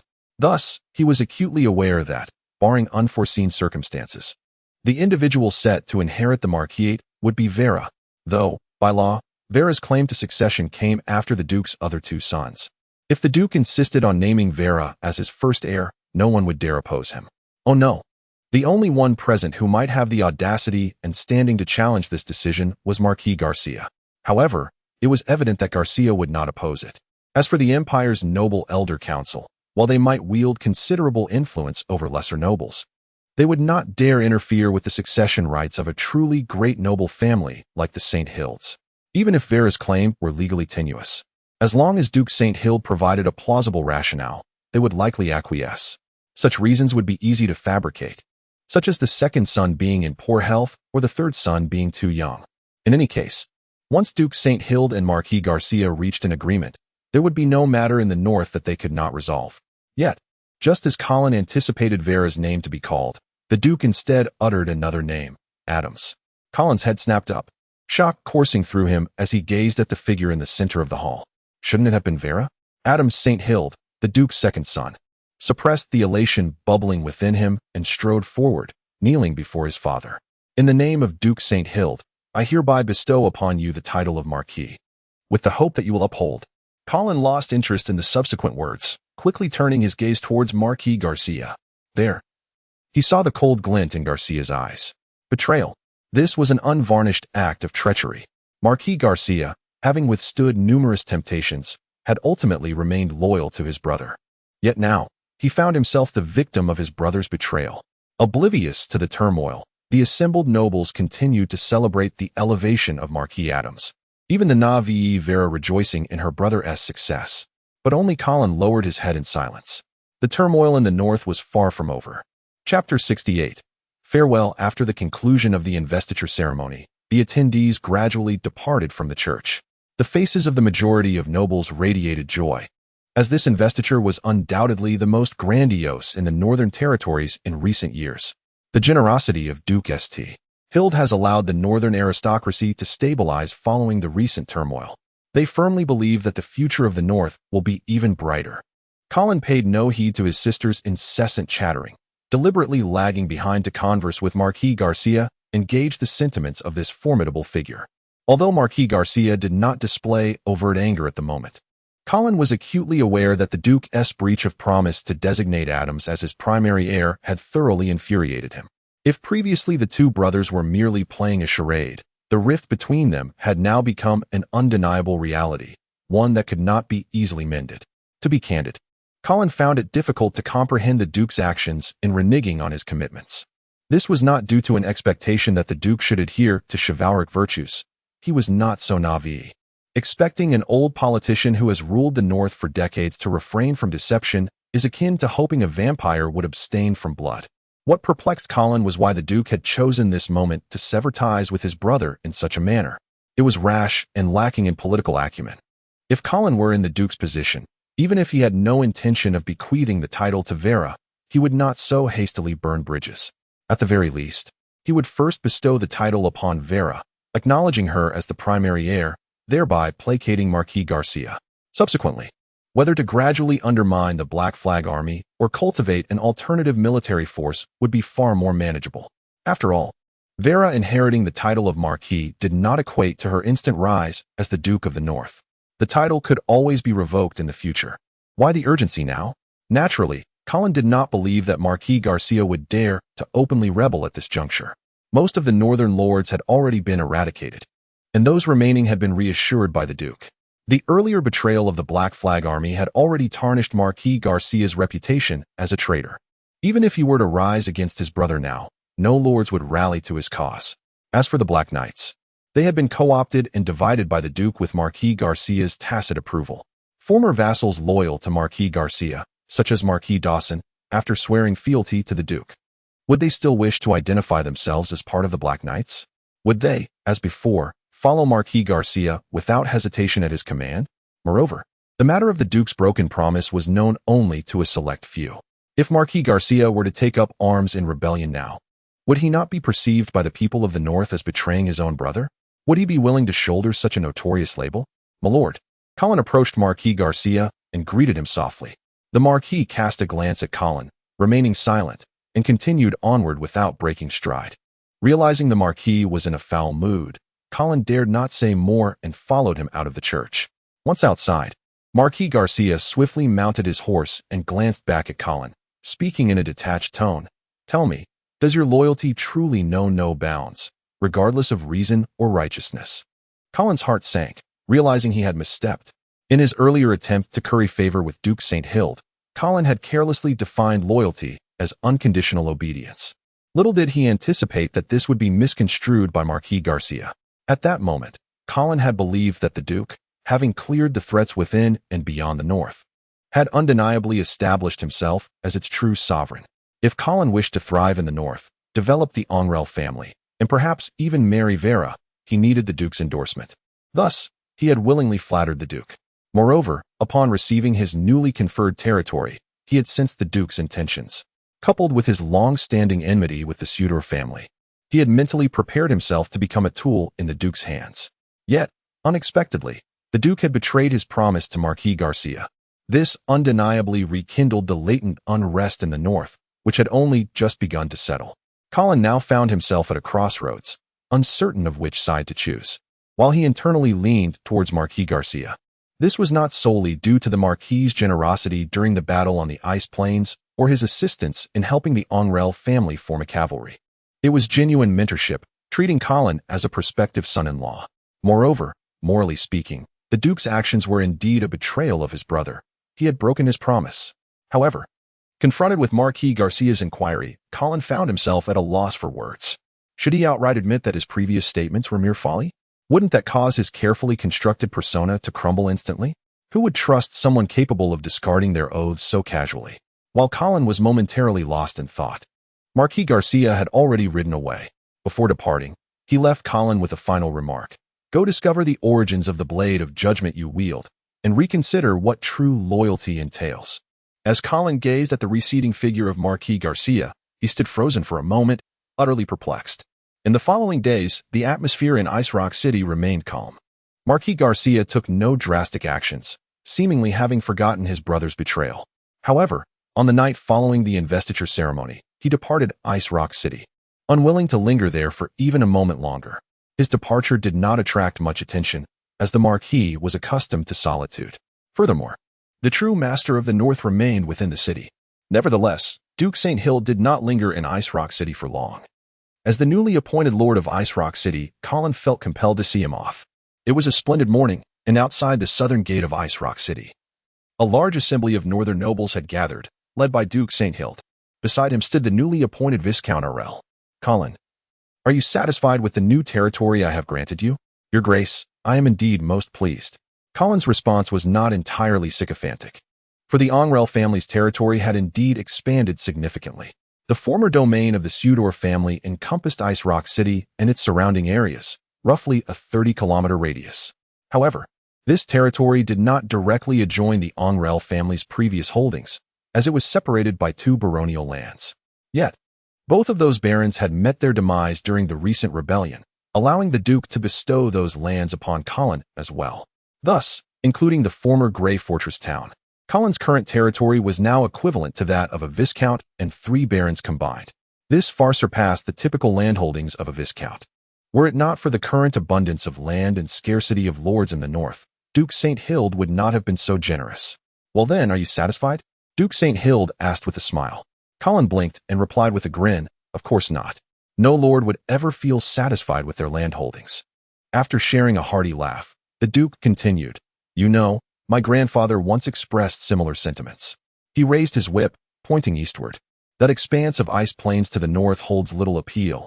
It is far too cold and barren. However, if you wish to expand your territory, you might consider venturing eastward. Colin stood frozen in place, contemplating the true meaning behind the Duke's final words. Just then, a magnificent carriage passed by him. The curtain was lifted, revealing a breathtaking visage. Colin, Miss Vela, my coming-of-age ceremony is in a month. Will you attend? Of course, it would be my honor. Vela replied with a radiant smile, lowering the curtain once more. The procession moved forward slowly, gradually fading into the horizon. Colin lingered by the city gate for a considerable time, but his gaze was not on the departing Duke's entourage. Rather, it was directed towards the eastern expanse that the Duke of St. Sild had just indicated. There lay the eastern frontier of the empire, as well as a small nation nestled between the northern and eastern borders, the Half-Elf Kingdom. Chapter 69. The Bite with Duke St. Hilda's Departure. The remaining lords of the Northern Territory also took their leave, and Ice Rock City became desolate once more. Of course, this desolation was only relative. Compared to the Angley family's former fief, Greyfort Town, Ice Rock City was demonstrably more bustling. More than who was the lord of Ice Rock City, these commoners were more concerned with whether their family had enough food to eat and clothes to wear. However, for some, this was a cataclysmic shift. These were, of course, the former masters of the city, the Pseudo family. Stripped of their title and fief, the Pseudo family had no choice but to depart in sorrow. Colin had no intention of eradicating the Pseudo family, as the unspoken rule of this world was to be lenient towards the vanquished. Of course, this vanquished individual had to be a noble. No one cared about the life or death of commoners.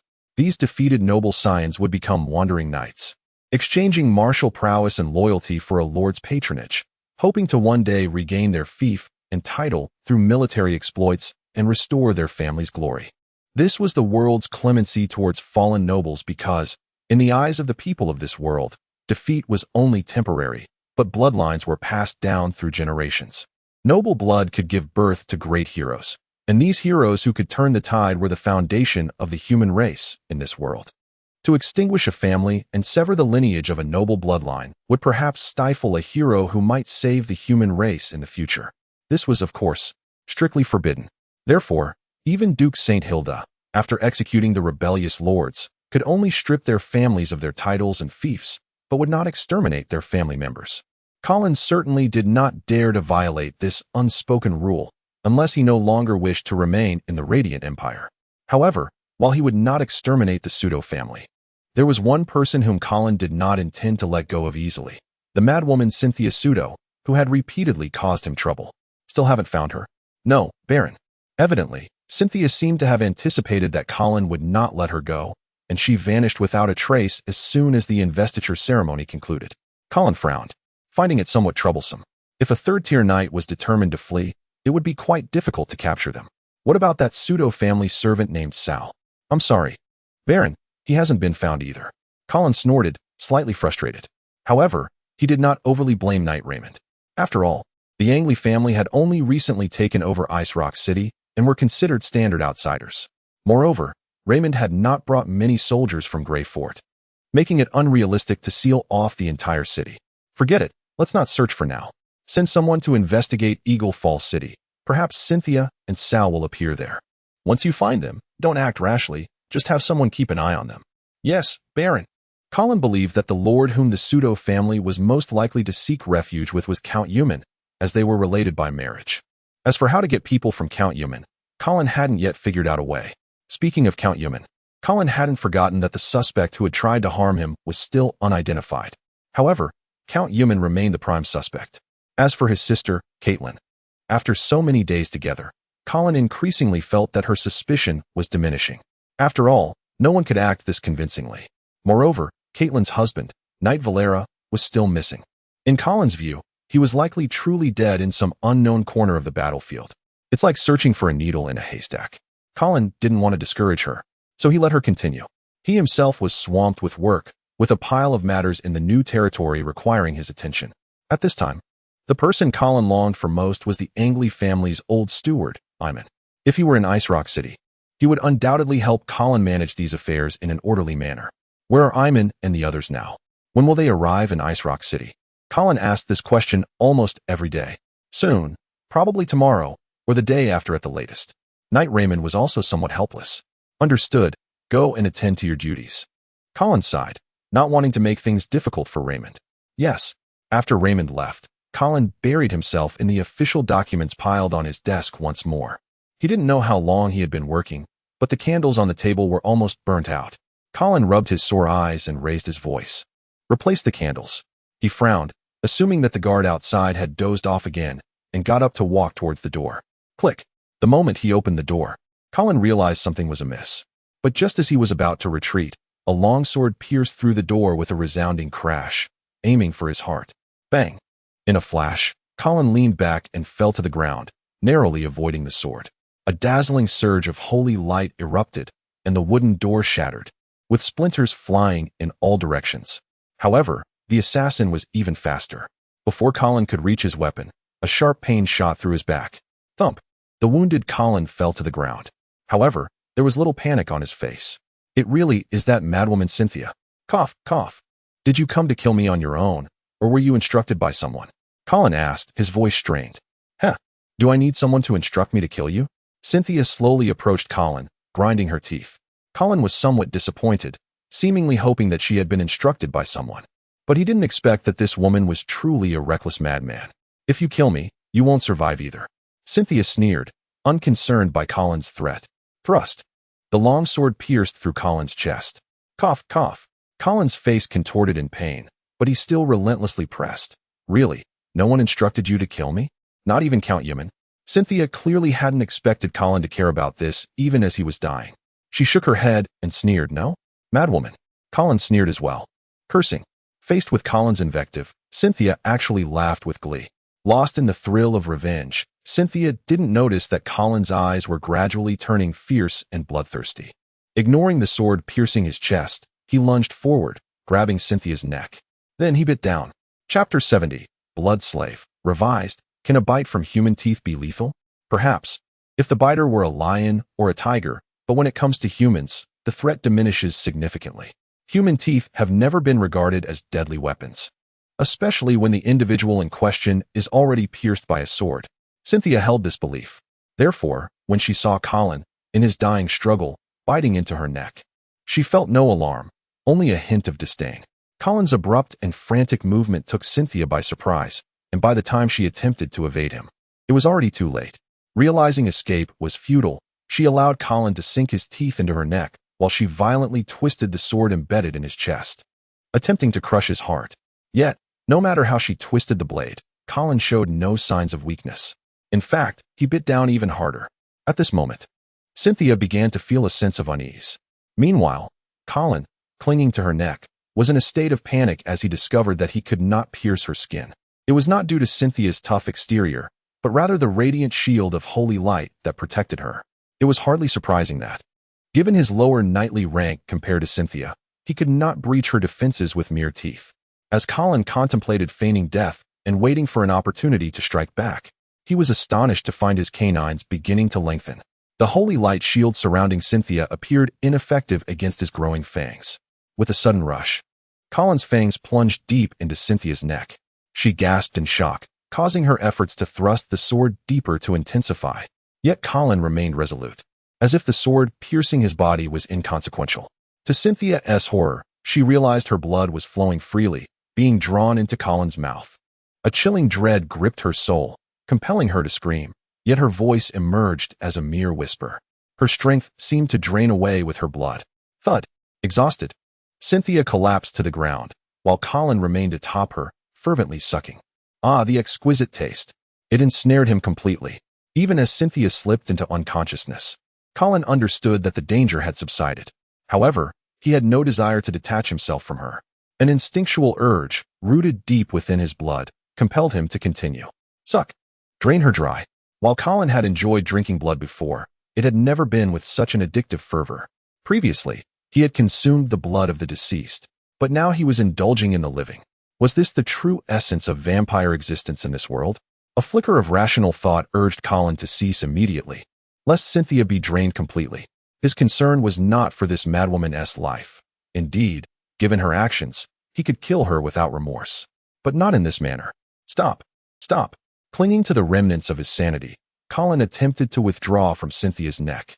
Yet, at that precise moment, an unexpected pull emanated from the wound on her neck, causing his blood to boil as if it sought to flow into her.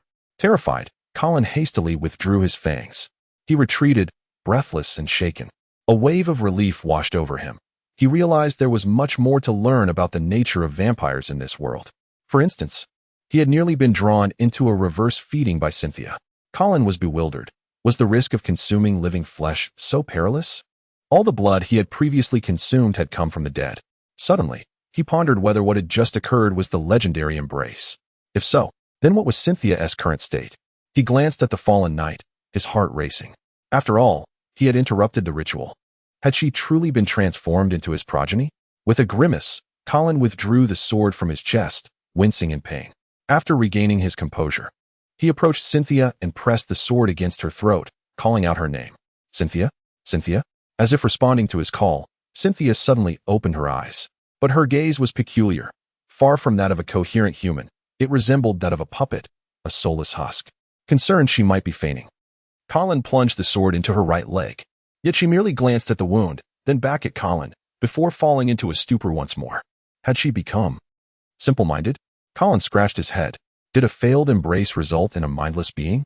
Stand up, he commanded suddenly. With remarkable speed, Cynthia sprang to her feet before him. So she comprehended my orders, he realized. What is your name? Why are you here? What do you desire? Raise your hand. Sit down. Lie down. However, when Colin issued explicit commands, Cynthia complied without hesitation. At last, he comprehended that this madwoman had likely become a creature akin to his slave, devoid of independent thought, utterly devoted to his will. Contemplating this revelation, he handed her the sword and commanded, "Stab me." No response. Then stab yourself. Without hesitation, Cynthia plunged the sword into her abdomen. Only then did Colin grasp that she could not accept commands that would harm him. He also noted that the wounds on her abdomen and previously pierced leg were not bleeding profusely, as if she could control her blood flow. Remarkably, she neither flinched nor blinked. As the sword was withdrawn, Cynthia stood unwavering. It appeared she bore no mortal wounds, nor did she feel pain. Colin felt a pang of envy. He concluded that this hybrid being, born from an interrupted embrace, could be aptly termed a blood slave. Chapter 71. Failure. Revised. My lord, my lord. Sir Raymond's anxious voice echoed from outside the door. Upon witnessing the lifeless bodies of the guards and the shattered door in the corridor, panic and guilt overwhelmed him, causing him to rush madly into Colin's chamber.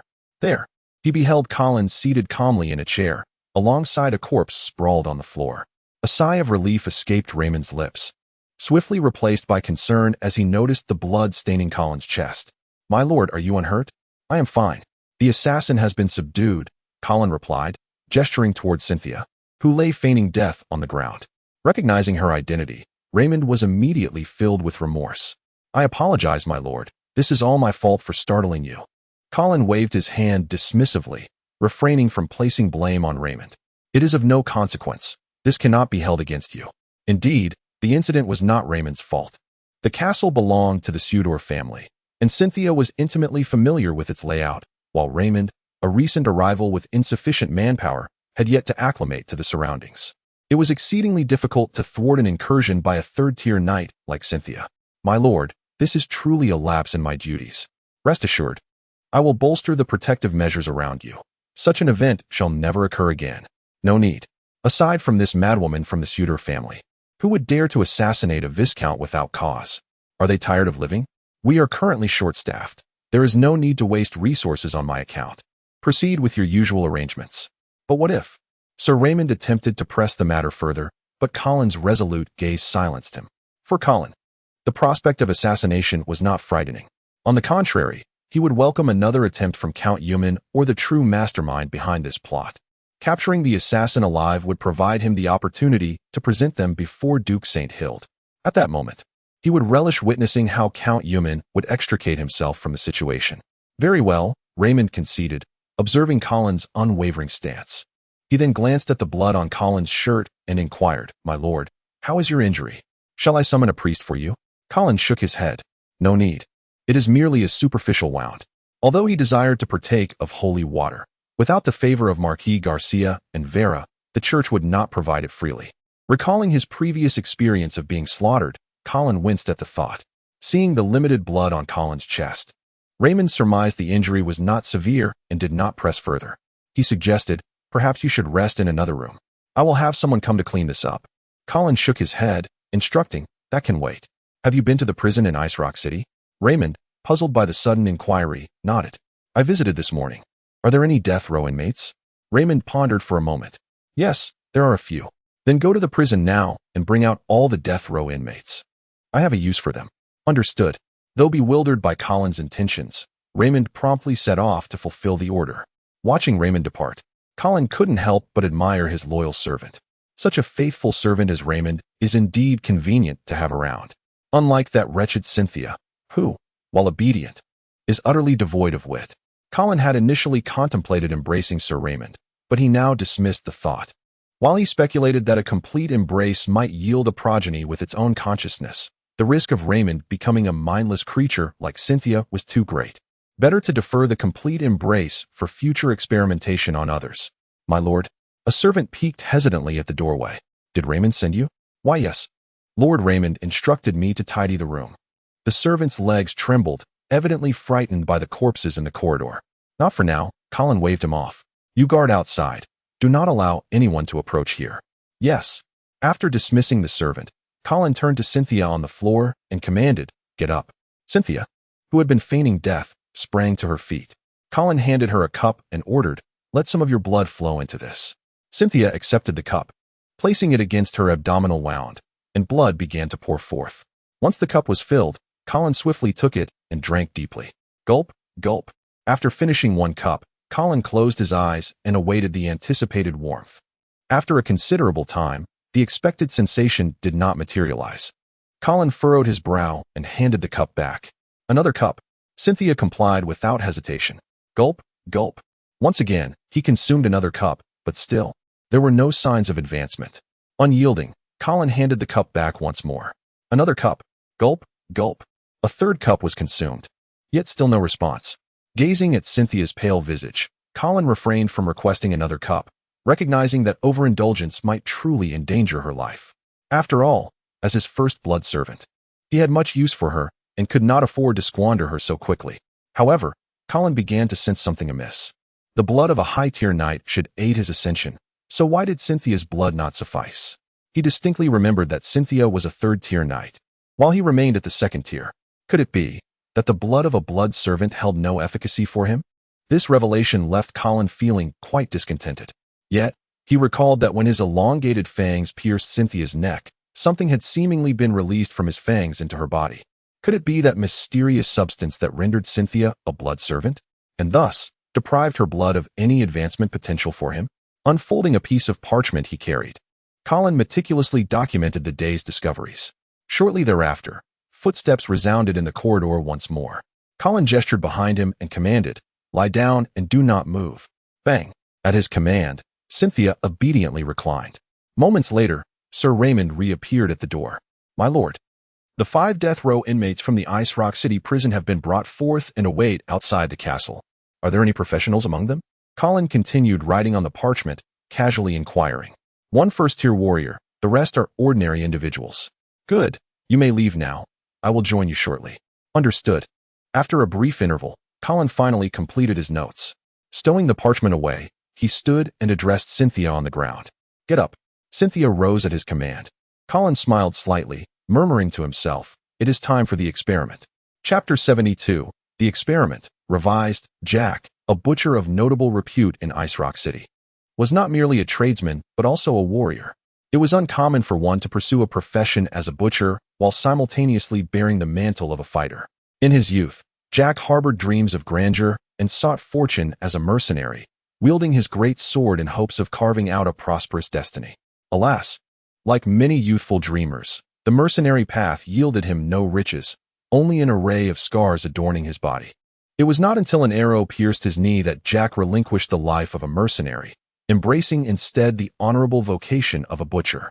He channeled his pent-up frustrations and fury at fate upon the hapless livestock, thereby navigating his butcher's journey with relative ease, soon earning him a modest fame within Ice Rock City. However, one fateful day, during a heated altercation, Jack lost control of his temper and transformed into Jack the Ripper, ending a man's life with a single swift strike.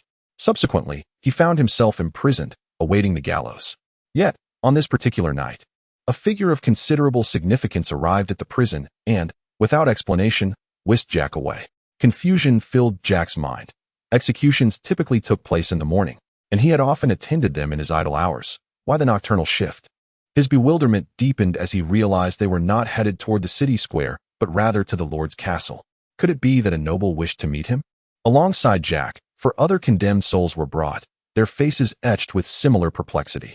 What followed only added to their confusion. The knight leading them escorted them outside the city, planted 5 swords before them, and then vanished. The death row inmates exchanged glances, unsure of the noble's intentions. Jack's gaze fell upon the swords, and an insatiable urge stirred within him. Yet, he dared not move. As time ticked away, the knight did not return, and the distant sound of howling wolves sent shivers through the 5 prisoners. "We can wait no longer," Jack suddenly exclaimed. "Though we know not the noble's game, this is our only chance. Grab the swords." With that, Jack sprang forward, severing the ropes binding his hands with one of the swords, then seized it and fled. The other 4, seeing his resolve, hurried toward their respective weapons. In the desolate wilderness beneath the shroud of night, they understood that only by banding together could they hope to fend off lurking beasts. After a brief sprint, Jack abruptly halted, his demeanor grave. "Why have you stopped?" the others queried, urgency lacing their voices. Jack pointed ahead, where a figure stood. "What are we afraid of? It's just one person," one condemned man shouted. Jack tightened his grip on the sword. His instincts, honed through years of mercenary life, warned him of impending danger. Yet, as he spoke, the words that escaped him were, "And it's a woman." "Huh. Brothers, charge." To their astonishment, indeed it was a woman. The other 4 prisoners surged forward like wild boars, anxious not to be outdone. However, Jack remained rooted, cautious. With a resounding thud, the first of the prisoners was sent flying by the woman's kick. The remaining 3 hesitated momentarily before charging ahead once more. Yet, from his vantage point, Jack was struck with fear. It was a knight.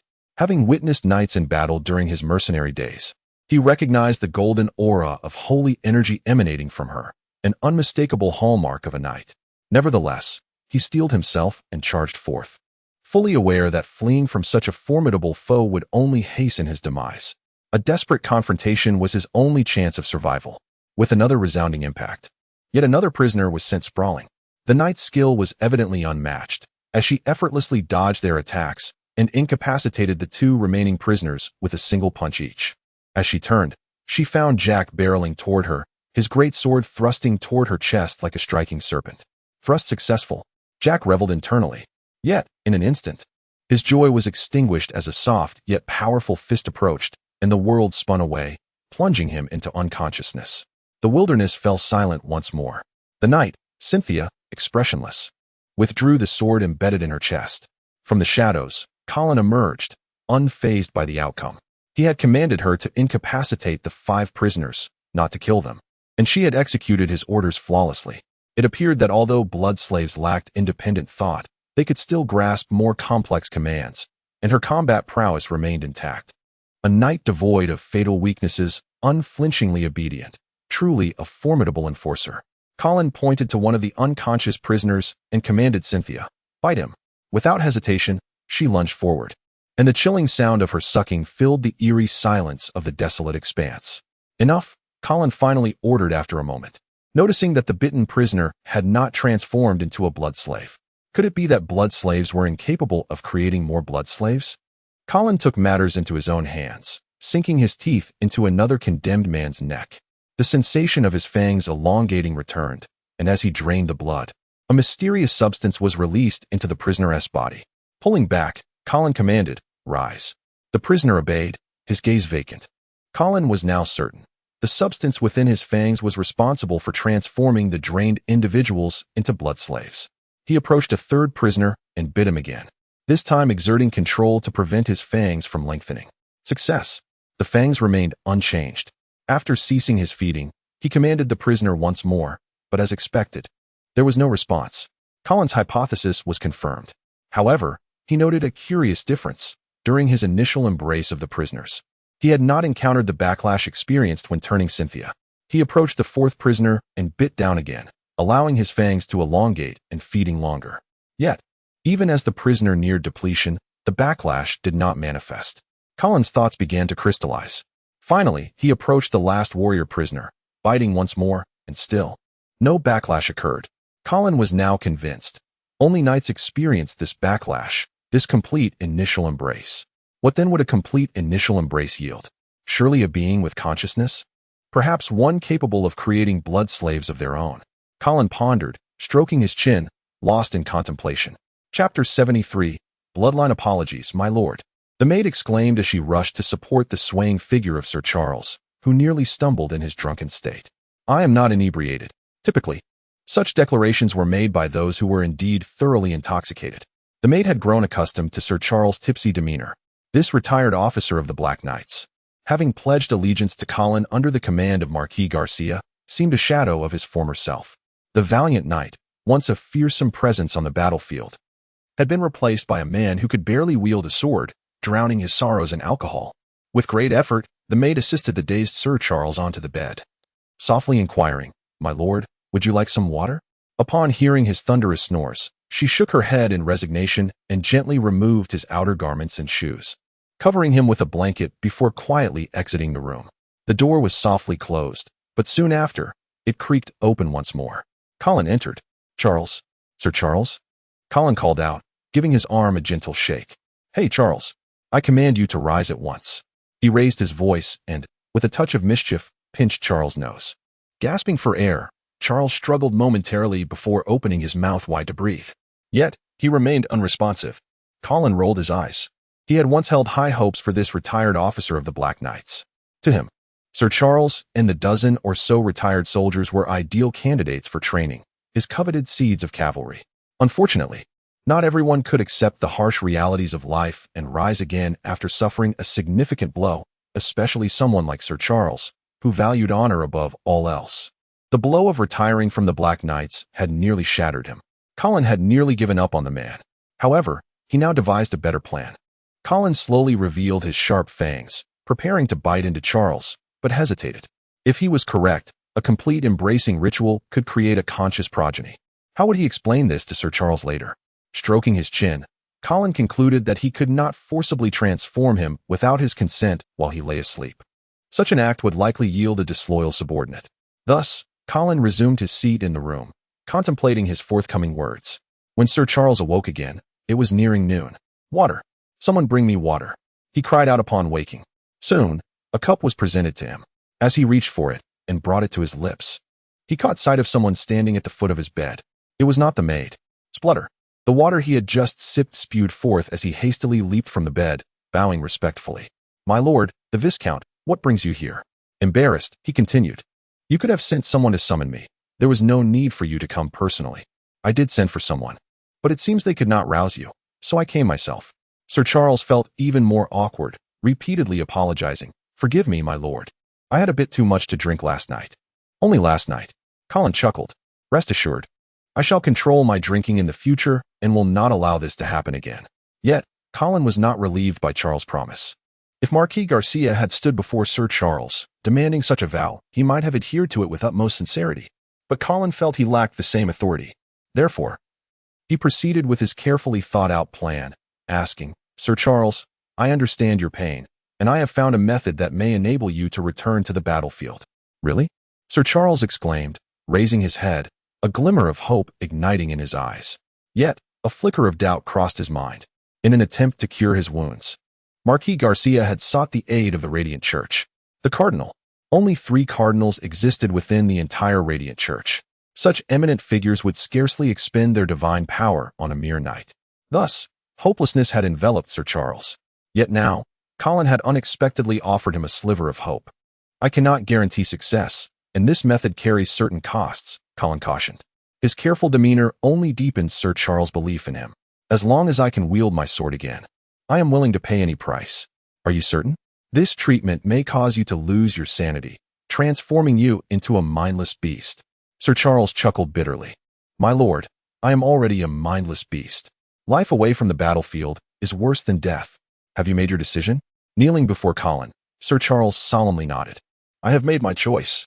As long as you can restore my strength, I vow by my ancestors' names to serve you for life." Though Sir Charles had previously sworn fealty to Colin, that had been under the command of Marquis Garcia, whereas this pledge was made willingly. Colin sensed the determination in Sir Charles and handed him a mug, saying, "This water contains a sleeping potion. The upcoming treatment will require you to be unconscious, as the process may be somewhat painful." Upon hearing the mention of the potion, Sir Charles took the mug and drank deeply. Not waiting for Colin to finish his explanation, Colin raised an eyebrow, touched by the depth of the other man's resolve and trust. Moments later, Sir Charles succumbed to slumber under the potion's influence. Colin approached, revealing his sharp fangs, and sank them into Sir Charles' neck. This time, Colin did not flee. Suppressing a hint of inner panic, he allowed his blood to flow into Sir Charles' body through his fangs. Gradually, tendrils of crimson mist began to emanate from both their forms, swirling in intricate patterns upon the ground, resembling a magical array. The curves multiplied, becoming increasingly complex and profound. The sound crescendoed, as if heralding something significant. "Blood's convergence, my essence. Master of blood, immortal and indestructible. With my blood, I grant you the legacy." Chapter 74. Assistance. A series of knocks echoed. "Enter." Sir Raymond strode into the chamber, bowing respectfully. "Lord Angria, Steward Aemon and Sir Rager have successfully arrived at Ice Rock Keep." "Very well, I am aware." Corin, having just completed the embrace of Sir Shar, appeared somewhat pallid. "Have them settle in first, then request their presence in the study." "As you command." After Raymond's departure, Corin gazed upon the still unconscious Shar, attempting to command, "Arise, Shar, arise." Yet, Shar remained unresponsive. Corin furrowed his brow, uncertain whether the embrace had been successful. Furthermore, he was dismayed to discover that his own rank had diminished. Corin, formerly a second-order knight, had regressed to the first order following the embrace. It remained unclear whether this demotion was temporary or permanent. Nevertheless, he had anticipated such a consequence. A complete embrace would undoubtedly entail some cost. The ability to create thralls without any apparent sacrifice had already astonished Corin. Had he not discovered that thralls were incapable of procreation, Corin surmised that he could potentially unleash a vampiric pandemic in this foreign world. He had initially intended to conduct further experiments upon Sir Shar's awakening, but mindful that Steward Aemon and Sir Rager awaited him, he promptly departed Shar's chamber. Upon Sir Shar's awakening, instruct him to report to the study. Corin instructed the maidservant guarding the door. "Yes, Lord." Arriving at the study, Corin had barely taken a sip of water when Raymond entered, followed by Aemon, the venerable steward of the Angria household, and Sir Rager Morben, the family knight. "Lord Angria." Lord Corin. Huh. I have eagerly awaited your arrival. Come, be seated. I trust your journey was not too arduous. Would you care for some refreshment? Coffee would be agreeable. Sir Rager stroked his bald pate, hesitating before echoing amen. The same for me. Corin chuckled, his gaze lingering on Rager, aware of the knight's hesitation. He then instructed the attendant at the door, prepare 2 cups of coffee and a flagon of ale. Yes, Lord. Haha. Thank you, Lord Corin. Rager grinned, his homely face blossoming into a smile. Rager was Raymond's elder brother. The Morbin siblings had become wandering knights due to their family's decline, later pledging fealty to Baron Angria. Corin had always maintained a cordial relationship with them. Rager, in particular, possessed exceptional martial prowess and had served as Corin's combat instructor during Baron Angria's absences. Thus, upon seeing his old acquaintance, Corin, despite no longer being the youth he once was, felt a surge of warmth. At present, Aemon, Rager, and Raymond constituted the core of the Angria household. The peripheral members of the Angria lineage were not particularly distinguished, and Corin would merely provide for their sustenance and assign them simple tasks, without placing undue reliance on them. Perhaps Sir Shar, upon his awakening, could also join this inner circle. The attendant promptly delivered the coffee and ale. Corin exchanged pleasantries with the group before broaching the matter at hand. Aemon, I require you to immediately assume responsibility for the daily affairs of the territory. Furthermore, identify several candidates for the positions of scribe and tax collector, and submit a list to me for final approval and assignment to the various towns. Yes, Lord. Moreover, Ice Rock Keep has recently been ravaged by trolls and requires respite.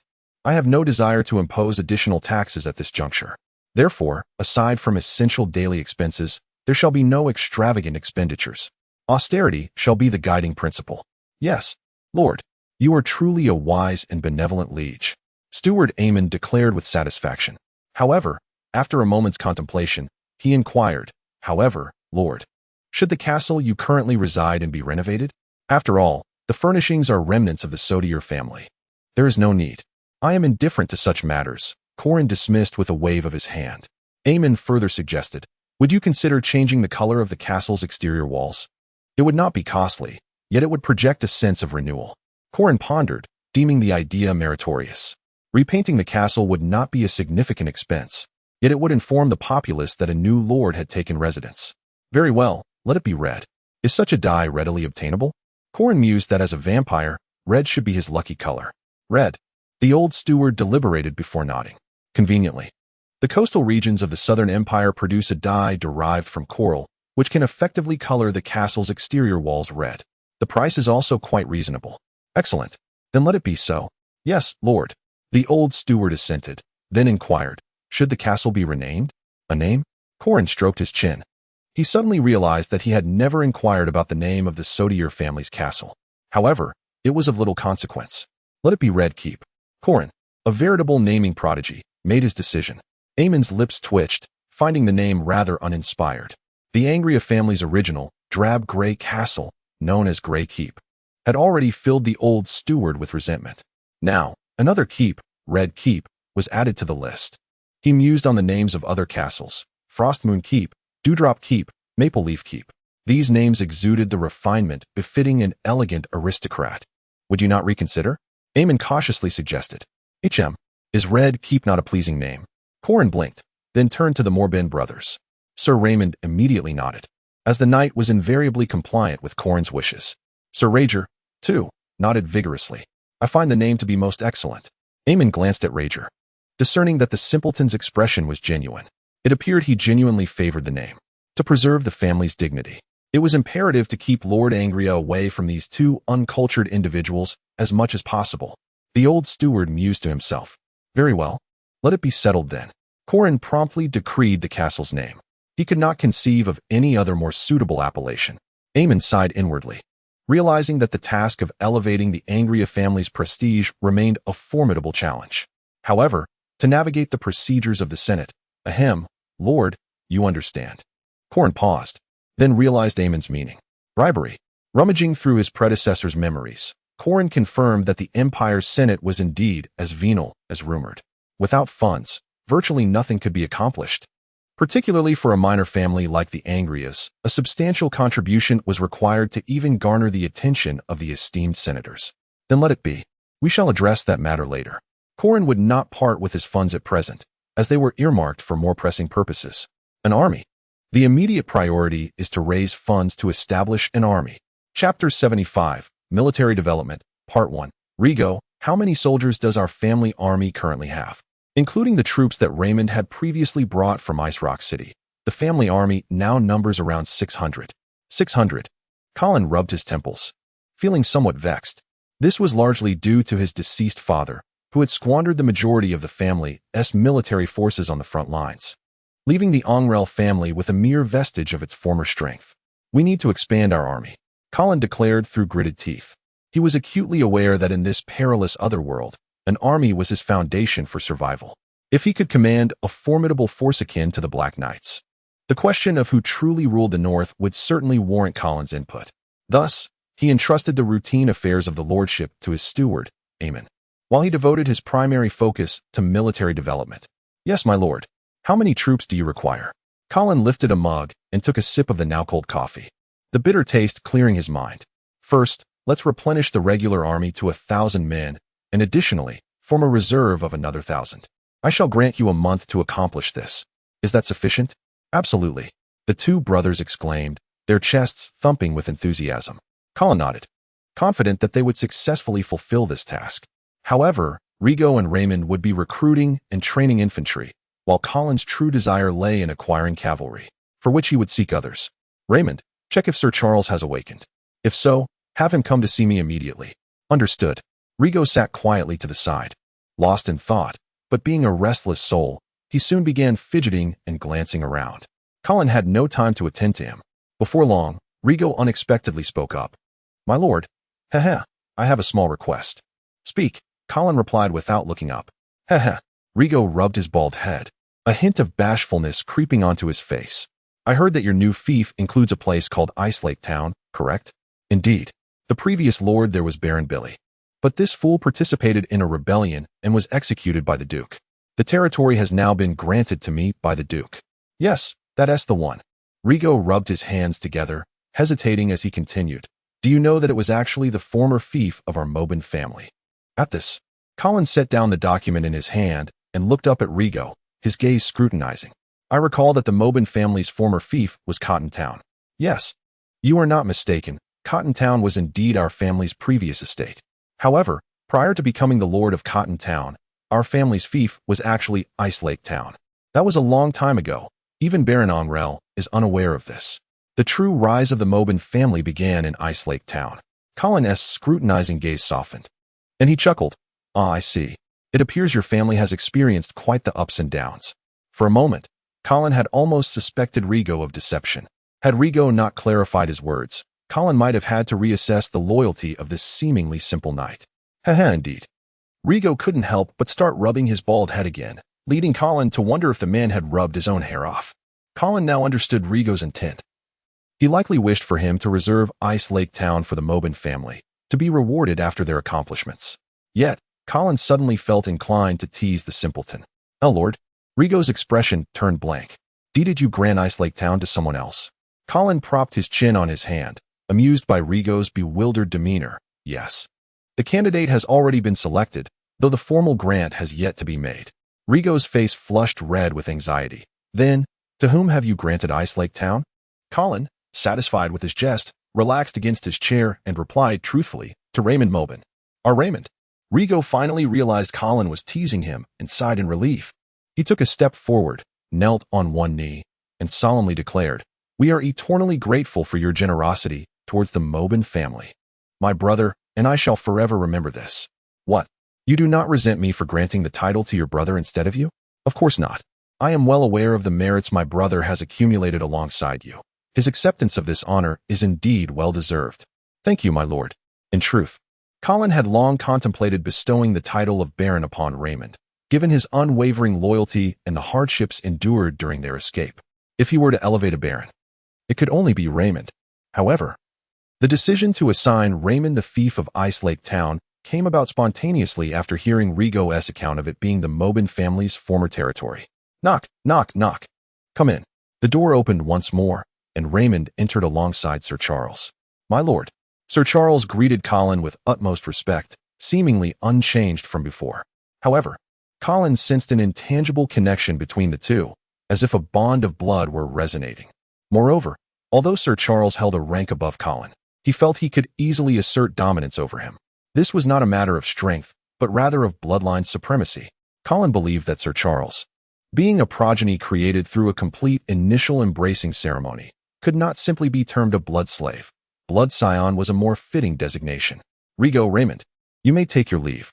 Immediately commenced the recruitment and training of the army. Yes, my lord. The two brothers bowed and exited. Aemon, you should also leave for now. Attend to the daily affairs of the territory, and should you encounter anything uncertain, do not hesitate to consult me. Of course, my lord. Once Aemon departed, silence enveloped the study. Colin regarded Sir Charles, hesitating on how to greet his first blood scion. Yet, he noticed that Sir Charles had already knelt, his left hand over his heart, and with a look of reverence stated, "Chosen of the divine, I thank you for the grace you have bestowed upon me." Chapter 76, Military Construction, Part 2. Colin appeared utterly bewildered. What did you just call me? Your Excellency, the Chosen One. Colin blinked, as if realization dawned upon him. He quickly straightened his posture, feigning shock. You have uncovered my true identity. Taking a deep breath, Colin solemnly inquired, Sir Knight, how did you discern that I am the Chosen One? Sir Charles raised his right hand, displaying the severed surface of his thumb. My lord, I can already feel the divine power of the Lord mending my body. The ability to perform such divine arts, without the title of a priest, leaves no doubt that you are indeed the Chosen One. Moreover, although I was unconscious during the healing ceremony, I sensed a trace of the sacred aura, undoubtedly the presence of the Lord of Radiance. Even now, I can feel an overwhelming and irresistible force emanating from you. You must be an apostle of some angel. Indeed, I am the Chosen One. This world undoubtedly harbors chosen ones, at least according to the teachings of the Church of Radiance. The most renowned Chosen One is none other than Gaius St. Lorenzo, the founding emperor of the Radiant Empire. The Church of Radiance proclaims this legendary paladin to be the earthly apostle of the mightiest angel, Michael. Suddenly, Colin realized that the concept of a Chosen One could be effectively employed to manipulate his progeny. The progeny created through the complete initial embrace ritual evidently possessed autonomous consciousness. Although bloodline suppression could force obedience, such control was fraught with peril. After all, loyalty born of coercion could not withstand trials. Thus, Colin needed a more sophisticated method to exert influence. What could be more effective for brainwashing than religion? Sir Charles, you are not mistaken. I am indeed the Chosen One. May I inquire, which Archangel's apostle are you? Upon receiving Colin's confirmation, Sir Charles trembled with excitement. Colin leaned slightly forward and stated with utmost seriousness, the Blood Angel. Dracula, the Blood Angel? Sir Charles looked perplexed. Forgive my ignorance, but I have never heard of this angelic lord. Indeed, you would be surprised if you had, Colin replied, maintaining an air of mystery. This Blood Angel is a secret servant of the Lord of Radiance, concealed in darkness, tasked with executing clandestine missions, and thus, his name must not be known to the world. I understand. Now that you are aware of my identity, to ensure the success of this secret mission, you must guarantee that you will never reveal my true identity or the events of today to anyone, not even the Pope. Yes, my lord. I shall never divulge any information about you. Colin regarded Sir Charles, who was fervently devoted, and nodded in satisfaction. The manipulation had succeeded. In order to heal your severed finger, I shall infuse the power of the Blood Angel into your body. Consequently, you may experience certain changes in the time to come. However, do not panic or make a commotion. Simply record these changes and report them to me. Is that understood? Yes, my lord, I understand. Sir Charles nodded without a trace of doubt.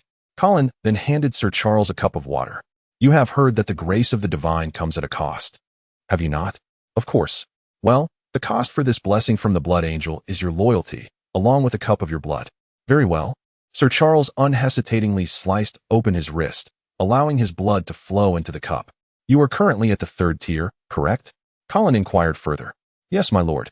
Surprisingly, you have not been demoted. Colin felt a tinge of disappointment. He himself still lingered at the 1st tier. It appeared that the cost of the initial embrace was not merely temporary. Nevertheless, he was not overly concerned. With Sir Charles's blood, he would likely recover quickly, perhaps even ascend to the 3rd tier. Achieving the 3rd tier at such a young age was undeniably remarkable. What? You say he cheated using the traits of the bloodline? But aren't those very traits Colin's own gifts? Once Sir Charles had filled the cup, Colin instructed him to stop. My lord, I believe. I can control the flow of my own blood. Sir Charles exclaimed in astonishment, gazing at Colin. Colin waved his hand dismissively, speaking calmly, as I mentioned. Your body will undergo certain changes. These are all blessings from the Blood Angel. All praise to the Blood Angel. Sir Charles fervently prayed without a hint of skepticism. Yes, my lord. I shall immediately abstain from alcohol. Sir Charles eagerly promised. At that moment, he shed his previous despondency, brimming with newfound vigor. Although he remained unaware of Colin's mysterious mission, this did not hinder Sir Charles's determination to assist the apostle of the Blood Angel with all his might, even at the cost of his own life. How many cavalrymen do you intend to recruit for the first batch, my lord?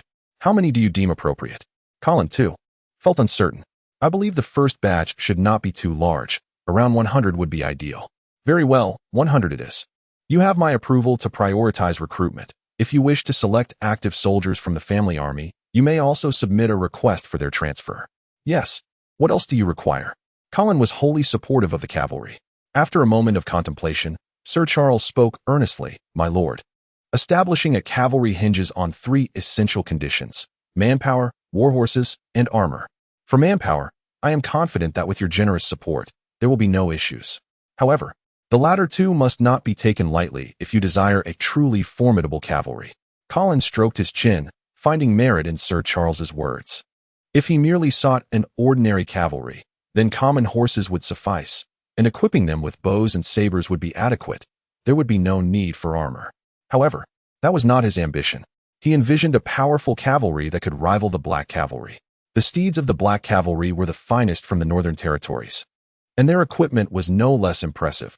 Heavy cavalry donned full-body armor, while light cavalry were fitted with chainmail, half-armor, and leather armor, ensuring their combat effectiveness. If I were to approach Marquis Garcia, do you think he would assist me? Had it been before the last investiture ceremony, Colin would have been certain that Marquis Garcia would lend his support. But now, Sir Charles shook his head. My lord, I suggest you seek another individual. Whom? The Marquis Dawson. Chapter 77. The Blade of Judgment. The study was enveloped in tranquility, broken only by the soft rustle of writing. Colin was composing a letter to Marquis Dawson. Upon being reminded by Sir Charles, Colin swiftly recognized that if he sought a warhorse and armor, it would be far more prudent to approach Marquis Dawson rather than Marquis Garcia. The diminutive Marquis was, in fact, the chief steward of the Black Knight army, or at least he had been in the past. Colin was uncertain whether Marquis Dawson would be inclined to assist him, but he deemed it worth a try. Yes, my lord. After Sir Charles departed, Colin eagerly lifted a goblet and drained its sanguine contents. He then settled into a state of anticipation. However, after waiting for the better part of the day, he felt no familiar warmth coursing through him.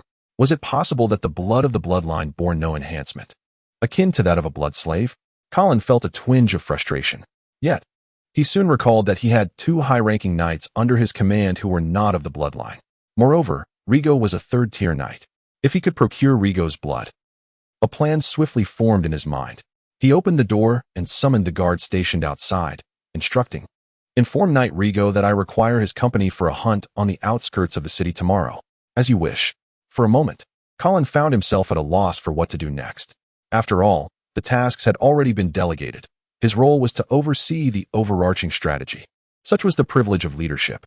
Leaning back in his chair, he crossed his legs and let his gaze wander about the study, eventually resting on the sword known as the Blade of Judgment that hung upon the wall.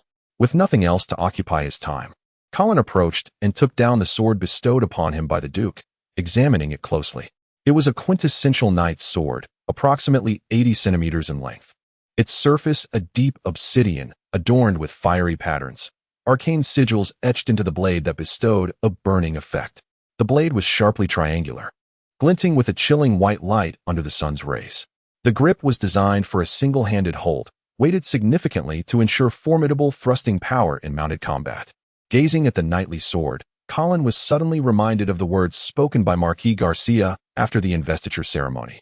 At that moment, Colin had just been elevated to the rank of Viscount by Duke St. Hild, receiving the Blade of Judgment as part of the honor, basking in the limelight. In a fit of fervor, he had pledged unconditional loyalty to the Duke, a declaration that had evidently provoked Marquis Garcia, who had recently suffered betrayal from his own brother. Reflecting on this now, Colin surmised that Duke St. Hild's generosity towards him might have been a deliberate ploy to sow discord between him and Marquis Garcia. Yet, regretting it now would be futile. Colin's thoughts turned to the last words spoken by Marquis Garcia. What is the origin of the Blade of Judgment? Suddenly, Colin felt a surge of curiosity. Sheathing the sword, he promptly left the study, recalling that there was a library within the castle. After the trolls had besieged this place, they had plundered the riches of the Sudor family, but had left the library untouched, evidently finding no allure in books. My Lord Viscount. Upon reaching the library, an elderly man with a head of white hair rose to bow respectfully. Are you the librarian here? Indeed, you may call me Quincy. How may I assist you? Colin raised the knight's sword in his hand and inquired. Do you possess any books regarding the origins of renowned swords? The Blade of Judgment? Quincy responded, somewhat astonished. Oh, you recognize this sword? Colin's eyebrows knitted together in surprise. Quincy nodded, explaining, yes, I was fortunate enough to have seen this sword in Winterhold, when it was still the personal weapon of Duke St. Hild. Colin squinted, realizing that to have encountered the Duke's sword, one would need to be quite close, suggesting that Quincy had not merely observed from afar. Colin found it hard to believe that a mere librarian in a viscount's castle could have been so near to Duke St. Hild. Have you always served as the librarian here? No, I previously held the position of tax officer in Ice Rock City. Colin felt a sense of clarity. In this world, the paramount duty of nobles governing their territories was tax collection. Being a tax officer of Ice Rock City meant Quincy was indeed a core retainer of the Sudor family. Of course, that was before he was reassigned to this library. And what led to your reassignment here? Because I offended Viscount Sudor. In what manner did you offend him? Quincy hesitated for a moment, but eventually spoke the truth.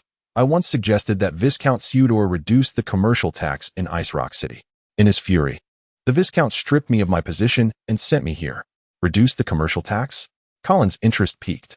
Nobles typically relished increasing taxes. Yet this former tax officer had proposed a reduction.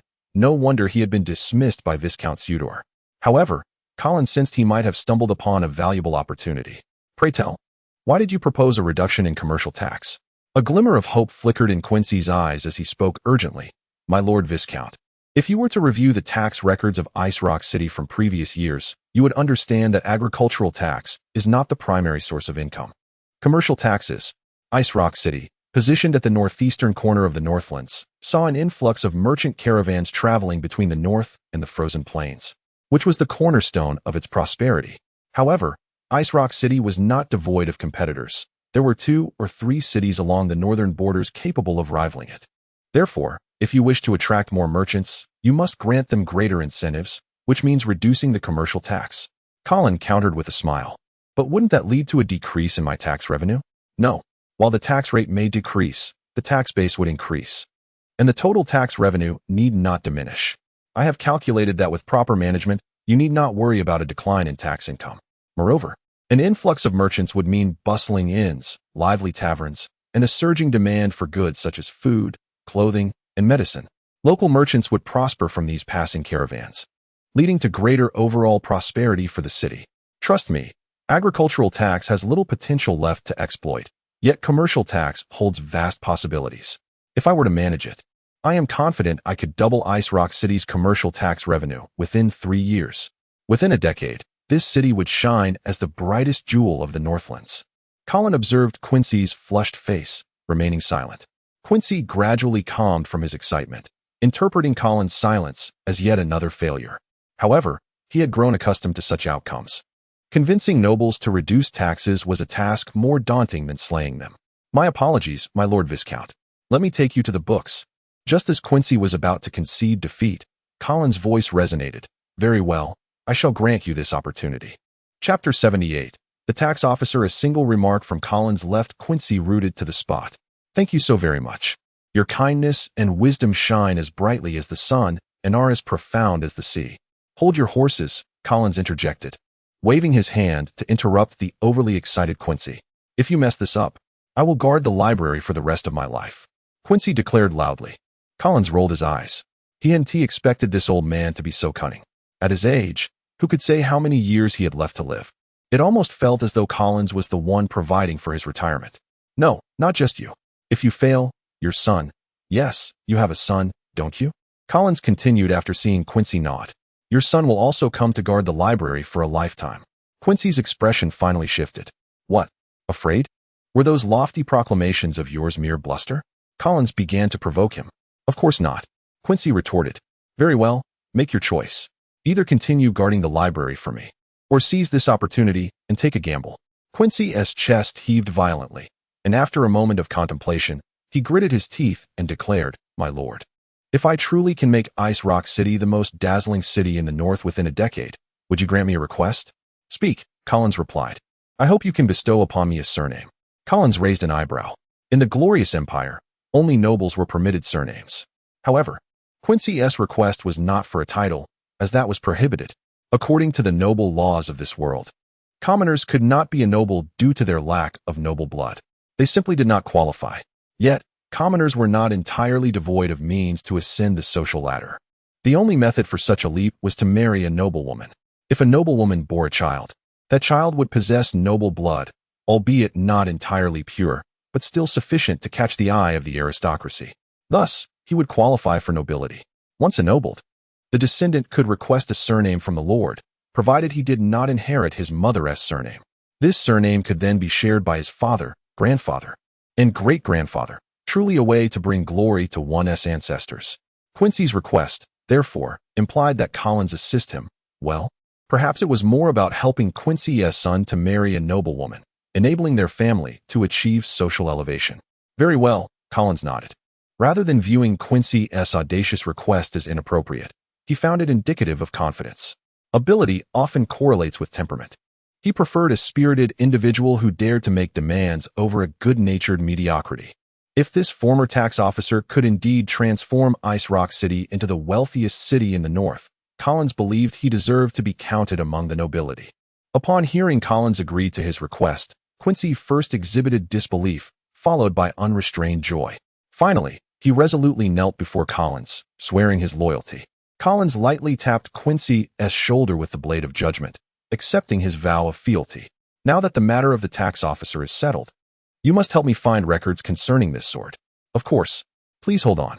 Quincy trembled with excitement, still reeling from the moment. For a commoner, few honors could rival ascending to the ranks of nobility.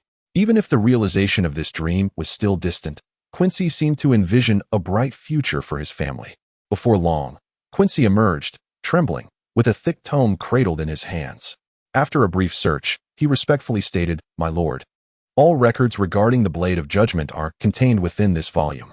Collins nodded and sat down to examine it closely. In truth, artifacts of divine caliber did not exist in this world. No mere sword or blade could conquer the world. Perhaps gods possessed such items, but they had never descended to the mortal realm. The Blade of Judgment was merely a finely crafted knight's sword, forged by a renowned dwarven smith, sharp and resilient, yet not invincible. The arcane runes inscribed upon it would indeed increase its value significantly, but it could not be relied upon to conquer all foes. If it truly held such power, Duke St. Heald would not have casually gifted it to Collins. The sword's fame stemmed from the hands that wielded it and the deeds accomplished with it. According to records, it was originally the personal sword of Duke St. Cien. The most remarkable act of this duke's life was personally slaying an emperor of the glorious empire. The weapon he wielded during that fateful encounter was none other than the Blade of Judgment. This event had monumental repercussions, nearly fracturing the glorious empire. The regicide Duke St. Cien became the target of public scorn, reviled by all of humanity. The entire human empire was engulfed in turmoil, with lords rallying their forces to seek vengeance against the regicide. However, a subsequent event transformed the regicide into a judge. Shortly after the incident, the Pope of the Glorious Church publicly declared Duke St. Cien innocent and proclaimed a divine edict. Those who harbor darkness shall be judged. In light of the circumstances, this edict clearly insinuated that the emperor was the one with darkness in his heart, while Duke St. Cien was the one delivering judgment. This decree absolved Duke St. Cien, with the Lord of Light himself issuing a divine proclamation. No one dared to continue condemning the Duke. All blame instantly shifted to the slain emperor, who henceforth became known as the Black Emperor. Public opinion reversed instantaneously. The Black Emperor was labeled the most foolish and wicked ruler in the empire's history, while Duke St. Cien, the judge, became a celebrated hero, basking in unparalleled glory. Thus, The knight's sword he had used to slay the Black Emperor acquired the title Blade of Judgment. Why did Marquis Garcia wish for Collins to comprehend these matters? Was he hinting at something? The former Duke Saint-Cien had slain his sovereign with this sword. Did Marquis Garcia also desire for Collins to use it against his liege? Duke Saint-Hild? Surely, it could not be so blatant. Suddenly, Collins recalled that Marquis Garcia had suggested he delve into the sword's history while discussing the topic of loyalty. Thus, the message Garcia intended to convey was likely related to loyalty as well. What constitutes loyalty? Is the regicide of Duke Saint-Cien an act of loyalty? If this act is deemed betrayal, why then was he granted absolution by the Lord of Light? After pondering for a moment, Collins turned to Quincy and asked, "Find me detailed records regarding the life of the Black Emperor." The Black Emperor? Quincy contemplated briefly before shaking his head. "I'm afraid, my lord, that there are no records of this emperor's life here." "None." Collins raised his head in astonishment, his confusion deepening. How could there possibly be none? Chapter 79. The Veil of History. It is indeed a most peculiar phenomenon that the Black Emperor left no records of his existence. As the former sovereign of the Radiant Empire, he ought to have been documented in the annals of history. Moreover, this emperor was extraordinarily unique. Having been slain by his own vassal, which subsequently invoked a divine oracle from the Radiant Lord, such a figure should have been immortalized in history with vivid detail. Even if notorious, the absence of any mention is baffling. What malevolent deeds did this Black Emperor commit that warranted such silence? Colin inquired suddenly. What exactly did the Black Emperor do?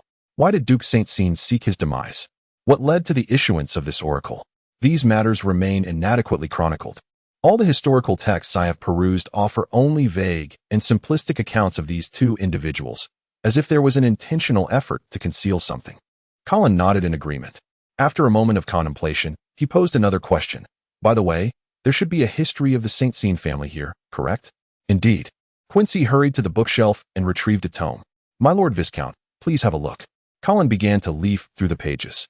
He possessed some knowledge of the Saint-Cien family, being a lineage of paladins and a prominent noble house. Aside from the imperial family, only 6 such noble families exist within the entire human empire.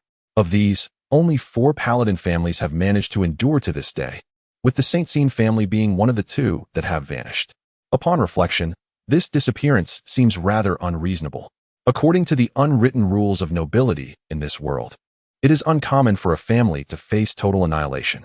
For instance, Duke St. Hilder spared the families of the lords he executed for treason. Thus, these families merely lost their titles and territories, yet their lineage persisted, remaining part of the nobility. Even in dire straits, they retained their surnames, distinguishing them from commoners. Should they accrue sufficient military merit, they could readily be rewarded with titles and rise once more. Therefore, it is rare for noble surnames to be lost. The vanishing of a noble surname such as Saint-Cien, with its esteemed prefix, is particularly perplexing. After a cursory examination of the history of the Saint-Cien family, Colin's confusion remained unresolved. According to the text, the family's fief was situated in the eastern frontier of the empire. However, at that time, the eastern frontier was not the unified stronghold it is today, but was divided into northern and southern territories. The southern region was under the domain of the St. Prose family, while the northern territory belonged to the Saint-Cien family. Naturally, proximity led to numerous disputes and conflicts between these two houses, including several large-scale wars. Interestingly, the pivotal battle that resulted in the loss of the northern territory for the Saint-Cien family was fought against the St. Hilder family of the north.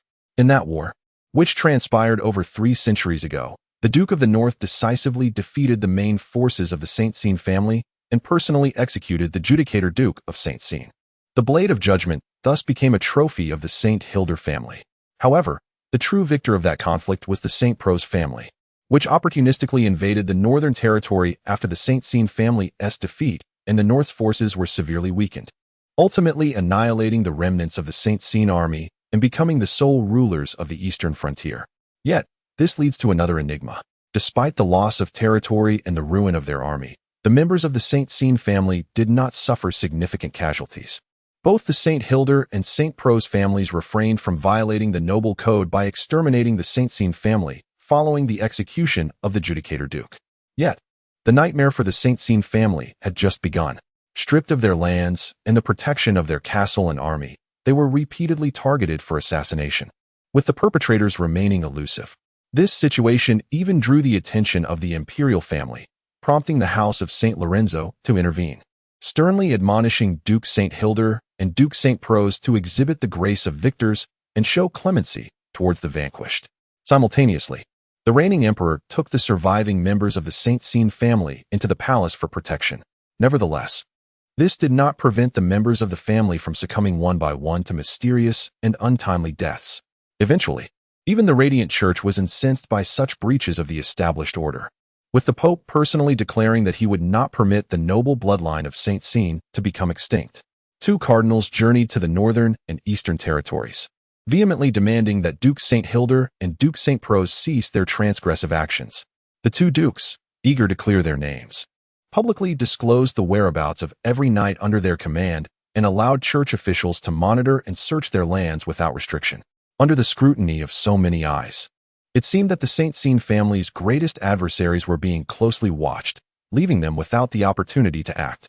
Yet even so, the deaths of the St. Sean family members continued unabated, who, then, lurked in the shadows, determined to eradicate the St. Sean lineage. Historical texts provide no answers to this perplexing question. Ultimately, this once illustrious paladin family faded into obscurity within the empire. Whether their lineage has truly been extinguished or merely concealed remains uncertain. This information may well be the true implication for Marquis Garcia. However, it is unlikely that such clues can be uncovered within the annals of history. This is hardly surprising, as what is committed to writing often reflects the desires of those in power for posterity to recognize, while the truly critical truths may be known only to a select few. What is shrouded in the mists of history, bloody, sordid, and unsightly, often constitutes the essence of reality. Closing the book, Colin turned to Quincy and asked, "What are your thoughts on the demise of the St. Sean family?" Quincy hesitated momentarily, cautiously selecting his words. "My Lord Viscount, I believe they reaped what they sowed." "Oh, why is that?" "Regardless of how one might embellish it, the act of Duke St. Sean in slaying the Black Emperor is an unforgivable act of treachery." Colin was taken aback by Quincy's perspective on the matter. However, upon further reflection, he sensed that the old man might be alluding to something deeper. Unforgivable? To whom is regicide the most egregious offense? Surely, it is to the imperial family of House St. Lorenzo. The act of regicide by Duke St. Sean, regardless of the motives, represents an irredeemable betrayal to House St. Lorenzo, severely undermining the prestige of the imperial family. It is no wonder that the St. Sean family sought refuge within the palace while still facing ongoing assassination attempts. Oh. So this is the situation. The St. Hildur and St. Prose families are likely mere pawns in the open. The true architects of the destruction of the St. Sean lineage may indeed be the imperial family itself. Chapter 80. Blood borrowing in the lush, verdant forest. A startled deer burst forth, racing as if fleeing from the pursuit of unseen adversaries. Whoosh! An arrow sliced through the layers of leaves, striking the deer with deadly precision. Footsteps echoed as three hunters emerged beside the fallen creature. "My Lord Rigo, your marksmanship is truly remarkable. You never miss your target," one of the attendants exclaimed, hoisting the deer's carcass onto his shoulder. Rigo, however, merely scoffed. "It's just a deer. There's nothing to be so astonished about. Now, help me locate a wild boar in this forest. I intend to treat the Viscount to roasted pig's trotters today." "Yes, yes," the attendants responded, and they continued onward. Suddenly, Rigo halted, for a figure loomed ahead, tall and gaunt, clad in half-plate armor, with a long sword at their waist and a tightly fitted helmet obscuring their face. The presence felt ominous. Rigo furrowed his brow, sensing something peculiar about this encounter, and cautiously inquired, "I am Sir Rigo Morban, a knight under the command of Viscount Onrel of Ice Rock City. May I ask your identity?" Silence hung in the air. The attendant, growing more incensed, stepped forward, attempting to remove the stranger's helmet. Rigo did not intervene. Instead, he reached for the sword at his side. "Hey, do you understand what I'm saying, huh?" A scream erupted as the attendant stumbled into a concealed pitfall, his leg impaled and bloodied. Clang! Rigo unsheathed his sword, fury igniting within him.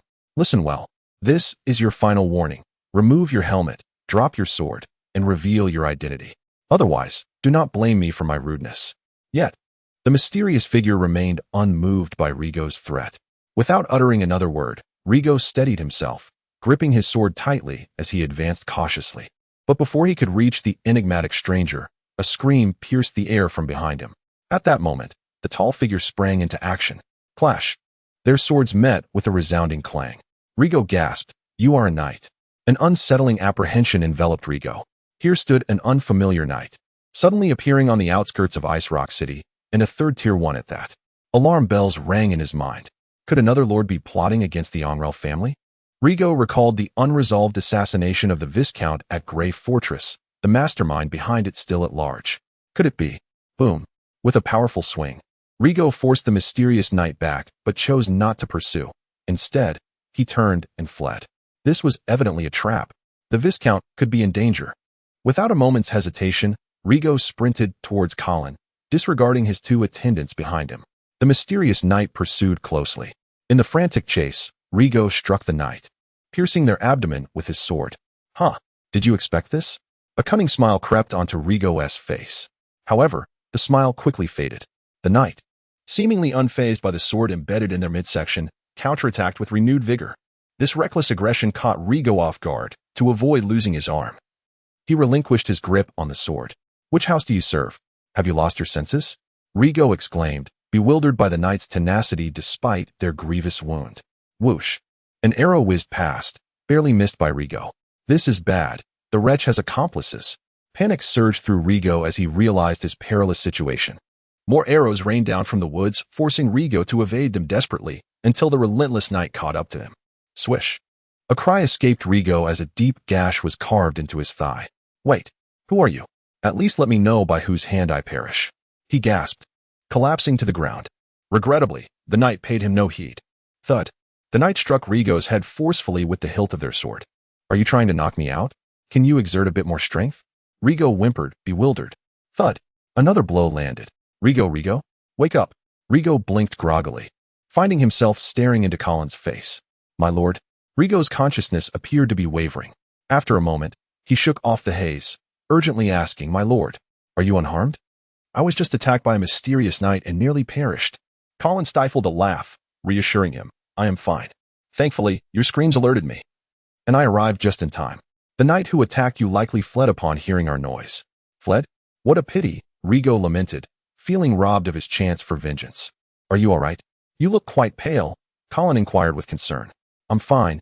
Just a minor injury to my leg, nothing serious. However, I do feel a bit dizzy. I must have lost quite a bit of blood." "Indeed, we must address that immediately," Colin urged, signaling to one of the attendants to assist Rigo in bandaging his wound. "My lord, I believe that mysterious knight was a woman," Rigo suddenly remarked. "Oh? Did you glimpse her face?" Colin asked, his expression impassive. "No, but..." Rigo rubbed his bald head, wincing at the memory of the blow he had taken. "When she tried to knock me out, she failed to do so in one strike. Such feeble strength must belong to a woman." Colin's lips twitched in disbelief. "Is that so? That certainly provides a useful lead.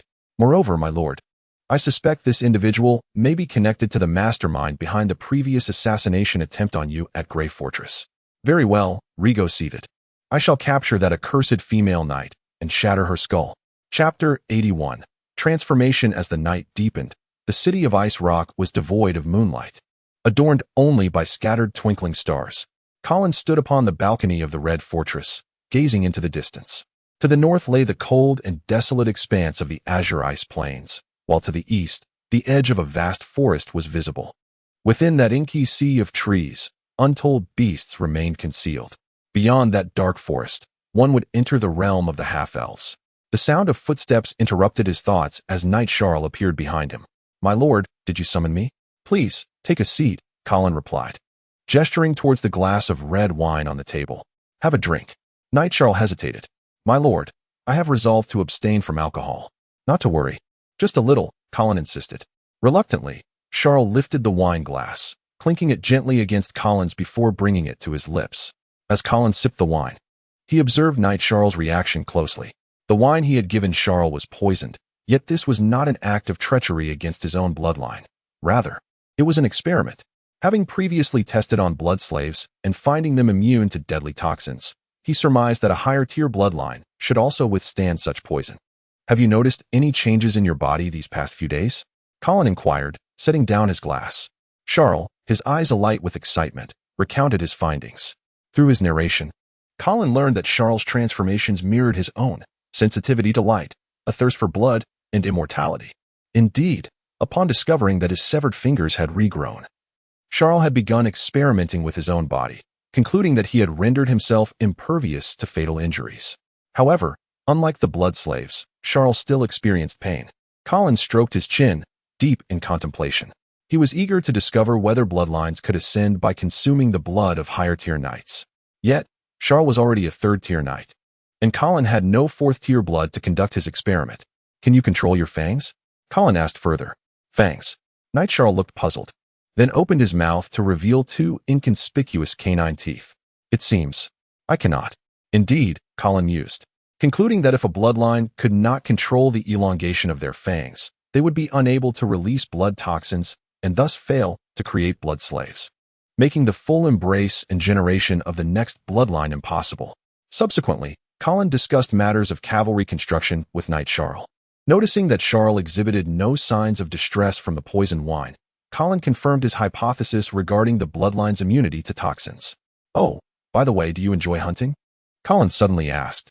Knight Charles paused before nodding. "I quite enjoy it. Last time, when I accompanied Knight Rigo on a hunt, he encountered a mysterious knight who bested him, leaving him unsatisfied. I intended to join him again, yet I have been too busy lately.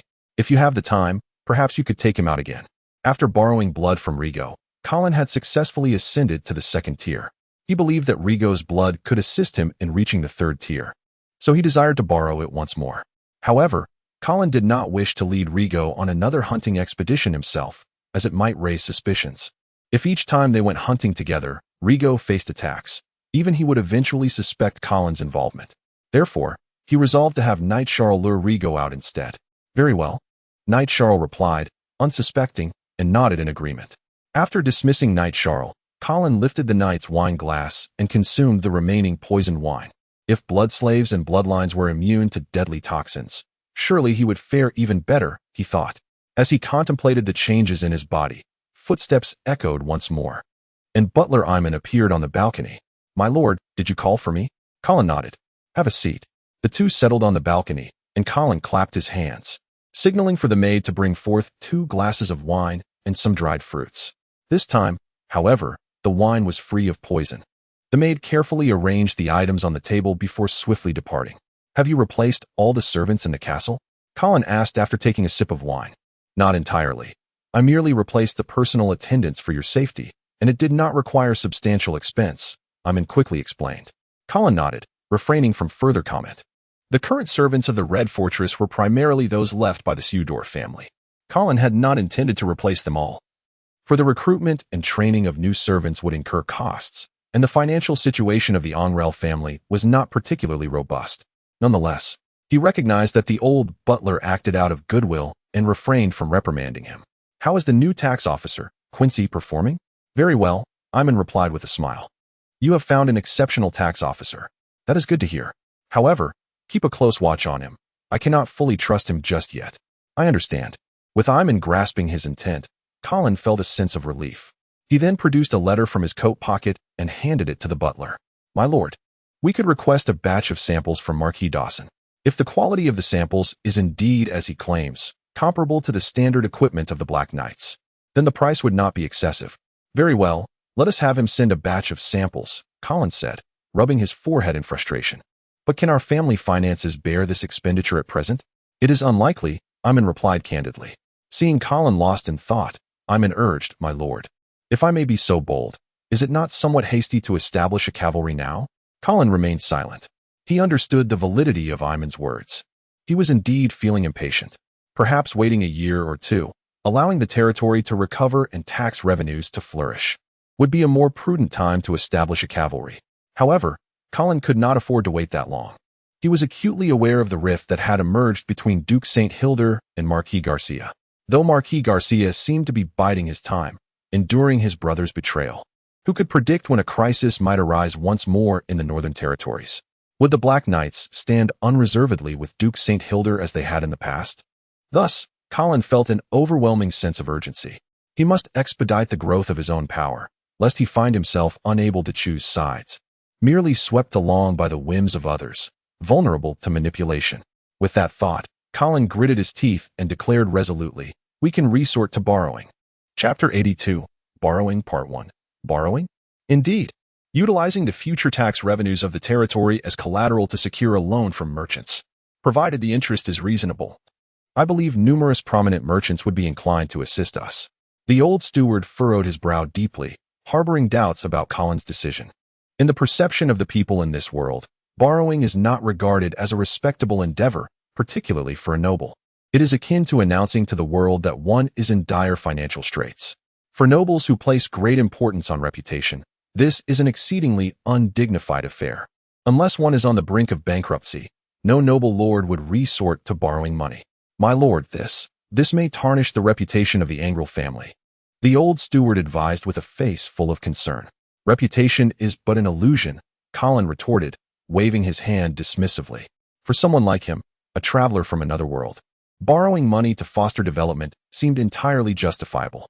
In fact, those nobles who stubbornly refused to engage in borrowing struck Colin as the true fools. Utilizing others' funds to bolster one's own strength is an astute strategy. Even in the worst-case scenario, should repayment become impossible. If the Angrel family's military has successfully developed by then, would one still fear debt collectors? Very well, my lord. Seeing Colin's resolve, Aemon dared not speak further. The following day, once news of the Viscount Angrel's intent to borrow spread, merchants flocked to Ice Rock City like sharks scenting blood. Just as these merchants rubbed their hands, prepared to seize the opportunity, one merchant arrived at the Red Fortress ahead of the others, requesting an audience with Viscount Angrel. Initially, Colin had no intention of meeting with any individual merchant. He believed that only by gathering these merchants together and inciting competition could he secure the most favorable loan conditions.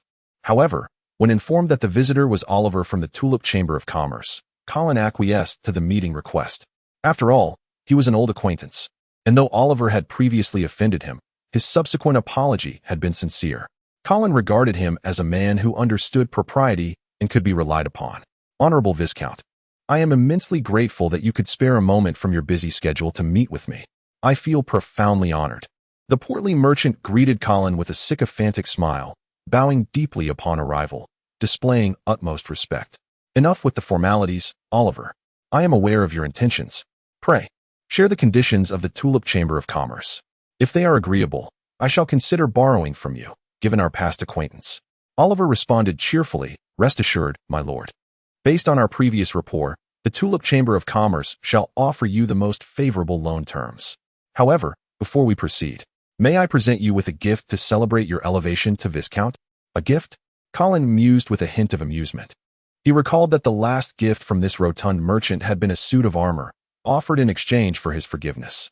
What, he wondered, could this new gift signify? One thing Colin was certain of was that Oliver's gift was far from a mere celebration of his promotion to Viscount. It was, in truth, a bribe. What sort of gift? Colin scoffed inwardly. If Oliver believed that a trivial present could sway him to grant the lucrative loan to the Tulip Chamber, he was sorely mistaken. Oliver gestured, and two servants approached, bearing a large chest. Upon its opening, a chilling aura emanated forth. Inside lay a set of enchanted armor, one that Colin had previously inquired about, but had been unable to afford. I recall this enchanted armor is priced at 50,000 gold coins, is it not? Indeed, my lord. Are you certain you wish to present this to me? Let us be clear, even if I accept this armor, it does not guarantee that I will favor the Tulip Chamber regarding the loan. Of course, my lord. This armor is solely a token of celebration for your elevation to Viscount, with no ulterior motives, and is entirely unrelated to the loan matter. Colin's suspicions were piqued. There is no such thing as a free lunch. He had always believed this adage. Oliver's generous gift could not possibly come without strings attached. 50,000 gold coins was certainly no trivial sum. When the Angrel family was merely a barony, the entire annual tax revenue of the baronial territory was barely 3,000 gold coins. Even now, as a viscount with an expanded domain, Colin estimated that the yearly income of the viscountcy would not exceed 30,000 gold coins. Let us speak plainly. Who was behind this gift? Colin would not believe that Oliver, a mere merchant, possessed the authority to decide such matters. Connecting the dots to the influential figure behind the Tulip Chamber, Colin suddenly grasped the implication. Oliver's demeanor shifted, becoming serious. My lord, to be candid, This gift was personally decided upon by our chamber president. And who might that be? Colin waved his hand, instructing the surrounding attendants to leave. Once the hall was cleared, leaving only Colin and Oliver. The portly merchant continued. The president of the Tulip Chamber of Commerce is Lady Penny. Lady Penny? Colin pondered for a moment before recalling a corresponding name. Was she not the mother of his long-missing brother-in-law, the paramour of Count Euman? Colin's vigilance heightened. Why would Lady Penny bestow such a grand gift upon me? Oliver bowed his head. This is a gesture of apology from the lady. What do you mean? Colin narrowed his eyes.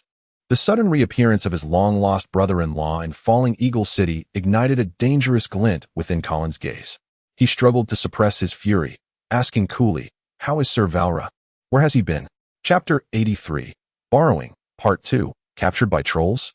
Corin did not believe such a claim. This sparked Count Euman's avarice, leading him to plot Corin's demise to seize the Angley family's title. Now, Penny unexpectedly sends such a lavish gift through the Tulip Merchant Guild. What could her intentions be? Is it a deliberate provocation? Or, having witnessed Corin's successful inheritance and the high regard in which Duke St. Hild holds him, does she deem action futile and instead attempt to curry favor? Is Count Euman aware of this? No. Corin surmised that Count Euman was likely ignorant of his mistress's grand gesture. In Corin's view, such an action would be imprudent. After all, Corin only suspects the Euman family of attempted assassination, lacking concrete evidence, and having confided in no one. Thus, Madame Penny's actions betray her own unease. As for celebrating Corin's elevation to Viscount or expressing remorse for his father's death, these are mere fabrications. 50,000 gold coins. This is no small sum. Does celebration or apology necessitate such extravagance? Given Count Euman's demonstrated cunning and perfidy, Corin doubted the Count would authorize such a move. Corin chuckled inwardly, branding Count Euman's mistress as a brainless beauty, despite never having met her. Alas, Madame Penny is too kind. In that case, I shall accept it. Corin feigned a sorrowful countenance, though it was quickly replaced by a mercenary glint. However, could the armor be exchanged for gold coins? Oliver had prepared polite platitudes, but now questioned his hearing. Is not the enchanted armor valued at 50,000 gold coins? Corin inquired with disarming nonchalance. Indeed. Then I shall forego the armor and receive 50,000 gold coins instead. Oliver, after a protracted pause, nodded with constipated reluctance, seeing Corin's earnestness. Corin beamed, clapping his hands. Excellent. Convey my gratitude to Madame Penny. While exchanging a gift for gold, especially in the giver's presence, was gauche, Corin was unconcerned. The exorbitant cost of forming a cavalry regiment compelled him to exploit this windfall. Moreover, his vampiric immortality rendered enchanted armor superfluous, serving merely as ostentation. Gold, however, was invaluable. Very well, I shall relay your message, Oliver responded, taken aback by the Viscount's unconventional behavior. He inhaled deeply and inquired, Viscount, regarding the loan. Would you be amenable to hearing the Tulip Merchant Guild's terms? Pray elaborate. Flush with his newfound wealth, Corin was in high spirits. If the Tulip Merchant Guild's loan terms were reasonable, he would sign a contract out of gratitude. Oliver cleared his throat and declared, Viscount, the Tulip Merchant Guild can extend a loan of up to 300,000 gold coins at an annual interest rate of 8% for a term of 10 years. The collateral shall be the Viscounty's tax revenue for the next decade. Corin, having previously consulted with his steward, Eamon, regarding the world's loan practices, recognized that the terms were reasonable. In fact, the 300,000 gold coin loan exceeded his expectations. With such a fortune, he could equip a cavalry regiment of 1,000 soldiers. Yes, Viscount, a most felicitous partnership. I am confident our collaboration will be exceedingly fruitful. Corin strode toward Oliver, clasping his hand with genuine warmth and sincerity. As night descended, the forest surrounding Ice Rock City grew more perilous. Many beasts emerged under the cloak of darkness to hunt. Thus, fire became humanity's most reliable defense in the forest. By a roaring bonfire, Sir Rago and Sir Charles dined on roasted meat, conversing boisterously. A dozen guards accompanied them. The hunt had been successful, and Sir Rago was pleased to have encountered no peculiar individuals. After a hearty meal and lively banter, Sir Rago bid farewell to Sir Charles and retired to his tent to rest. The bonfire remained lit, and 2 guards stood watch. The night deepened, and the moon hid behind a veil of clouds, plunging the forest into deeper darkness. Did you hear something? One guard asked his companion. His drowsy companion reluctantly opened his eyes. What is it? I thought I heard a noise over there. Probably just a wildcat, drawn by the scent of food scraps. I'll investigate. One guard moved away from the bonfire, toward the sound. He was startled, about to cry out, when a hand covered his mouth from behind. Thump! A heavy blow struck the back of his head, and the guard collapsed. A tall, gaunt figure wearing an iron mask appeared behind him. She went straight to Sir Rago's tent and slipped inside. Awakened by a disturbance, Sir Rago sat up, finding himself alone. As he relaxed, about to lie down, he heard a whooshing sound behind him. Thump! Sir Rago lost consciousness. Sir Rago? Sir Rago? Sir Rago groggily opened his eyes to Sir Charles's anxious gaze. He sat up abruptly, exclaiming, "Damn! We were raided last night." Yes, the guards were also knocked unconscious. Sir Rago, are you all right? Ugh. Rago felt a throbbing pain in the back of his head. Not that guy again. That mysterious knight? Charles had heard of Rago's previous encounter, and was both sympathetic and puzzled. Why does she keep targeting you? How should I know? Rago grumbled irritably. He noticed a bandage around his wrist. What happened to my hand? Oh, we found your hand cut when we came in, so we bandaged it. Sir Rago flexed his wrist, finding it mostly unharmed, and dismissed it. He stood up, feeling dizzy, and roared in frustration. Chapter 84, Military Drills Outside the Ice Rock City. The sound of galloping hooves echoed through the air. The continuous twang of bowstrings was accompanied by the shouts and reprimands of the officers. Posture, posture. Do not focus solely on aiming. Remember to maintain your stance on horseback.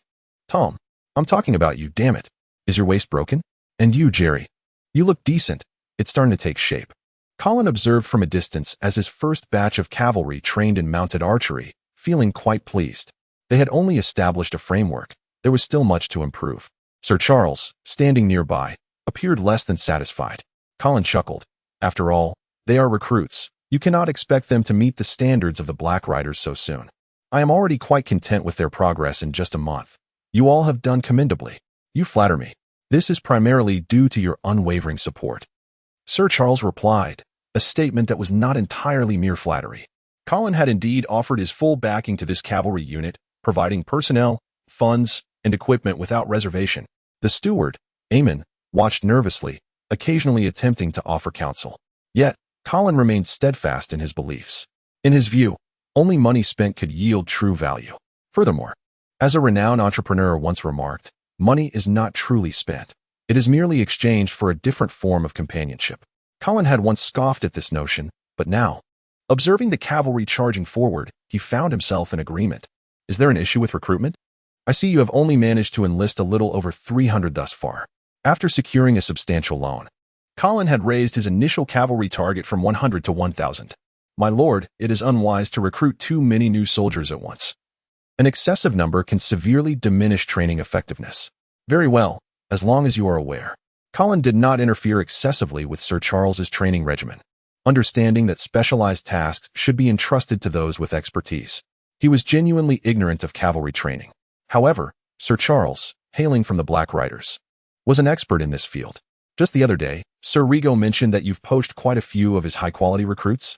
Sir Charles opened his mouth to explain, but was interrupted by Colin waving his hand. Do not be anxious. I am not reprimanding you. I previously stated that cavalry has priority in recruitment.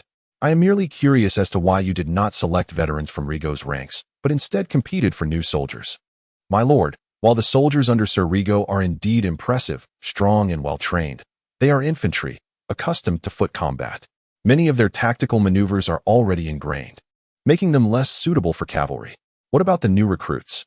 What qualities do they possess that warrant competing with Rigo for them? Prisoners? Indeed. These individuals are true warriors who have survived a rigorous selection process. The first round was conducted by the trolls, while the second round began when these captives were abandoned on the icy plains by the troll army. This was an even more brutal selection, requiring not only strength but also intelligence and courage to endure the cold and hunger. After all, the trolls did not leave them any rations upon abandoning them. Thus, the only way for these captives to procure food was through hunting. However, wildlife on the plains is scarce. If these 50,000 were to congregate, even capturing every creature in the vicinity would not suffice to feed them all. Thus, the wise must make choices. Following the main group may seem safe, but it is merely a slow death. Only by forming small groups and distancing themselves from the main body can they hunt enough to survive. Indeed, The prisoner groups arriving at Ice Rock City in recent days were predominantly small teams of fewer than 100. The larger groups had likely perished from starvation long ago, while the smaller ones faced danger from ferocious beasts. Within each small group, the core members possessed exceptional decision-making and organizational skills, making them prime candidates for military service. Thus, when Sir Charles utilized Colin's promise of recruitment priority to enlist these individuals into the cavalry, Sir Rigo could not help but voice his grievances to Colin. Yet, despite Sir Rigo's envy, Colin remained resolute in his strategy.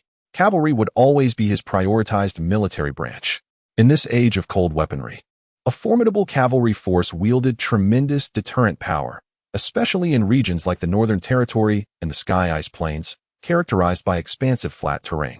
Unless infantry remained hidden within fortifications, cavalry would inevitably dominate the battlefield. After inspecting the cavalry's training, Colin also visited the infantry training grounds, ensuring not to show favoritism. With the substantial loan, he had increased the infantry's size from the initial 1,000 to 3,000. This new quota had yet to be filled, with only about half of the positions currently occupied. According to the estimates of the Mobin brothers, the ranks should be filled within a month, followed by approximately 3 months of drills to establish preliminary combat readiness. While they would not be elite forces, they would be prepared for battle. Further experience in combat would refine them into true veterans. The speed of infantry formation was remarkable, whereas cavalry training progressed much slower. Sir Charles estimated that cavalry would take at least a year to reach a basic level of readiness. This was largely thanks to the exceptional instructors from the Black Riders. If Colin had attempted the task himself, it might have taken 3 to 5 years to accomplish. While inspecting the infantry, Colin noticed the disgruntled expression of Sir Rigo. This towering knight had been in a foul mood lately, often dragging the new recruits to the forests outside the city for training. Colin knew that Sir Rigo was using the guise of training to search for the mysterious knight who had ambushed him previously. However, revenge was not in the cards for Sir Rigo. Bloodslave Cynthia was typically hidden away in the basement of the Red Castle. After borrowing her blood twice, Colin had successfully advanced to the 3rd tier. Such rapid progress, if known to outsiders, would surely earn him the title of genius. After sipping a cup of deer blood wine and indulging in a brief nap, Colin's leisurely life was soon interrupted. Steward Eamon hurried in, reporting, "My lord, a troll contingent has arrived on the ice plains." Trolls? Colin's heart sank momentarily. How many are there? Only about 100. Claiming to be envoys on their way to Winterhold, passing through Ice Rock City and seeking an audience with you. Envoys? Colin breathed a sigh of relief. After pondering for a moment, he nodded. Very well, I shall meet with this troll envoy. Chapter 85. The Troll Envoy under the guidance of Butler Eamon. A young troll traversed the long corridor, arriving at the inner court of the Red Keep. This troll appeared to be entering a human castle for the first time. Gazing around with curiosity, Eamon halted before a room, slightly nodding to the young troll and gesturing invitingly. "Sir Envoy, the esteemed Lord Viscount awaits you within the study." "Very well," the troll replied with a faint smile, adjusting his collar before pushing the door open. Inside, Colin had just lifted his head but did not rise. Instead smiling and saying, "Welcome, Sir Envoy. Please, take a seat." "Honored Viscount Angrel, thank you for your hospitality." The young troll, undeterred by Colin's slight rudeness, maintained his cheerful demeanor. A maid entered quietly, placing a cup of coffee on the table before the troll and then retreating. "Do taste it. This is the coffee cherished by the Sudor family," Colin gestured. "It is one of the few items left behind that I truly appreciate." The entire exchange was marked by elegance and composure, as the young troll exuded the poise of a high-ranking noble. The rich aroma of fruit, combined with a bold acidity, indicated that this was likely a premium Yurgachev coffee from the Sidamo region. Colin paused, evidently surprised that this troll was a connoisseur of coffee. Impressive. You could discern its origin. Though uncertain whether the troll's assertion was accurate, Colin feigned understanding, unwilling to reveal any sign of ignorance. Internally, he mused about the stereotype that trolls were merely brutish warriors. How could this one be so refined? The young troll took another delicate sip, a hint of nostalgia crossing his features. "Over 1,000 years ago, the Sidamo region belonged to my family's domain." Tasting it now, there is indeed a hint of home. Colin raised an eyebrow, intrigued. "May I inquire your name?" The young troll stood, executing a proper noble bow. "I am Okamoto Volcan, son of Gambic Volcan, prince of the Southern Troll Empire." Colin, mid-sip of his coffee, abruptly spewed it out. Cough, cough. My apologies. I was caught off guard. Wiping his mouth with a handkerchief while bowing his head to hide his amusement, Colin thought, Okamoto, why not call yourself Durex? Although puzzled by Colin's sudden outburst, Okamoto chose not to press the matter further. To think that His Highness the Prince himself is here to negotiate with the North. I fear I have been remiss in my manners. Colin's words suggested negligence, yet his posture remained relaxed, showing little regard for the prince before him. Okamoto, however, did not take offense. After all, the anger of the defeated holds little weight against the victor. No, it is I who should be honored. Over the years, the conflicts between the Troll Empire and the North have led to great losses on both sides. Each time I think of those who have perished on the front lines, my heart aches. Alas, I presume you and Duke St. Hilder also wish to see an end to this war. As Okamoto continued his impassioned speech, Colin quickly grasped the true intent behind the visit. Despite the prince's grandiloquent words about desiring peace, it was clear he was seeking a truce out of necessity. Having been unable to withstand the North's onslaught, Colin stroked his chin, contemplating whether Duke St. Hilder would acquiesce to the troll's peace request. With the main troll forces decimated in battle, they were now incapable of resisting the North's advances. Would the Duke truly relinquish such a favorable opportunity to press their advantage? Even if the frozen expanse held little strategic value, it was an ideal moment to raid the Troll Empire, denying them a chance to recuperate. Indeed, Okamoto replied, lowering his gaze, his voice turning grave. The repeated discourtesy from the young Viscount was testing his temper. Yet, he inhaled deeply, regaining his composure, and continued patiently. I mentioned earlier that I have heard Miss Vera, the Duke's ward, is soon to celebrate her coming-of-age ceremony. I have prepared a gift and hope to seize this opportunity to meet her. Colin narrowed his eyes, sensing an ominous turn. Oh, is that so? I received an invitation to Miss Vera's ceremony just a few days ago. Let us depart for Winterfell together tomorrow. It would be my honor. At this juncture, Colin's wariness towards the young troll prince grew. He suspected Okamoto might have ulterior motives regarding Vera. Was this envoy truly here for peace, or was he pursuing a union? Just as Colin contemplated dismissing him, Prince Okamoto's gaze fell upon the blade of judgment hanging on the wall. He stared at it for a long moment, disbelief flickering in his eyes.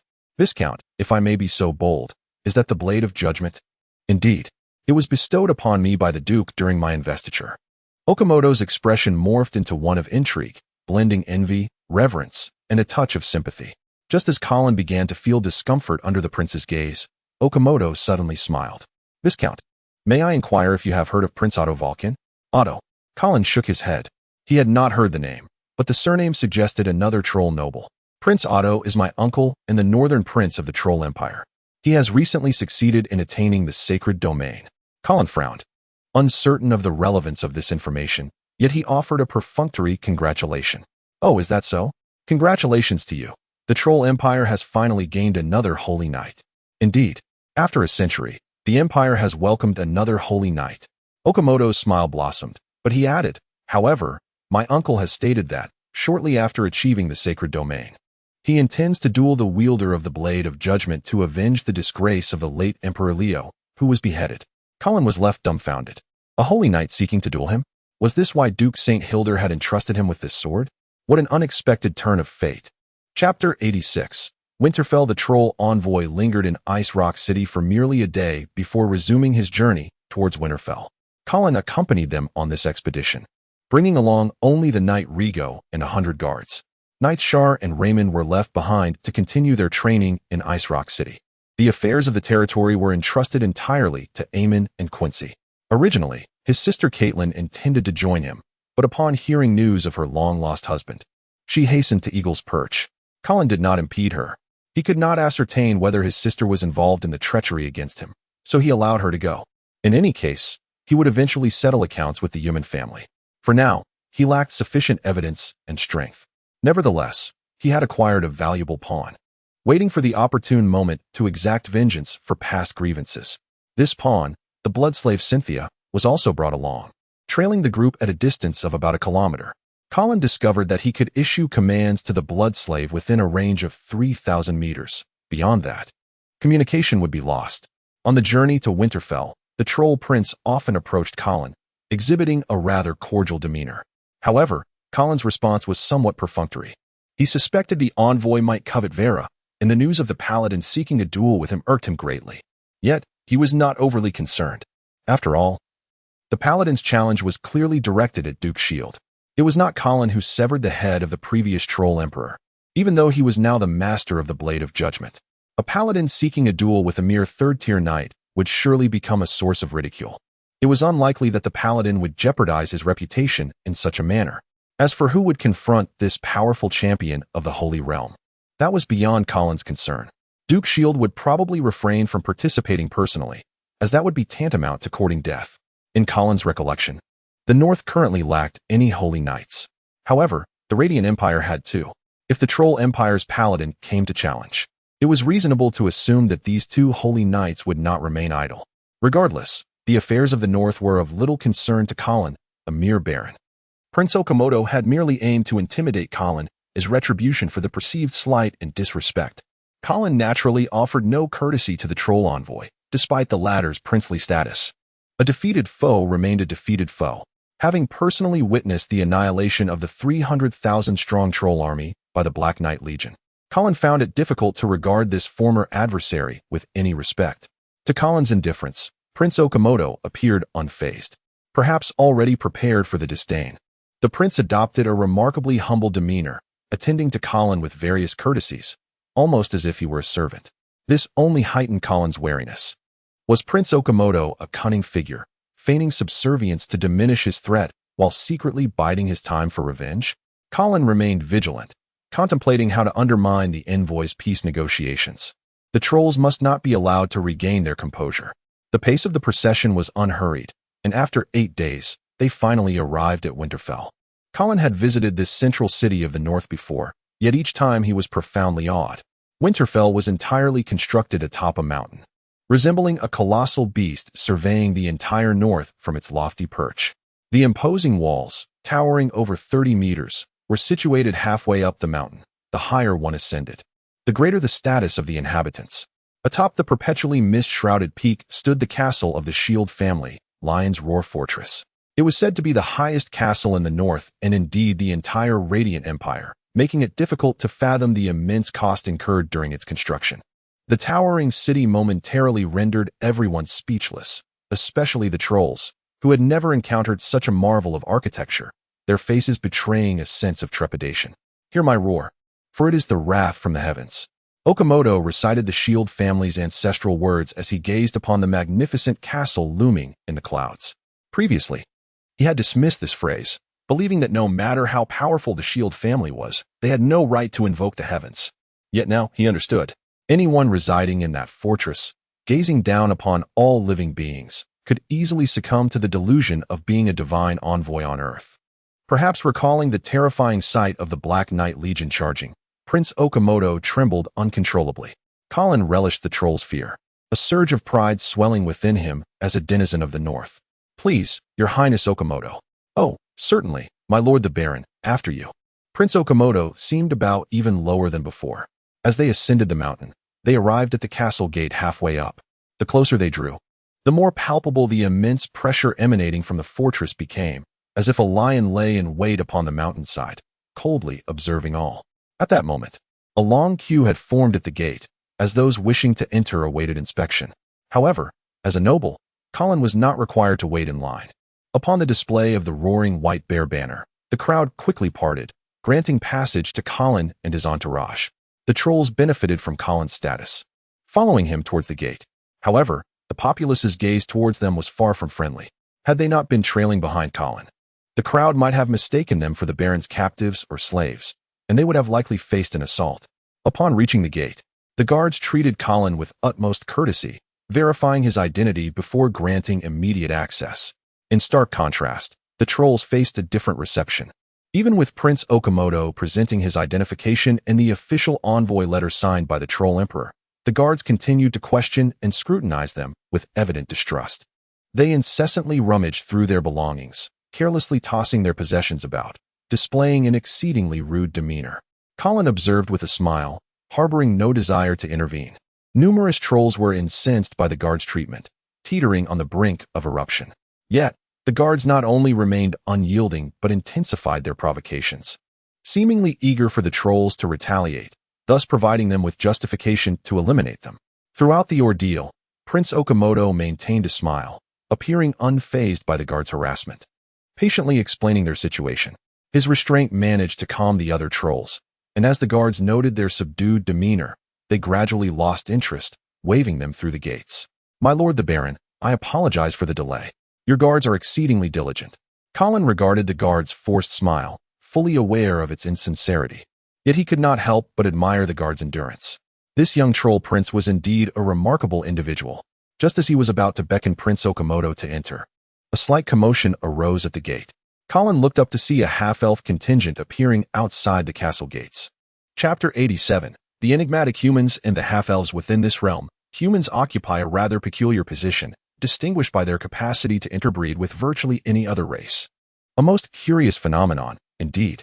While a troll and an elf find themselves reproductively incompatible, a human can engender offspring with either. This singular trait has led certain human scholars to proclaim their race as divinely chosen, a notion swiftly dismissed as preposterous by other races. Nevertheless, the undeniable truth remains. Humans possess the unique ability to procreate with any other race. The progeny of human and elf unions are commonly known as half-elves, while those born of human and orcish couplings are termed half-orcs, and so forth. However, the most frequent intermingling occurs between humans and elves, perhaps owing to the elves' aesthetic appeal to human eyes. Races such as orcs, trolls, nagas, and goblins, with the exception of a few intrepid souls possessing unique tastes, are seldom considered desirable partners.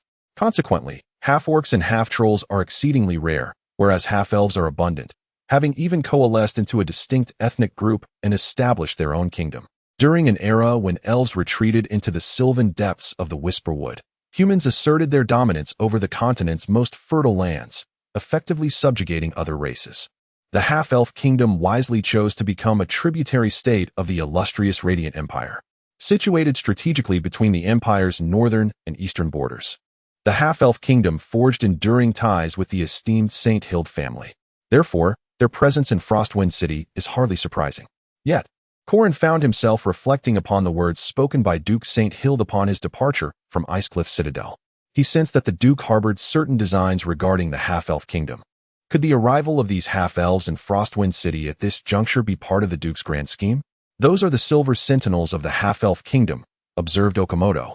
"Their presence suggests a member of the half-elf royal family is among them." Colin nodded, feigning familiarity. As the son of a mere country baron, he had never before encountered the exclusive guard of the half-elf royalty. Moreover, his predecessor's memories offered scant information about the half-elf kingdom, save for the name of its monarch and the location of its capital.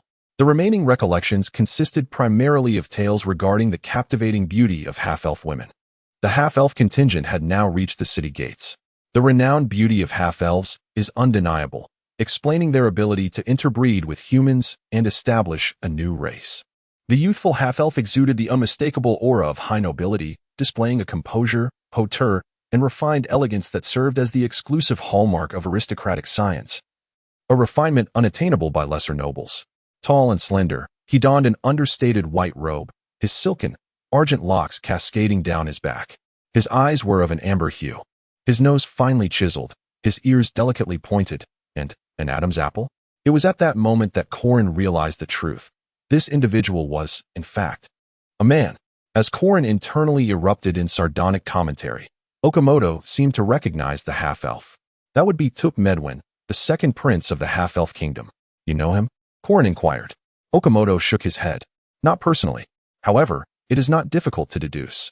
Colin rolled his eyes, anticipating the troll prince's impending display of erudition.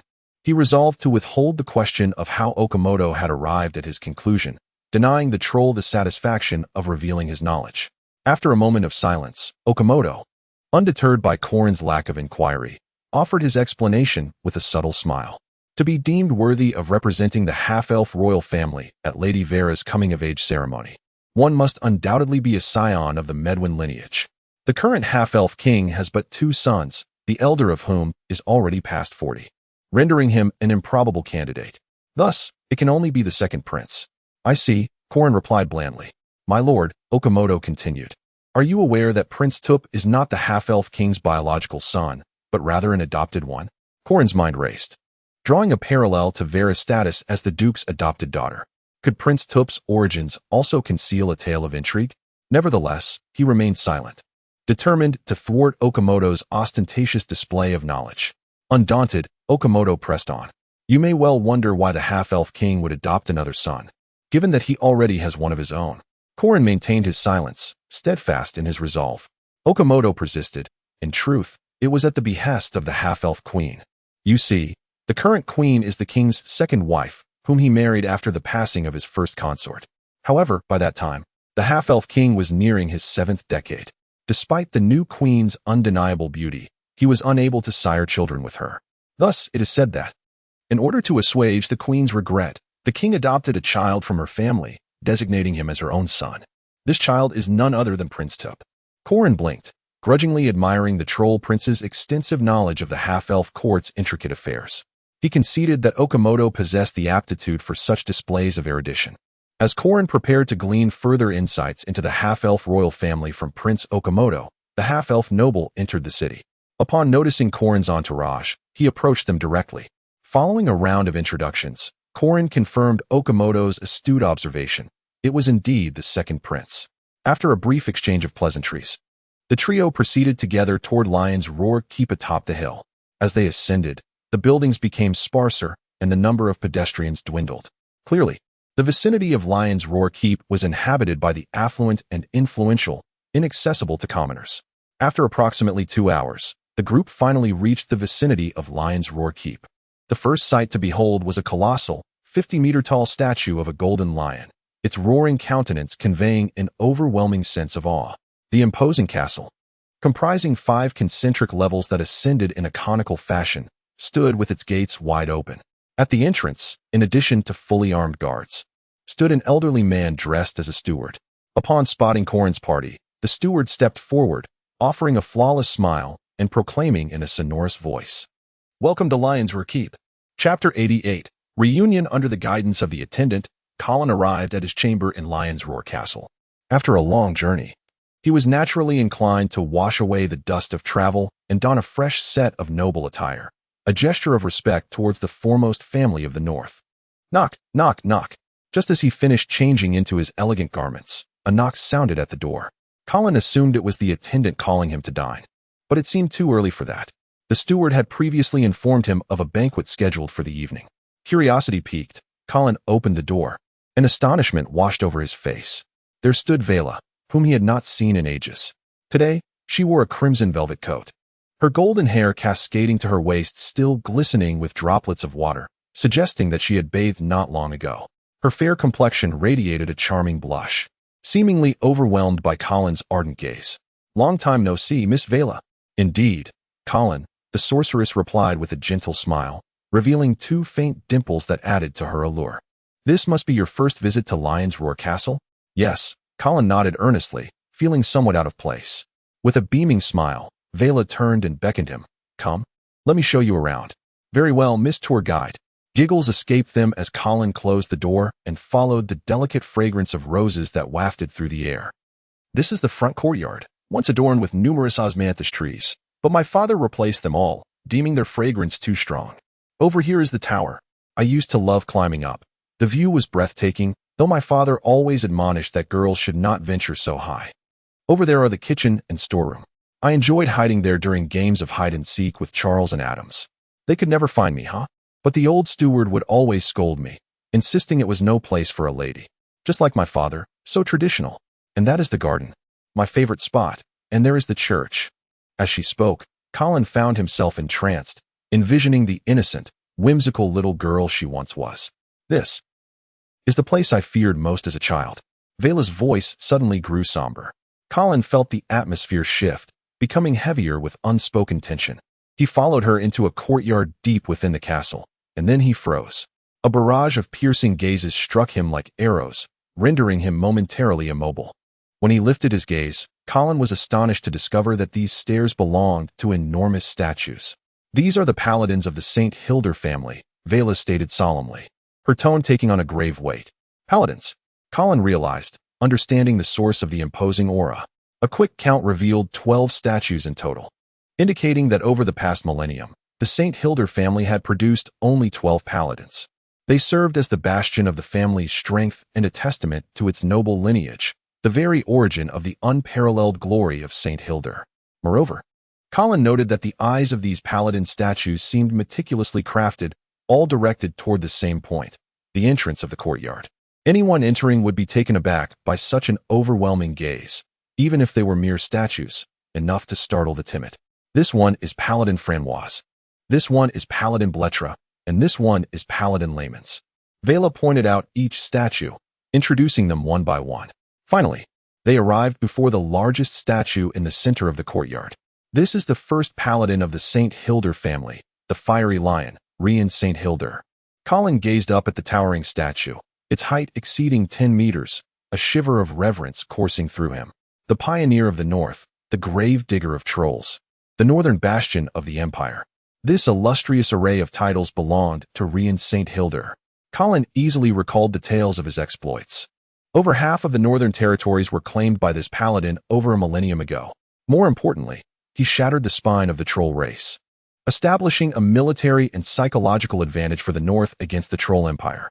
Rian's life story had been sung by bards countless times, yet it never lost its luster. The unwavering allegiance of the northerners to the St. Hilda family was largely due to this paladin, and it was precisely this legacy that deterred other families from aspiring to the dominion of the north.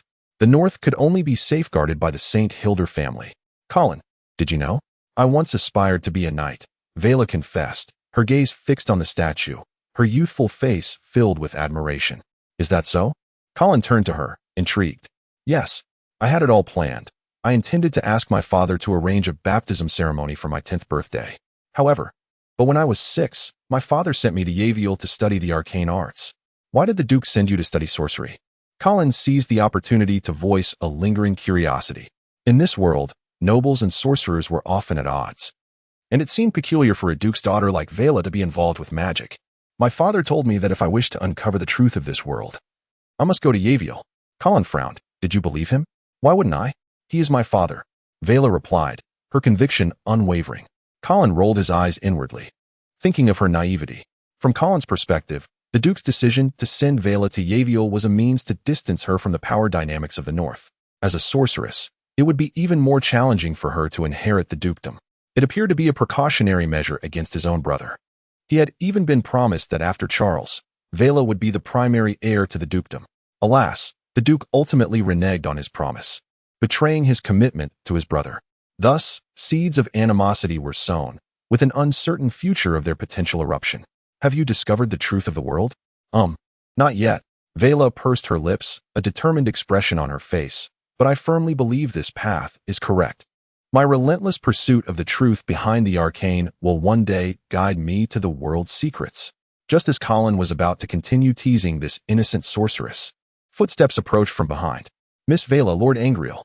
Her Majesty the Queen's carriage is nearing Lion's Roar Castle. The Queen? Aunt. Chapter 89. The Queen. Upon hearing Vera call her aunt, Colin suddenly realized that Her Majesty, the Queen of the Radiant Empire, was indeed the younger sister of Duke St. Hilda. It is said that before her marriage, this queen's beauty was unparalleled in the northern realm, attracting countless noble suitors who pursued her with fervor. However, the most exquisite flower of the north was ultimately claimed by none other than the Emperor of the Radiant Empire. Queen Midala enjoys a stellar reputation within the empire, known for her noble elegance, amiable demeanor, devout faith, and her role as a model queen, having blessed the Emperor with a son and a daughter. Quick, Colin, let us go welcome Aunt, Vera exclaimed, lifting her skirts and darting ahead. Colin hurriedly followed, curious about her exuberance, and asked, "Are you that close to Her Majesty?" "Indeed. In my heart, she is the epitome of a perfect noble woman, my idol."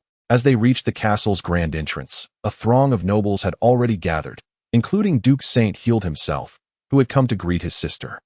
The sound of thundering hooves became distinctly audible as a neatly organized procession gradually appeared before the crowd.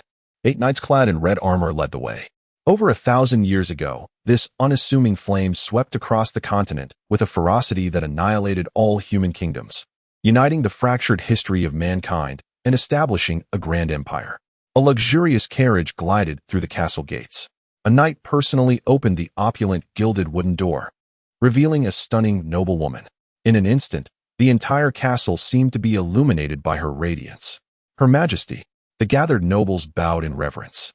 Colin discreetly raised his gaze to behold the enchanting queen.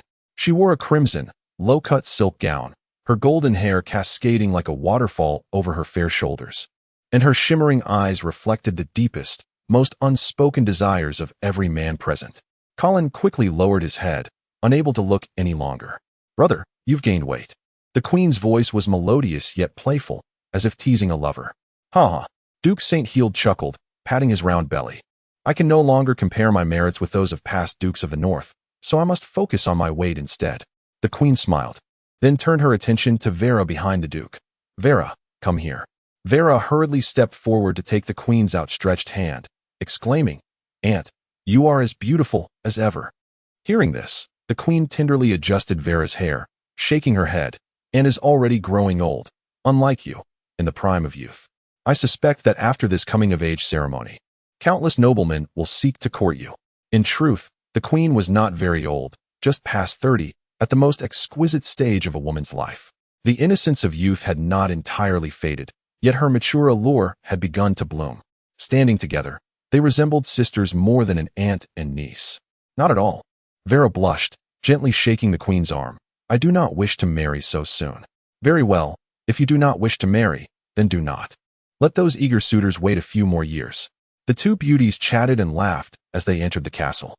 Colin, stealing glances, couldn't help but marvel at the splendid genetics of the St. Heald family. Approaching Marquis Garcia, Queen Midala tilted her head slightly, playfully remarking, "Brother, are you still so disinclined to smile?" Marquis Garcia forced a smile, somewhat helplessly replying, "Your Majesty, I am smiling." The queen shook her head, bemused by this steadfast man, and changed the subject. "I have heard that you have recently achieved another victory. The complete annihilation of 100,000 trolls is a triumph that the North has not seen in quite some time." Upon hearing this, the Emperor was exceedingly pleased and instructed me to bring you a reward. However, since tomorrow is Vera's coming-of-age ceremony, we shall wait to present the honor until after, lest we overshadow our little princess. "Very well," Marquis Garcia nodded, seemingly indifferent. "Aunt, I am not a princess, and I am not worried about being overshadowed by uncle." Vera shyly protested, shaking the queen's arm. The queen gently patted Vera's small hand, soothing the little girl, then scanned the crowd, inquiring, "Where is Charles?" The atmosphere suddenly grew tense. Duke St. Heald chuckled softly, explaining, "Charles is stationed at the border." The queen sighed, then turned to Adams. "The Duke's son, what do you think of our father's punishment towards your brother? Is it justified?" Adams straightened his posture and declared, "I believe Father's actions are for my brother's own good. What he needs now is atonement." The queen chuckled lightly, her eyes revealing a complex emotion. She gently raised her hand, brushing Adam's cheek, and softly warned, "Then you must be cautious as well. The greater the power you seek, the heavier the burden of responsibility you must bear. The title of Marquis is not easily shouldered. Rest assured, Aunt, I will strive to do my utmost. As a member of the St. Heald family, I am prepared to endure any hardship and trial." The Duke smiled but refrained from commenting on this declaration. Upon receiving such praise from the queen, Adams beamed with excitement, standing even taller. "Wow, has our Joyce grown so tall?" The queen marveled at the Duke's youngest son, astonished. When Midala entered the royal family, Joyce was still too young to remember her, making this beautiful aunt somewhat unfamiliar to him. The queen affectionately ruffled Joyce's hair, then, overlooking the St. Heald family, addressed the other nobles. "Thank you all for your warm welcome. As a member of the St. Heald family, I also welcome you to Lion Roar Fortress to witness the coming-of-age ceremony of my niece Vera St. Heald." After speaking, the queen walked alongside Duke St. Heald at the forefront, making her way into the castle. The main guests had gathered. The ceremony was about to commence. Chapter 90. Coming-of-age ceremony. "This is the body of the Lord, given for us. You shall partake of it with reverence."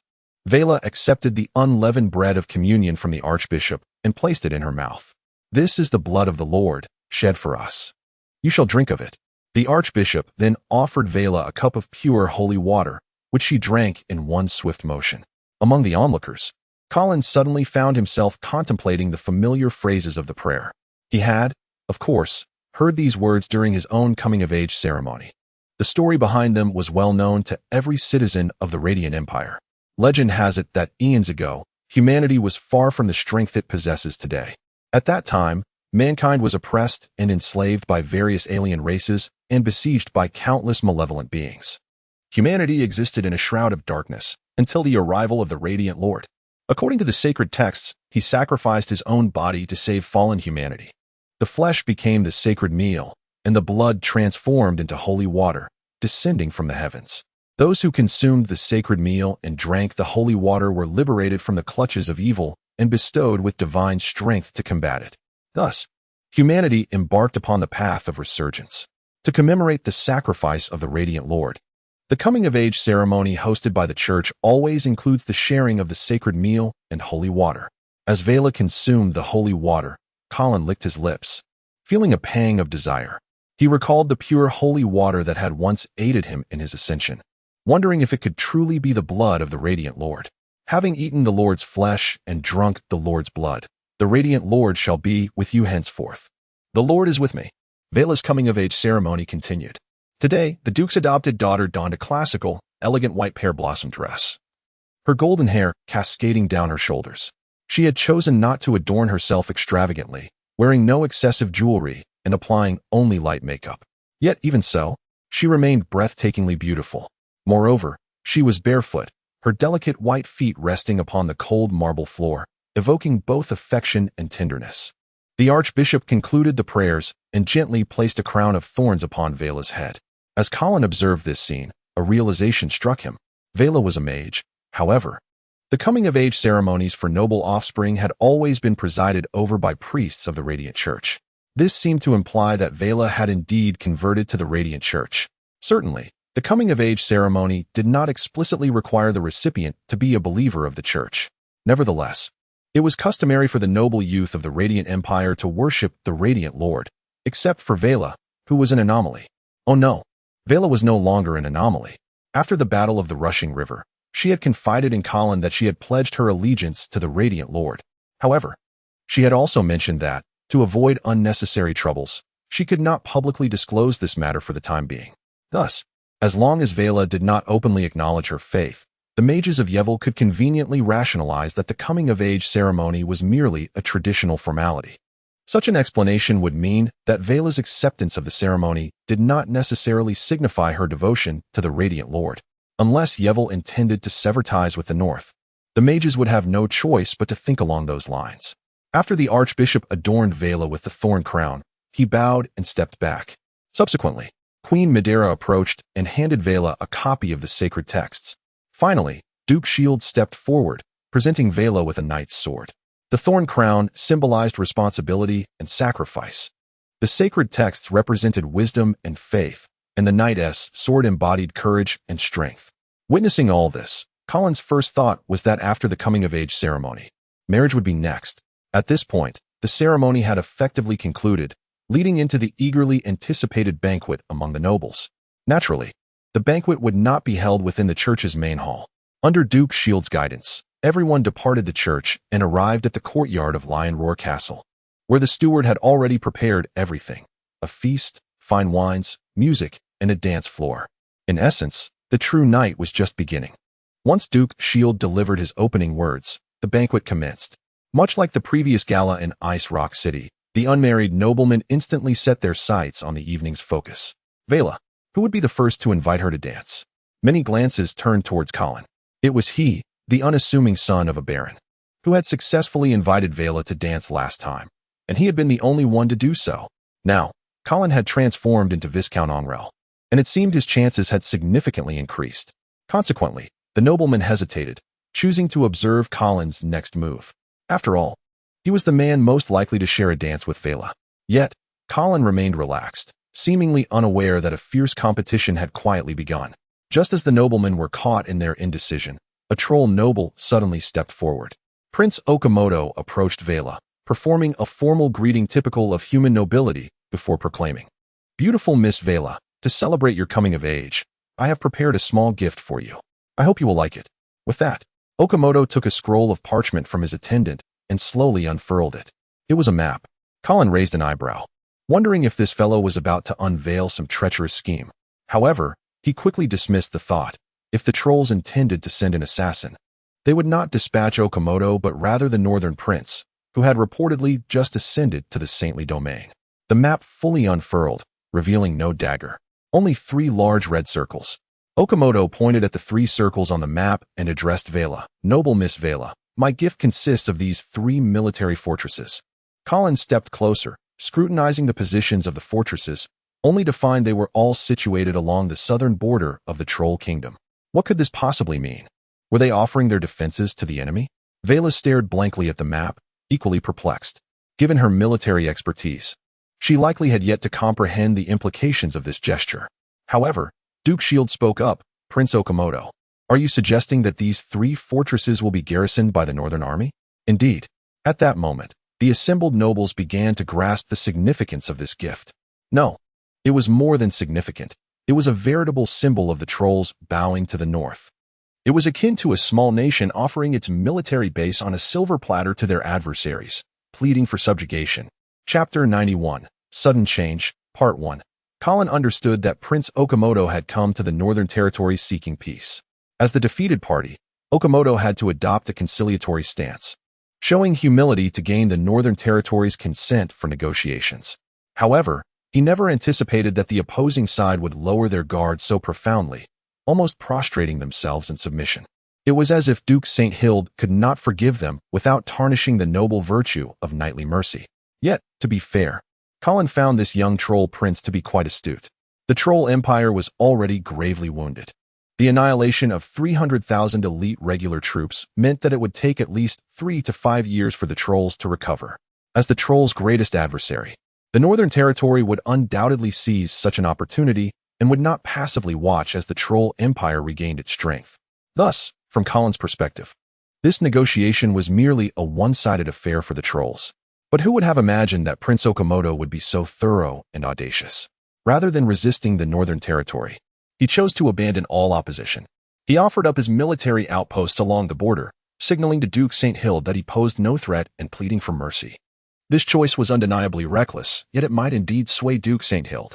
Colin was acutely aware that, at this moment, the greatest threat in the Duke's eyes was actually the recently betrayed Marquis Garcia, his own brother. Would the Duke, then, consider acquiescing to the Troll's peace proposal and redirect his focus towards resolving internal conflicts? The atmosphere at the banquet grew tense. Vera, feeling somewhat at a loss, cast a pleading glance towards Duke St. Hild. The Duke set down his wine glass and spoke in a grave tone. "Prince Okamoto, your gift seems rather extravagant." Prince Okamoto chuckled and shook his head. "Your Grace, this hardly qualifies as extravagant. In fact, I believe such a gift is unworthy of Miss Vera's esteemed status. Therefore, I solemnly pledge that during my tenure as the Southern Prince of the Troll Empire, I shall never instigate war against the Northern Territory." Gasps echoed throughout the room. Astonished by the Troll Prince's generosity, Duke St. Hild fixed an intense gaze upon Okamoto. "Is this your gift?"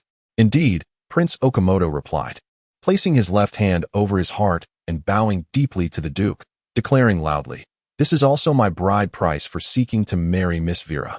The reaction in the hall was even more pronounced, akin to stirring a hornet's nest. Noblemen vying for Vera's affection glared at the Troll Prince, wishing to upend him and scornfully chastise. "Who do you think you are?" Vera's face flushed deeply, then paled gradually.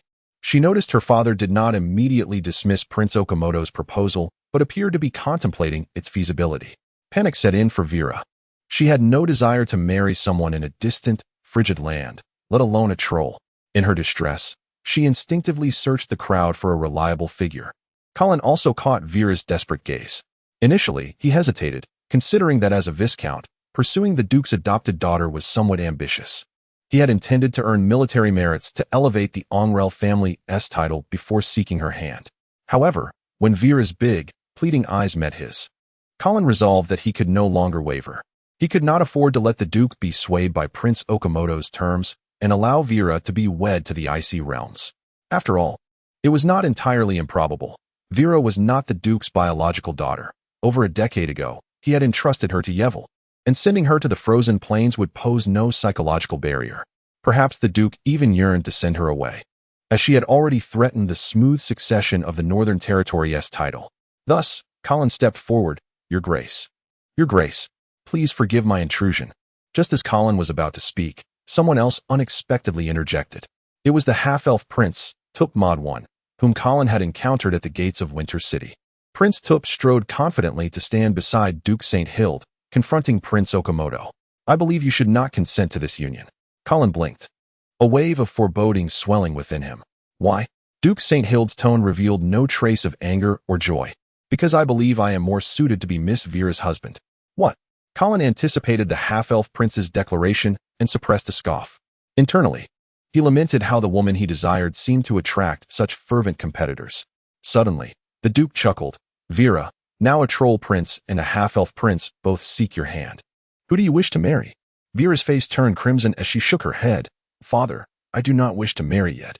The Duke, however, shook his head, insisting. Do not speak so childishly. You will eventually marry. Do neither of these suitors appeal to you? Queen Medela suddenly suggested with a smile. Vera, if you find yourself in a quandary, why not let them duel using the most ancient and traditional rites to determine who may wed you? Upon hearing this, the atmosphere in the hall surged with excitement. The noblemen who had initially sought Vera's favor now fell silent. For the two suitors who had stepped forth held such elevated status that it would be difficult to find a worthy contender among the northern nobility. This was unsurprising, as the northern aristocracy had recently undergone a significant purge. In the past, there may have been several nobles capable of stepping forward, yet they had all faced the Duke's wrath, beheading, or demotion. Consequently, the northern nobility found itself in a state of disarray. Nonetheless, if these two outsiders plucked the most delicate and noble flower of the north, it would surely be a disgrace for the region. Many eyes then turned to Colin. Although the Viscount's title was modest and his fame limited, he had danced with Vera, and perhaps he still had a chance. Colin realized he had no choice but to step forward. If Vera were to marry someone else, he would regret it for the rest of his life. And Marquis Garcia would likely pursue him relentlessly. Taking a deep breath, Colin strode forward, declaring, Your Grace. Bam. However, just as Colin began to speak, another unexpected event unfolded. Marquis Adams suddenly turned pale and collapsed to the ground, convulsing. A cacophony of screams erupted, and chaos ensued at the banquet. Only Colin stood there, speechless, his heartfelt intentions lost in the turmoil. Would he ever get the chance to propose? Chapter 92. The Sudden Turn, Part 2. As soon as the Archbishop's words fell, the atmosphere in the hall plummeted to a freezing point. Everyone was momentarily in disbelief that Marquis Adams had perished so abruptly. The second son of Duke St. Hild, the primary heir to the north, had met his end at a banquet within his own castle. Such absurdity was almost unfathomable. The assembled nobles gaped, covering their mouths, too terrified even to gasp in astonishment. Fearful of provoking Duke St. Hild, at that moment, the Duke was fixated on the crystal chandelier above, seemingly lost in thought, as if the announcement of his son's death had pertained to a mere stranger, utterly unrelated to him. Time seemed to stretch indefinitely. Finally, a voice shattered the suffocating silence. Archbishop, how did Adams die? It was Queen Medela inquiring. Your Highness, replied the Archbishop, I cannot yet ascertain the cause of the Marquis's death. Further examination is required to reach a conclusion. However, based on my experience, it appears he succumbed to poisoning. The Queen immediately turned to the knights behind her, commanding, Arrest all the servants who prepared the food tonight and interrogate them one by one. Yes, after a brief stir, all the servants present were apprehended, including the aged steward of the St. Hild family. The disgrace of a duke's son perishing by poison at a banquet in his own castle was an affront of the highest order, particularly as this son was the first in line to inherit the Duchy of the North. Under such circumstances, although Duke St. Hild remained silent, the gathered nobles could foresee the impending upheaval. Regardless of who the perpetrator might be, the Duke would not rest until justice was served. Colin gazed upon the lifeless body of Marquis Adams, contorted in agony, blood streaming from his orifices, then glanced at the Duke, still admiring the chandelier, before shifting his gaze to the equally mute Marquis Garcia, his heart laden with foreboding. Indeed, at this moment, Colin's primary suspect was Marquis Garcia, for his motive appeared glaringly evident. With Charles stripped of his claim, and now Adams deceased, if the Duke's youngest son Joyce were to fall into misfortune, Vera would then become the foremost heir to the Duchy of the North. Could this be Garcia's retaliation for his brother's betrayal? Yet, while rational deduction pointed to Garcia as the most likely culprit, Colin felt intuitively that this did not align with Garcia's character. From their previous interactions, he discerned that the Marquis was not one to engage in treachery. He would sooner believe that Garcia would lead the Black Knights to assault Winterhold than poison his own nephew. Could it be that someone had intentionally poisoned Marquis Adams to incite discord between Duke St. Hild and Marquis Garcia? After all, with Adams's death, suspicion would naturally fall upon Garcia. No, Colin suddenly realized he had overlooked a crucial factor. The promise Duke St. Hild made to Marquis Garcia was a secret known to very few, and the fact that Garcia was Vera's biological father was similarly obscure. At least, Prince Okamoto would not know. Colin doubted that any ogre could uncover these secrets and devise such a plot. Moreover, even if he were aware of them, executing such a poisoning during the banquet, targeting only Marquis Adams, was an exceedingly difficult feat as Colin pondered these complexities, striving to unravel the mystery of this murder. Duke St. Hild finally spoke. His voice was hoarse and deep, yet devoid of overt agitation, even bordering on unnaturally calm. However, everyone could sense the suppressed fury within him. Prince Okamoto, Prince Tup, though both of you desire to wed Vera, she cannot marry two suitors simultaneously. Thus, I must choose one of you. Surprisingly, the Duke made no further mention of Marquis Adams's death, as if it had lost significance. Rising from his seat, he approached where Okamoto and Tup stood, the body of Marquis Adams lying at his feet, yet he did not glance down. Prince Okamoto, I wish to know, if Vera were not to marry you, would you still seek peace with the North? Prince Okamoto's heart sank, yet he replied helplessly, Of course, my lord. My yearning for peace remains unchanged. In truth, he had little choice. Could the Ogre Empire afford another conflict with the North? As long as the North agreed to peace, he would accept any terms. A tall, attractive young woman swiftly approached Duke St. Hild. Though not as breathtaking as Vera, she possessed her own charm. The Duke took her hand and presented her to Prince Okamoto, saying, This is my niece Nara, a noble St. Hild. Does she not befit you, Prince Okamoto? Indeed, it would be my honor to marry Miss Nara. Prince Okamoto replied, bowing to her and extending his hand. Nara, clearly taken aback, had never anticipated being betrothed to an ogre in such a manner. Yet, observing the Duke's impassive expression, she felt no inclination to resist. Slowly, she placed her hand into Prince Okamoto's. At last, a flicker of a smile emerged on Duke St. Hild's face. He then turned to Vera, calling, Vera, come here. Still reeling from her brother's sudden demise, Vera hesitated, then approached her father with confusion and reluctance. The Duke took her hand, addressing the half-elf Prince Tup. Prince Tup, assure me you will treat her well. Prince Tup was momentarily stunned, evidently overwhelmed by the unexpected turn of events. After a pause, he stepped forward, blushing, and proclaimed, My lord, I vow to cherish Vera for life. Or may I suffer eternal torment in hell. Father, Vera was also bewildered.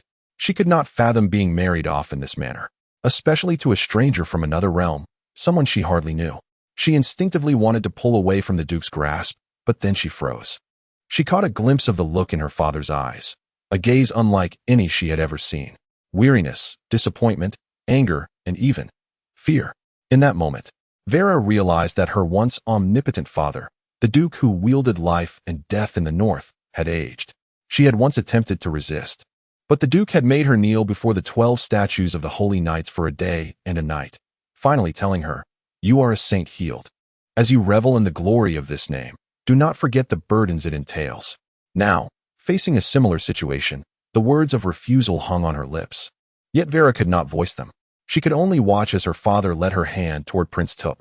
Just as her small hand was about to fall into the prince's grasp, a voice suddenly erupted. Your Grace, I oppose this marriage. Chapter 93. Wrath. Prince Tupe had never harbored such animosity towards anyone as he did towards Viscount Colin Angriel. Yet upon hearing Colin's voice, Vera's pale face regained a flicker of vitality. Her ethereal blue eyes fixated on Colin, imbued with both longing and trepidation, as she awaited her own redemption. Colin, why do you oppose this union? The Duke of St. Hilder's tone was icily resolute. Colin stepped forth from the crowd, his expression serene as he approached the Duke. After bowing respectfully, he spoke with unwavering conviction. Your Grace, it is because I have long admired Miss Vera that I earnestly request the chance to fulfill my aspiration. No sooner had Colin's words settled than Prince Tupe, akin to a feral cat, leapt forward. Let us duel, Viscount Angriel. Let us determine, like men, who is worthy of marrying Miss Vera. A white glove was promptly tossed at Colin's feet. Colin raised an eyebrow, silently questioning whether nobles habitually carried white gloves. This marked the second time he had been challenged to a duel. The first was with that madwoman Cynthia. He had declined to retrieve her glove then, but this time, Colin realized he could not back down. As he bent to pick up the white glove, the Duke interjected. Colin, think wisely. Prince Toupet is a third-tier knight. Half-elves, as hybrids of humans and elves, could choose between the knightly vocation of humans or the ranger path of elves. However, in the current world, where the glorious empire flourished while elves faded into the depths of the Crescent Moon Forest, it was evident that most half-elven nobles opted to serve the Lord of Light. Thus, it was no surprise that Prince Toupet was a knight, and a third-tier one at that, a prodigy for one of his lineage and age. Yet Colin felt no trepidation. He too was a third-tier knight. Moreover, he possessed an undead body, a distinct advantage in a duel. A cold smile crept across Colin's lips. Your Grace, I have made my decision. I accept Prince Toupet's challenge. For Miss Vera, I would willingly shatter into 1,000 pieces. However, just as Colin's hand was about to grasp the glove, Vera intervened, her voice cutting through the tension. No, Colin, do not do this. Despite Colin's confidence in overcoming Prince Toupet, others, especially Vera, were not so convinced. In her memory, Colin was merely a first-tier knight, and she could not bear the thought of him accepting Toupet's challenge. It seemed akin to courting death. Miss Vera, please do not worry for me. Colin attempted to reassure her, but Vera could not be swayed. In her innocence, she genuinely believed Colin would willingly perish for her sake, recalling how he had fought valiantly at the Battle of the Rushing River. Thus, with a heart torn in anguish, Vera made a resolute choice. She would save her knight. Father, I will marry Prince Toupet. Please, stop this senseless duel. Colin, who had just retrieved the white glove, stood frozen in disbelief. Could you not have a little faith in me? He internally screamed. The Duke of St. Hilda finally allowed a smile to grace his face, while Prince Toupet radiated with elation. The half-elven prince's emotions had oscillated like a roller coaster, but ultimately, Vera had chosen him. Embracing the generosity of a victor, Toupet addressed Colin, stating, Viscount Angriel, your bravery has won my respect, even if you were to win this duel. A wave of humiliation washed over Colin, incensed by the patronizing tone of the prince. What do you mean even if I win? Should I win, you ought to withdraw your pursuit of Vera. Of course not. Miss Vera has made her choice, and I shall respect it. Nonsense, Colin retorted, throwing the white glove back into Toupet's face. As a man, let us engage in a true duel. Toupet, now incensed, stepped forward, matching Colin's fervor. Very well. Then let us duel, Viscount Angriel. No, Vera suddenly interjected, stepping between the two men, who were poised to clash like roosters. Intriguingly, she faced Colin, not her newly chosen fiancé, Prince Toupet. Colin, do not do this. I am not worth such sacrifice. Colin gazed deeply into Vera's eyes, his voice heavy with emotion. Do you not trust me? If you trust me, step aside. I am also a third-tier knight. Colin's confidence, however, struck Vera as a reckless willingness to face death. No, I will not let you. The prince, seething behind Vera, was nearly at his wit's end. Even he, dull as he was, recognized that Vera's choice to marry him was, in truth, to protect Colin. Even before marriage, he had been donned with the crown of a cuckold. How could Toupet endure such humiliation? He shouted, Miss Vera, please step aside. Matters between men should be resolved by men. Enough. A commanding voice interrupted this unfolding drama of a love triangle. The Duke of St. Hilda strode toward Colin, questioning, Viscount Angriel, does your loyalty to me still stand? Very well. I hereby appoint you as the envoy to escort Vera to the half-elven kingdom for her marriage to Prince Toupet. Colin's heart sank, rendered mute. He understood that the Duke was resolute in sending Vera far away. The motive was clear. The death of Marquis Adams had instilled fear in the Duke. He suspected his brother, Marquis Garcia, of orchestrating the incident to eliminate the heir standing in Vera's way, thereby paving the path for her to become the future ruler of the North. Thus, the Duke felt compelled to send Vera away, far from the Winter City, ideally to a foreign land where she could bear a child of another race, ensuring she would never inherit his title. Vera's feelings were evidently of no concern to the Duke. To him, she was merely a pawn in a strategic alliance. Seeing Colin remain silent, the Duke pressed on, Viscount Angriel, what of your loyalty? Your unconditional obedience?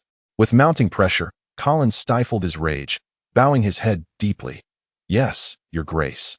I will ensure Miss Vera's safe passage to the half-elven kingdom. At this moment, Colin's anger could no longer be contained. What nonsense was this Duke espousing? What false loyalty? All he desired was to set ablaze this realm rife with schemes and devoid of compassion. You wish to align with the half-elven kingdom? You wish to obliterate Vera's claim to the duchy? Huh. I shall thwart your every intention. Colin suddenly lifted his gaze, locking eyes with Marquis Garcia, who sat aloofly observing the scene. In that moment, a silent understanding passed between them. The first volume concludes. Chapter 94. Diplomatic mission. The sun cast its final rays of light before an endless night enveloped the land. Campfires blazed within the encampment as guards busily prepared water and meals, attending to the horses. Colin handed a written letter and a cage containing a carrier pigeon to Knight Rigo. Although Marquis Garcia did not explicitly state it, Colin had grasped his intention. In this role as a messenger for the bride, Colin was not required to lead troops. After all, this was not a military campaign. The House of St. Hild had already dispatched an escort of over 1,000 to deal with any bandits or beasts along the way. However, Colin felt an imperative to command a military force entirely his own for unforeseen circumstances. "My lord, your dinner is ready," a servant announced, entering the tent with an iron tray, placing the meal before Colin before hurriedly exiting. Although Colin no longer required such ordinary sustenance, he consumed it at regular intervals to avoid drawing unnecessary attention. Having finished his meal and taken a sip of water, he stepped out of the tent. The composition of personnel within the camp was quite complex, comprising guards from the House of St. Hild, the Silver Moon Guard of the Half-Elf Kingdom, and several trolls. The troll prince was in high spirits lately, despite not marrying Vera and instead being assigned a distant relative by the Duke. Nonetheless, the woman bore the St. Hild name. Additionally, Prince Okamoto's diplomatic mission had achieved its intended goals, granting the Troll Empire a valuable respite. As for ceding 3 significant military strongholds on the border of the Troll Empire to the Northern Realm, it was hardly a monumental matter. For the North could not station a considerable force in those locations without jeopardizing their extensive supply lines. As for the promise of non-aggression towards the North, well, it was likely that Duke St. Hild himself held little faith in it. To Okamoto, as long as the Troll Empire could weather this storm, there remained hope for resurgence. "Come, Lord Ongrel, join me for a drink," Prince Okamoto called out upon spotting Colin meandering through the camp. Colin, observing the jovial demeanor of the troll prince, initially hesitated but ultimately accepted the invitation after a moment's reflection. Since departing from Winter City, he had been surrounded by a palpable chill. The guards of the House of St. Hild were unfamiliar with him, and Vera had remained hidden in the carriage, creating a rather oppressive atmosphere devoid of the festive spirit typical of a wedding. Conversely, the half-elves were reveling in merriment, with Prince Tup nearly appearing foolish, indulging in drink and revelry daily. Yet, Colin could not envision himself joining their ranks. "Come, Lord Ongrel, do not remain downcast. There are countless beauties in the world. Why be so fixated on Miss Vera, a mere flower among them?" Okamoto urged. Colin rolled his eyes, dismissing Okamoto's comments as he took the offered wine jug and drank deeply. The fiery liquid caught him off guard, causing him to cough. "What sort of wine is this?" Colin inquired, recovering from the initial shock. With a sly grin, Prince Okamoto replied, "This is a medicinal brew crafted by the troll shamans, ideal for evening enjoyment. Huh? It truly livens the spirit." Realizing the implications of Okamoto's words, Colin felt a wave of alarm. "Haha, my lord, do not be angry. I have several dancers at my disposal. If you wish to unwind tonight, I can arrange." Colin, frightened, spun on his heels and fled. "Troll dancers? No, thank you. Wait, Lord Ongrel, don't go," Okamoto exclaimed, chasing after him. "I apologize, I did not mean any offense. Allow me to accompany you. I genuinely wish to befriend you," the troll prince asserted earnestly. Colin, certainly skeptical of such sentiments, opted not to dismiss Okamoto entirely. They strolled together to the edge of the camp, beside a gently flowing stream. Gazing at the water, Okamoto suddenly posed a question. "My lord, do you know why the Duke decided to marry Vera off to that Tup fellow?" Colin felt a surge of confusion. Could it be that Okamoto was also aware of the underlying power struggle between Duke St. Hild and Marquis Garcia regarding the heir? "What do you think?" Colin probed cautiously. "Political marriage, of course.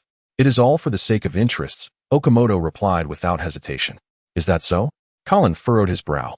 "I can understand why the Duke would not choose me. After all, I am merely a lowly viscount, lacking any real value for an alliance. Yet do you believe I possess more alliance value than Tup?" Okamoto burst into laughter, seemingly pleased by Colin's flattery. "Isn't it so?" At that moment, Colin realized the peculiarity of the situation. If the Duke aimed to undermine Vera's claim to inheritance, marrying her off to either Okamoto or Tup would yield equally effective results. The North would never accept a woman married to a foreigner as a duke, nor would they allow her offspring, half-troll or half-elf, to become heirs. Yet, why had the Duke ultimately chosen Prince Tup? In Colin's eyes, Tup's position paled in comparison to that of Prince Okamoto, for the Troll Empire was far superior to the half-elf kingdom. Despite the Troll Empire currently appearing beleaguered and on the brink, given 3 to 5 years of recuperation, mustering an army of 300,000 would not be insurmountable. The half-elf kingdom, with a population of less than 2 million, could scarcely muster a force of 10,000 without exceeding its limits. In fact, Colin was aware that the small affiliated nation of the Glorious Empire currently had a regular army of only around 50,000. Thus, if the Duke sought to forge alliances through marriage, why would he favor the half-elf kingdom over the Troll Empire? Noticing Colin's growing perplexity, Prince Okamoto chuckled. In truth, the Duke's intention behind marrying Vera to Prince Tup is not aimed at the half-elf kingdom at all. Then what is his true aim? Colin inquired, intrigued. Okamoto gestured towards the east, speaking in a grave tone. It is the eastern frontier of the Empire. The eastern frontier of the Empire? Colin's brow furrowed even deeper.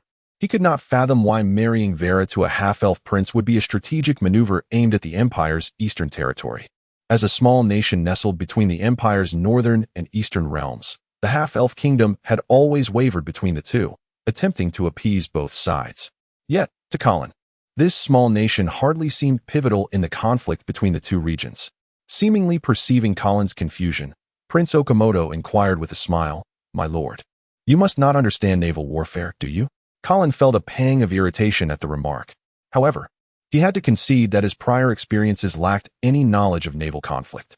In fact, the North had scarcely any naval forces. Historically, their greatest foe had been the Troll Empire, with cavalry being the optimal force against them. Thus, the North's cavalry had always been unrivaled within the Glorious Empire.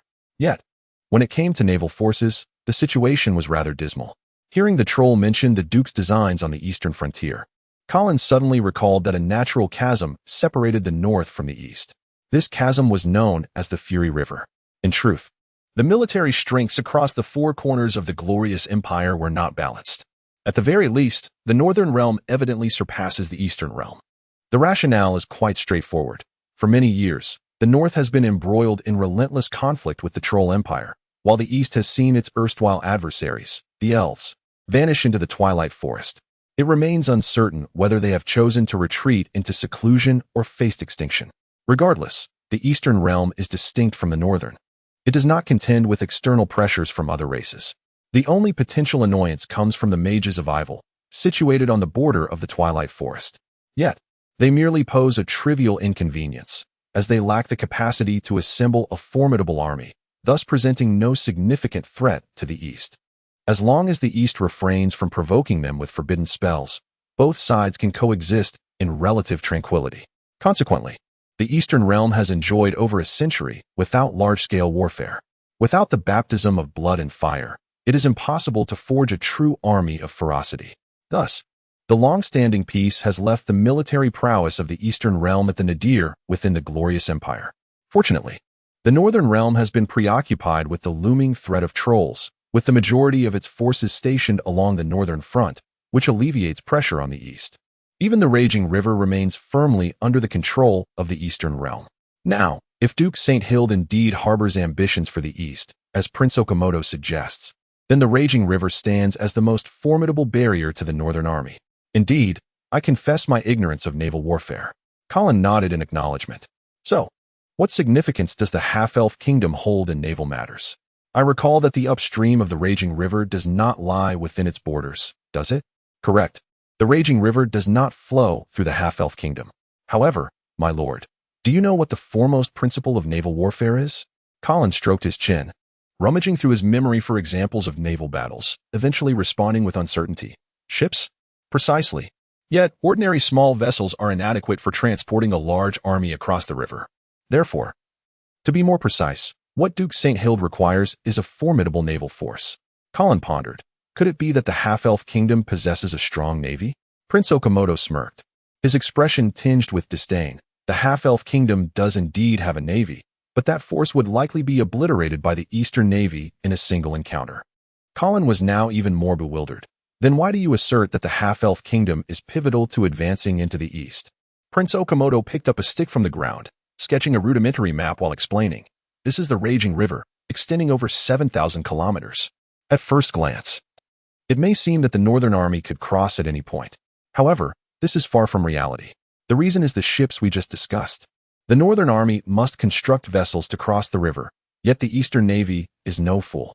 They will not idly observe the North building ships on the western bank of the raging river. At this moment, the raging river is under Eastern control.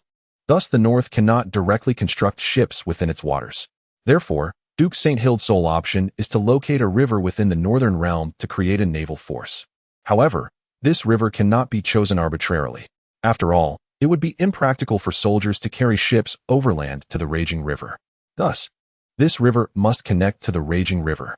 If you carefully examine the map of the Northern realm, you will indeed discover that such rivers exist. Yet they are too shallow and narrow to accommodate large vessels. However, upstream of the raging river, there lies a river that meets the necessary criteria, the Crystal River.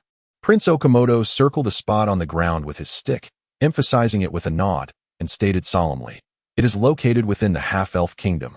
Upon hearing this, Colin suddenly grasped the concept. This is akin to the ancient northern powers in China crossing rivers in battle. When Colin perused historical texts, he had often wondered why. With the Yangtze River being so extensive, there were specific points of contention. Why did the northern powers consistently clash at those locations? For instance, when the Mongol cavalry descended southward, why did they target Xiangyang? A glance at the Chinese map reveals that Xiangyang is not situated along the banks of the Yangtze River. However, it is adjacent to the Han River. Thus, by capturing Xiangyang, one also gains control of the Han River, enabling the Mongols to construct ships therein and subsequently navigate downstream into the Yangtze River. This elucidates why the northern powers never bypassed these critical junctures. Likewise, similar rivers and lakes exist downstream of the Yangtze, such as Chaohu, located next to Hefei. Consequently, when Zhang Liao defended Hefei, Sun Quan was rendered anxious, repeatedly launching attacks that ultimately solidified Sun's formidable reputation. In summary, it was at this moment that Colin comprehended Duke St. Hild's true intentions. By marrying Vera into the half-elf kingdom, he aimed to seize control of the Crystal River, thereby establishing a naval force to flow downstream into the raging river and subsequently invade the Eastern realm. However, why was Duke St. Hild in such a hurry to plot against the East, especially when significant concerns loomed within the Northern realm itself? Could it be that the Duke is utterly convinced of his brother's loyalty? This question Colin could only momentarily suppress within his heart. He soon found himself questioning why Okamoto felt compelled to elucidate these matters to him. Was it merely a display of knowledge? Although Colin had observed that this troll prince enjoyed showing off, he sensed that Okamoto harbored ulterior motives this time. "Why are you explaining all this to me?" Colin directly inquired. Prince Okamoto chuckled. "Because I wish for you to understand that the Duke did not marry Vera to me out of a belief that I am inferior to that half-elf dandy, but rather that the half-elf kingdom is the Northern realm's next strategic target." Colin smiled knowingly, certainly not believing such absurdity. How could a political creature like Okamoto concern himself with such trifling matters, going out of his way to explain it to Colin? "If you require any assistance while in Silvermoon City, you may take this to the slave market in the western part of the city and seek a merchant named Zeiss. Perhaps he can facilitate a more favorable journey to the half-elf kingdom." This troll prince indeed has ulterior motives.